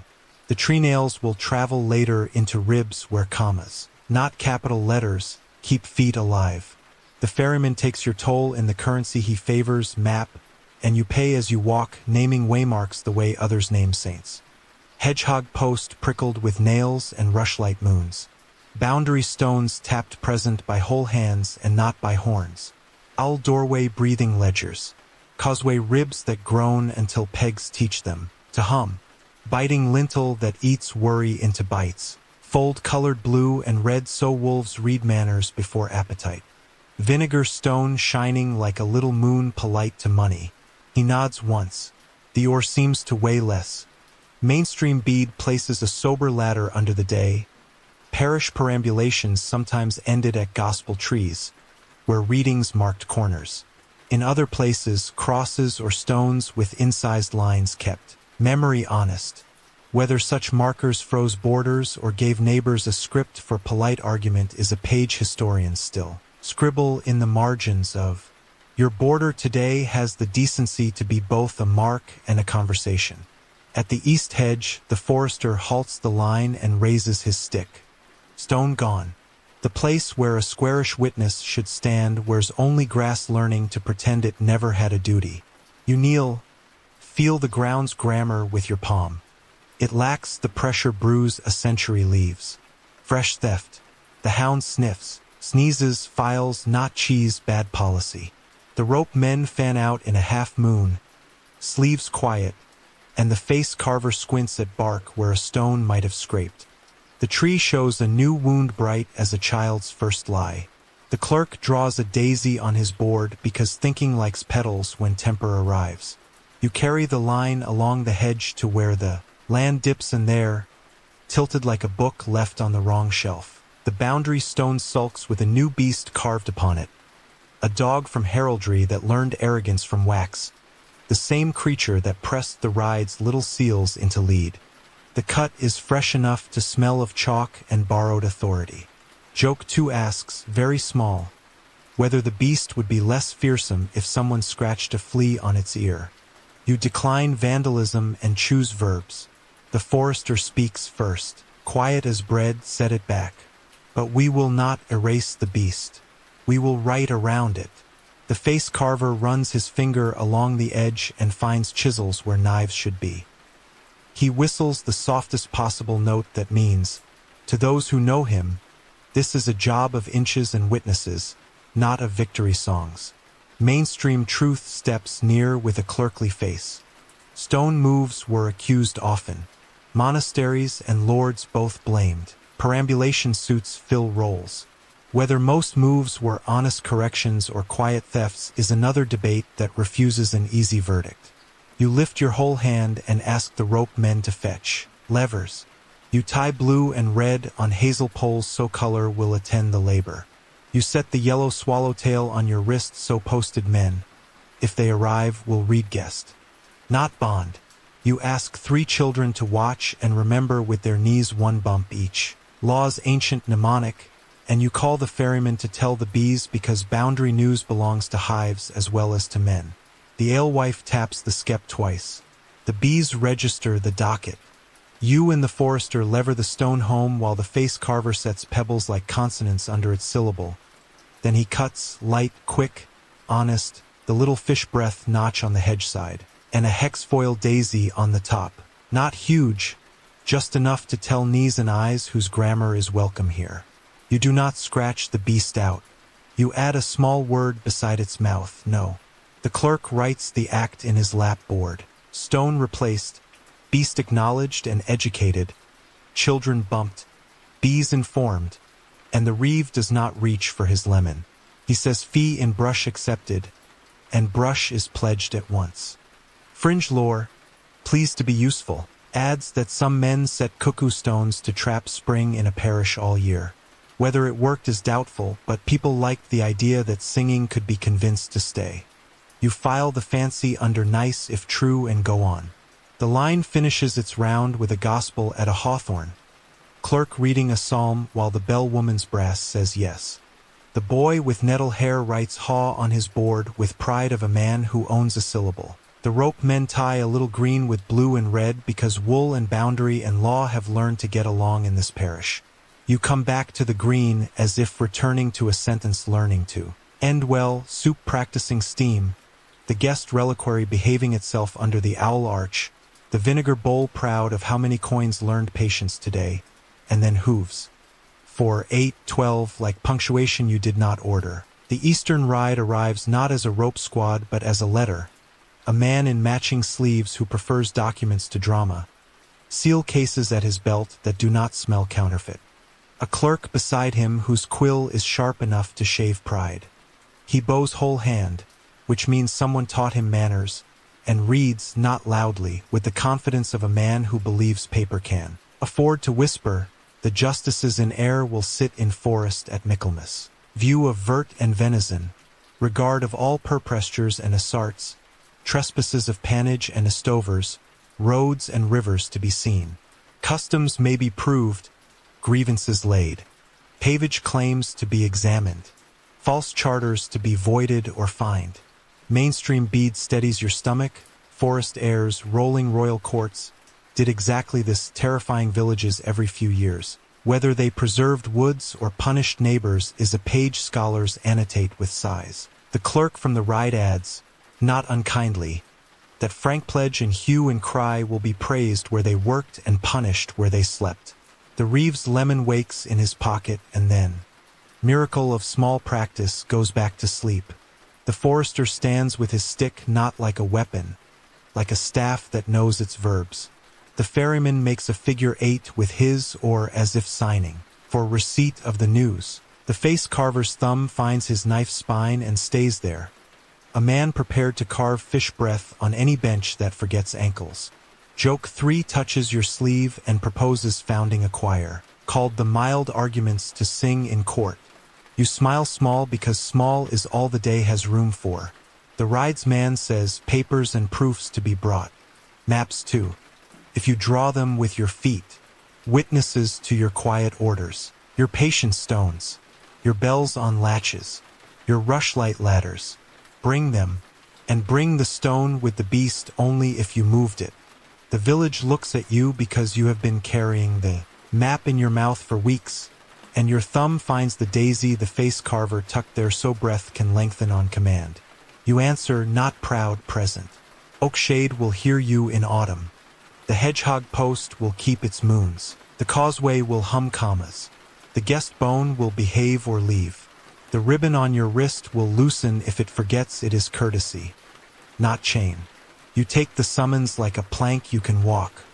And the day closes, not with collapse, with a hinge, a court coming that may try to rename the forest, and a parish ready to argue in the language it has learned this whole part. Brush, pegs, bells, breath, and maps drawn by feet. Tonight, we continue once again from the green where dew pins sequins to the hedges and the hedgehog ferry post wears last night's moons like buttons, and you step out at procession pace. Because ankles remember the liturgy of careful, your pockets taking attendance, ferryman's tally with its red thread stitched like a healed cut, forester's cross neat at the end. Willow slip promising tomorrow even while moonlighting in a fence. 3 bent saints, bracket, hinge, and don't be foolish, talking commas under your ribs, and on your staff the color alphabet already tied in a modest braid. Blue for boundary. Red for law and water. Green for work that must pass even when breath wants hedges. And the yellow swallowtail knot you can loosen without speeches. Courtesy not chain. Michaelmas crouches on the calendar like a cat with opinions, and the forest air is coming down out of parchment to sit under oaks and ask whether customs can read aloud. Your job before rods and robes arrive is to gather proofs that do not shout. Witnesses with wrists, not trumpets. Tools with old fingerprints. A map drawn in feet and breath. You lift your whole hand, no pointing pricks, and the village begins to move the way. Hive moves when someone says quietly that the day will ask for honey and restraint in equal ladles. The clerk appears with his lap board and a little box of cuttlefish pounce. He draws a daisy in the margin because thinking likes petals, then writes a list he calls a psalter for inspectors. Hedgehog post prickled with nails and rushlight string. Bell on latch thresholds that chew worry instead of ankles. Biting lintel lane where the carver's leaf turned pace into policy. Causeway ribs that groan in good grammar now that treenail commas hold. The guest reliquary under the owl doorway with rostered knights and no miracles asked to show papers. Vinegar bowl, the patient stone, shined like a moon polite to money. And your yellow not swallowtail cut to signal guest, not bond. Mainstream fact settles its sensible stool, justices in air, great royal circuits, really did sit to view vert and venison. Here perprestures encroachments, assaults clearings, trespasses of pannage and estovers. Rolls from the 13th century preserve forests turning into Latin, fines into ink, and villages into examples or warnings. Historians still debate whether those heirs conserved woods or harvested coin, whether kings loved deer or tallies more. Your parish will argue conservation by brush, not rhetoric. Joke 1 arrives with its hair combed and suggests we print glossy brochures called Visit Our Forest. Now with 30% more courtesy. You pocket the brochure idea and keep the courtesy. The forester gathers you by the yew that learned to be a roof and begins the day's choreography in his counting stick. Voice, ropes for the snag that grew ambitions and then learned humility. The swine bells because music helped Panage learn to behave. The face carver's plank that bites worry into chewable pieces. A scoop the miller will swear on without coughing. And the hound, chief fragrance officer, whose nose passes for a notary public west of the ferry. You go collecting evidence that is not theater. At the owl doorway the guest bone waits under. Roster. You do not ask it to perform. You ask the roster instead to perform memory, names, hours, the small eases that belong to soup and distance, not to glass. At the lane you slide a thumb under a leaf and refresh the little fish breath notch. Ankles will take instruction again without feeling scolded. At the fold the blue and red on the wattle say policy even to wolves, who have lately been choosing manners over appetite. Which is the closest to a miracle you allow yourself.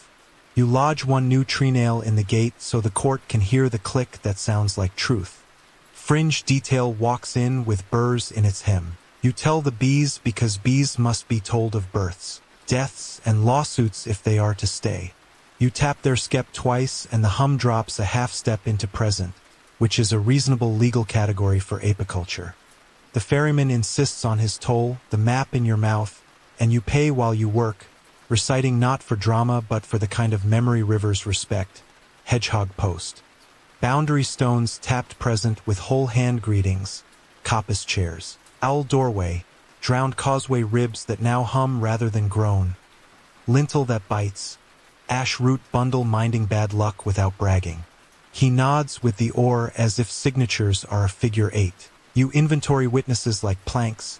The boy with nettle hair who raised the hue and cry through hazel and will show the knot he tied on the thief's bundle. The rope men who learned the color, alphabet and can explain why yellow in swallowtail reads guest. Not levy. The alewife, ledger of soup, who can speak irregular kindness as if it were an entry the exchequer forgot. The miller with a sack marked for gleaners if the kiln keeps its temper. And the charcoaler whose miler sleeps like a disciplined dragon because you kept proud light out of its grammar.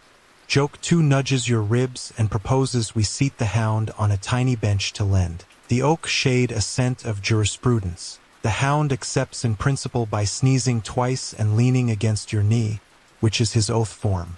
You set a rehearsal under beach, the dry run the clerk calls feet that draw maps. Children go first because knees forgive.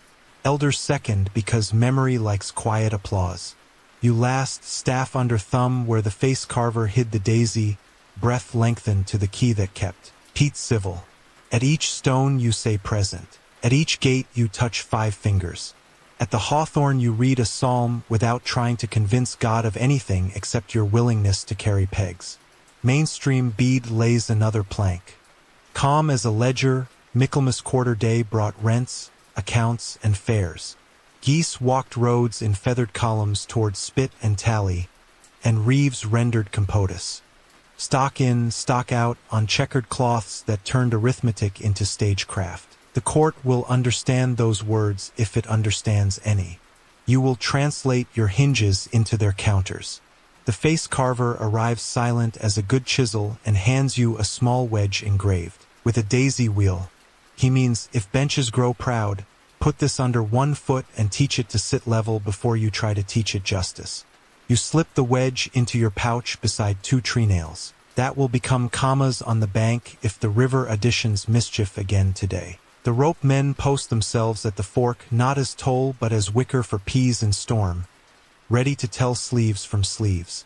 The reeve, astonishingly, keeps his lemon asleep and asks only for clear names, clear jobs, who carries the vinegar bowl, who counts heartbeats at the ferry, who carries the bell on latch to hang on the court post so verdicts remember doors.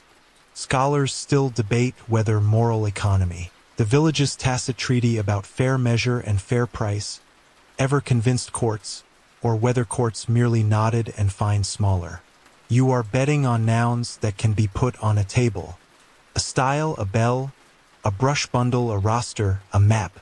You pass the drowned causeway and hear it hum the note you taught it. You lay 2 more tree nails on the bank as punctuation. Not offering. At the ferry, the coracle man reports the snag reduced to its manners, and the ferryman lifts a rushlight ladder to prove that moth-sized moons are better than proclamations in fog.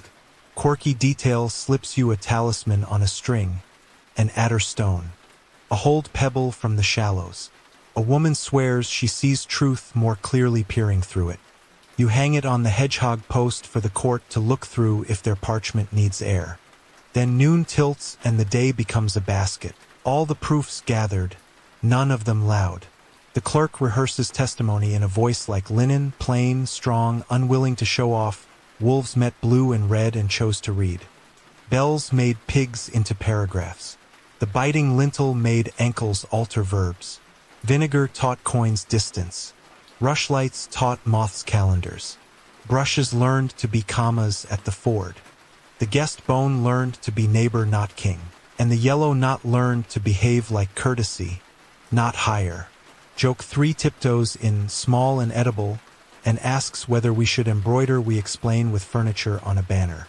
You settle for tying a green thread to blue and red at the ferry to remind yourself that work, boundary, and law are cousins here.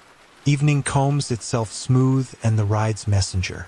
Polite, accurate, almost relieved that you are the kind of parish that turns nouns into proof. Arrives with the time tomorrow and a direction under oaks the court prefers.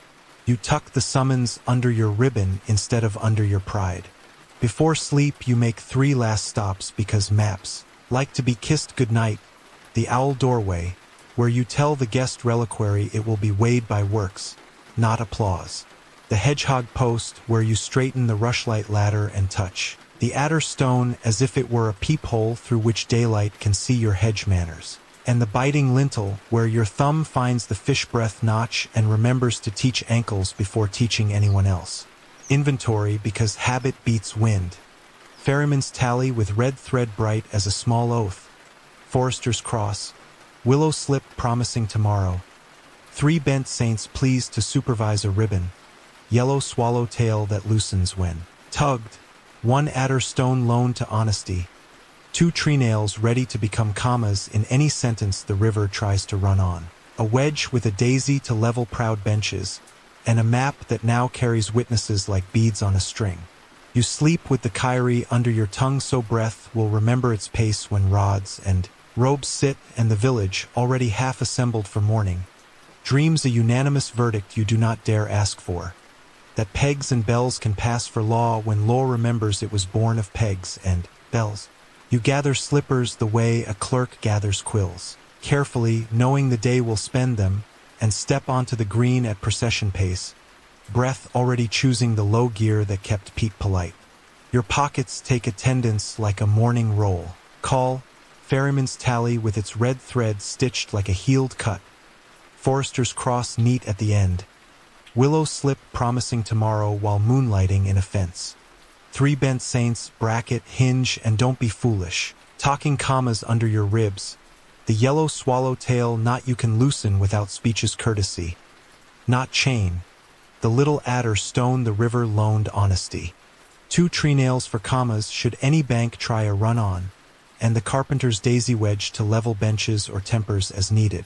Children shuffle up first, knees that forgive, followed by elders who remember where memory lives when parchment gets colds. And the forester raises his counting stick not like a cudgel, like a metronome, while the bellwoman brings 2 swine bells to turn counting into yes, and the clerk arrives with lapboard and cuttlefish pounce, drawing a daisy in the margin because thinking likes petals, then writing at the top feet that draw maps. You lift your whole hand, no pointing. Pointing pricks, and the line obeys the verb you always begin with, present. The hedgehog fairy post still wears last night's rushlight moons like modest buttons, so you start there, tapping the nail prick metals that stand for vows and telling the 2 smallest children to sniff the vinegar bowl, the patience stone, so they will remember with their noses as well as their ankles. Joke 1 pads in and proposes commissioning souvenir slippers with 30% more courtesy stitched on the toe. You file the brochure in an imaginary drawer and point your staff whole hand toward the owl doorway because ledgers deserve the first hello. Say present, and show the older boys the roster under. The arch where the guest bone has behaved like a neighbor rather than a headline. Hours listed like prayers that never tried to boss God. Mainstream fact takes a sensible seat on the sill. Rogation perambulations before ascension walked parishes. Beating the bounds with rods while litanies cooled tempers. Gospel trees hosted readings, boundary stones received taps, and sometimes bumps so children would remember with their bodies. In some places bread and cheese were tossed to bystanders at stops. Whether the right primarily upheld jurisdiction or watered hope is still argued with tidy pens. You let the fact sit there like a bench everyone can share. The lane with the biting lintel receives you next and, as ankles hesitate in the way you designed, you scratch a fresh fish breath notch under a leaf where the face carver's mouth smiles. The elders murmur approval in the dialect that carpenters love.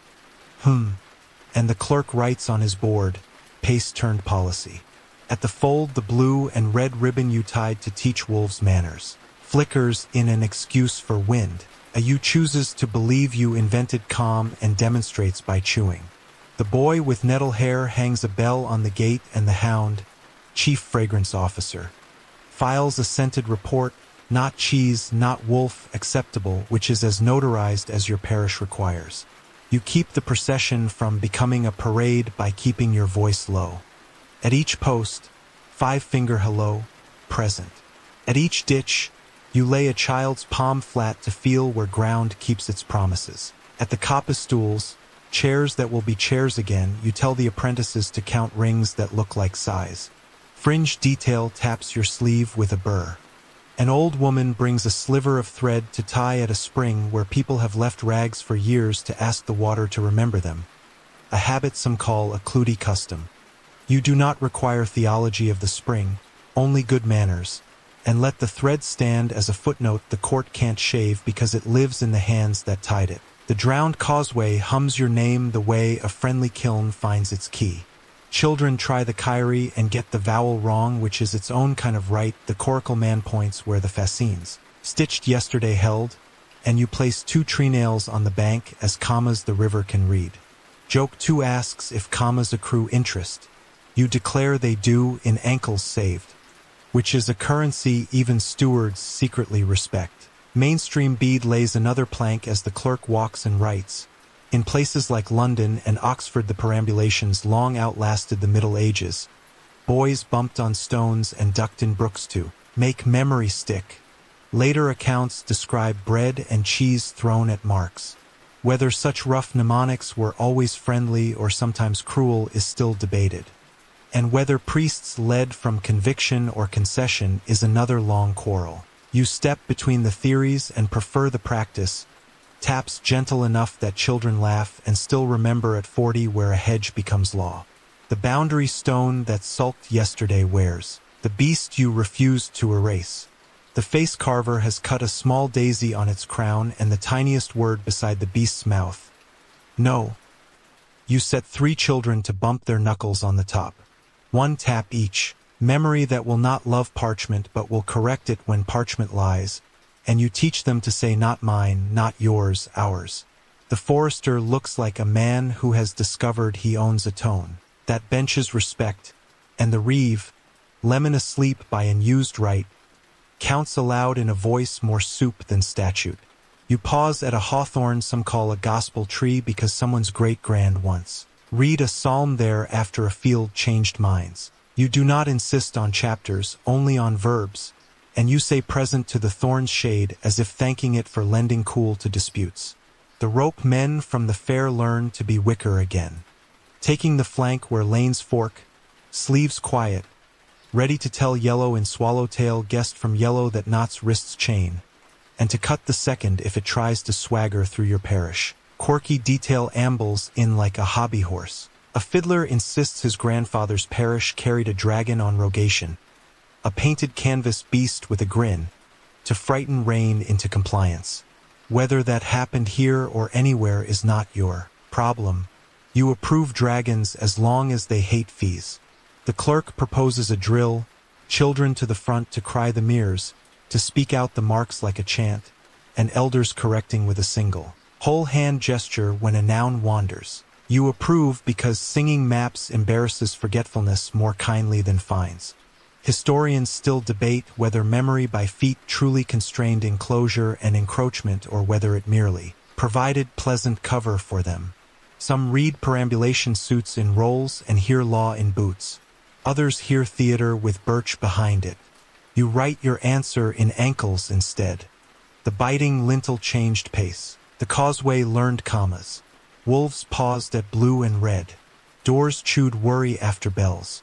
Coins learned to bathe before hands. That is not theater, it is furniture arranged so neighbors can sit. At midday the alewife produces a loaf measured by the assize, smaller this season because wheat sulks, and cuts it into ninths with her traveling cross, feeding names. Kiln watcher, fold sitter, clamp walker, fairy ladder, bell hanger, hue and crier, nettle bringer, daisy drawer, and witness. You tuck witness under your tongue because the air eats that word like a favorite plum. Then the gospel side of the ritual gets its share. You ask an elder to sing a verse that knew the path to her mouth before the plague rumors began. She does beautifully and keeps her distance while doing it. Your new song for distance, call and answer like 2 hedges waving, is good enough to make bees sound interested. The bees must be told, so you tap the skep twice and recite the route like news. Their hum drops a half tone into present, which in apiculture is a reasonable verdict. The hound sneezes twice.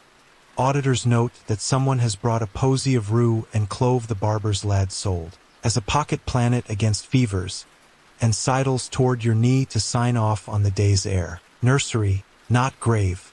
You teach the children the color alphabet, blue boundary, red law and water, green work that must go through, yellow courtesy not chain, and tie a thread of each to a hazel twig. The face carver has nicked with a fish breath under leaf. The twig becomes a pocket banner the court can't buy because it was not for sale. The miller surprises everyone by bringing a scoop without cough. He swears on it that he has kept mulcher modest while the kiln slept better, and the clerk writes scoop sworn in a margin full of daisies that look like a meadow of thought. The rope men volunteer a small experiment. Bread and cheese thrown lightly at the boundary stone to merry kindness to jurisdiction. Children squeal, elders catch. The hound catches the wrong piece and files no complaint. Whether the custom will stick is a question for next year and ankles, not for parchment tonight. You finish the circuit at the hedgehog post exactly where you began so the day can tie its knot. The ferryman claims his toll, the map, and you pay in nouns braided with adverbs that serve as distances. Present gently, lift here, step wide, breathe long. He nods a figure 8 with his or as if writing as witnessed on water. Joke 3 arrives last, polite and small. It suggests awarding honorary degrees in cartography to the children who can now recite, with flower on their lips, the order of posts without peeking. The clerk confers a solemn daisy on each sleeve and calls it a diploma, which works as well as Latin for your purposes. Before dusk you visit 3 thresholds to seal the day's lesson into furniture. The biting lintel gets a touch from every palm so tomorrow's ankles cannot deny they were taught. The owl doorway receives a rushlight that promises to read without boasting. The boundary stone with the beast gets a second no carved smaller than pride but larger than theft. And you place your carpenter's wedge under a bench at the ale stake so any quarrel that tries to slant the evening will find itself leveled by geometry instead of humiliation. Inventory at the close because habit beats weather. Ferryman's tally with red thread bright as a small oath. Forester's cross. Willow slip that still promises tomorrow while the fold borrows it. 3 bent saints pleased with how punctuation turned into a walk. Yellow swallowtail that loosens clean. Adder stone hung on the hedgehog post for curious justices. 2 tree nails ready for banks that forget to speak in sentences. Carpenter's daisy wedged back in your pouch. And the map itself rewritten in feet and laughter so even a clerk with sharp knives cannot shave it. Night slips its hand under the village's elbow and escorts it to bed. You hum the kyrie in the key that teaches sleep to keep its temper. And somewhere in the beach you will stand under tomorrow. An owl rehearses the vowel that means accounts can be balanced without shouting, provided ankles remember where to lift. You hear parchment before you see sleeves. The dry whisper of confidence trying to become weather. And you slow to procession pace because ankles think better when verbs are gentle, your pockets taking attendance by touch. Ferryman's tally with its red thread stitched like a healed cut. Forester's cross neat at the end. Willow slip still promising tomorrow while moonlighting in a fence. 3 bent saints talking commas under your ribs, bracket, hinge. And don't be foolish. The yellow swallowtail knot you can loosen without speech's courtesy. Not chain, the little adder stone the river loaned honesty. 2 tree nails for commas should any bank try a run on. And the carpenter's daisy wedge to level benches that forget humility. The ride is already at the green. A table dragged under beech shade. 3 seals asleep on silk like well-fed cats. 2 clerks with quills sharpened to shave pride. And a reader whose voice would like to be a drum but must settle for reed. He begins by writ and assent and custody of safety, pavage restored and escorts payable in good coin to gentlemen whose sleeves you raise your whole hand, no pointing. Pointing pricks and ask for daylight louder than parchment. The clerk blinks as if you suggested whether sit on the bench. We read in the open, you say oaks for witnesses, bees for appeal, and the ferryman taps his or once to second the motion. Gavel that never went to school. Mainstream fact sits down on the table like a sensible weight. Charters were copied and cut in chirographs. Married teeth on 2 or 3 halves. Word chirograph written across the join before cutting so halves proved kin. Seals hung on cords of hemp, silk, or parchment tags. Market crosses and church doors heard readings in daylight so ears could audit ink. Livery of season transferred land by a clod of earth or a twig in a fist because bodies remember better than clauses. You let the fact breathe because you will need it when sleeves try to say sky is a private asset. Fringe detail wanders up with a grin it cannot suppress. Some towns kept a charter ale, tapping a barrel after public readings so memory would stay lubricated. Others sprinkled pounce from cuttlefish bone on fresh ink and boys swore it was powdered. Dragon. You smell the cuttlefish at the clerk's elbow and decide dragons are cheaper than lawsuits. Joke 1 lifts its head and proposes we start a pop-up stand selling authentic indented teeth. Guaranteed to bite fraud. You keep the joke leashed because teeth are already on the table. The ride's reader unrolls his favorite sentence and the letters yawn in the exact places you expect counterfeit breath.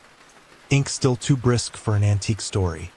Witness list naming a man who last winter failed at dying and then succeeded in spring. Seal that looks like a saint repurposed from a different devotion. The forester stands with his counting stick the way he stands by wolves and says the thing oaks prefer.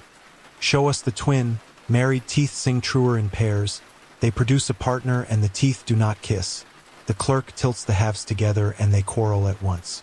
The cut is good theater but bad geometry. The face carver, hands dusty with tree nails, leans in like a joiner admiring a badly behaved dovetail and murmurs that married edges must remember the same knife. This has 2 husbands. The reader bristles. We have custody of safety, and you lay your map on the wood not as challenge, as syllabus, hedgehog fairy post prickled with nails and rushlight moons. Bell on latch thresholds chewing worry rather than ankles biting lintel that taut pace. Causeway ribs that hum since tree-nail commas, vinegar bowl, patience stone. Where coins learn to bathe before hands. Blue and red at the fold so wolves read manners before appetite. Yellow not cut swallowtail for guest not bond. Pay us in brush and pegs if you like safety, but do not charge toll for only writing the word on paper. Mainstream bead adds a plank with courtroom. Manners, Magna Carta's clause on fish weirs ordered obstructions removed so boats and fish could pass. Promise often honored, sometimes ignored. The charter of the forest made commons, pannage, estovers, turbary, lawful under watch. Historians still debate whether such texts lived in daily custom, or merely comforted parchment. Some read air rolls and see fiscal appetite, others see conservation by fine. Your parish is about to argue that conservation is best paid in hinges. Not headlines, the ride's younger clerk, who enjoys fees, tries a different angle, but your earlier writ was voided under leaves. And now we have a new seal, cleaner. You ask for witnesses who know your hedges by wrist rather than rumor. By sleeve, the boy with nettle hair steps forward and recites his hue and cry through hazel like a psalm. The rope men, once toll and now wicker, lay their new color alphabet on the table. Blue boundary, red water and law, green work that must pass, yellow courtesy not chain, and the forester slides your yellow ribbon across the wood. Swallowtail visible, not demonstrably loosening. The clerk sniffs because loosening knots are bad for retinues and good for villages, which is roughly the point of your policy. Joke 2 knocks softly and suggests we get the beast on the boundary. Stone to testify. You nearly accept because the beast's new neighbor word. No would make an excellent witness. Instead you produce the adder stone from the hedgehog post and invite the clerk to peer through it at his own parchment. He does despite himself and the whole inn. The pebble obliges by reminding everyone that daylight edits hurry. Fringe lore leans on a bench with sticky fingers. Some swear peering through holed stones reveals witches or cures sore eyes. Others say it merely makes men feel briefly scientific. You use it for its one reliable trick, slowing pride. The reader shifts to his next document, an escort schedule painted in months where rain walks. The dates are unkind to haymaking and kinder to fees. The miller clears his flour from his throat and swears on his scoop that the ford needs people when brush and rope desire, not when parchment yawns. The ferryman adds 40 heartbeats at the landing. No trumpet, and the clerk writes it reluctantly because figures that behave like liturgy make good copy. Mainstream truth steps up again with dignity. Exchequer checker cloths turn counters into dues, tallies into memory. Reeves rendered compotus on benches like this. But even King's auditors preferred daylight, open doors, shared spectacles. Historians still debate whether transparency was a true habit or merely a ritual that kept peace until tax season. You rub your thumb on the daisy the face carver hid under the staff's grip and choose to act as if rituals make truth when repeated. The face carver produces his daisy wedge and slides it under the ride's table leg with the politest craft. The bench stops listing, tempers follow. You say, keep the halves as curiosities. Bring them to Michaelmas so justices in air can admire their teeth in public. Until then, safety is brush at the ford, not grammar on ribbons. The ride's older clerk, less enamored of drama, more enamored of going home with dignity, glances at the forester and reads your paragraph out, loud as if it were already on his paper. Fines in brush accepted where road mends itself. Pavage suspended until bridges or planks appear under witness. Courtesy knots to be recognized when swallow. Tail and loosenable. Wolves to be answered with blue and red at folds. Vinegar stone kept at ferry. Bells on latches praised where quarreling declines. And he seals that temporary arrangement with a saint who has not learned to lie yet. Your hound sneezes twice, filing not cheese, acceptable on the new wax. The reader attempts one last flourish, asserting their custody of safety. And the alewife answers with a ladle that has learned to be a scepter. Custody implies nurture, not invoices. Show me where your parchment carried a plank, and I will pay you in soup. Otherwise we will pay ourselves in hinges. The bee-skep hum drops a half step into present, which is how bees vote. The clerk, perhaps remembering a mother who tied blue to a gate in lean years, folds one offending charter and places it under the vinegar bowl where it can. Practice humility.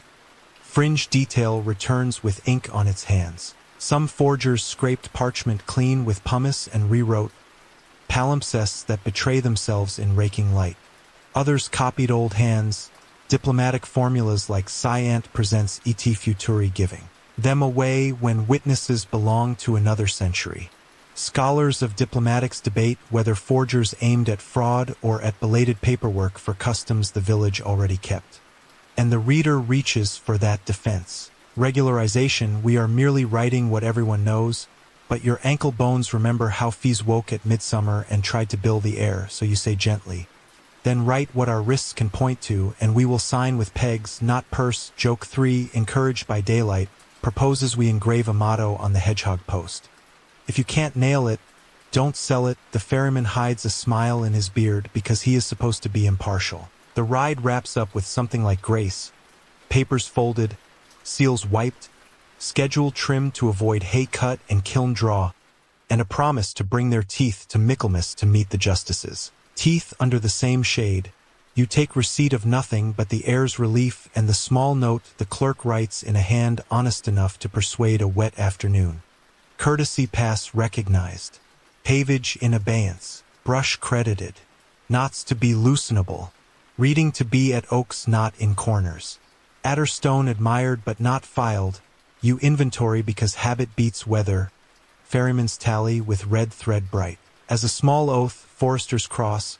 Willow slip that will come home when the fold stops hiring it. 3 bent saints pleased to supervise punctuation.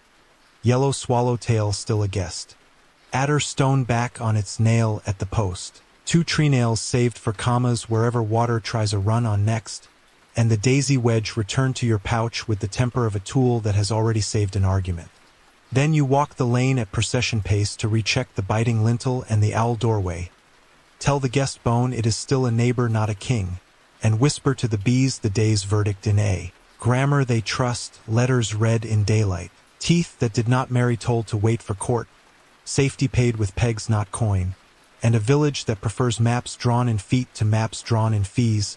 Present, you say to the hedges as they pin. Sequins of dew like jurors, and the hedges, which have liked you ever since you learned to keep your breath low and your verbs soft, answer by staying where they are.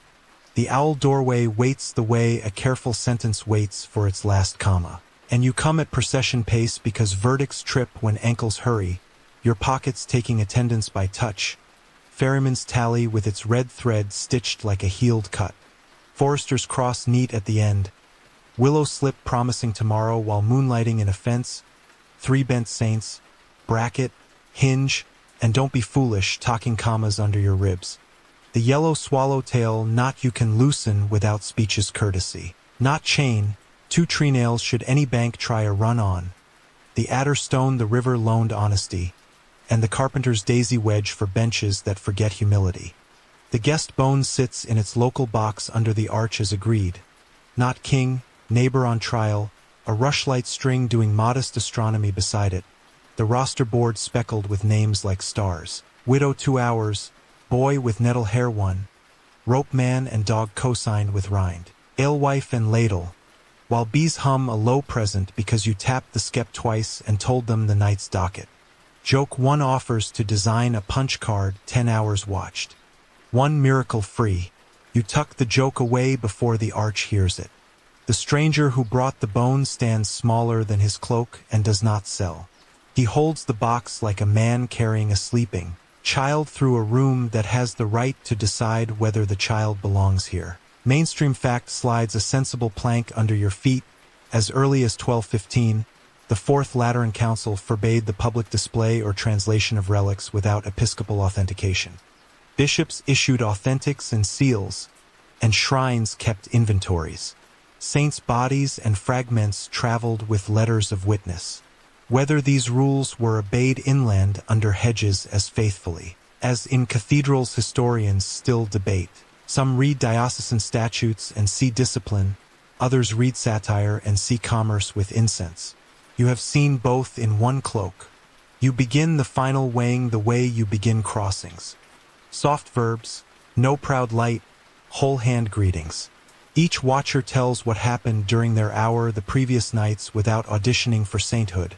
The widow says she slept and did not dream her dead, but also that the bell on her latch chewed worry, so she credits both.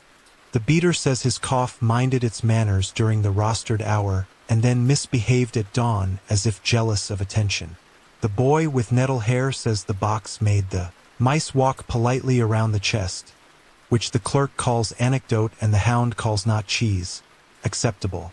The alewife declares the rushlight string did more for the green's mood than any bone has done since harvest, which is praise of moons, not of mortuary. Fringe detail swishes in its shawl and refuses to be left out. Some shrines reported manna, oily exudations from saints' tombs. Saint Walburga's name turns up on small vials of oil. Saint Nicholas at Bari exuded myron, a fragrant liquid bottled for pilgrims. Whether such substances came from stone, condensation, or faith's chemistry is debated and delicious to argue. Your parish has no oil, only broth, and you prefer it. You look the bone in the face, which here means you look at glass until you can see yourself looking back. And you ask quietly for the last evidence that matters. How many hands found ease when they were busy being hands? The face carver steps forward, paints sawdust on the air with one hand, and says he kept watch because he owed his name to the box. Wood told him nothing, which is Wood's way with strangers. But the roster made 2 boys sit still long enough to learn the daisy on your staff by touch. His vote. Box useful, bone and proven. The ferryman raps his or once. Gavel that never went to school. To say the river prefers hinges. The forester points with his whole hand, not his finger, toward the map you have been rehearsing as toll for weeks, because the court under oaks will ask to see nouns with boot prints. Hedgehog post prickled with nails and rushlight moons. Bell on latch thresholds that chew worry. Biting lintel that changes pace into policy. Causeway ribs that hum since commas took up residence. Vinegar bowl, the patience stone, that teaches coins to bathe before hands. Blue and red at the fold where wolves read manners before appetite. Yellow in swallowtail that reads guest not bond. The bone belongs in that sentence only if it learns to behave like a verb, not an invoice.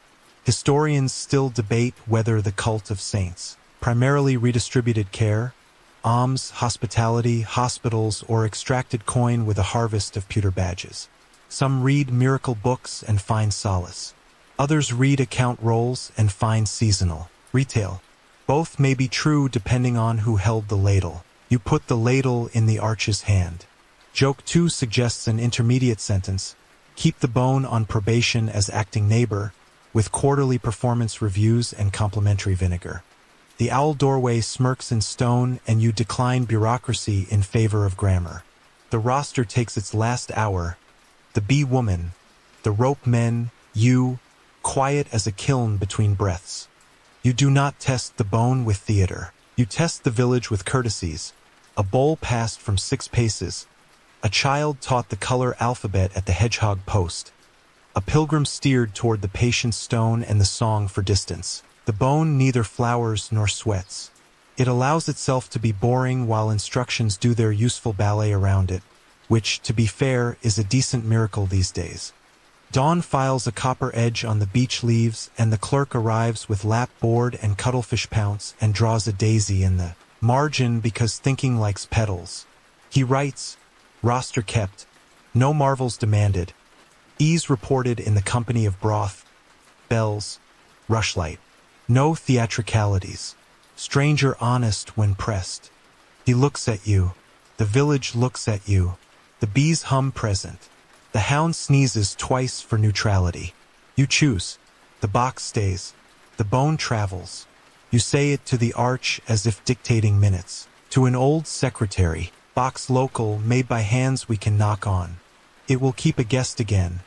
Adderstone today and on days the river's in a mood. The ferryman's tally when he must leave his red thread with a friend. It will also keep names of the sick on a slip folded like a pilgrim badge and tied with blue, red, and green, so hope can be carried in company without needing glass. The bone goes with a letter that tells what happened without embroidery. No miracles performed on command. Some eases noted where soup, rest, and bells agreed to help. Your village pays its debts in pegs and breath, not coin.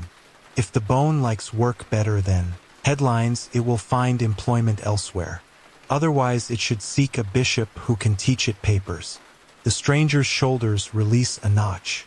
He thanks you for not stripping him of dignity. With your decision, he accepts rope men as escort to the next market where a priest with good memory visits.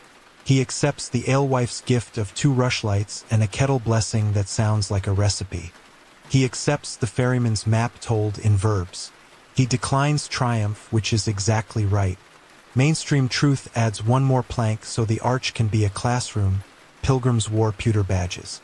Becket's head, St. James's shell, melted later into amulets or stitched into hats. Some badges ended in rivers where archaeologists now fish up pewter maps. Whether your parish ever buys such badges is a future rumor. Today you issue a different badge, a small thread braid of blue, red, and green knotted round his wrist with your swallowtail yellow for the road, courtesy in lieu of hire. Fringe lore swings by with a ribbon on its hat. A woman swears a scrap of altar cloth tied to a lamb's leg protects it from stoats. Another swears her aunt's pest jacket for bread dough kept fever off the family. You write both in a museum card titled encouraging but not for court and pin it under the arch for laughter to read.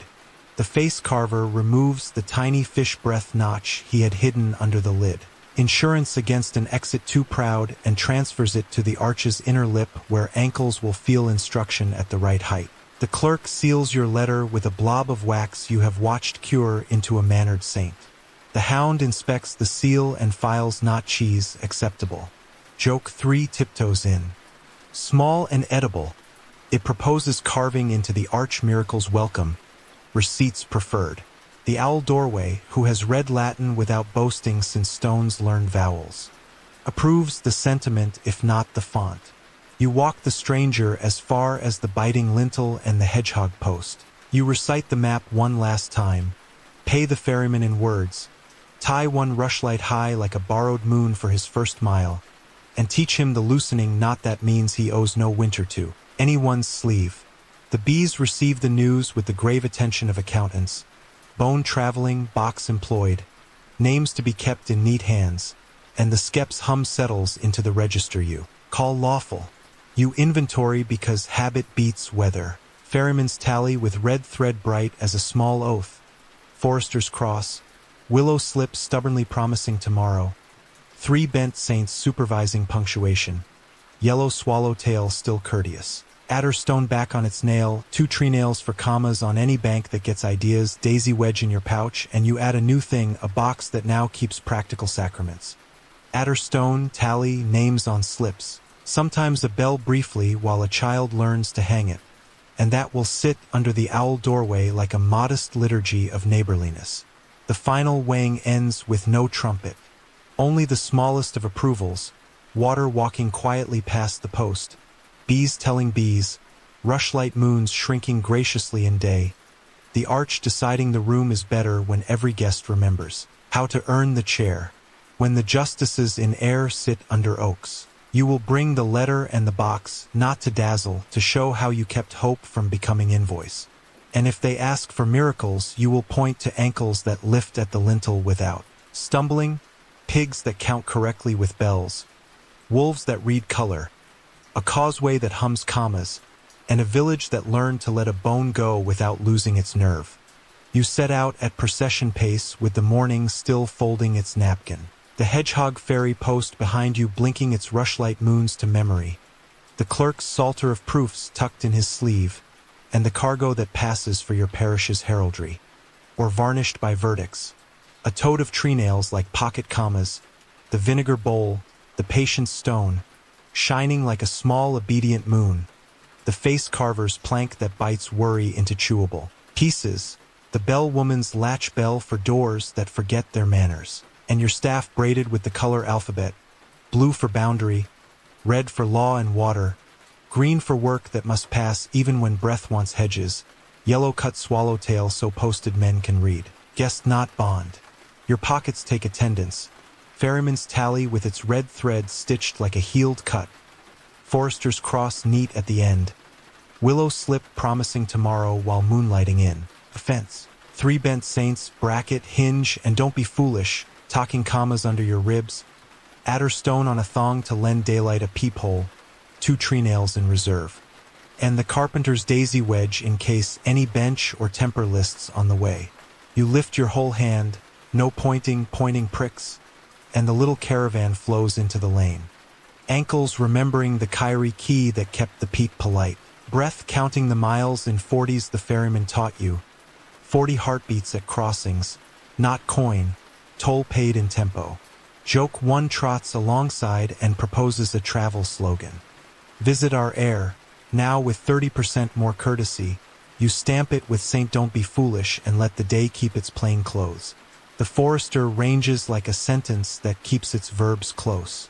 Posting rope men at forks the way a weaver posts pegs on a frame. The hound, chief fragrance officer, files air reports, not cheese acceptable, then sneezes twice to note that someone carries rue and clove, the barber's pocket planet against fevers.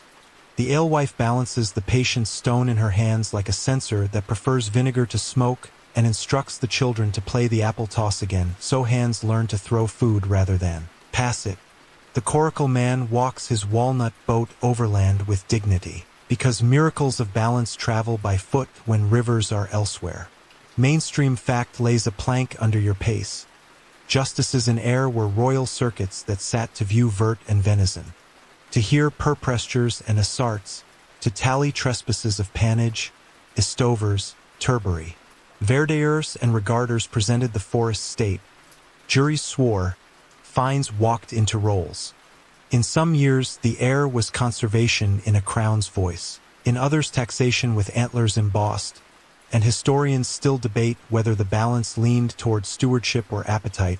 Your answer will be brush and hinges carried in public, not hopes whispered in corners. At a muddy dip you meet a line of geese walking like dignitaries in socks. Their feet shine tar black and gritty, and the drover lifts his switch in greeting. Quirky detail bows into the road.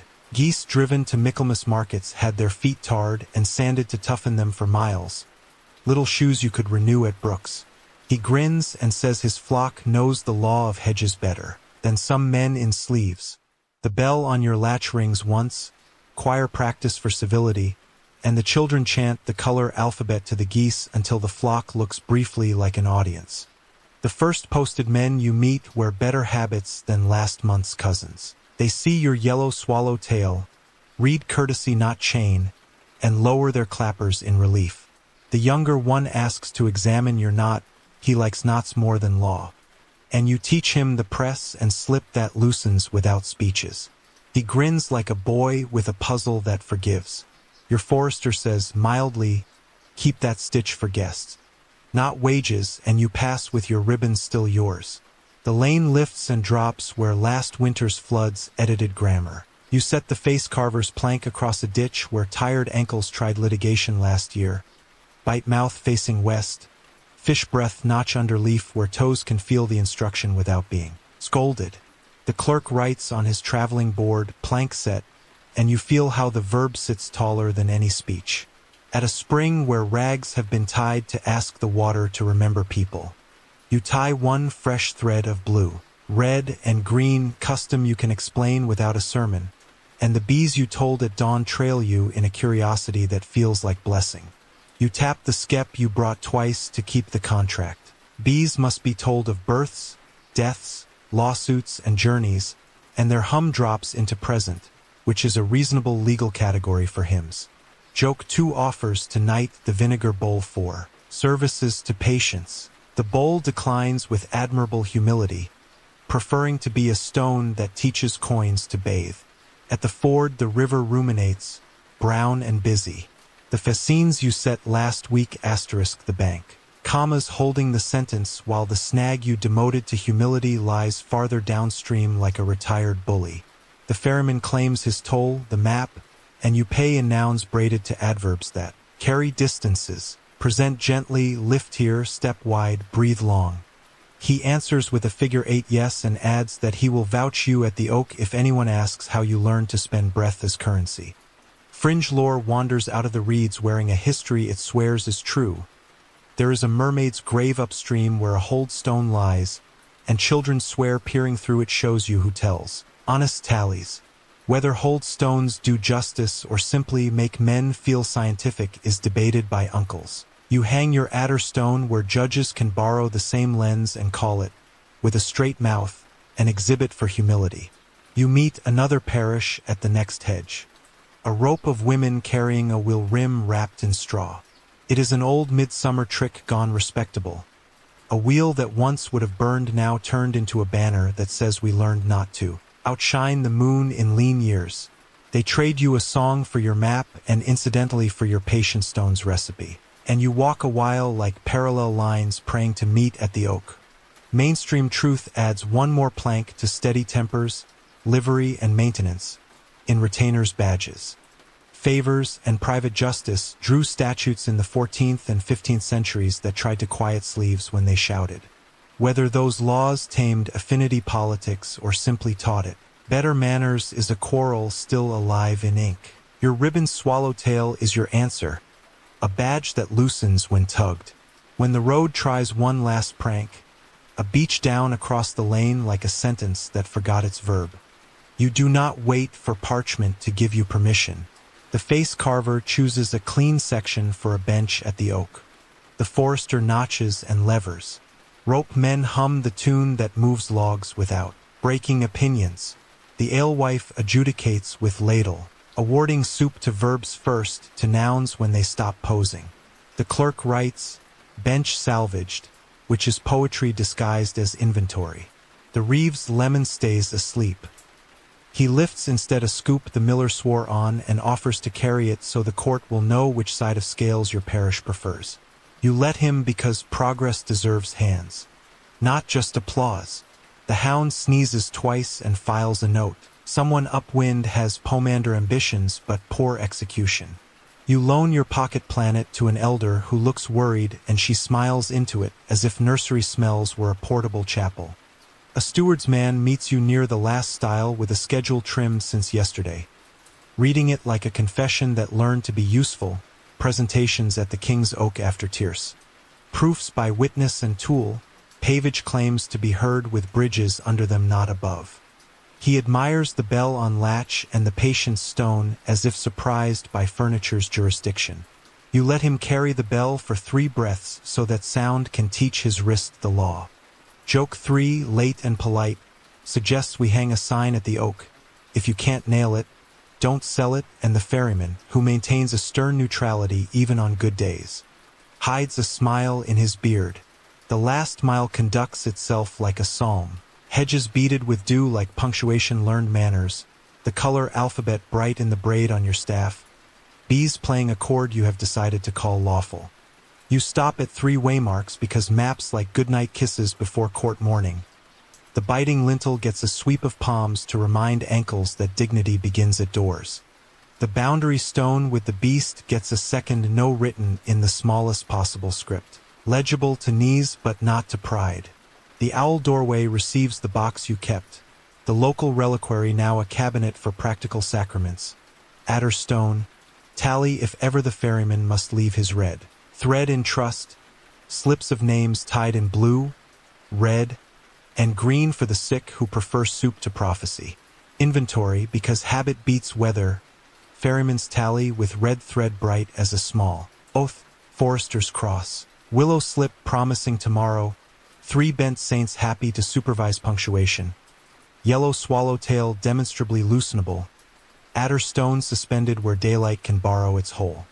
2 tree nails ready to become commas if the river additions another run on. Daisy wedge for benches that forget level, patient stone polished by hands that mean it.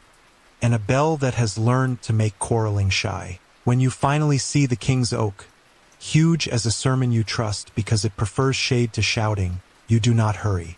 You breathe the length of a kyrie, set the salvaged bench where roots want a listener, teach the latch bell to ring like a welcome not a warning, and lay tree nails and oar and plank on grass like a sentence building toward sense. Tomorrow rods and robes will sit and the forest will ask what you have carried to the common table. Tonight you bring breath for toll and furniture for proof, and you sleep near the oak's dusk with bees for jurors and a hound for clerk, confident that a map drawn in feet can speak Latin when asked, provided the questions arrive in daylight. The king's oak stands like a sentence old enough to have edited itself, roots reading the subsoil for precedent, crown making shade generous enough to count as due process. And you come at procession pace because ankles make better witnesses when verbs are gentle, your pockets taking attendance. Ferryman's tally with its red thread stitched like a healed cut. Forester's cross neat at the end. Willow slip promising tomorrow while moonlighting in a fence. 3 bent saints. Bracket, hinge, and don't be foolish talking commas under your ribs. The yellow swallowtail knot you can loosen without speech's courtesy. Not chain, adder stone for humility's peephole. 2 tree nails for commas if any bank tries a run on. And the carpenter's daisy wedge to level benches or tempers as the court requires. The rods are set, verdeers sit with their badges, regarders behind them smelling of moss and inventories, a clerk with cuttlefish pounce and quills quick as wasps, and a justice whose voice arrives like a low bell, kind enough to be heard, hard enough to make wood straighten. The ferryman lays his oar on the grass like a calm gavel. The face carver sets his plank where tired ankles invent litigation. The bellwoman hangs the latch bell on a post so the day will ring yes instead of oops. The alewife cleans the vinegar bowl, the patient stone, until it shines like a small, obedient moon. The rope men stand as wicker, not wall. The reeve, astonishingly lemonless, stands with the miller's sworn scoop. The boy with nettle hair holds the little board for names and hours. The hound, chief fragrance officer, sits by your knee and files the air as not cheese acceptable. You lift your whole hand, no pointing pricks, and the forester opens with the map the ferryman has demanded nightly as toll, recited now in a key that suits oaks. Hedgehog ferry post prickled with nails and rushlight moons. Bell on latch thresholds that chew worry. Biting lintel lane that turns pace into policy. Causeway ribs that hum since tree nail commas. Vinegar bowl that teaches coins to bathe before hands. Blue and red at the fold so wolves read manners before appetite. Yellow cut swallowtail that means guest not chain. And a local box under the owl doorway that keeps sacraments of neighborliness. Adderstone, tally and trust, slips of names for soup, not miracles on invoice. Mainstream fact sits down on a root with tidy authority. Forest heirs took pleas of vert and venison. Heard purpresture's encroachments and asart's clearings. Attached offenders before verdeers, then immersed them under green wax. Dogs near the forest were sometimes lawed. Claws cropped to the depth of 3 barleycorns, so deer might live their biographies. Whether such measures conserved woodland and game or merely protected hunt and revenue is a quarrel historians still sharpen. The justice nods at the bead, then at you show us nouns. You do. You lay tree nails on the grass, tap them together until the click that sounds like truth. You set the plank across a shallow where argument would otherwise gather. You present the patient's stone and let coins bathe under witnesses. You ring the latch bell and it declines to summon drama. You raise the oar and retell the river's testimony. Fascines asterisking the bank. Snag led to humility. 40 heartbeats for toll. Joke 1 clears its throat and offers to rename the session furniture versus fees. You keep it in your pocket because humor, like wax, behaves best when warmed by patience. The ride's clerk opens his packet and tries again with paper that wishes for shadows. The justice orders daylight and bees. The clerk produces a chirograph with married teeth that do not kiss. The face carver, respectful as a joiner to a wounded dovetail, murmurs that one edge learned its alphabet from a different knife. The justice, who knows wood enough to be dangerous, asks for the twin, reads the quarrel in the scallops, and sets both halves under the patient's stone to cool. Mainstream truth adds another plank while ink sulks. Livery of season once transferred land by clod or twig before witnesses. Daylight and dirt outranked signatures. Whether charters later replaced that honest handful or merely learned to imitate it, is still argued. Your oar on grass and pegs in hand vote for the handful. The boy with nettle hair is called to speak. He recites hue and cry through hazel without polishing the verbs. The rope men testify to their conversion. Toll to wicker, learning the color alphabet and the loosening knot that refuses to turn winter into a contract. The hound sneezes twice, which the clerk, against his training, records as a neutral audit. The justice hears wolves and lifts a brow. The forester answers with ribbons, blue and red at the fold, bells counted, pigs persuaded into paragraphs. No lost children, no lost lambs. And the rope men, who once wore yellow that hired wrists, now point to your swallowtail ribbon and explain guest, courtesy, and the knot that loosens when pulled wrong. Quirky detail pads in and refuses to be left. Outside, the miller holds up the scoop he swore on and describes the kiln sleeping like a disciplined dragon since the clamp learned no proud light. He admits to tarring a few geese feet for the Michaelmas drive because dignitaries deserve shoes. And the justice, who is also a man with appetites, permits himself to imagine supper without fining the imagination. The clerk, with pounce, enumerates presentments. 2 assarts confessed and mended in brush. 1 perpresture a hedge creeping corrected with color and children bumped at the stone. Shaved tally ribs reconciled under leaves. 1 boundary stone moved and returned with a small daisy wheel, and the word no cut beside a beast who forgot its manners. He pauses at no, coughs, and adds as reminded by parish. The justice's mouth does not smile, but the oak leaf above it does. Historians still debate the weight of custom proved. Did heirs genuinely admit parish grammar when carried by feet and witnesses, or did they nod at custom before the green wax swallowed coin? Some rolls praise perambulation. Others price it.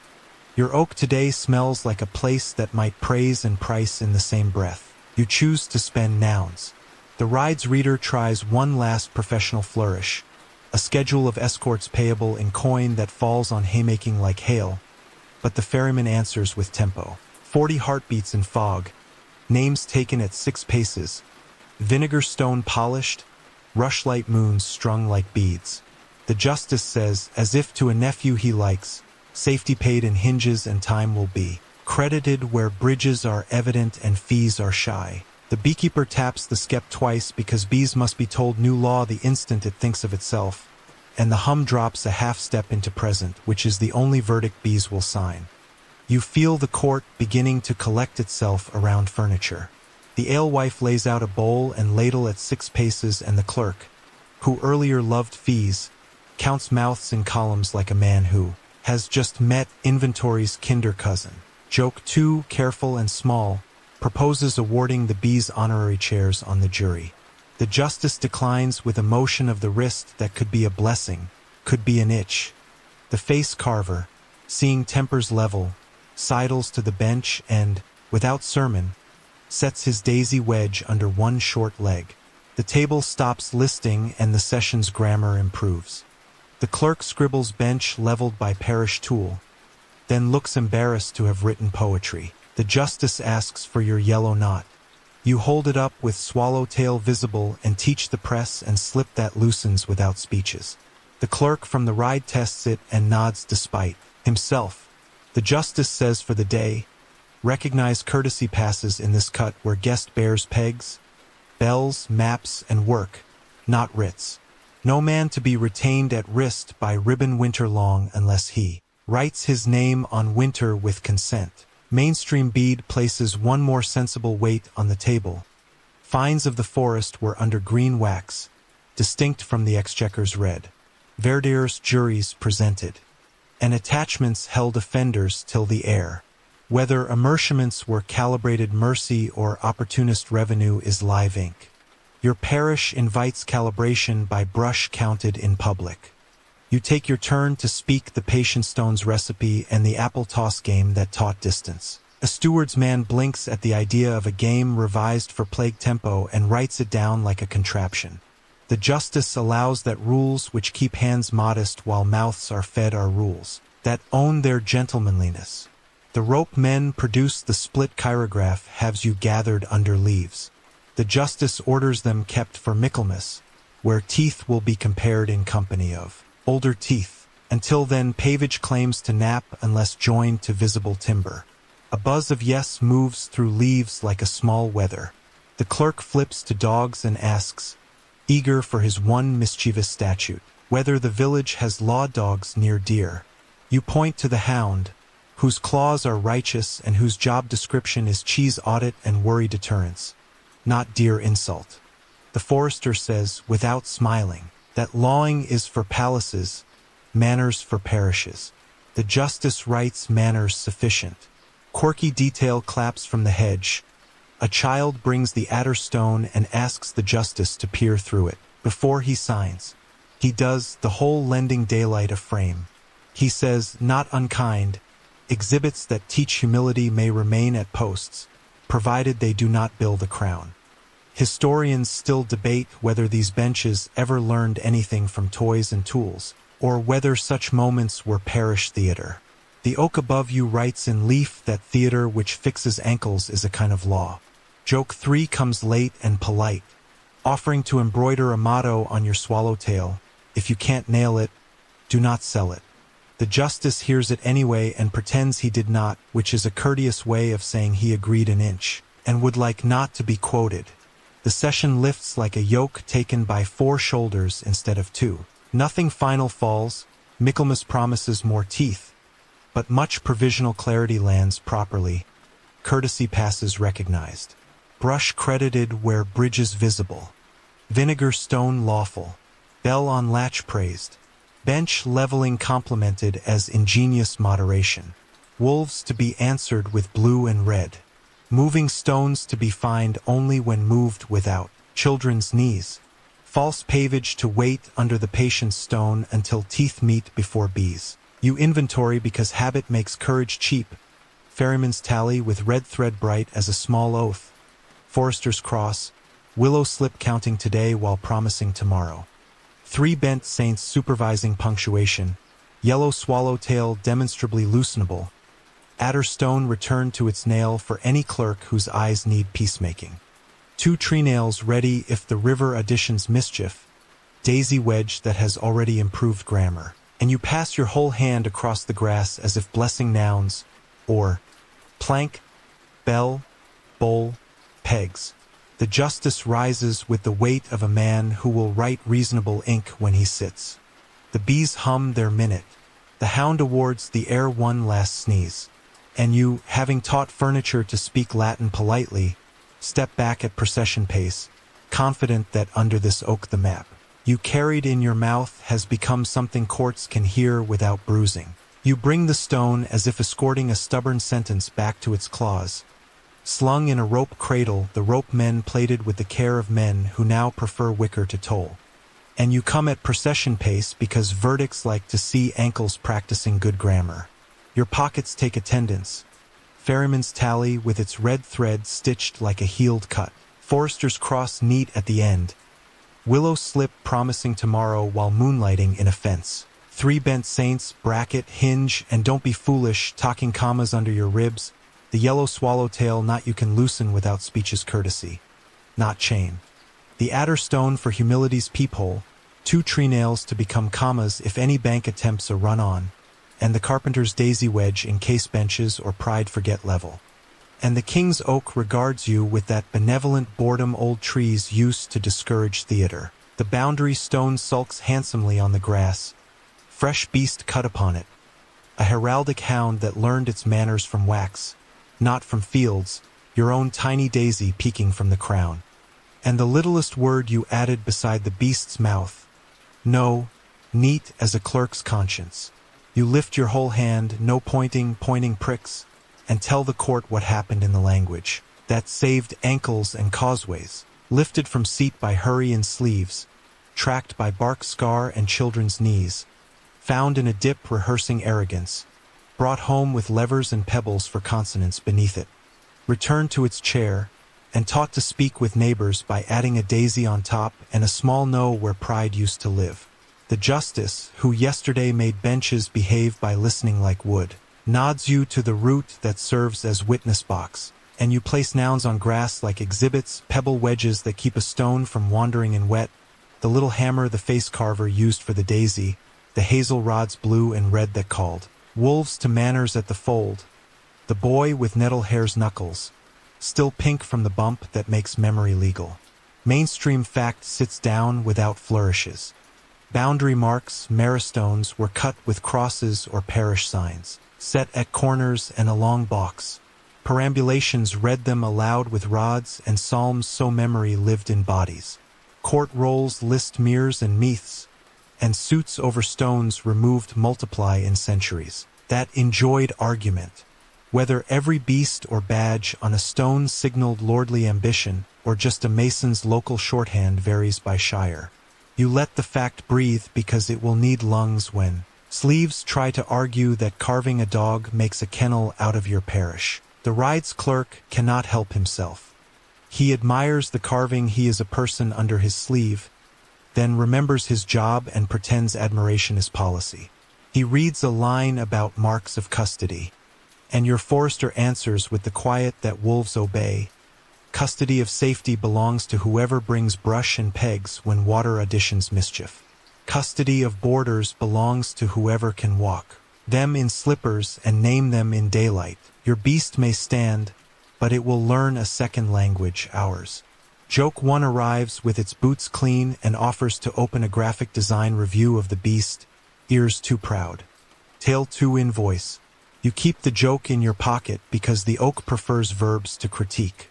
The face carver, chisel wrapped like a spoon, explains that erasing the beast would be theater and a dare while keeping it under a daisy is householding. He taps the crown once and the leaf shadow applauds. He points out the little fish breath notch you scratched on the hedge side. Instruction for toes so knees need not hold court every afternoon. You ask 3 children to tap the top with their knuckles, 1, 2, 3, so tomorrow has witnesses with kneecaps rather than parchments. Fringe detail peers over the hedge with burrs and a grin, and refuses to go home until heard. Some villages kept cuckoo stones where people swore spring would be trapped if you covered the stone on the right night. Others claim certain stones walk to the river to drink at midnight on midsummer. Whether stones travel or villagers do is a jurisprudence for poets. You file the rumor under encouraging but not for court and tuck it under the patience stone to cool. The clerk tries another paragraph, filled with teeth. You hold up your adder stone and invite him to read through its hole. He does, sighs, and admits that daylight edits hurry. The justice, amused without smiling, permits the adder stone as an exhibit for humility provided no one invoices the crown for optics. Mainstream truth lays another plank that pleases the oak. In many shires stones bore incised crosses to mark tithing's limits. Some carried initials or house marks like little runes, not always heraldry. Whether later heraldic beasts on stones were intimidation, administration, or simple pride is still debated. Diplomatics versus dirt, Rolls versus ankles. You stand with ankles. You argue to keep the beast as lesson, not leash. Let children learn to say not yours, not mine. Ours while touching a no that does not bark. Let travelers read Daisy before dog and understand that this parish talks in pegs and bells, before it listens to seals. Let the beast be embarrassed by good company until it behaves. Joke 2 leans in the way small jokes do and suggests scratching a flea on the beast's ear as illegal. Footnote: you decline embellishment and keep the no modest. The justice's mouth considers a smile and decides to be professional. The ferryman raps his or once. Gavel that never went to school and adds the river's testimony. Stones that sit properly keep water from arguing with grain. Moved stones make banks practice mischief. He offers 40 heartbeats of silence at the stone now for the court to feel the parishes. Pace. They take it, which is how you know this bench can learn. The reeve, lemonless and therefore courageous, presents the list the clerk wrote on his lapboard. Stone gone, bark scar noted, children bumped. Beast found fresh, daisy cut, no added, pebble seeded, hedge nicked fish breath. He reads without theater and the miller's sworn scoop lies beside his hand like punctuation for humility. Historians still debate enclosure's genealogy. Did small adjustments like a beast on a stone grow into hedges that bit commons, or did those hedges sprout from other weather entirely? Well, law, ambition. Some read complaint literature and see one long theft. Others read manorial by laws and see negotiated fences. Either way, your village intends to write borders in participles, not in possessives, being walked, being greeted, being taught. The justice reaches down, palm on the crown as if taking a pulse, then asks for cost. The rope men answer brush pledged and labor counted as fee. The alewife adds soup columns. How many bowls became hinges this quarter? The clerk calls it irregular kindness in his margin and looks surprised to like the phrase. Bees are told with 2 taps and their hum drops a half step into present, which is the only verdict bees will sign without counsel. Quirky detail arrives clean for once. A woman says her great-grand tied a blue thread at a spring every time the parish set a stone right, so the water would not drift into poor memory. The justice allows blue thread so long as thread never bills travelers. You propose tying one today from Daisy to Hedge Nick. The rope men oblige and the line between flower and notch looks like a polite handshake. The ride's reader, who has learned the trick of not being the villain when there is an easier good on offer, suggests entering the stone as proved by perambulation and witness. Beast retained as caution with parish Daisy superior. The justice refines it. Beast tolerated where Daisy and no are visible. Moving stones to be fined only when moved without knees in daylight.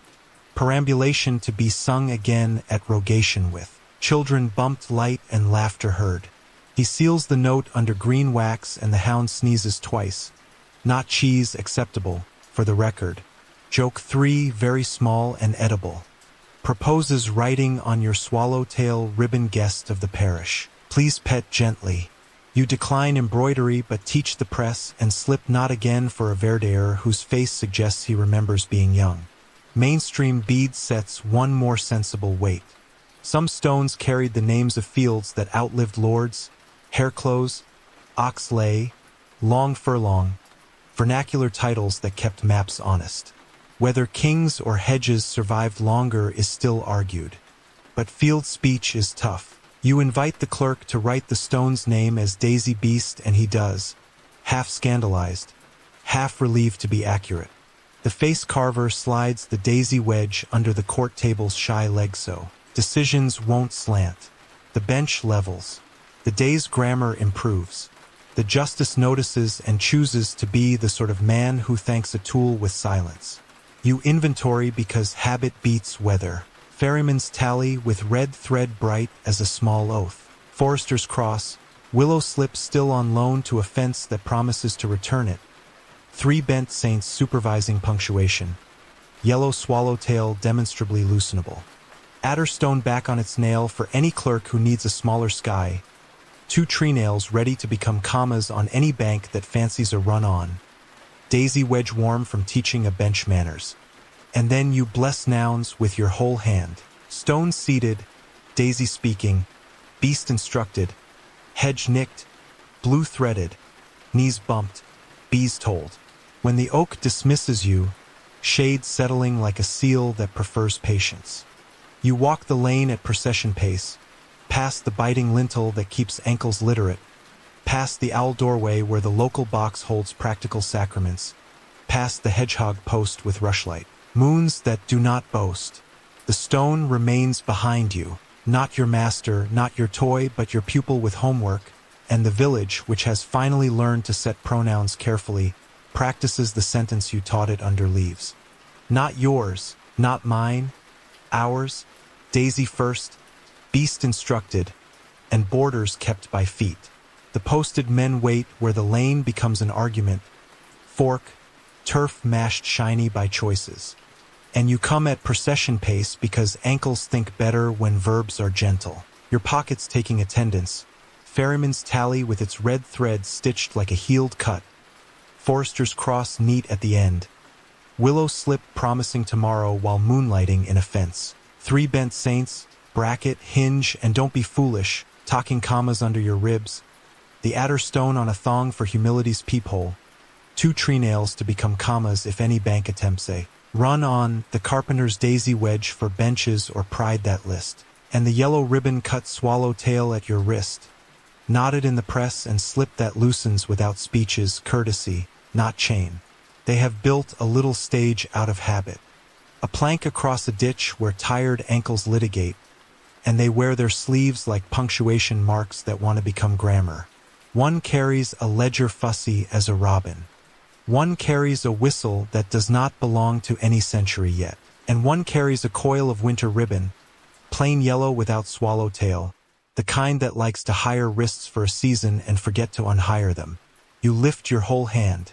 No pointing pricks, and offer the map toll the ferryman demands every dusk, because posted men learn faster when stories teach the lane its manners. Hedgehog post with rushlight moons and nails that stand for vows. Bell on latch thresholds that chew worry, biting lintel that turned pace into policy, causeway ribs that hum since tree nails taught commas, vinegar bowl the patience stone, where coins bathe before hands, blue and red at the fold where wolves read manners before appetite, and this yellow swallowtail guessed not bond.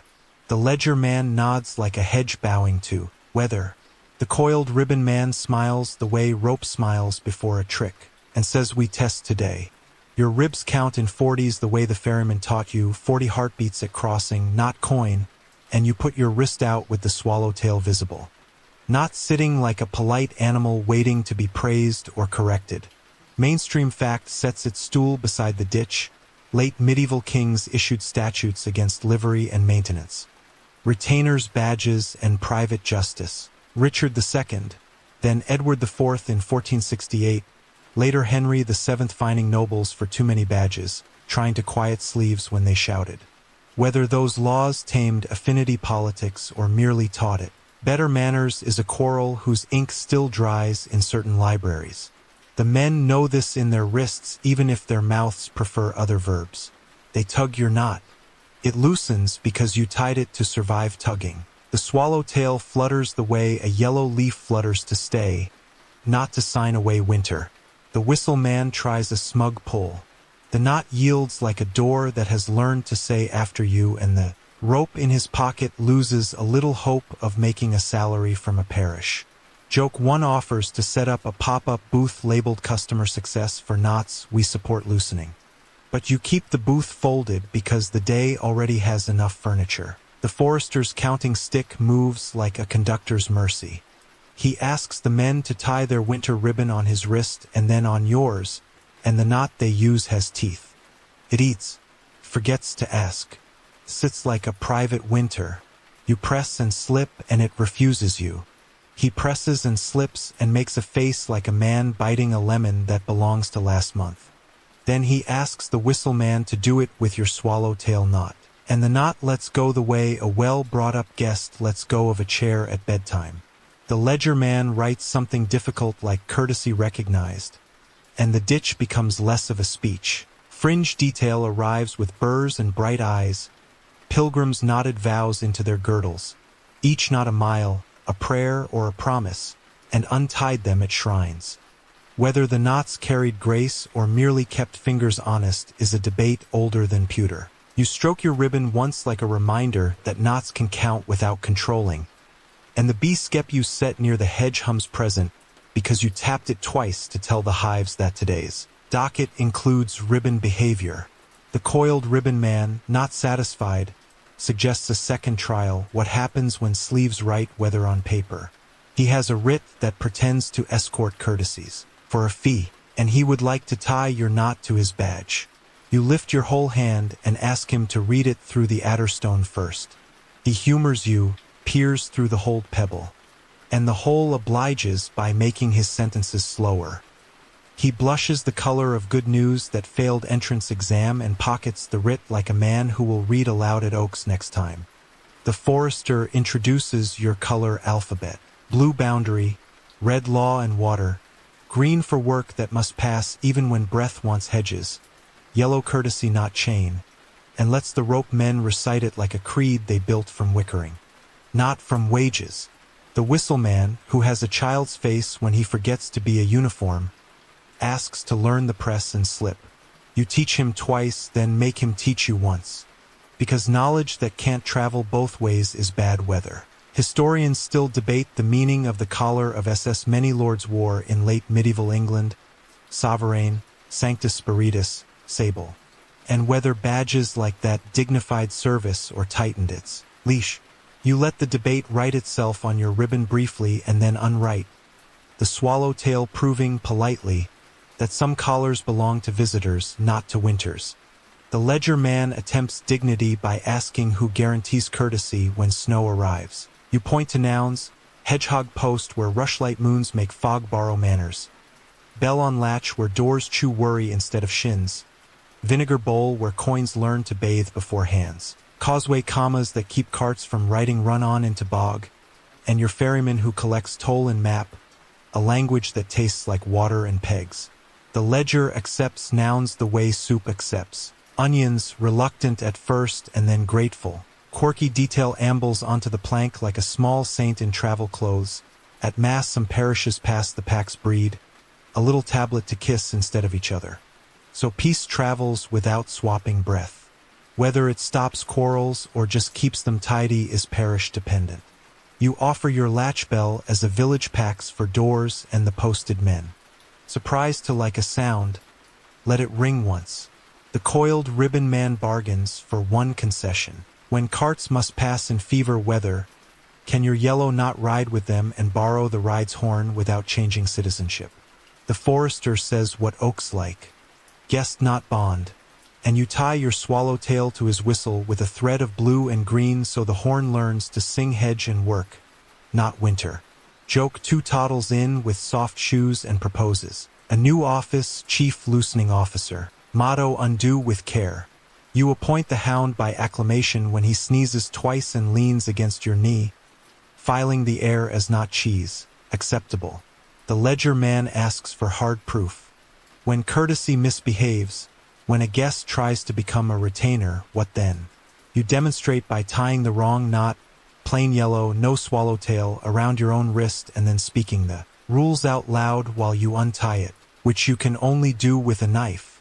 The face carver slips his blade under the ribbon and frees you softly. You say, that is the cost of forgetting grammar. Knives and apologies. Whereas the knot we prefer apologizes itself. The clerk who came to watch from the ride writes a line that looks like poetry when he does not mean it to, not that loosens credited as witness. And the ditch stops trying to be a courtroom. Mainstream truth offers one more plank that makes the posted men glance at their sleeves. Badges and retainers could crowd a manor gate like weather. Statutes called it riot. Men called it Tuesday. Whether those companies protected the weak or only advertised muscle is a sentence historians sand and polish. Your yellow chooses to be muscle's cousin, not its child, strength that unties when asked. You propose a compact written in furniture. Not fines, you will wear the swallowtail when escorting brush for causeway, bells for latches, maps for ferries, names for soup. They will read it as guest, lend horn as needed, and attest under oaks that the knot loosened cleanly as many times as it was tugged. Any winter ribbon tied without swallowtail near your hedges will be untied by press and slip if it behaves, by knife if it forgets neighbors. They accept because your verbs arrive carrying tools. The rope men, who have learned to like usefulness better than applause, rig a demonstration at the biting lintel. 2 lanes of feet coming and going. You wear yellow, swallowtail visible. Posted men wear none. 3 times a child tugs your wrist hard, and 3 times the knot gives like a door with manners. The ledger writes loosened, loosened, loosened, and the ditch loses interest in argument. Fringe lore ducks back in with a wink. Some witches, so people say, climb a witch's ladder of knotted cords to bind winds or wishes. Whether the ladder rises or the gossip does is unclear. You hang your adder stone on the hedgehog post and declare that the only ladder you climb today is 40 heartbeats long. Rungs counted in patience. The bee-skep agrees with a hum that counts like beads. The coiled ribbon man performs a small, brave thing. He unties his winter coil and asks you to cut its swallowtail. You do quietly. Then you teach him the press and slip and make him teach you back. The forester shakes his stick once like a benediction. The ferryman, who wandered up with his or pretending it was a stroll, taps the patient's stone with a coin and lets it bathe while he watches the knot behave. He pays his toll in a grin he keeps inside his beard because magistrates prefer dignity. Joke 3 arrives just when the day has earned it, small and edible. Someone suggests stitching. If you can't nail it, do not sell it along the ribbon's tail in tiny letters. You decline embroidery and keep the lesson in wrists. By dusk the lane feels less like a contract and more like a sentence. Allowed to finish. Posted men have learned to see the swallowtail and not reach for winter. You have learned to let them blow 2 short horn notes that mean guest working. The rope men have learned they can be wicker without becoming wall. The hound has filed 3 reports as not cheese acceptable. The ledger contains nouns you can live near, plank set, not loosened. Bell rung, bowl polished, map recited, children taught. And the ditch, which began the morning with theater on its mind, ends the evening content to be a place where ankles cross without litigation. You inventory because habit beats weather.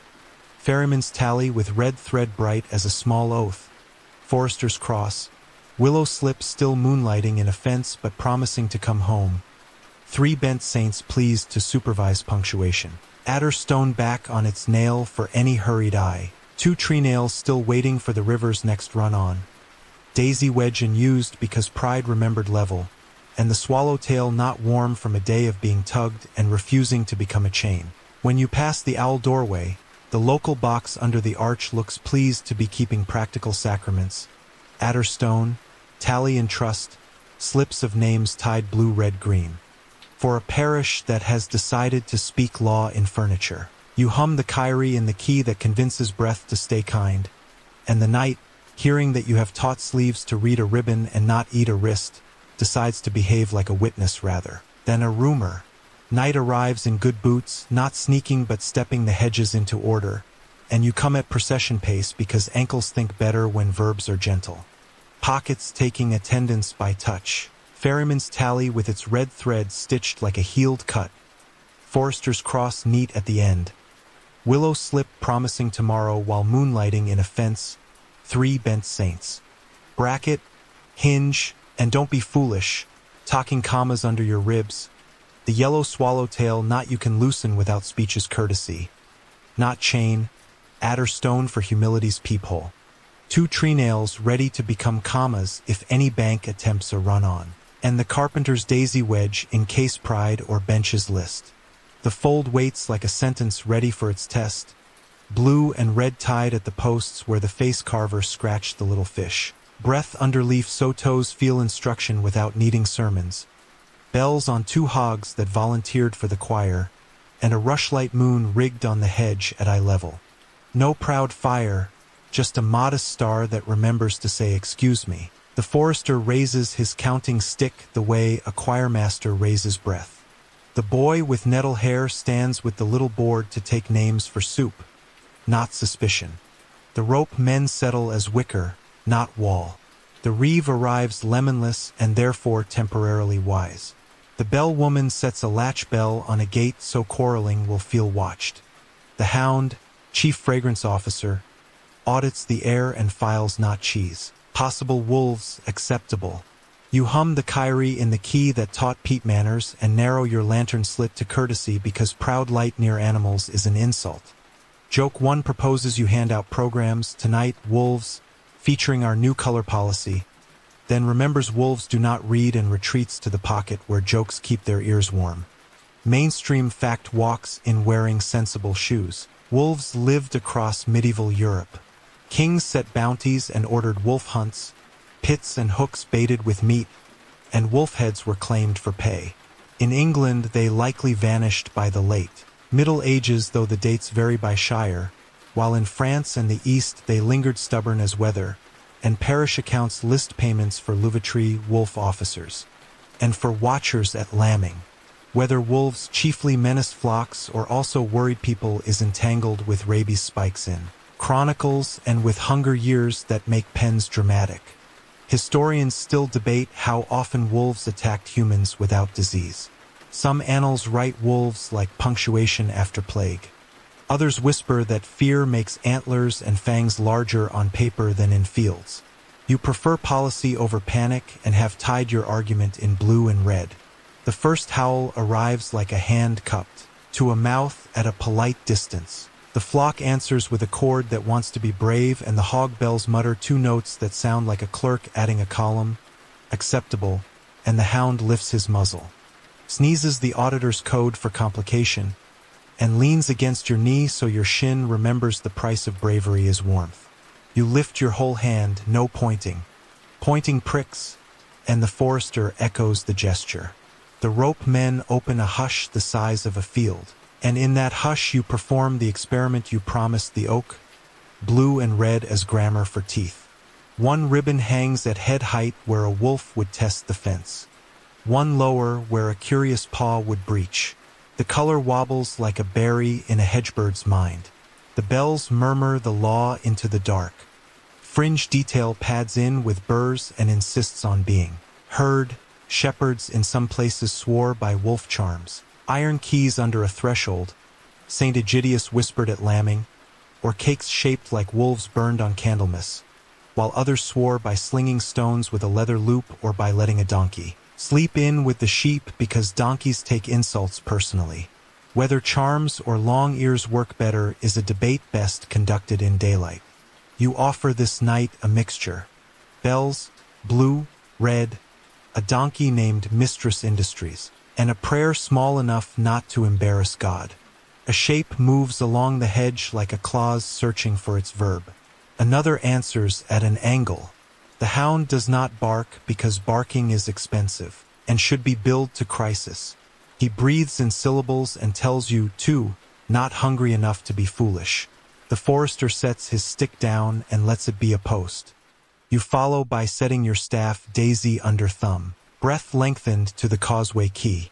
You have learned this trick: when people stop behaving like chase, wolves stop behaving like chasers. The first shadow reaches the lower ribbon, pauses, noses blue, folds its pace into a new sentence, and slinks along instead of through. The second tests red, sits, thinks you can hear the thinking in the grass's change of mind, and also slides sideways. The bells do their too soft note policy. Mistress Industries erects both ears and edits the silence with one deliberate step that says, "Not tonight." You imagine a clerk under oaks writing it as wolves chose to read. Joke 2 peeks out and offers to certify the fold as a school for remedial predators. You sign the certificate with a grin you keep behind your teeth because humor must be fed but not allowed to. Put its feet on the table. Mainstream bead sets another plank while you watch. Shepherds used night penning and watching folds, taking shifts with dogs and poles. Pitchforks and torches belong to paintings more than to payroll.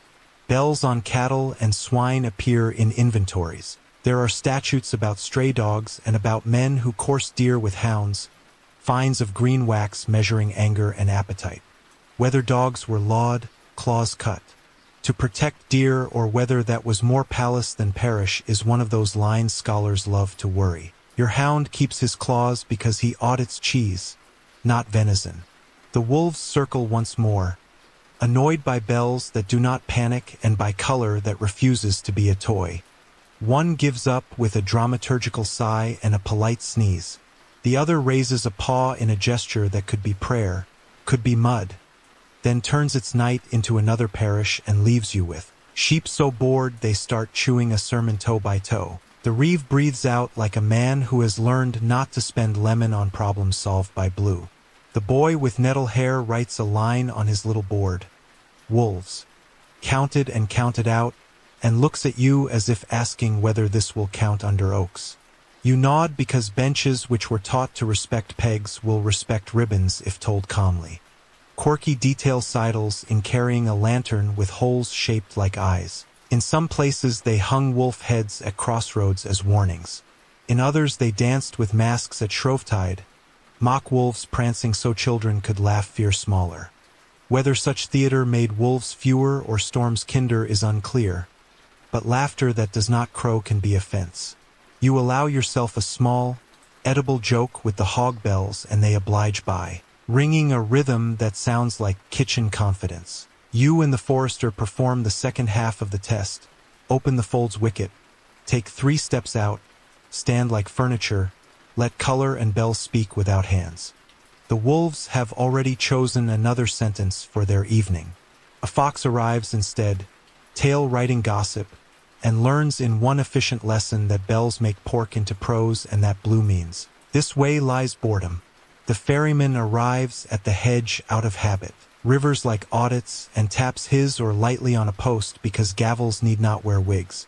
He takes his toll, the map in your mouth, and you pay with the new line you earned tonight. Fold blue and red. Wolves chose manners. Bells turned pigs into paragraphs. Donkey taught punctuation, and 40 heartbeats worth of patience replaced coin. He nods a figure 8 yes so neatly that dew leaps from the oar in applause. Historians still debate whether wolf extirpation was ecology or ideology, sheep and kings versus scrub and teeth, whether forests shrank wolves or wolves justified shrinking forests. Your village votes for neither slogan and both chores. Keep hedges in sentences. Keep bells honest. Keep wolves employed elsewhere doing the Lord's work of reminding deer to practice cardio. The clerk from the ride, who came to see whether your ribbon was theater, removes his hat in the educational darkness and says, almost to himself, policy that teaches teeth to read. He writes it down with cuttlefish pounce and tries not to look like a man who will share this with his mother. The alewife lifts the patient stone so coins can bathe before mouths, and the rope men serve soup across 6 paces with the apple toss game revised for night. The hound files the steam as nursery, acceptable, and leans a little harder into your knee as if collecting his stipend in warmth.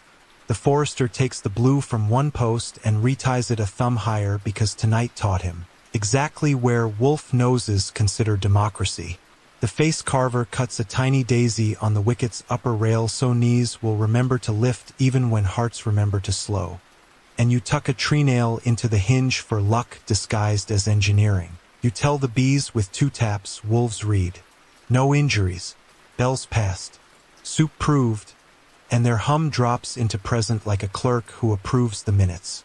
Joke 3 wanders in last and suggests awarding the wolves a certificate of attendance, manners practicum, passing, signed by Mistress Industries. She brays once in a tone that sounds like management and everyone agrees that is enough. Ink on that subject. Inventory, because habit beats rumor. Ferryman's tally with red thread bright as a small oath. Forester's cross. Willow slip still moonlighting in a fence but promising to come home. 3 bent saints pleased with punctuation. Yellow swallowtail warm from being a guest, not a leash. Adder stone cold on the nail for any eye that hurries. 2 tree nails now one in a hinge and one still waiting for a bank that tries a run-on. Daisy wedge not needed because tempers and benches remembered level. Hog bells content to have been literature. Blue and red taught a lesson you can footnote under oaks without fanfare. You close the wicket with your whole hand. No clap, and the fold breathes the long breath animals take when the night has behaved. You rehearse the sentence for tomorrow's shade. Wolves in good order, not banished, taught. Color recognized as policy. Bells praised. Donkey thanked. Patience credited. No coin. And you walk home at procession pace past the biting lintel that keeps ankles literate. Past the owl doorway where the local box keeps practical sacraments. Past the hedgehog post with 3 rushlight moons tidying the dark without swagger. Humming the kyrie that convinces fear to use its inside voice while the village, hearing that even teeth can read when letters are blue and red, sleeps the kind of sleep that adds a hinge to morning. The river asks its questions in tea-brown clauses. And you answer at procession pace because ankles think better when verbs are gentle. Your pockets take attendance by touch. Ferryman's tally with its red thread stitched like a healed cut. Forester's cross neat at the end. Willow slip promising tomorrow while moonlighting in a fence. 3 bent saints, bracket, hinge, and don't be foolish, talking commas under your ribs. The yellow swallowtail knot you can loosen without speech's courtesy. Not chain. The adder stone for humility's peephole. 2 tree nails ready to become commas if any bank attempts a run-on. And the carpenter's daisy wedge in case benches or pride forget level. And you narrow your lantern slit to courtesy because proud light near water is an insult. The King's Oak has sent rods, clerks, and a small audience of sleeves to the ford for view. And the ferryman, gavel that never went to school, lays his or on the hedgehog post while the rope men unfurl their wicker grammar, fascines bundled tight, dead man's stakes waiting with the patience of punctuation, and a rushlight ladder ready to hang modest moons if fog rehearses drama. You lift your whole hand, no pointing pricks, and pay the toll the ferryman demands in nouns braided to adverbs that carry distance. Present gently, lift here, step wide, breathe long. Then set Saint Hinge against your palm where the face carver hid the daisy under your thumb so breath will find the key that kept Pete civil. The river chooses to testify without prompting. A freshet paws the lip of the ford, testing for bad habits. Nudging yesterday's brush like a lawyer prodding a witness. The fascines hold their sentence. The causeway ribs groan once, then settle into the hum commas prefer. Joke 1 proposes we swear in the puddles. Do you promise to tell the truth, the whole truth, and nothing but the splash? And you tuck it away before the justice hears it and decides to like you less. Mainstream fact takes a sensible seat on a wet stone. Towns and lords in medieval Europe received pontage, temporary toll grants, to fund bridges. Many crossings kept chapels on the span or beside it, lights and Saints Christopher chief among them, welcoming travelers and collecting alms for maintenance. Coracles, basket boats still carried in Wales and the West, worked narrow waters while stone arches and timber trestles learned to live with floods. Eel weirs and fish traps littered rivers until charters, Magna Carta among them, ordered obstructions cleared so boats and fish could pass. Lists of bridge wardens turn up in accounts. Responsible for repairs the way your rope men now feel responsible for commas. The justice nods because his clerk's father swore on a bridge account once, and the beach behind him decides to breathe like an approving parish. The forester posts his stick and speaks arithmetic. Wolves obey, hold, hold, hold. The rope men set the first line of fascines at ankle depth and the second at shin. Each bundle asterisking the bank where high water likes to amend the text. The coracle man sculls like a man ironing a sentence, bow offering itself as decoy to the snag that once learned humility, and now lies downstream like a retired headline. The ferryman hums 40 heartbeats into the oar, tempo as toll, and the freshet, hearing the meter, drops 1 fist of mischief and takes up respectable employment as current. Fringe detail ambles down the bank with wet hems and refuses to be left out. Some parishes scratched flood marks inside church porches, dates tall as adult sorrow. So memory would know how far water likes to travel when it gets ideas. Others swore by mermaid pennies, little coins tossed at fords for luck, rage of priests, pleasure of children. Whether such coins buy mercy or only teach rivers to enjoy glitter is debated chiefly by uncles. You prefer tree nails. The clerk from the ride, now a student of furniture, scribbles while the hound, chief fragrance officer, files the air as not cheese. Acceptable, then sneezes twice to record complication. A shoal lifting where last winter's flood edited the grammar. You slide a tree nail into the joint of brush and gravel, and the forester drives it with 3 thuds that say, like a careful sentence, stay.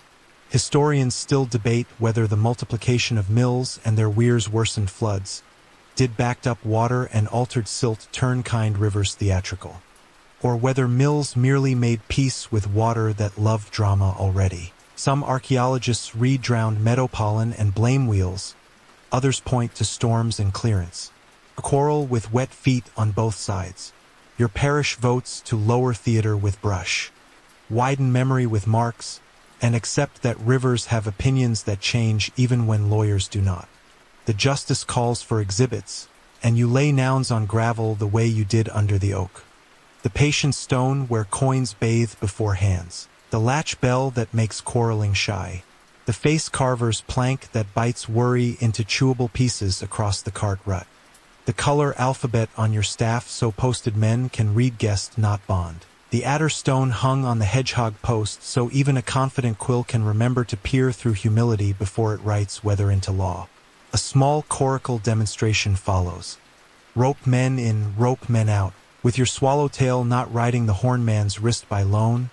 Press and slip taught twice and then taught back. Guest not chain. The clerk writes courtesy behaved underwater, which is poetry disguised as evidence. Joke 2 knocks on your sleeve and suggests we appoint formal legal counsel for puddles. The puddles decline representation and ask only that boots remember to slow. Mainstream bead places another plank in the current. Bridge brotherhoods, fratres pontifices, raised alms for spans in France. In England, keepers of the bridge held boxes and bought oak, iron, and stone. Statutes and writs list contributors by name. Whether such tolls and alms chiefly built mercy or merely organized revenue is a sentence scholars continue to conjugate. Your day prefers mercy that can be touched and counted. Planks that hold rushlight moons that do not boast, and children who can name stones with their knees. The freshet tries one more argument, shoving at the fascine edge where yesterday's snag left a grudge. Rope men lean. The coracle man lets the root ride his bow like a guest corrected without humiliation, and the ferryman knocks once, the gavel tap that means patience, so the crowd can hear the music of holding. The causeway answers with a sound you have learned to love. Not groan, hum. Commas working. Grammar settling. The reeve, lemonless, offers the miller's sworn scoop and says aloud the accounts you rehearsed in the barn. Brush credited. Pegs counted, rushlight nights logged. Pavage nil where bridges visible. The justice, who has been learning to like benches that level themselves, writes safety paid in hinges and time and lets the green wax snap. Quirky detail pops up like a water vole. A ferryman's daughter swears she can judge whether floods will flirt or marry by the taste of the air. Iron for temper, mushroom for apology. You do not docket mushroom under statutes, but you allow it a corner near the patience stone, which in this parish is very nearly the same respect. The beekeeper taps the skep twice because bees must be told. Freshet behaved. Knots behaved. Brush credited. No coin shouted. The hum drops a half tone into present. The only verdict bees sign. The rope men, newly ambitious in the quiet way, rig a little bridge for shins, a corduroy of offcuts, so carts won't run on into the ditch. The face carver nicks a fish breath under leaf on the rail so toes feel instruction without sermons. The clerk writes pace turned policy as if he has always lived here. You remember to speak to the river the way you speak to wolves, with verbs that like being alive we will visit at dusk with rushlight moons. We will count in 40s. We will carry brush like arguments that refuse to bruise. We will accept that you edit us while we edit you and call that marriage rather than litigation. Historians still debate whether parish water courts existed in law or simply in habit. Landings as benches where oars were gavels. Rolls rarely record them, but rivers remember voices. Your ferryman votes by figure 8 yes, and your ankles remember where to lift. Joke 3, small and edible, proposes knighting 1 tree nail for services to punctuation, Sir Stay, and the forester performs the accolade with a smile the size of a barleycorn because barley feels like good jurisdiction near water. The justice concludes not with trumpet, but with a sentence that suits oaks and fords. Pavage claims to nap unless joined to timber under witness. Fish weirs to stay honest about pores wide enough for boats and eel ladders. Courtesy knots creditable in flood. Rushlight ladders lawful in fog. Maps recited as toll admitted as proof. And children to be bumped lightly at the stone come rogation so memory will have knees. You inventory because habit beats. Weather, ferryman's tally with red thread bright as a small oath. Forester's cross, willow slip still on loan to a fence that has learned patience. 3 bent saints pleased to supervise punctuation. Yellow swallowtail demonstrably loosenable. Adder stone cooling the eyes of any clerk who hurries. 2 tree nails now 1 in a comma and 1 waiting for the next run on. Daisy wedge unneeded because benches remembered level. And you walk the lane at procession pace, past the biting lintel that keeps ankles literate, past the owl doorway where the local box keeps practical sacraments, past the hedgehog post with rushlight moons you straighten for evening, humming the kyrie that convinces water to use its inside. Voice, while behind you the ford, pleased that it was asked to testify in nouns rather than in noise, returns to its day job of turning both banks into neighbors. Morning arranges its ledgers across the green with a quiet neatness that would please benches. And you come at procession pace because ankles think better when verbs are gentle, your pockets taking attendance by touch, ferryman's tally with its red thread stitched like a healed cut, forester's cross neat at the end, willow slip promising tomorrow while moonlighting in a fence, 3 bent saints, bracket, hinge, and don't be foolish talking commas under your ribs. The yellow swallowtail knot you can loosen without speech's courtesy. Not chain, the adder stone for humility's peephole. 2 tree nails ready to become commas if any bank attempts a run-on. And the carpenter's daisy wedge in case benches or pride forget level. The king's oak lends shade as if lending parchment. Rods stand like polite thorns. The clerk warms his cuttlefish pounce. The forester rests his counting stick like a staff that remembers wolves. And the ferryman lays his or on grass the way a calm gavel learns to nap. The reeve steps forward without his lemon, astonishingly, and you hear the village take the kind of breath that quilts do when winter knocks. He holds a book that would like to be scripture and is not, and he says the sentence he has been sanding at night until his tongue could stand to speak it.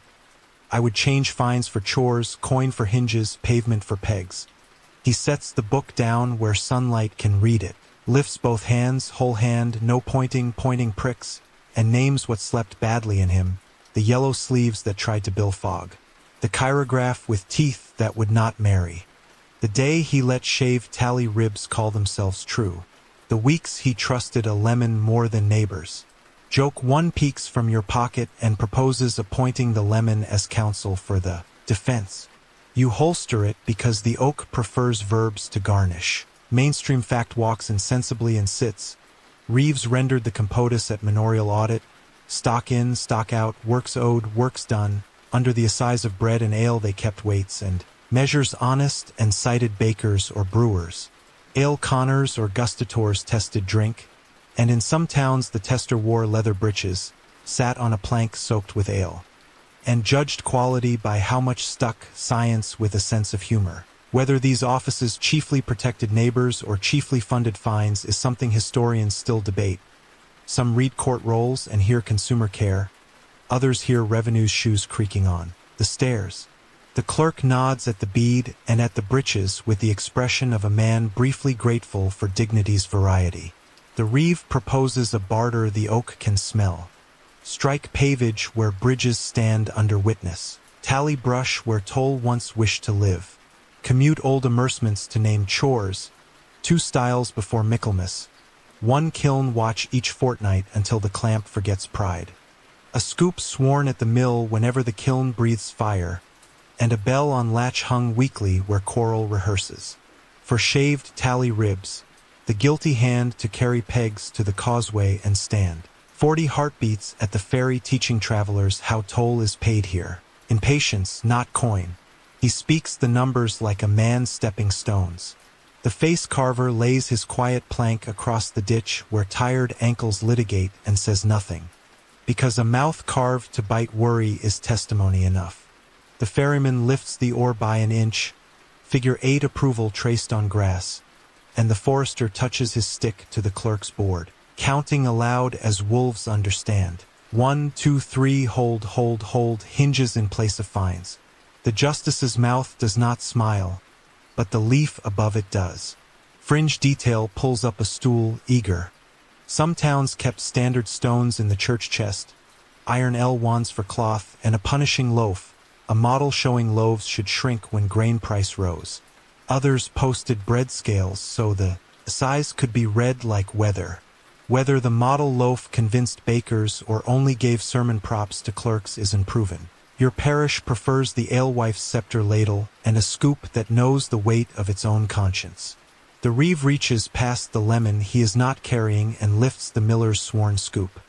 He swears by it, which is progress in a language the kiln understands. The clerk, who once liked fees the way moths like court robes, writes humility credited in his margin and looks briefly like a man surprised by the relief of not being clever. Historians still debate whether reeves were neighbors serving neighbors or officers extracting for lords. Some were elected by tenants, some appointed by manors. One scholar reads compotus as community memory, another reads it as velvet arithmetic for power. Your oak today votes for memory, with velvet allowed only as beehive lining. The ride's clerk, new student of furniture, submits exhibits he never expected to like. The patient stone where coins bathe before hands, the latch bell that makes coral shy, the rushlight ladder that teaches fog its alphabet, and the yellow swallowtail not you teach him again. Press and slip, loosens without speeches, guest not bond. He copies the not wrong once, then better, then writes courtesy proved by untying and pretends it was always in his syllabus. The justice asks for numbers because roots enjoy arithmetic. How many fines to convert, how many hinges to buy. The reeve answers with nouns braided to digits, 2 styles, 3 kiln watches per fortnight, for rushlight ladders kept in order at the ferry. 5 bells rehung on latches each market week. 6 children bumped lightly at stones come rogation so boarders remember knees. 7 brush bundles pledged each month for causeway hum. Pavage nil where timber visible. The hound sneezes twice. Auditor's code for not cheese, acceptable, and leans into your knee so your shin signs the ledger in warmth. Joke 2 arrives small and edible, suggesting a new tax called sorry, my bad, payable in broom and benches. The oak tolerates the joke because the reeve is already paying it. Mainstream bead sets 1 more plank under the morning. The moral economy, fair price, fair measure. Commons kept humane, can be heard in bread riots that broke windows without looting and forced bakers to sell at old rates. Whether those were crimes, customs, or negotiations with a calendar is still argued in papers you would not sop soup with. Your parish chooses negotiation on purpose before hunger writes its own law. The reeve faces the boy with nettle hair and the rope men and owns. The day his lemon bossed him into believing paper outranked pegs. He offers his feet for the hedgehog post, to string rushlight moons 3 dusks in a row, and his wrists for the fairy tally, to count 40 heartbeats at each doubtful face. He asks the face carver to teach him the fish breath notch because he would like to put instruction under leaves without being seen doing it. He asks the alewife for the patient stone whenever he is tempted to invent fees. He asks the ferryman to refuse any toll from him not paid in map. He asks the bees to remember this day when he forgets. The bees are told with 2 taps and deliver a hum that drops a half step into present. which is the only verdict B's sign. The clerk from the ride, apprenticed to daylight now, reads out the conversion like a confession that intends to remain useful. Pavage suspended unless joined to timber under witness. Old fines translated to hinges, bells, watches, shaved ribs matched and mended under leaves. Reeve credited for conspicuous humility. He coughs very softly at his own flourish. And accounts to be rendered not with lemon but with scoop. And board on the checker cloth in the barn at quarter day. Quirky detail sneaks in its best shirt. An ale conner from a market upriver demonstrates his leather breeches test on a plank dab. With ale, sits, rises, announces sound as manners, and the justice manages not to laugh thin air out of his nose. Whether this test will enter your customal is for later, but laughter that does not crow is already a hinge. The forester motions you to set the daisy wedge under the court's shy leg again. The bench levels like a heart convinced. The justice writes one small sentence on green wax that might change how men remember this parish. Fines commuted to fixtures. Safety paid in time. Courtesy credited where not loosens and map is spoken. Historians still debate whether such notes in margins did anything but make villagers feel. Listen to one afternoon. You choose to act as if margins grow into law when trodden. The lemon makes a last, ghostly appearance when the Reeve opens his book and removes a pressed slice. Dry as a verdict, and gives it to the boy with nettle hair to carry to the owl doorway, to live in the local box with the adder stone and the tally in trust as a relic labeled temptation. Retired. Joke 3 proposes awarding the Reeve X Lemon of the Year. The clerk scratches a daisy will next to the line instead. Which is better? The ferryman raps his or once because rivers enjoy closure. The alewife breaks a lawful loaf into ninths. Kiln watcher, fold sitter, clamp walker, ferry ladder, bell hanger, hue and crier, nettle bringer, daisy drawer, witness, and tucks witness into the Reeve's hand as if giving him a new instrument. He holds it like a man who understands that silence during negotiation is music. You inventory because habit beats weather. Ferryman's tally with red thread bright as a small oath. Forester's cross. Willow slip still moonlighting in a fence but promising to come home. 3 bent saints satisfied to supervise punctuation. Yellow swallowtail demonstrably loosenable. Adder stone cooling any eye that hurries. 2 tree nails for the next run on a river tries. Daisy wedge warm from teaching benches manners. And you bend your whole hand over nouns as if blessing them. Scoop sworn. Hinge promised. Bell rehung. Rushlight strung. Notch scratched under leaves, patience stone polished. When you pass the biting lintel, you feel how the day has changed ankles. When you glance at the hedgehog post, the rushlight moons look like signatures. When you stand under the owl doorway, the local box, now home to adder stone, retired lemon, tally in trust, and slips of names tied blue, red, green, behaves like a small chapel of practical sacraments. And when you hum the Kyrie under your breath, you find it has learned a new note you did not teach it, the timbre of a man putting down a lemon and taking up a scoop, which is what you came for. The face carver arrives as if the bench had summoned a chisel, palm dusty with saw kisses, knife wrapped like a spoon because the day prefers its edges polite, and you come at procession pace because ankles think better when verbs are gentle, your pockets taking attendance by touch. Ferryman's tally with its red thread stitched like a healed cut. Forester's cross neat at the end. Willow slip promising tomorrow while moonlighting in a fence. 3 bent saints. Bracket, hinge, and don't be foolish. Talking commas under your ribs.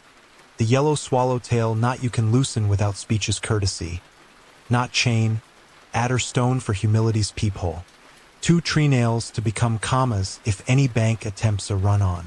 And the carpenter's daisy wedge for benches or pride that list. The king's oak lends its shade, and the rods look almost embarrassed to be indoors for once. The clerk warms his cuttlefish pounce. The ferryman lays his or like a calm gavel. The hound, chief fragrance officer, files the air as not cheese acceptable, then sneezes twice to note sawdust, friendly.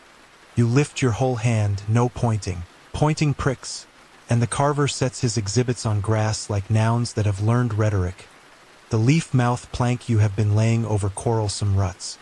Its lip bitten where worry puts its teeth. A lintel with the small fish breath notch under leaf so toes remember to lift without being scolded. A door board pricked with compass marks where a daisy will lives quiet as a psalm. And 3 tree nails sitting like commas on holiday. He says nothing theatrical, only that would takes instruction better than men if you speak geometry. Mainstream fact sits down with honest weight.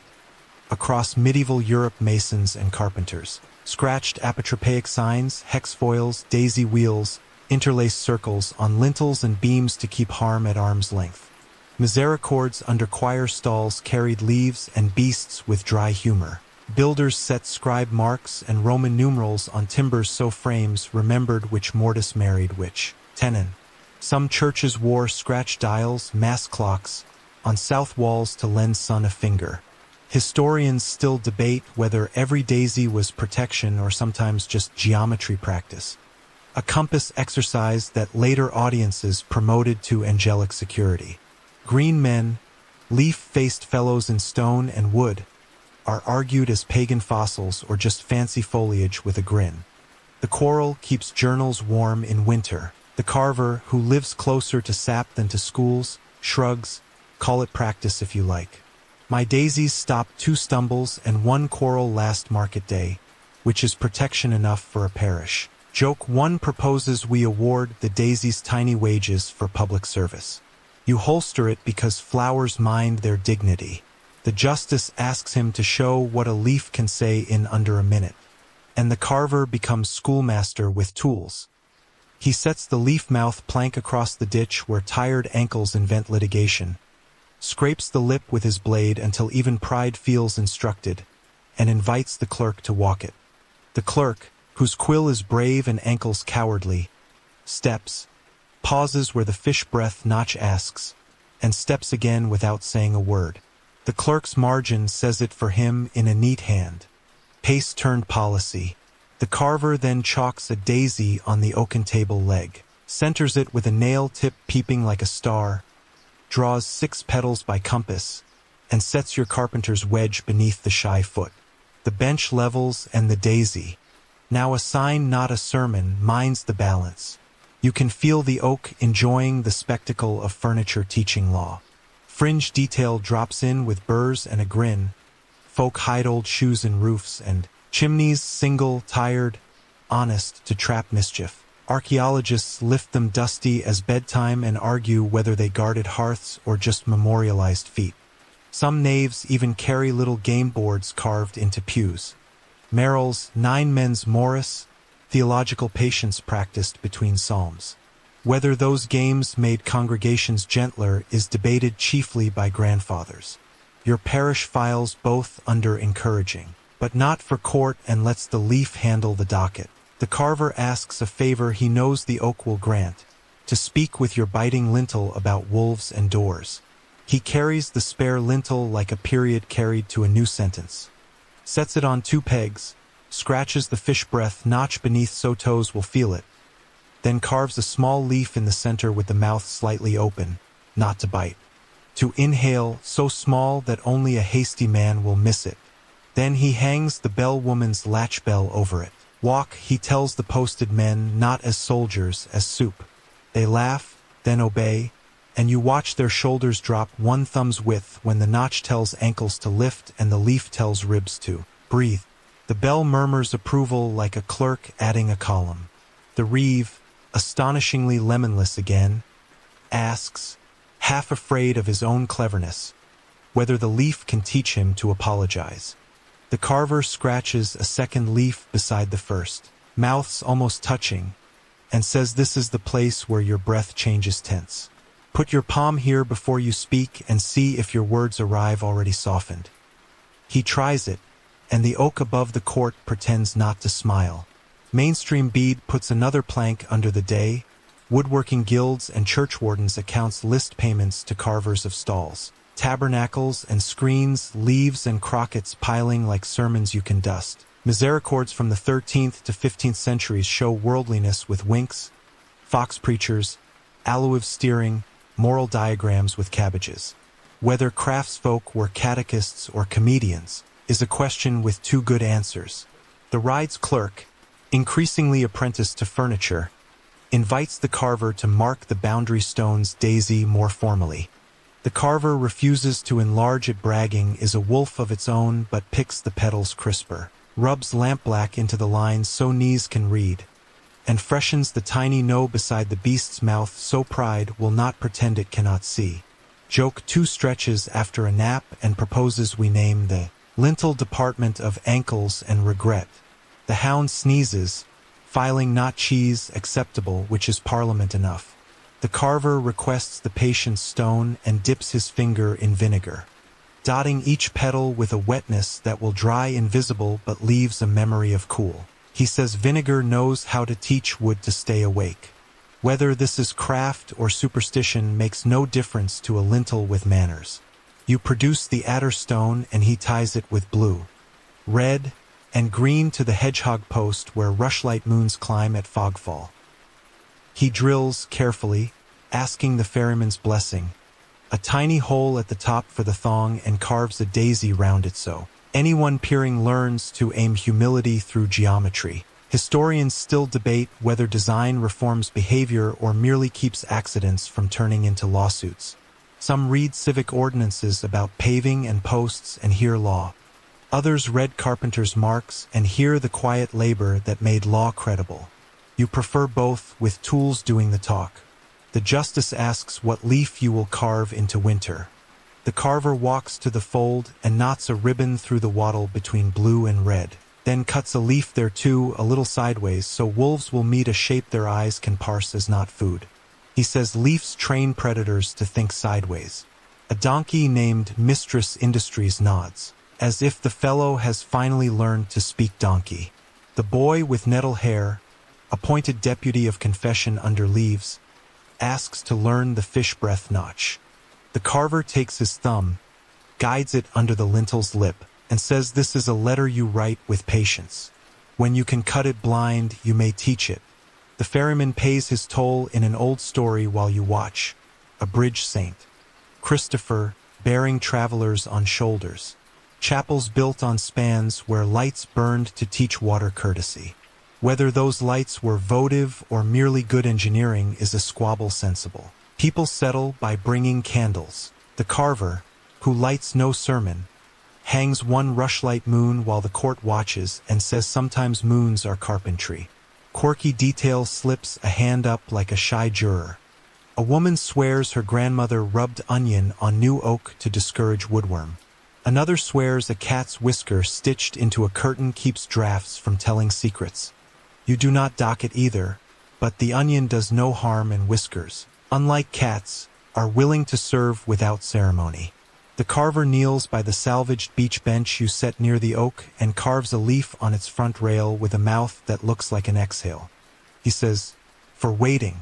The justice places his palm there once and does not rush his next sentence. Then the carver opens his pocket and produces 3 tiny leaves carved as tokens. 2 with mouths half open, 1 with mouth closed. He gives close to the ride's clerk, use when you feel fees waking. Open to the reeve, breathe here, then speak. Open to you because you are tempted to argue with rivers. Joke 3 arrives, small, edible, and proposes that we mint leaf coins to replace fines.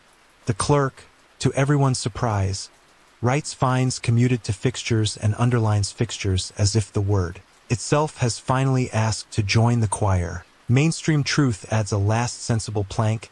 House marks, runes or pictograms, served as signatures for illiterate tenants on deeds. Some were scratched into plates and beams. Whether they warded evil or simply named ownership is tangled as vines on stone. Your parish is choosing a third thing, marks that teach bodies how to be neighbors. The carver finishes by taking your staff and re-cutting the daisy the way a surgeon sweetens a scar. He pricks a petal for wolves, 1 for fairies, 1 for coins that must bathe, 1 for bells on latches, 1 for hedgehog moons, 1 for the boundary beasts know, and 1 for the bees who must be told. Then he hands the staff back like a verdict that has acquired a better vocabulary. You inventory because habit beats weather.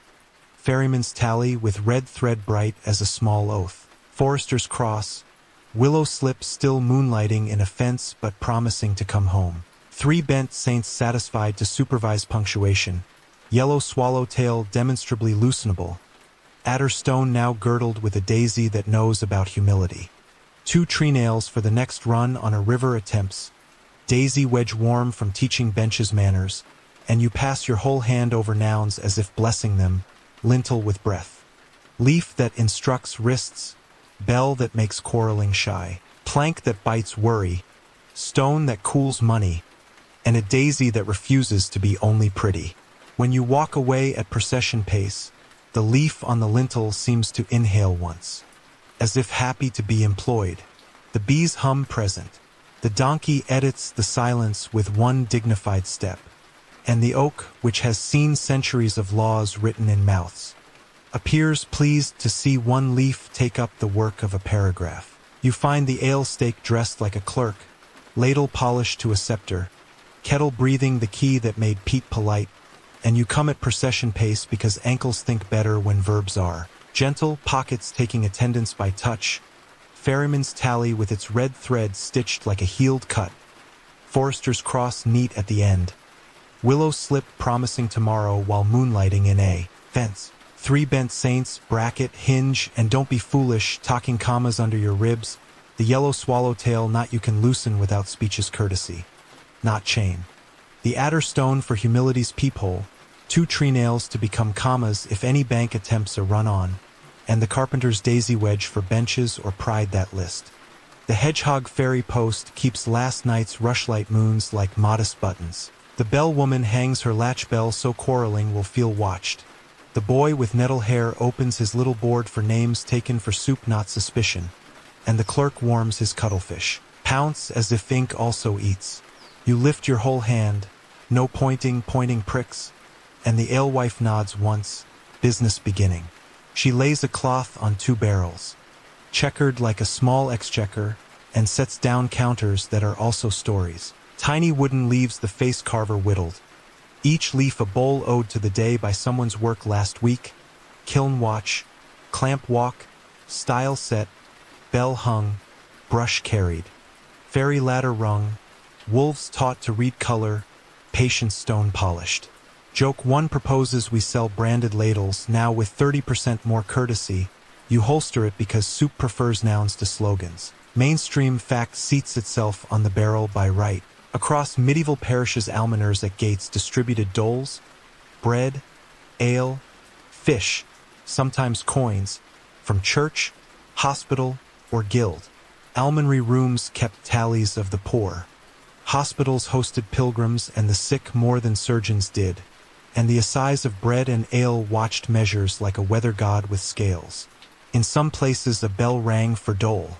In others a dole board or stone slit measured loaves. Whether charity chiefly soothed hunger or staged hierarchy is a quarrel in books. You let the ladle answer in the language of heat and distance. 6 paces, the clerk says, and chalks a daisy at that measure on the grass.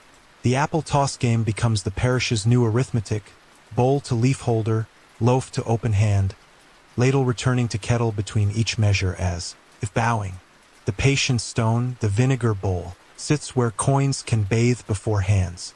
It will receive coin only when pride forgets and wants a spotlight. Today the bowl keeps only moonlight and manners. The forester posts his counting stick, like a staff that remembers wolves and says names. The rope men, now wicker not wall, stand at the edges, not to guard, to funnel. The reeve arrives lemonless, scoop sworn, and sits on the bench you salvaged and leveled with a daisy wedge, reading the ledger in his new voice that tastes like soup more than statute. Fringe detail pads in with burrs and a grin. In some towns a mondadole was given on the Thursday before Easter. Coins or bread and ale in imitation of a supper. In others a blessed holy loaf was shared, a custom that managed to tie piety to pantry. Whether such rites fed the hungry or a calendar is a sentence that depends on how large the ladle was. Your ladle is large enough to persuade the hound, chief fragrance officer, to file the steam as nursery, acceptable, before sneezing twice to note onion, generous. You make the moral economy legible in furniture. The boy with nettle hair writes a column titled Irregular Kindness, and the clerk coughs at the name, then copies it as if relieved to encounter a noun that forgives arithmetic. The ferryman pays his toll. The map in your mouth, and you give him a line to carry upriver to other landings.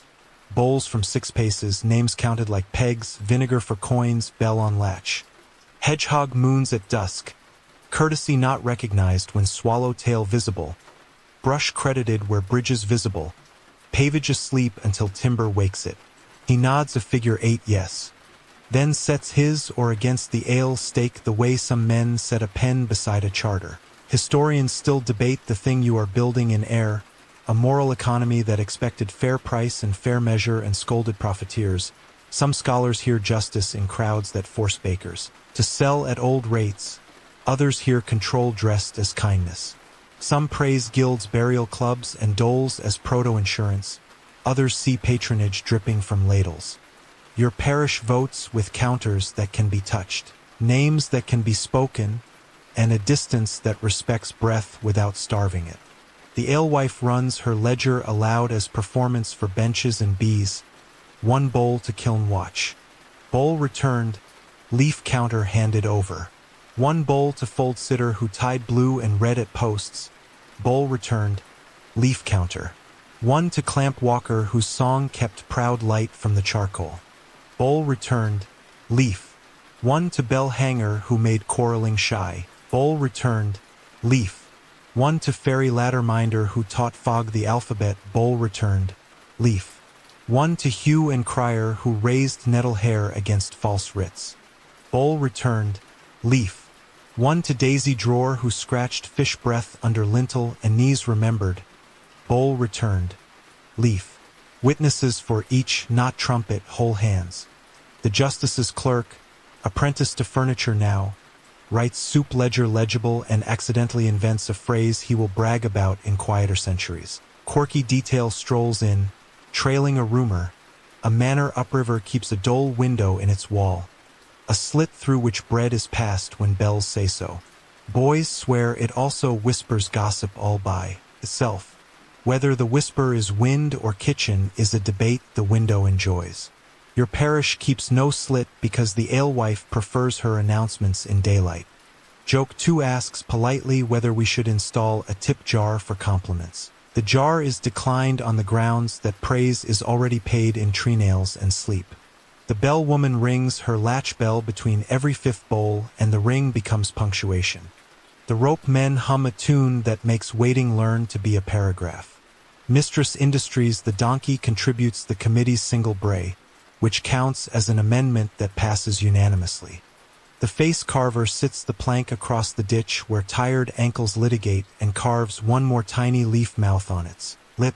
He dots it with vinegar so cool will remember to be brave. The clerk writes pace turned policy again, and you feel the oak reading over his shoulder like an approving grandmother. Mainstream bead adds a plank because the bench enjoys honesty. Guilds of craftsmen in towns kept common chests to help sick members and widows.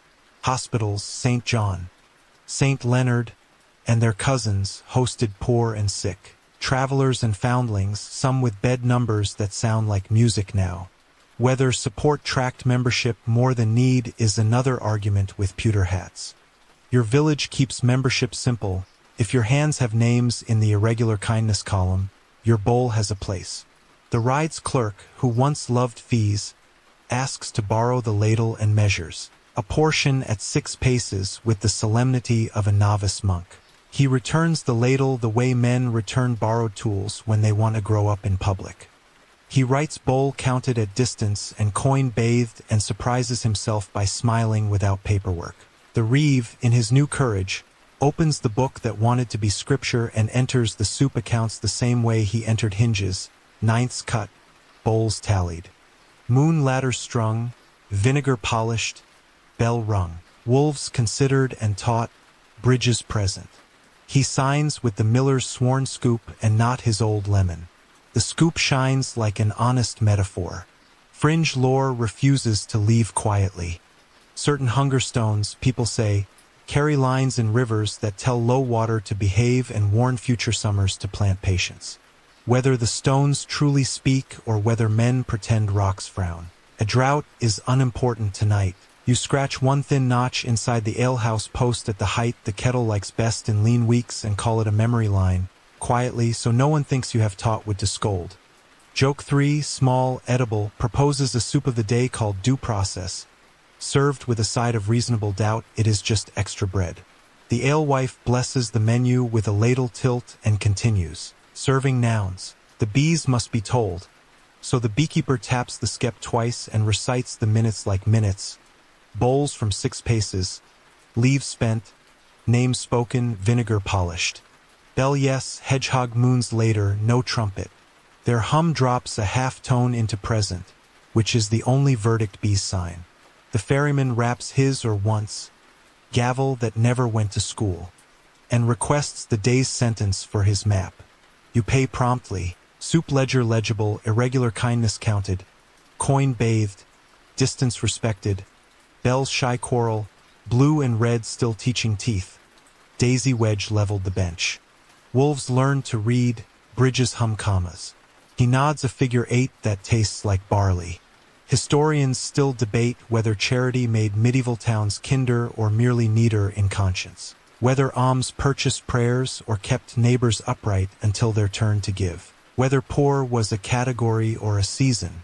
You draft your answer for the oak in a language the court has learned to hear, leaf counters that return to the chest, bowls that return to the hook, names that return to work, and a kettle that returns to a good temper when the bell says yes.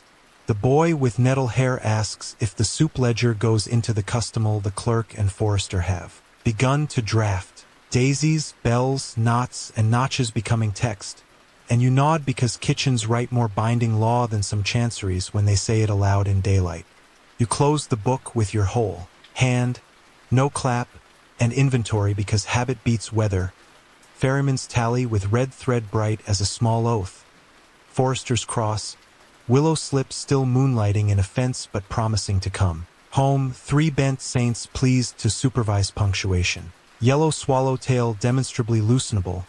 Adder stone ready for hurried eyes. 2 tree nails warm from commas that stood against water. Daisy wedge content after leveling appetites and benches. A pocket leaf from the face carver to remind breath to change tense before speech. Night combs itself smooth. The hedgehog post stretches its rushlight moons into a ladder for late travelers. The patient stone keeps its small, obedient shine. The latch bell dozes. The soup kettle purrs like a good paragraph. And you walk home at procession pace past the biting lintel that keeps ankles literate, past the owl doorway where the local box keeps practical sacraments, adder stone, retired lemon, tally and trust, slips tied blue, red, green, humming the kyrie that convinces hunger to use its inside voice.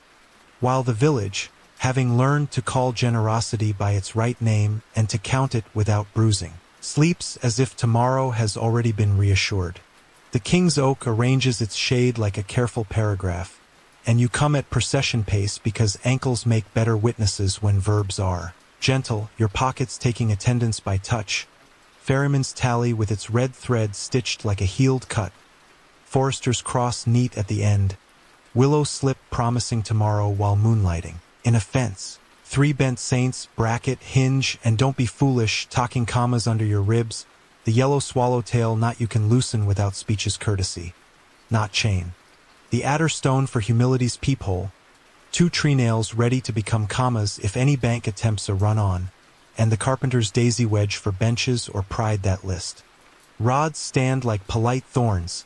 The clerk warms his cuttlefish pounce. The hound, chief fragrance officer, files the air as not cheese, acceptable, and the ferryman lays his or on the grass the way a calm gavel learns to nap. The justice looks like a man about to translate weather into minutes. You lift your whole hand, no pointing pricks, and set your nouns on the green as proof that does not need to raise its voice. Hedgehog post prickled with nails and rushlight moons. Bell on latch that chews worry. Biting lintel where the face carver's fish breath lives under leaf so toes remember to lift. Causeway ribs that hum since treenail commas. Vinegar bowl, the patience stone, where coins bathe before hands. Blue and red at the fold where wolves red manners before appetite. Yellow cut swallowtail that means guest not bond. And the little box under the owl doorway that keeps practical sacraments. Adderstone, tally and trust, slips tied blue red green, so hope travels in daylight. Joke one tries politely to hand you a drum roll. You decline, preferring the sound of benches remembering level. Mainstream fact sits down on a root with tidy authority. Forest airs recorded pleas of vert and venison on long rocheli, rolls, under green wax distinct from exchequer's red. Pavage and pontage tolls were royal grants meant to be temporary and specific, often abused by the immortal optimism of collectors. Custom proved by perambulation and witness could weigh as law in manorial and forest courts when more parchment failed to convince. Whether such admissions respected the lived grammar of parishes or merely provided ceremony before revenue is a question historians still quarrel with. Some reading rolls for appetite, others for accommodation. The justice calls for the rides packet. The reader lays down the chirograph halves whose teeth never learn to kiss. The face carver places his thumb on the scallops like a joiner pitying a proud dovetail and murmurs one knife taught. This another taught that. The patient stone receives both with a damp cool so hurry will think twice. The justice nods toward daylight and bees, and the clerk, apprenticed to furniture by accident and then by pleasure, reads the verdict on pavage as if he were cutting a ribbon-free void where bridges are visible under witness. Held in abeyance where timber promised but not present. Any escort fee that walks without planks to walk on to be dismissed to the hedges until it learns carpentry. The beech leaf above him endorses with the smallest applause. The shaved tally ribs come next like boys called by a bell. The man who paired them already surrendered his knife, and your forester sets each suspect to its mate until the click that sounds like truth answers 3 times in one cough. The justice speaks light immersement, brush carried to causeway. 40 heartbeats counted at the ferry for 3 dusks, and 1 bell to be hung on a latch where choral rehearses, and writes it under green wax as if mercy and grammar were cousins. Fringe detail can't help itself and contributes a small stage whisper. Some courts were fond of Amabir and Merchet, those life cycle dues. Others pricked bakers and brewers under the assize until their loaves could pass as weather. Whether fines chiefly taught, prudence or cultivated treasuries is a quarrel measured in crumbs. Your morning votes for prudence you can walk on without taking off your shoes. The clerk slides to courtesy passes with a face that wants to be surprised and dignified at the same time. You hold up the yellow swallowtail, tie it on the verdeur's wrist, press and slip, and it loosens without speeches. He ties the winter ribbon on your wrist, and it refuses to apologize. The court orders recognition of the swallowtail where guest bears pegs, bells, maps, and work. No hire of wrist for winter unless consent writes its name in daylight. Joke 2 tiptoes out with a sign that reads Chief Loosening Officer, which the hound accepts by leaning, filing the air as not cheese acceptable. Wolves receive their line like educated neighbors, blue and red at the fold to be accounted as policy not ornament. Bells lawful where pigs become, paragraphs, donkey acknowledged as adjunct professor of manners. Any man who confuses color with trumpet to be assigned 2 nights of fold sitting until his verbs learn to whisper. The justice then turns to the line that matters to maps. He hears the ferryman's toll, your long recital of hedgehog, bell, lintel, ribs, vinegar, ribbons, and says in the slow bell voice benches envy, custom proved by perambulation and witness to be, entered as parish grammar. He writes it on green wax while the clerk copies it in a hand honest enough to persuade a wet afternoon. Mainstream bead places 1 more sensible plank beneath the moment consuetudo. Custom could rule where no charter spoke, but scholars still debate whether courts genuinely heard villages or merely organized their stories. Did view of frank pledge preserve mutual watch or Enforce it downward. Was consent real or staged? The ink won't settle. Your field today answers by placing tools where the words go. You feel the oak breathing slower as if pleased to see nouns. Learn Latin. The reeve, lemonless and therefore briefly exemplary, steps up with the miller's sworn scoop and reads humility like a ledger. Pavage nil where bridges visible. Fines commuted to fixtures. Styles kiln watch rushlight ladders. Soup ledger legible from 6 paces. Vinegar bowl polished. Bell rung. Shaved ribs mended. Boundary stone returned with daisy above beast and the word no by. Its mouth. Children bumped lightly at corners. Wolves choosing to read. The custodian of safety described as brush, not writ. The justice writes conspicuous humility credited with the smallest smile his office permits and moves the docket with. A leaf's flick.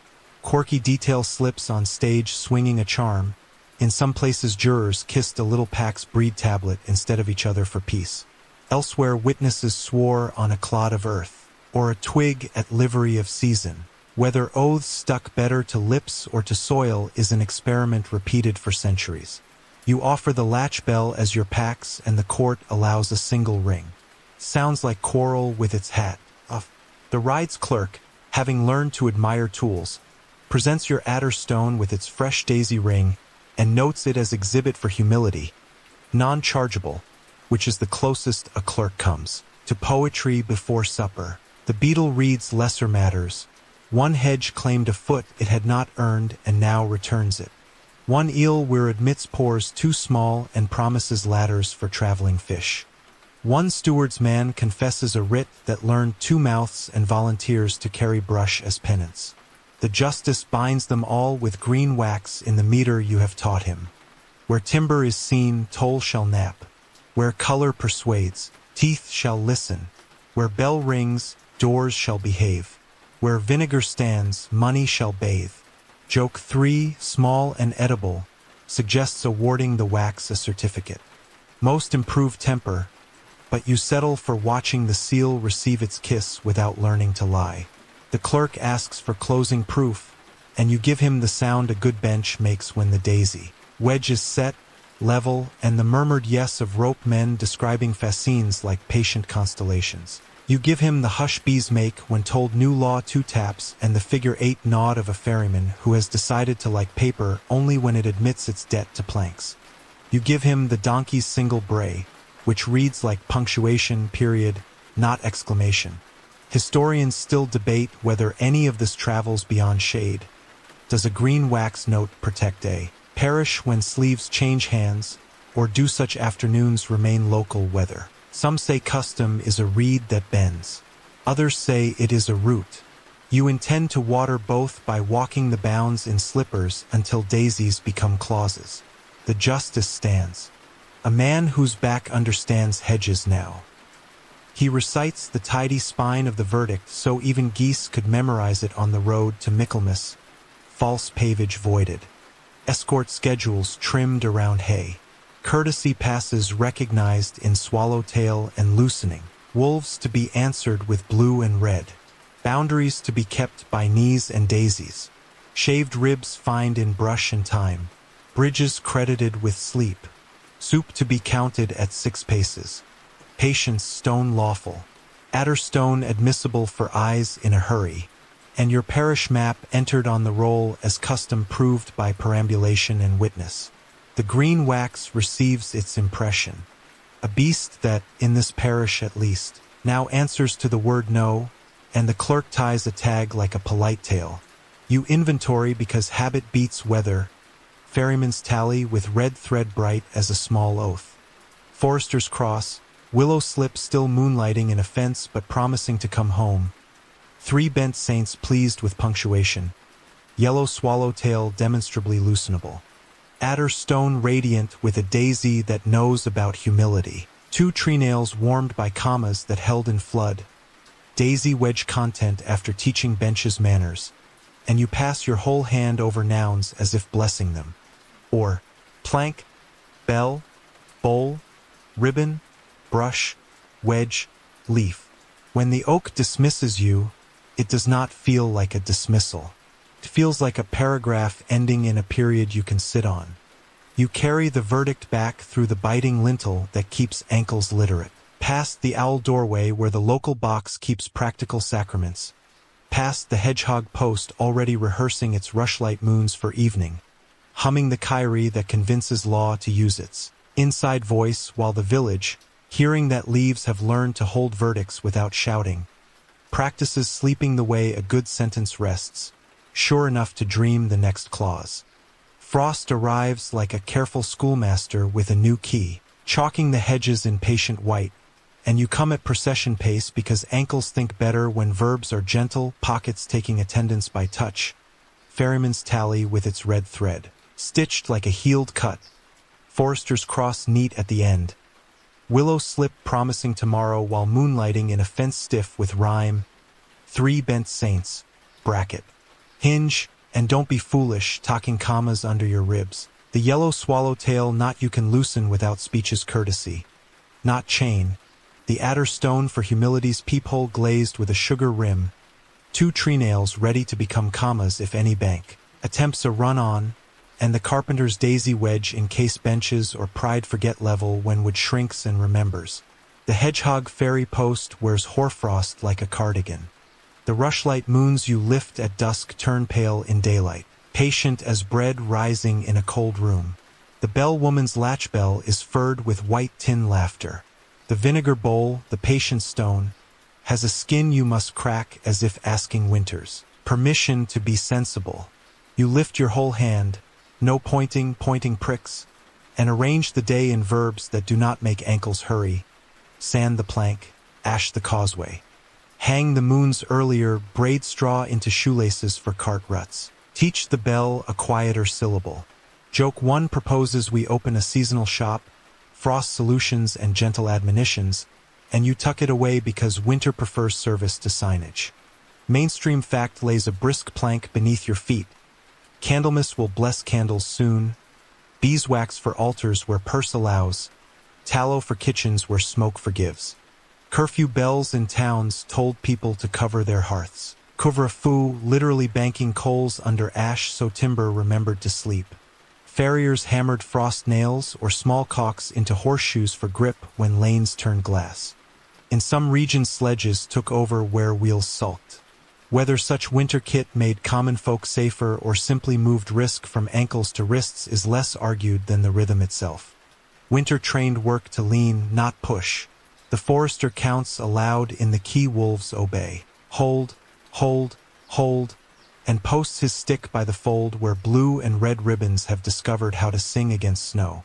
The donkey, Mistress Industries, stands with fur that pretends to be a sermon. On thrift, the rope men bring straw like punctuation you can walk on and build a second floor on the causeway from brush and sacking, corduroy for shins, while the face carver rubs tallow into the biting lip of the lintel, then scratches the fish breath notch a hair deeper so toes will remember to lift even if pride freezes.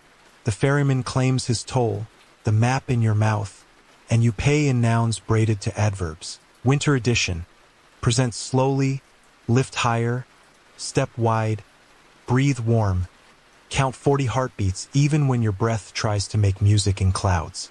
Fringe detail pads in with a grin and a bundle of onions. An old woman makes a weather calendar on New Year's, 12 onion skins filled with salt. The wet ones in mourning foretell wet months. Whether onions gossip accurately or just like to feel consulted is a debate mostly conducted by kitchens. You allow the experiment and file it under encouraging but not for court. The river asks its questions in a new grammar. Edge glazed, Ford muttering the slippery psalm, and the rope men scatter ash from last week's clamp in a script that reads walk here. The coracle sleeps upside down with dignity, a walnut that has agreed to hibernate. Historians still debate whether people in centuries like yours slept in 2 acts, first sleep, then waking for prayer or chatter, then second sleep. Roger Kirch wrote a book that swore yes. Others counter that diaries do not prove habit, only possibility. Your village votes by practice. You wake in the elbow of night to tend the rushlight ladder at the hedgehog post, to ladle the patient's stone into the air. To walk once to the fold and count sheep like commas. Winter measures out silence in useful spoons.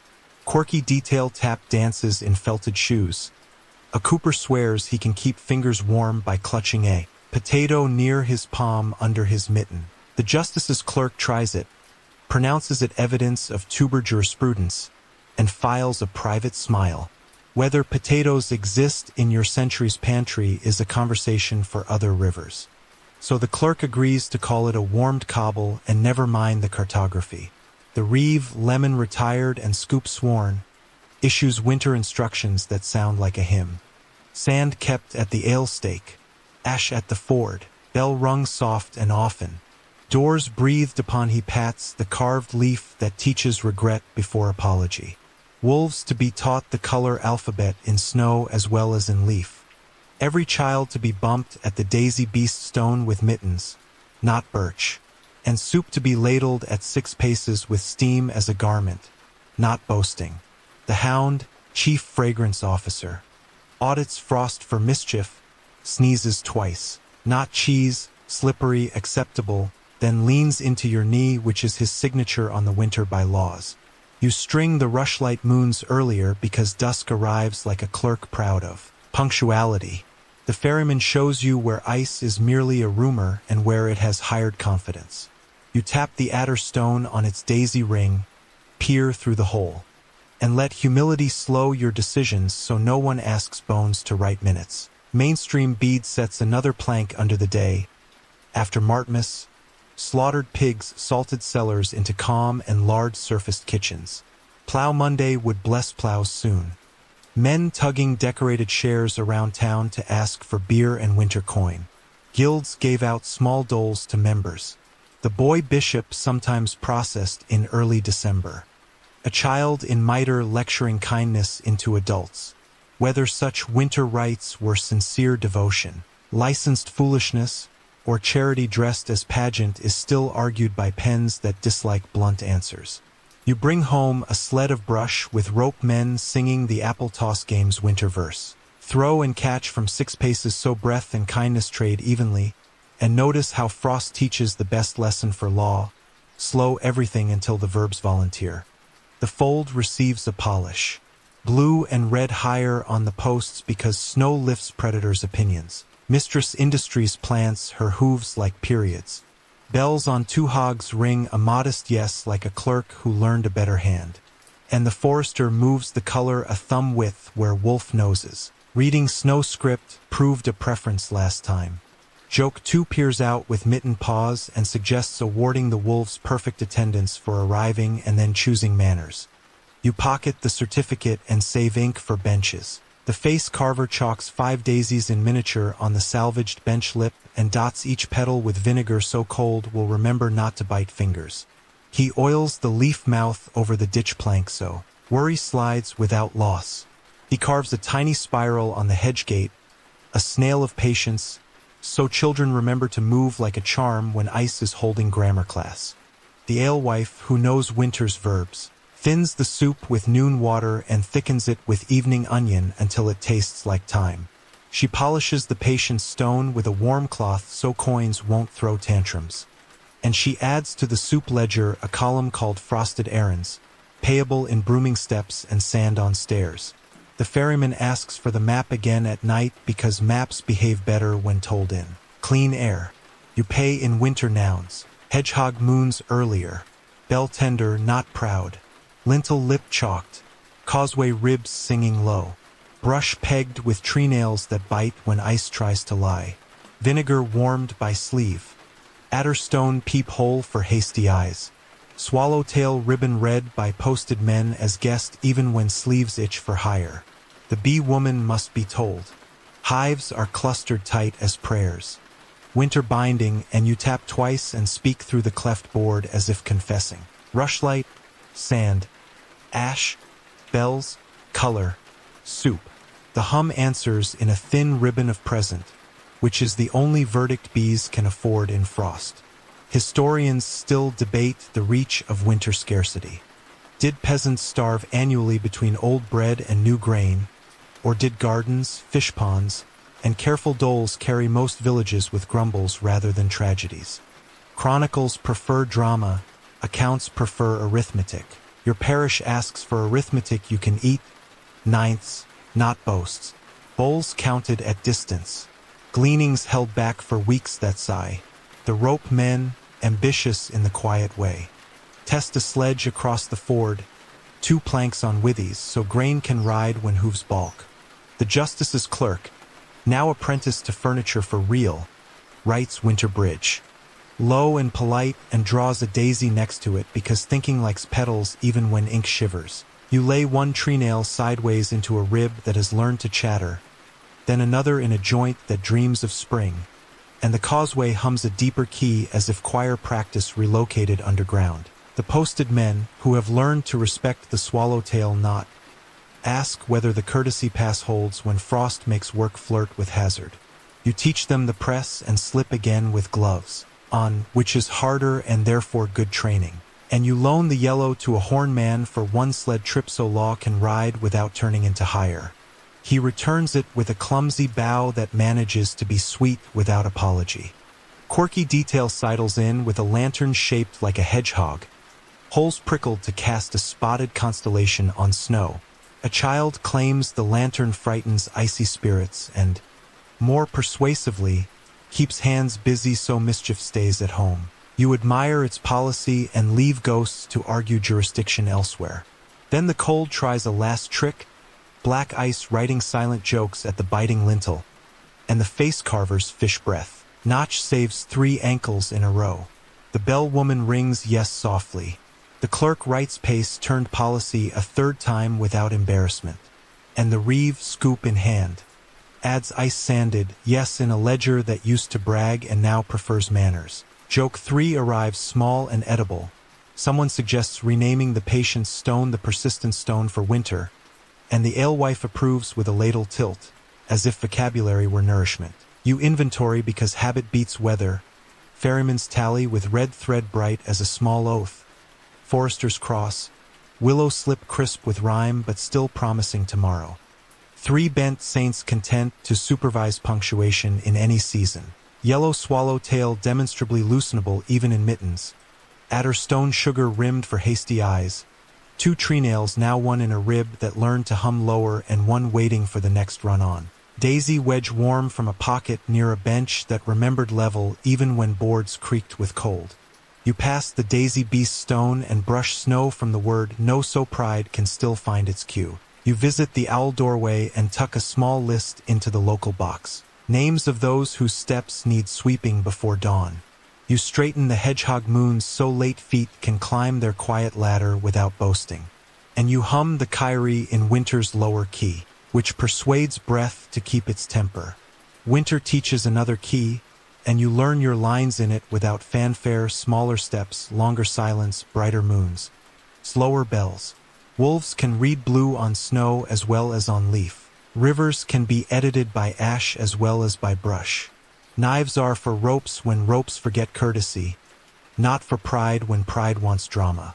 And the village, having survived the oak's Latin and the Ford's clauses, now discovers that Frost's grammar is simply the same sentence spoken slower, with the commas you planted earlier shining like 10 good reasons to get home safe. Rumor steps over your hedge wearing a hot scarf and suddenly has a pulse. And you come at procession pace because ankles think better when verbs are gentle, pockets taking attendance by touch. Ferryman's tally with its red thread stitched like a healed cut. Forester's cross neat at the end. Willow slip promising tomorrow while moonlighting in a fence crisp with frost. 3 bent saints. Bracket, hinge, and don't be foolish. Talking commas under your ribs. The yellow swallowtail knot you can loosen without speech's courtesy. Not chain, the adder stone for humility's peephole, 2 tree nails to become commas if any bank attempts a run-on, and the carpenter's daisy wedge for benches or pride that list. The hedgehog fairy post wears its rushlight moons like careful buttons against dusk. The vinegar bowl, the patient stone, has a skin you crack with the back of a spoon so money will bathe before. Hands, the latch bell waits on its peg to chew worry instead of shins. And the clerk warms his cuttlefish pounce because ink also eats when cases arrive. Two fevers, the boy with nettle hair says, one at the Flaxfield cottage, dry heat. Little voice, eyes like coals that forgot their chimney. One from the road, a peddler with a red scarf and a cough that wants an audience. Joke one proposes we rebrand coughing as an outdoor hobby. You holster it because the day prefers verbs to slogans. You lift your whole hand, no pointing pricks, and the village moves into the measured dance you taught it in other weather, bowls from 6 paces. Song at distance call. Answer, breath listening to its manners. Bell on latch for door exchange. Vinegar stone in the center to cool money and pride. Hedgehog moons hung early so errands do not trip into night. And 40 heartbeats counted at every threshold before anyone decides to have an opinion. Mainstream fact lays a sensible plank under the panic. Quarantine, 40 days. Took shape in Mediterranean ports like Venice by the late Middle Ages. Ships and travelers held at lazaretti before. Markets trusted their breath. Pest houses and hospitals for the poor and sick dotted towns under saints' names. Priests wrote orders to avoid crowding at funerals. Church courts scolded gossip that made fear into sport. Whether these measures truly slowed pestilence or mostly organized hope is a question scholars still argue with clean hands. The forester posts his counting stick by the flax lane like a staff that remembers wolves and says hold, hold, hold. The rope men set 2 posts with blue and red where the hedge meets the world, not as ornament, as grammar for breath. Mistress Industries, the donkey, plants herself where she can supervise distance without paperwork. The hound, chief fragrance officer, audits the air and files not cheese, spiced breath, acceptable with caution, then sneezes twice to mark complication. The peddler stands on the far side of the blue, face the color of unbaked bread, and you speak the parish's new dialect, polite and far. Your ribbon in swallowtail says guest not bond. Our bowl is at 6 paces. Our song has verses. Our bell will carry nouns. Our patient stone will keep pride from boiling. He nods like a man who has met worse boarders, and you set a table of furniture instead of fear, a rushlight moon on a stick for dusk. The adder stone tied with a daisy so even a hot eye remembers humility. Pot hook on a rope so soup can commute. The apple toss game revised, ladle to bowl, bowl to step. Step back, sing the chorus, wait 40 heartbeats, and only then speak. Fringe detail insists on a hearing with burrs in its hem. A woman swears her aunt beat fevers with abracadabra written as a shrinking triangle on a scrap pinned under the shirt. Another swears by rosemary and juniper smoke and a pomander stuffed with clove and orange peel. Whether letters shrink illness or only make size useful is debated mainly by grandmothers. You let charms sit in pockets while vinegar and distance sit in daylight. The Flax Cottage case is quieter. A girl hot as a banked fire, mother steady as a bench. You tie blue and red at their gate so neighbors read before they knock. Hang the latch bell. Prop the leaf mouth plank at the step so worry will bite with not wrists. And teach the mother the song, a verse for broth, one for sleep, one for window breathing when the room forgets to be kind. You give her the fish breath notch under a loose board so bare feet will remember to lift even at midnight. Historians still debate what exactly traveled in the great pestilences. Rat fleas and Yersinia, human lice, bad air, or something stranger, and how much ordinary care mattered against storms of death. Some point to DNA in bones and right plague in a handwriting you can't argue. Others underline human-to-human spread and households that learn to hold still. The quarrel keeps journals warm. Your parish votes for repeatable verbs even when theology remains undecided. The ferryman appears with his or that learned to be a gavel and raps once, patience, then stretches 40 heartbeats into a rope you can feel. He counts for the peddler at the hedge, for the mother at the flax door, for you when your own breath tries to run, and the map you pay him becomes medical, hedgehog moons earlier, bell tender not proud. Bowls at 6 paces, blue and red to teach teeth, vinegar to cool money. Ankle lintel telling bodies when to lift so minds can work on not panicking. Quirky detail peeks out with a basket of advice you did not order. A barber's lad sells plague water that tastes like bragging and cinnamon. Someone brings a dried toad in a silk bag to drink the malady. You file both under Museum of Interesting Attempts and keep the toad away from soup. The clerk writes in a hand that has learned to be useful without showing off. Case 1, road, cough, scarf. Case 2, flax, hot child. Measures, blue/red, latch bell, rope hook, song at distance, 40 heartbeats at every exchange, patient stone polished. Vinegar for coin, map recited as toll. Evidence, donkey opinion not tonight, hound audit acceptable with caution, bees to be told. You tell the bees with 2 taps and the skep's hum drops a half. Step into present, which is the only verdict bees will sign when fevers sniff the hedge. Joke 2 proposes appointing a chief distance officer with a wand that only points at 6 paces. You appoint the bell woman's ladle because it already knows how to keep arms honest. Mainstream Bead puts another plank under the new policy. Some towns marked infected doors with crosses or straw, others forbade assemblies, some paid watchers to fetch food to shut houses.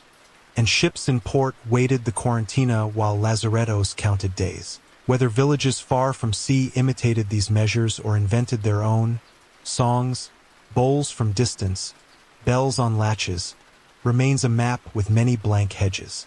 Your blank hedges are filling with small instructions. The peddler does 3 days without swagger, soup across rope, coin bathed, verse sung, 40 heartbeats counted, sleep taken like a good idea. The cough shrinks from sermon to footnote. You send him on with a swallowtail thread on his sleeve and a letter that explains how to behave with a bell.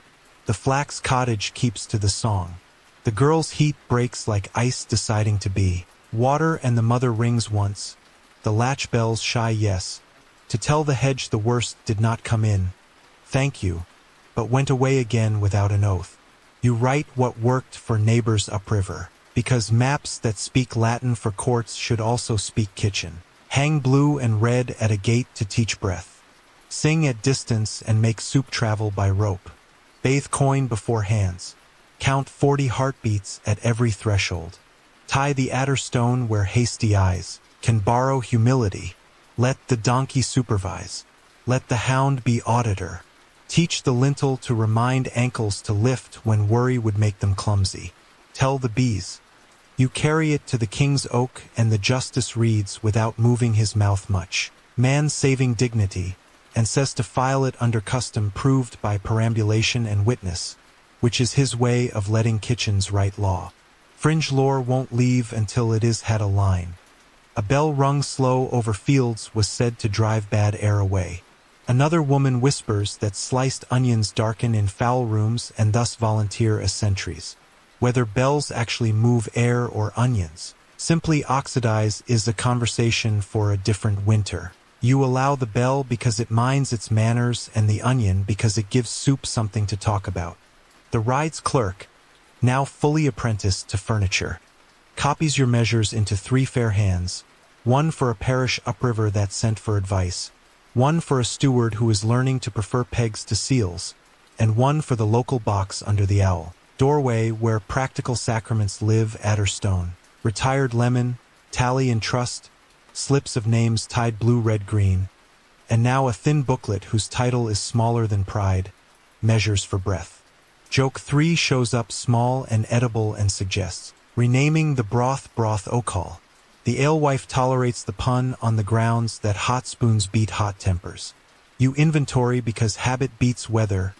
Ferryman's tally with red thread bright as a small oath. Forester's cross, willow slip crisp with frost but still promising tomorrow. 3 bent saints pleased to supervise punctuation. Yellow swallowtail demonstrably loosenable. Adder stone righteous on its daisy. 2 tree nails ready if the river additions mischief while men watch coughs. Daisy wedge warm from leveling benches and a stray fear. And you pass your whole hand over nouns as if blessing them. Bell that makes quarreling shy and doors polite. Bowl that respects 6 paces. Rope hook that turns soup into a traveler. Ribbon that keeps wrists free while sleeves learn courtesy. Hedge that learned to read blue and red. Night arrives with its careful boots. The hedgehog moons climb their little ladder without boasting. The patient stone keeps its obedient shine. The latch bell dozes. The donkey edits the silence with one dignified step. The hound files the steam from the last pot as nursery acceptable, and you hum the kyrie in a key that teaches fever to use its inside voice while the village, hearing that rumor can be taught law. Like any other weather, sleeps as if even breath has learned to count to 40 before it answers back. You come at procession pace because ankles think better when verbs are gentle. Pockets taking attendance by touch. Ferryman's tally with its red thread stitched like a healed cut. Forester's cross neat at the end. Willow slip promising tomorrow while moonlighting in a fence crisp with frost. 3 bent saints, bracket, hinge, and don't be foolish, talking commas under your ribs. The yellow swallowtail knot you can loosen without speech's courtesy. Not chain. The adder stone for humility's peephole rhymed with sugar. 2 tree nails to become commas if any bank attempts a run-on. And the carpenter's daisy wedge for benches or pride that list. And the hedgehog fairy post waits in its cardigan of hoarfrost with last night's rushlight moons clipped neat as buttons. The bee skeps crouch like brown helmets near the warm wall, and the bee woman has that look mothers get when a rumor tried to sit in the doorway uninvited.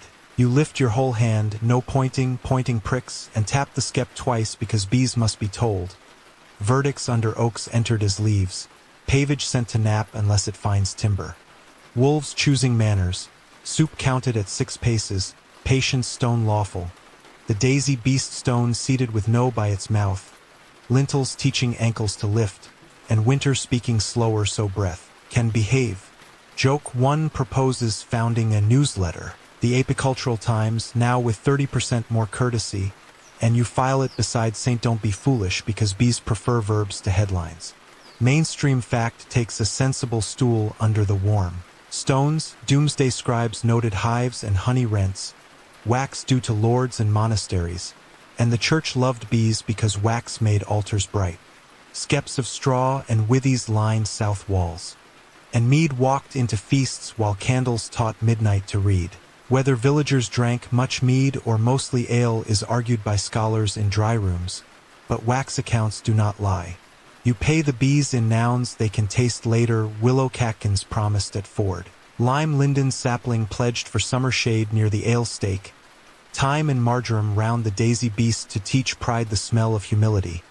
A small bank of borage blue as a psalm. And a row of sainfoin, no, we are not so grand, of clover where carts rest their opinions. The forester posts his counting stick by the river like a staff that remembers wolves but tonight reads nectar. He says plant now when roots like philosophy, not theater. The rope men bring rods of sallow, whips of osier, and a few hazel slips you liberated from a fence that promised to repay the loan in. Catkins.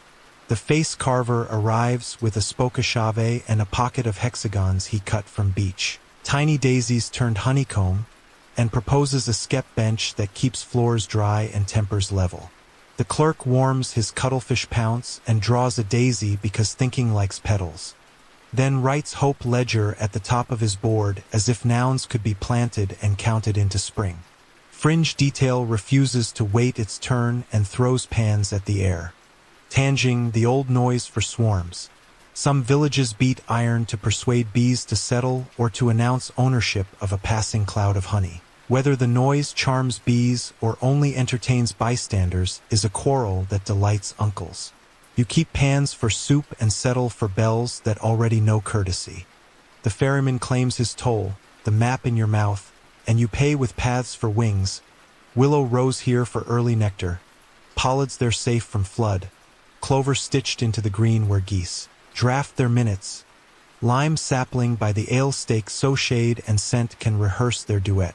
A time circle round the daisy beast so knees will kneel to smell before pride remembers to stand. And a ribboned lane, your yellow swallowtail tied at 2 posts. So men carrying brush will read guest not bond even when they cross the bees' parliament. Mainstream bead adds a plank that makes benches nod. Monks kept apiaries within cloisters. Saint Ambrose earned the honeyed tongue story when a swarm is said to have settled on his baby mouth, and candle dews lit perpetual lamps. Whether rural beekeeping belonged more to abbeys or to cottages is still debated, with rolls naming both. Your parish votes for a conspiracy between hedges and habits. The bee woman taps once, then once more present, and you begin the planting with the verbs you trust. Press and puddle the willow whips at the ford where Fascine Commas taught water to. Bell. Heel the lime sapling into a pit where the salvaged bench admires it. Sow a little bag of kitchen promises from the alewife, calendula, fennel, savory, pockets emptied into neat, shy commas that will grow arguments for bees when wheat sulks. Tuck marjoram plugs around the boundary stone so the beast's mouth will spend summer in kindness. Set a ring of stones for a bee bath shallow enough to be wise. Smooth pebbles like stepping words. Then plant hazel where children can find catkins like lanterns in late winter, as if hope learned to hang quietly before it dares. Historians still debate whether telling the bees walks back into your century or arrived later with printed rural romances. Some say the custom is medieval sleepwalking, others late and theatrical. You do not press antiquity into service, you press courtesy, births, deaths, lawsuits, now plantings. Bees are told everything that might otherwise feel like weather with ego. The hound, chief fragrance officer, audits the air and files not cheese. Flowers rehearsing, acceptable, then sneezes twice to record complication. A neighbor's hive upriver miffed by hunger. You loan a skep of comb that winter left half full and pass it across 6 paces with the apple toss song revised for bees. And the clerk writes honey, lent, a line he underlines without irony. Quirky detail wanders up with burdock on its sleeve. In some shires they carved little niches, bee bowls, in garden walls to house skeps out of wind. Elsewhere hives overwintered in earth pits banked with straw. Whether those niceties reached every cottage or only yards with spare stone is uncertain. Your bee woman asks the face carver for a trio of beech stools instead, high and polite. He sets them by the warm wall and cuts a shallow daisy. Will on each sow feet of straw will learn astronomy. Joke 2 suggests opening an embassy to bees, staffed by Mistress Industries, the donkey as charged a fare. She brays once in a language that persuades everyone to give her the portfolio. The rope men, who have learned to like wicker better than wall, played a fence round the new lime, open enough for bees, fussy enough for goats, and tie blue at one post, red at the other, green in the middle boundary. Law and water work that must pass. They ask if the color alphabet works for wings. You answer that wings invented alphabets. The clerk writes first treaty with bees and pretends he did not enjoy.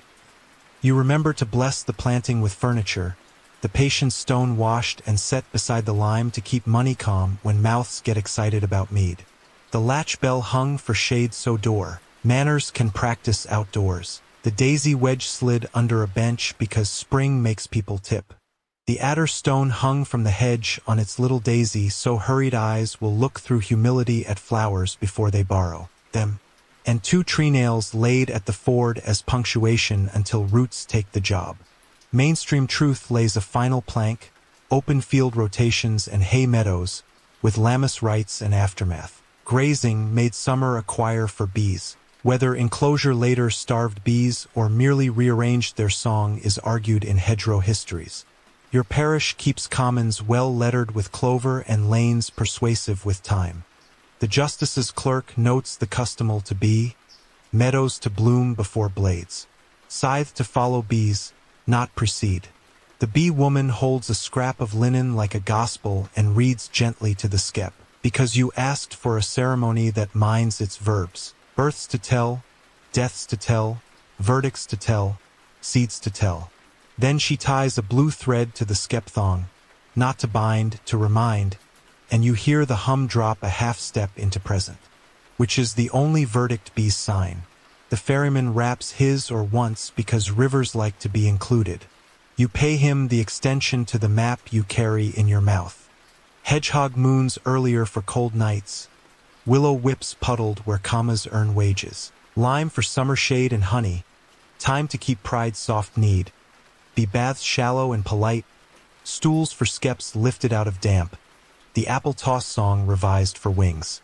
And 2 taps to tell the hives when Lowell remembers flowers. Joke 3, small and edible, suggests minting a coin with a bee on one side and a daisy on the other to pay future fines in nectar.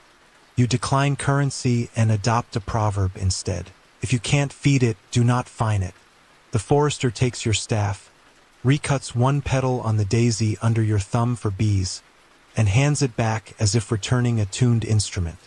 The face carver scratches a thumb-sized leaf on the lime stake with the mouth slightly open. Not to bite, to inhale, so even wood will remember to breathe before speaking. The rope men set their wicker against wind.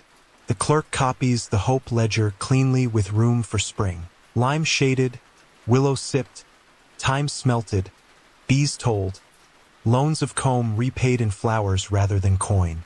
You inventory because habit beats weather, ferryman's tally with red thread bright as a small oath, forester's cross, willow slip now multiplied at the ford, 3 bent saints pleased to supervise punctuation and pollination, yellow swallowtail demonstrably loosenable and now tied at 2 posts to mark a guest lane for wings and brush, adder stone girdled with a daisy and hung where hasty eyes can borrow humility, 2 tree nails now 1 lodged in a puddled whip and 1 waiting for the river's next run on. Daisy wedge warm from leveling benches near the lime, and you pass your whole hand over nouns as if blessing them. Skep on stool, bath with stones, time at beast. Bell in shade, patient stone on duty, rope that carries soup, fence that reads 3 colors but refuses to be a wall. Evening combs the green. The hedgehog moons climb their little ladder without boasting. The bees shift a note you have learned to translate as sufficient. The donkey edits the silence with 1 dignified step. The hound files the air as not cheese, honey, acceptable. And you hum the kyrie in a key that tastes faintly of nectar while the village, newly apprenticed to a slower calendar with brighter flowers, sleeps as if spring has already been promised in a language bees will remember. Dusk lifts its hems and shows you the neat ankles of the wood, and you come at procession pace because ankles think. Better when verbs are gentle, pockets taking attendance by touch. Ferryman's tally with its red thread stitched like a healed cut. Forester's cross neat at the end. Willow slip promising tomorrow while moonlighting in a fence crisp with frost remnants. 3 bent saints, bracket, hinge, and don't be foolish, talking commas under your ribs. The yellow swallowtail knot you can loosen without speech's courtesy. Not chain. The adder stone for humility's peephole. 2 tree nails to become commas if any bank attempts a run-on, and the carpenter's daisy wedge for benches or pride that list. The hedgehog ferry post has already begun its moon climb. The latch bell on the fold chews worry like a polite animal. The time you tucked around the daisy beast stone sifts sent onto the air until even the word no softens at the edges. Bees settle on their stools by the warm wall. Mistress Industries, the donkey, edits the silence with 1 authoritative step.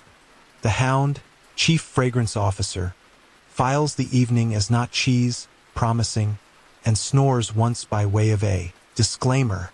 The forester raises his counting stick the way a choirmaster raises breath, and then pauses because the wood lowers its voice in a manner you have learned to respect, a hush with antlers in it.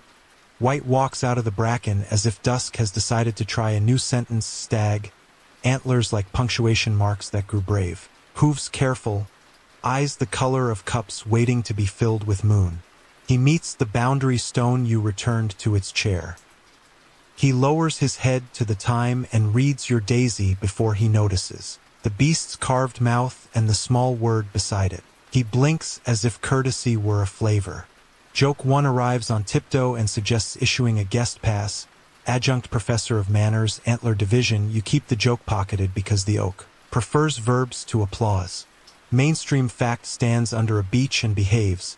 White deer turn up in chronicles and parks. Fallow herds bred for pale coats in lordly warrens. Richard II wore the white hart as badge, crowned and collared. Poets made the hart a figure of refuge and a sign of sovereignty. Venison and vert law guarded deer and trees alike. Green wax weighing trespass. Whether villagers tasted heart at festivals or only in rumors depended on lords with antlers in their dream books. The forester breathes hold, and the rope men. Now wicker not wall, shift their bodies the way hedges shift. Enough space to be a sentence, not enough to be a chase. The stag tests the fold's color grammar, blue where boundary keeps manners, red where law and water have learned to share a tongue, green where work must pass. He touches each ribbon with air and decides the fold is furniture, not theater. Mistress Industries approves with a single ear. Fringe detail comes in with burrs and bestiary breath. Old books swear stags seek out serpents, draw them from holes, crush them, and then run to water to cool the duel. Hartshorn, shavings of antler, later perfumed salts to wake the faint. Whether deer fight snakes or men enjoy telling brave lies about timid animals is argued most happily before fires. You let the story sit by the patient's stone and ask it to bathe until it can be handled without singeing.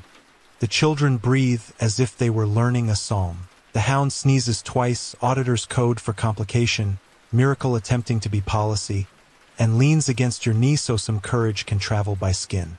You lift your whole hand. No pointing pricks, and you perform the courtesy you wish to be remembered for.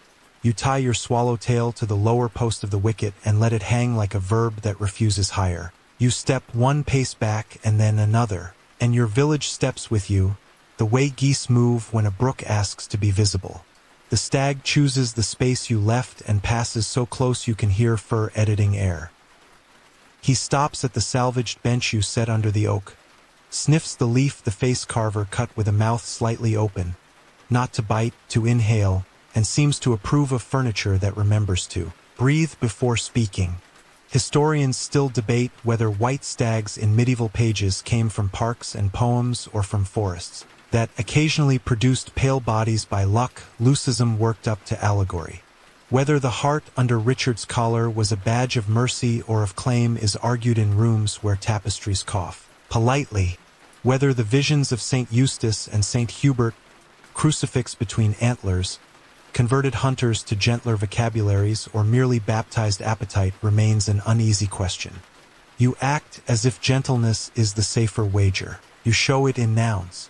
You set the face carver's worry plank across the ditch so feet can step from awe to sense without litigating ankles.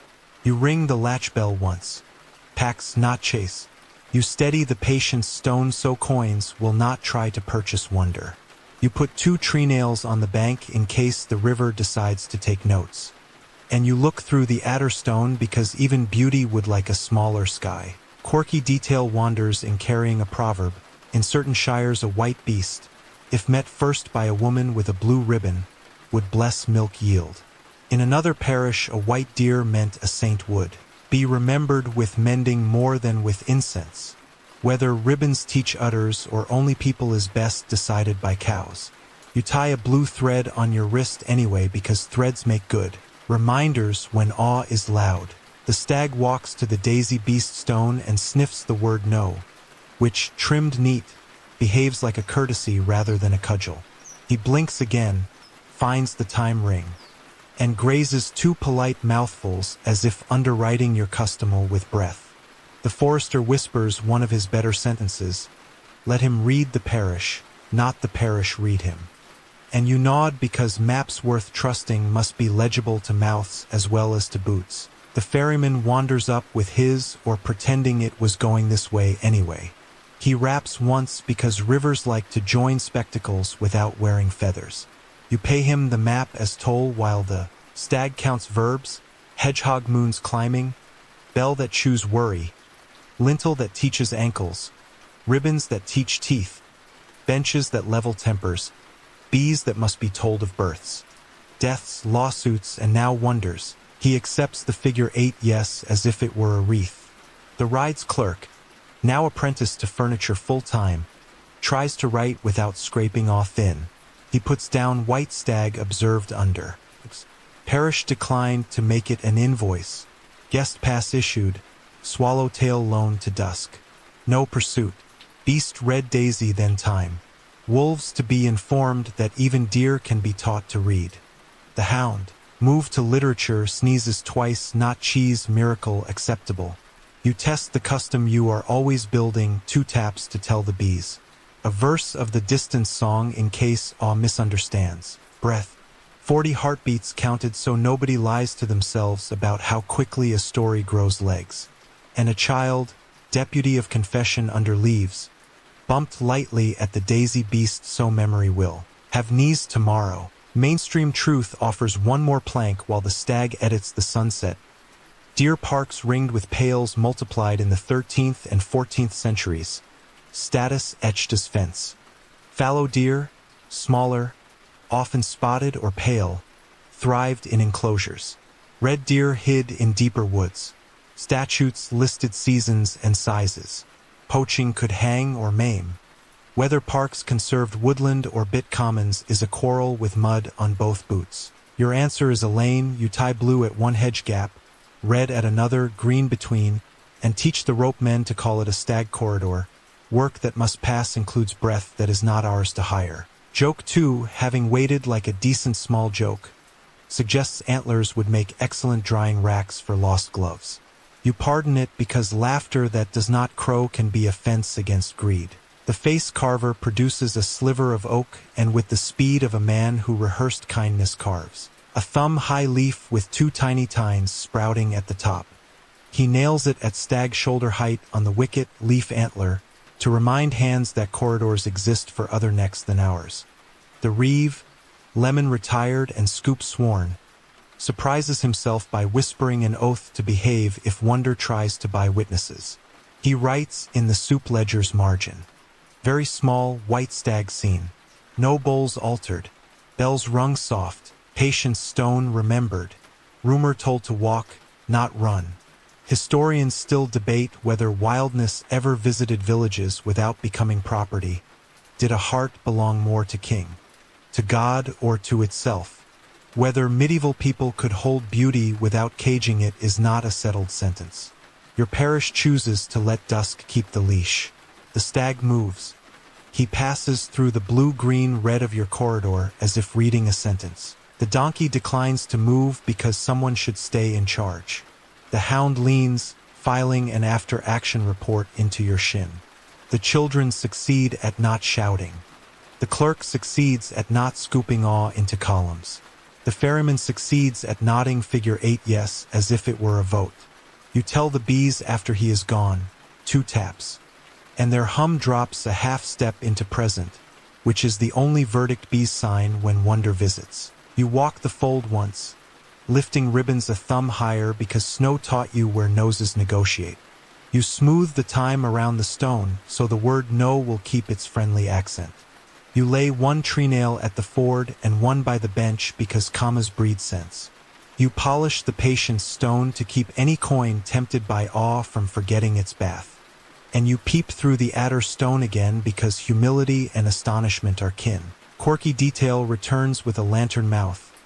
A grandmother says a white stag makes good weather if it licks salt. Another says it ruins marriages if you count its points. You issue an ordinance, nobody bribe wonder, nobody number it, everybody breathe. The justice will ask tomorrow what you did. You will say you taught ankles to remain literate, bells to remain shy, and sleeves to remain empty of pursuit. You will offer as exhibit the corridor tide in color and the leaf antler at the wicket. You will add that wolves have been enrolled in reader's class and are therefore less likely to choose theater, when the syllabus already includes deer who study. Joke 3, small and edible, proposes piping the stag into the customal as unpaid consultant, dusk management. You settle for a clause, when wonder crosses hedges. Let hedges bow. Inventory because habit beats weather. Ferryman's tally with red thread bright as a small oath. Forester's cross. Willow slip stubbornly promising tomorrow. 3 bent saints pleased to supervise punctuation and now antlers. Yellow swallowtail demonstrably loosenable loaned to dusk for 1 minute and returned. Adder stone righteous on its daisy. 2 tree nails now 1 at ford and 1 by bench as commas for awe. Daisy wedge warm in your palm in case benches drift under moonlight. You leave the fold at procession pace, past the biting lintel that keeps ankles literate, past the owl doorway where the local box keeps practical sacraments, adder stone, retired lemon, tally and trust, slips tied blue, red, green, and now a strip of ribbon labeled corridor, dusk, and you straighten the hedgehog moons. Without boasting, the Kyrie in your mouth has learned a new note, astonishment that refuses to turn into fee, and the village, hearing that a white stag can pass through color and leave maps kinder, sleeps the way good sentences end, unhurried, with room for the next clause to arrive without being chased. Morning shakes out bunting the color of breath and cinnamon.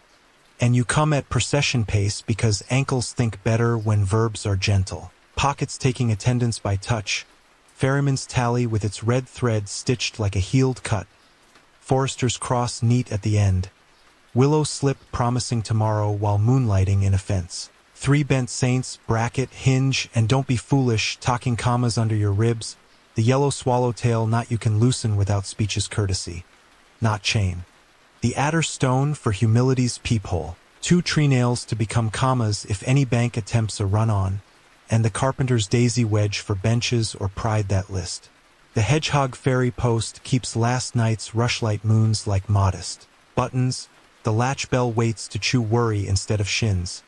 The patient stone shows its obedient shine, and the bee woman tilts her head the way hives do when sugar walks up wearing shoes. The fair gathers at your edge, pins and pepper, salt like small winter, cloth shouldering its L, trinkets arguing about saints, a gingerbread heart catching sunlight like a coin with morals, a juggler politely warming failures behind his back.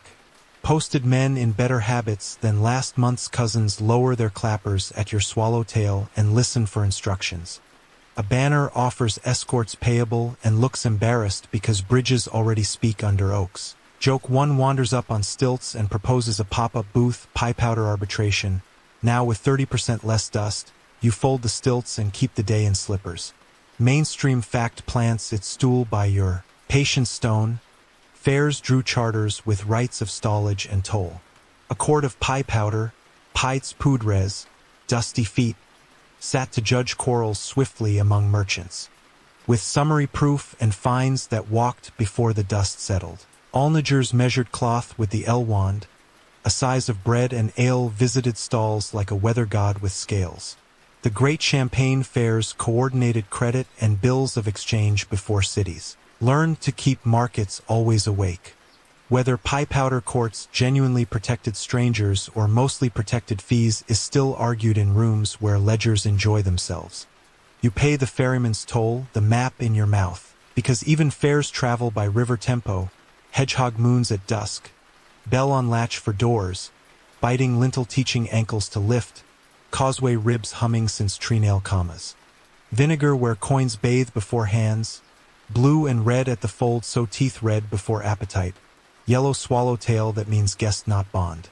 The forester posts his counting stick at the fairs, throat as if it were a lane, and the rope men become wicker again, setting 3 courtesies in color, blue for boundary, red for law and water, green for work that must pass, carts, brush, buckets, and the donkey mistress industries, who accepts traffic with the dignity of a saint who has seen saints turn back at mud. The ride's clerk, apprentice to furniture now, opens a little pie powder table under the oak and arranges. Evidence like a picnic of nouns, the patient's stone, the latch bell, the adder stone with its daisy, the swallowtail knot, the face carver's plank for biting worry, and the daisy wedge because benches at fairs always list toward noise. Fringe detail shows off a shiny superstition. A woman sells cramp rings said to be blessed by kings on Good Friday and to soothe pains. Another hawks gingerbread hearts gilded with a smirk and promises luck in love if you bite the right corner first. Whether rings cure cramps or gingerbread appoints spouses is adjudicated mainly by appetite. You let rings sit beside onions in the Museum of Encouraging but not for court. The first case arrives on its own broom, a clothman's L shorter by a thumb than the truth. Your adder stone lends the eye a smaller sky. The alniger's wand tells the story. And the clerk writes thumb restored while the alewife takes custody of the lad's pride. cooling it in the vinegar bowl with the steady hand of someone who knows how to keep soup from boiling over. The second case arrives with a smell of fish, a barrel of herrings complaining about its salt, too much winter to live, too little winter to travel. The hound, chief fragrance officer, files the air as not cheese, arguable, sneezes twice to note complication. Enthusiasm, and the ferryman raps once. Patience, so the seller can sing the price to 6 paces and let the bell replace haggling with verbs. The clerk writes song at distance accepted, which is poetry disguised as policy. Historians still debate what fairs did to parishes. Did messy commerce free hands from seasons or tie them to tallies? Did pie powder hum fairness or teach speed to fines? Did the decline of great fairs come from war and safer sea roads or from towns that learned to keep shop fronts glowing all week? You keep the quarrel warm under the oak and answer with furniture, planks for ankles, bells for tempers, vinegar for coin, and a knot that refuses to hire a wrist without asking its name in. Daylight. The face carver finds the one bench that always slants toward the mountebank and slides his daisy wedge under its shy foot. The mountebank, deprived of tilt, discovers sincerity in his own voice to his mild horror. He sells a salve that smells like respectable cabbage and, more important, claps in the right places when the rope men teach the press and slip not to 3-horn men who arrived hoping to buy. Wrists wholesale. Joke 2 suggests the knot should offer a loyalty program every 10th loosening free, and the clerk nearly writes it down before remembering dignity. A steward's man tries to resurrect pavage with a trumpet that learned persuasion on a bad day. You set your tree nails on the grass like commas and recite the verdict under oaks. Toll in abeyance unless timber visible. Escorts payable only in brush and time. Hedgehog moons and rushlight ladders credited. Courtesy passes recognized in swallowtail, not chain. He watches the swallowtail loosen without speeches and looks briefly relieved to be spared a quarrel. Quirky detail pulls on your sleeve. A peddler with a tray of pilgrim badges melted into charms. One says St. Hubert for hounds, one St. Apollonia for teeth, and he swears a pin shaped like a heart's head prevents letters from reversing. In children, whether hearts teach alphabets or alphabets teach hearts is a problem for poets. The face carver buys one and nails it at stag shoulder height on the wicket as punctuation for gratitude. The bee woman keeps a little stall, a square of sun, a jar of late honey, a bundle of thyme and marjoram, for teaching traders that flowers keep markets alive. She hums when she measures, and people accept the measure because hives do not haggle. You hang your swallowtail above her stall so sleeves hungry for winter understand guest, not bond. Mainstream truth lays a plank the justice can step on when he wanders through. Stapled towns kept certain trades. The wool staple for export under regulation. Customs men counted sacks like beads. Trucks of cloth walked roads with seals. Whether these systems organized blood into healthy circulation or created bottleneck scholars still mutter about. Your road today carries brush and bowls as well as bolts because a village that only buys will eventually sell its manners. A noise tries to be a rumor. 2 lads nose to nose over a gaming board scratched into a plank. You set the face carver's leaf mouth there and invite worry to chew wood. You ring the bell once, pax, and the lads blink as if a donkey had spoken Latin. The clerk writes 9 men's Morris. Relocated to friendly weather, and the hound files the outcome as not cheese, amicable. The ferryman claims his toll again, the map adjusted for bunting, and you pay promptly. Blue not to be crossed by credit that refuses to learn names. Red to be honored by water and law even when banners ask for shortcuts. Green to be respected by carts even when drums announce theater. Bell to ring yes not oops. Vinegar to cool money. Adder stone to slow eyes, tree nails ready where talk runs into flood. Fringe lore asks for a line and earns it. Some swear a fair should be opened with a cry. Town crier, horn, or drum, declaring peace and safe conduct. Others swear you must let a child ring the first bell so grown-ups remember who they were before markets. You choose the child, the boy with nettle hair, who rings yes in a minor key and makes the Bunting behave. The justice arrives without trumpet, curious rather than hungry. He sees pie powder under oaks and allows himself the small smile bench's use when maps learn new vocabulary. He hears a case of broken measure, resolved with L and Adderstone. Here's a case of loud sales, resolved with bell and 6 paces. Here's an attempt at escort fee, resolved with brush and verdict. And he writes in green wax as if he were taking the minutes of a good dinner. Fair peace kept by furniture. Courtesy passes recognized. Pavage sleeping. Pie powder seated at oaks. Soup at 6 paces to keep tempers from inventing law. Joke 3. Small and edible. Proposes printing tokens for your fare. B on one face, Daisy on the other, redeemable for patience. The justice answers by buying gingerbread and paying with breath. Thank you, he says to the alewife's ladle. The ladle bows to the law that learned to eat. You inventory because habit beats weather. Ferryman's tally with red thread bright as a small oath. Forester's cross, willow slip that will be whips by spring. 3 bent saints pleased to supervise punctuation among peppers and pins. Yellow swallowtail demonstrably loosenable and now a sign above kindness. Adderstone righteous on its daisy where eyes. Slow before they spend.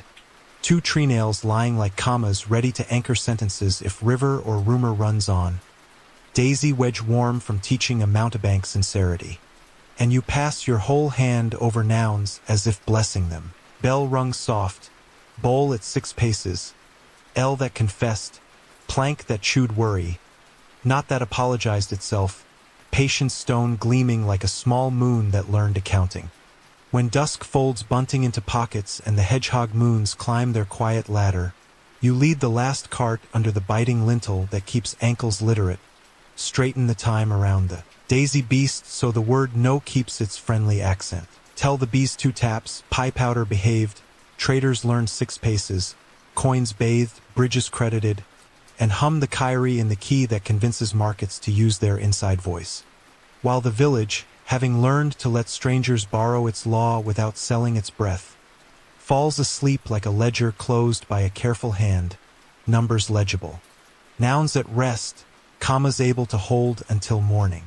Dawn spreads a linen the color of oat milk over the green and you come at procession pace because ankles think better when verbs are gentle, pockets taking attendance by touch. Ferryman's tally with its red thread stitched like a healed cut. Forester's cross neat at the end. Willow slip promising tomorrow while moonlighting in a fence. 3 bent saints. Bracket, hinge, and don't be foolish talking commas under your ribs. The yellow swallowtail knot you can loosen. Without speech's courtesy, not chain. The adderstone for humility's peephole. 2 tree nails to become commas if any bank attempts a run-on. And the carpenter's daisy wedge for benches or pride that list. Hedgehog fairy post keeps last night's rushlight moons like modest buttons. The latch bell waits to chew worry instead of shins. The patient stone shows its obedient shine. The face carver's plank leans where tired ankles used to invent litigation. And the boy with nettle hair has the little board ready for names taken for soup not suspicion. Today you do the long sentence in one breath, you write the village down so it can keep breathing. When weather forgets its manners. You lift your whole hand, no pointing pricks, and the forester raises his counting stick like a staff that remembers wolves. Rope men, now wicker not wall, stand at the lanes. Mistress Industries, the donkey, edits the silence with one authoritative step. The hound, chief fragrance officer, files morning as not cheese, hopeful, and sneezes twice to mark complication. Ceremony nervous about trousers. You begin with bounds because memory deserves knees. Blue at the hedge, red at the ford, green between where work must pass, and children. Bumped lightly at the daisy beast stone. No by its mouth trimmed neat so tomorrow has witnesses in cartilage, not just ink. Mainstream fact sets a sensible plank beneath your pace. Rogation-tide perambulations beat the bounds in many. Parishes, clergy and neighbors walking limits with litanies. Boys bumped at stones so their bones would remember what paper forgets. Some carried crosses, some staves. Custom, so often, was a map sung out loud. Fringe detail arrives in a cap with rushes. 2 villages upriver dress their springs with flowers each summer, well dressing that claims to sweeten drought's temper. Whether petals persuade geology or just keep hands from quarreling is debated chiefly by grandmothers. You file it under encouraging but on its best behavior and tie a daisy where your patience likes to sit. Historians still debate whether parish custom was people persuading law or law training people. Was consuetudo consent from below or a harness from above? Did commons govern want or justify rent? Some read roles and hear appetite, others hear accommodation. You answer in nouns set on grass, or for tempo, tree nails for commas, bell for shy yes, bowl for 6 paces, ribbon that loosens without speeches, brush that pays what fees only pronounce. Joke 1 proposes issuing souvenir knee bruises, official boundary edition, then remembers souvenirs are rumor with receipts and retires, chastened. You process to the king's oak with benches that now level themselves when they hear the daisy, wedge clear its throat. The justice arrives as if the tree were his elder, not his furniture. The ride's clerk, apprentice to daylight, unfurls a skin already patient with your handwriting. And you speak the customal the way you taught wolves to read. Hedgehog moons to be strung when fog rehearses. Bell on latch to chew worry. Biting lintel to teach ankles. Causeway ribs to hum since treenail commas. Vinegar bowl to keep money from inventing. Weather. Blue and red where teeth must learn. Yellow cut swallowtail to mean guest not bond. Adder stone admissible when eyes hurry. Soup ledger legible from 6 paces. Pie powder to sit under oaks with furniture. Pavage asleep unless timber wakes it. Wolves to be answered with color, not trumpet. Bees to be told births, deaths, lawsuits, wonders, and seeds. The ferryman raps once. Gavel that never went to school and pays his toll in figure 8 yes. You pay him back with a map that includes the corridor you tied in color for the white stag. Breath not for hire, and the lime sapling by the ale stake that will tutor summer in shade. The justice writes in green wax with an economy you trust, custom proved by perambulation and witness, fixtures in place of fines, and the leaf above him nods as if shade had joined the jury. Quirky detail wanders through with a grin and a palm full of pins. A tinker swears a horseshoe nailed upside down leaks luck and must be turned or stuffed with a sprig of rue. The face carver nails a small leaf over our shoe on the barn door so luck, if any, remembers to breathe before speaking. The clerk writes applied botany to superstition and tries not to look pleased. You send a messenger ribboned in swallow-tail to the steward upriver, with a copy of measures for breath and a spoonful of late honey for the journey because policy travels best when it tastes like something that does not lecture. Joke 2. Tidy and edible. Suggests we knight the patient's stone for services to fiscal temperance. The alewife grants battlefield promotion to comptroller of coins that would rather be drama. Which is better? Midday learns its manners. The soup ledger clicks bowls across 6 paces. Irregular kindness column filling with nouns that keep bellies loyal. The fold wears blue and red like sentences you can graze against. Wolves practice literacy at a distance that flatters them. Bees are told with 2 taps and answer present. The white stag does not appear because wonder has office hours, but time at the daisy beast keeps the word no agreeable to knees. The justice calls for endings that behave. You empty your pockets, tally, cross, willow, 3 saints, ribbon, stone, tree nails, wedge on grass as exhibits, then gather them again not as trophies, as tools that remember your hands. Historians will still debate whether afternoons like this change anything when sleeves change owners. You cannot argue a century, only a day. So you offer 1 sentence to the oak that feels like a good hinge. We will keep law and furniture where pride cannot read it aloud without doing the work. Joke 3, small and late, wants to embroider that on your swallowtail. You decline embroidery and accept practice. The clerk ties your customal with a strip of blue, a strip of red, a strip of green, and a thread of yellow swallowtail. Then slides it into the local box under the owl doorway next to the retired lemon and the tally in trust. The box hums like a modest reliquary of neighborliness. You inventory because habit beats weather. Ferryman's tally with red thread bright as a small oath. Forester's cross. Willow slip promising tomorrow while moonlighting in a fence. 3 bent saints pleased to supervise punctuation. Yellow swallowtail demonstrably loosenable. Adder stone righteous on its daisy. 2 tree nails warm from commas that kept the causeway in a good temper. Daisy wedge content after teaching benches manners. And you pass your whole hand over. Nouns as if blessing them, or plank, bell, bowl, ribbon, brush, wedge, leaf. Evening combs the green. Hedgehog moons climb their ladder without boasting. The latch bell sleeps on its peg. The patient stone keeps its obedient shine. The donkey edits the silence with one dignified step. The hound files the air as not cheese, home, acceptable. And you hum the kyrie in the key that convinces history to use its inside voice while the village, having learned to turn fear into fixtures and appetite into chores, rests inside a sentence it now knows how to finish without shouting. Word count. 1318, awaiting why command soft wind down ending the night is kind to edges. It rounds them the way a thumb smooths a bead, and the things you kept naming all day, or plank, bell, bowl, dim into their gentlest selves. The hedgehog moons are only pearls on a quiet thread. Now just enough light to find a cup, a door, a hand. The map you carried in your mouth becomes smaller, private.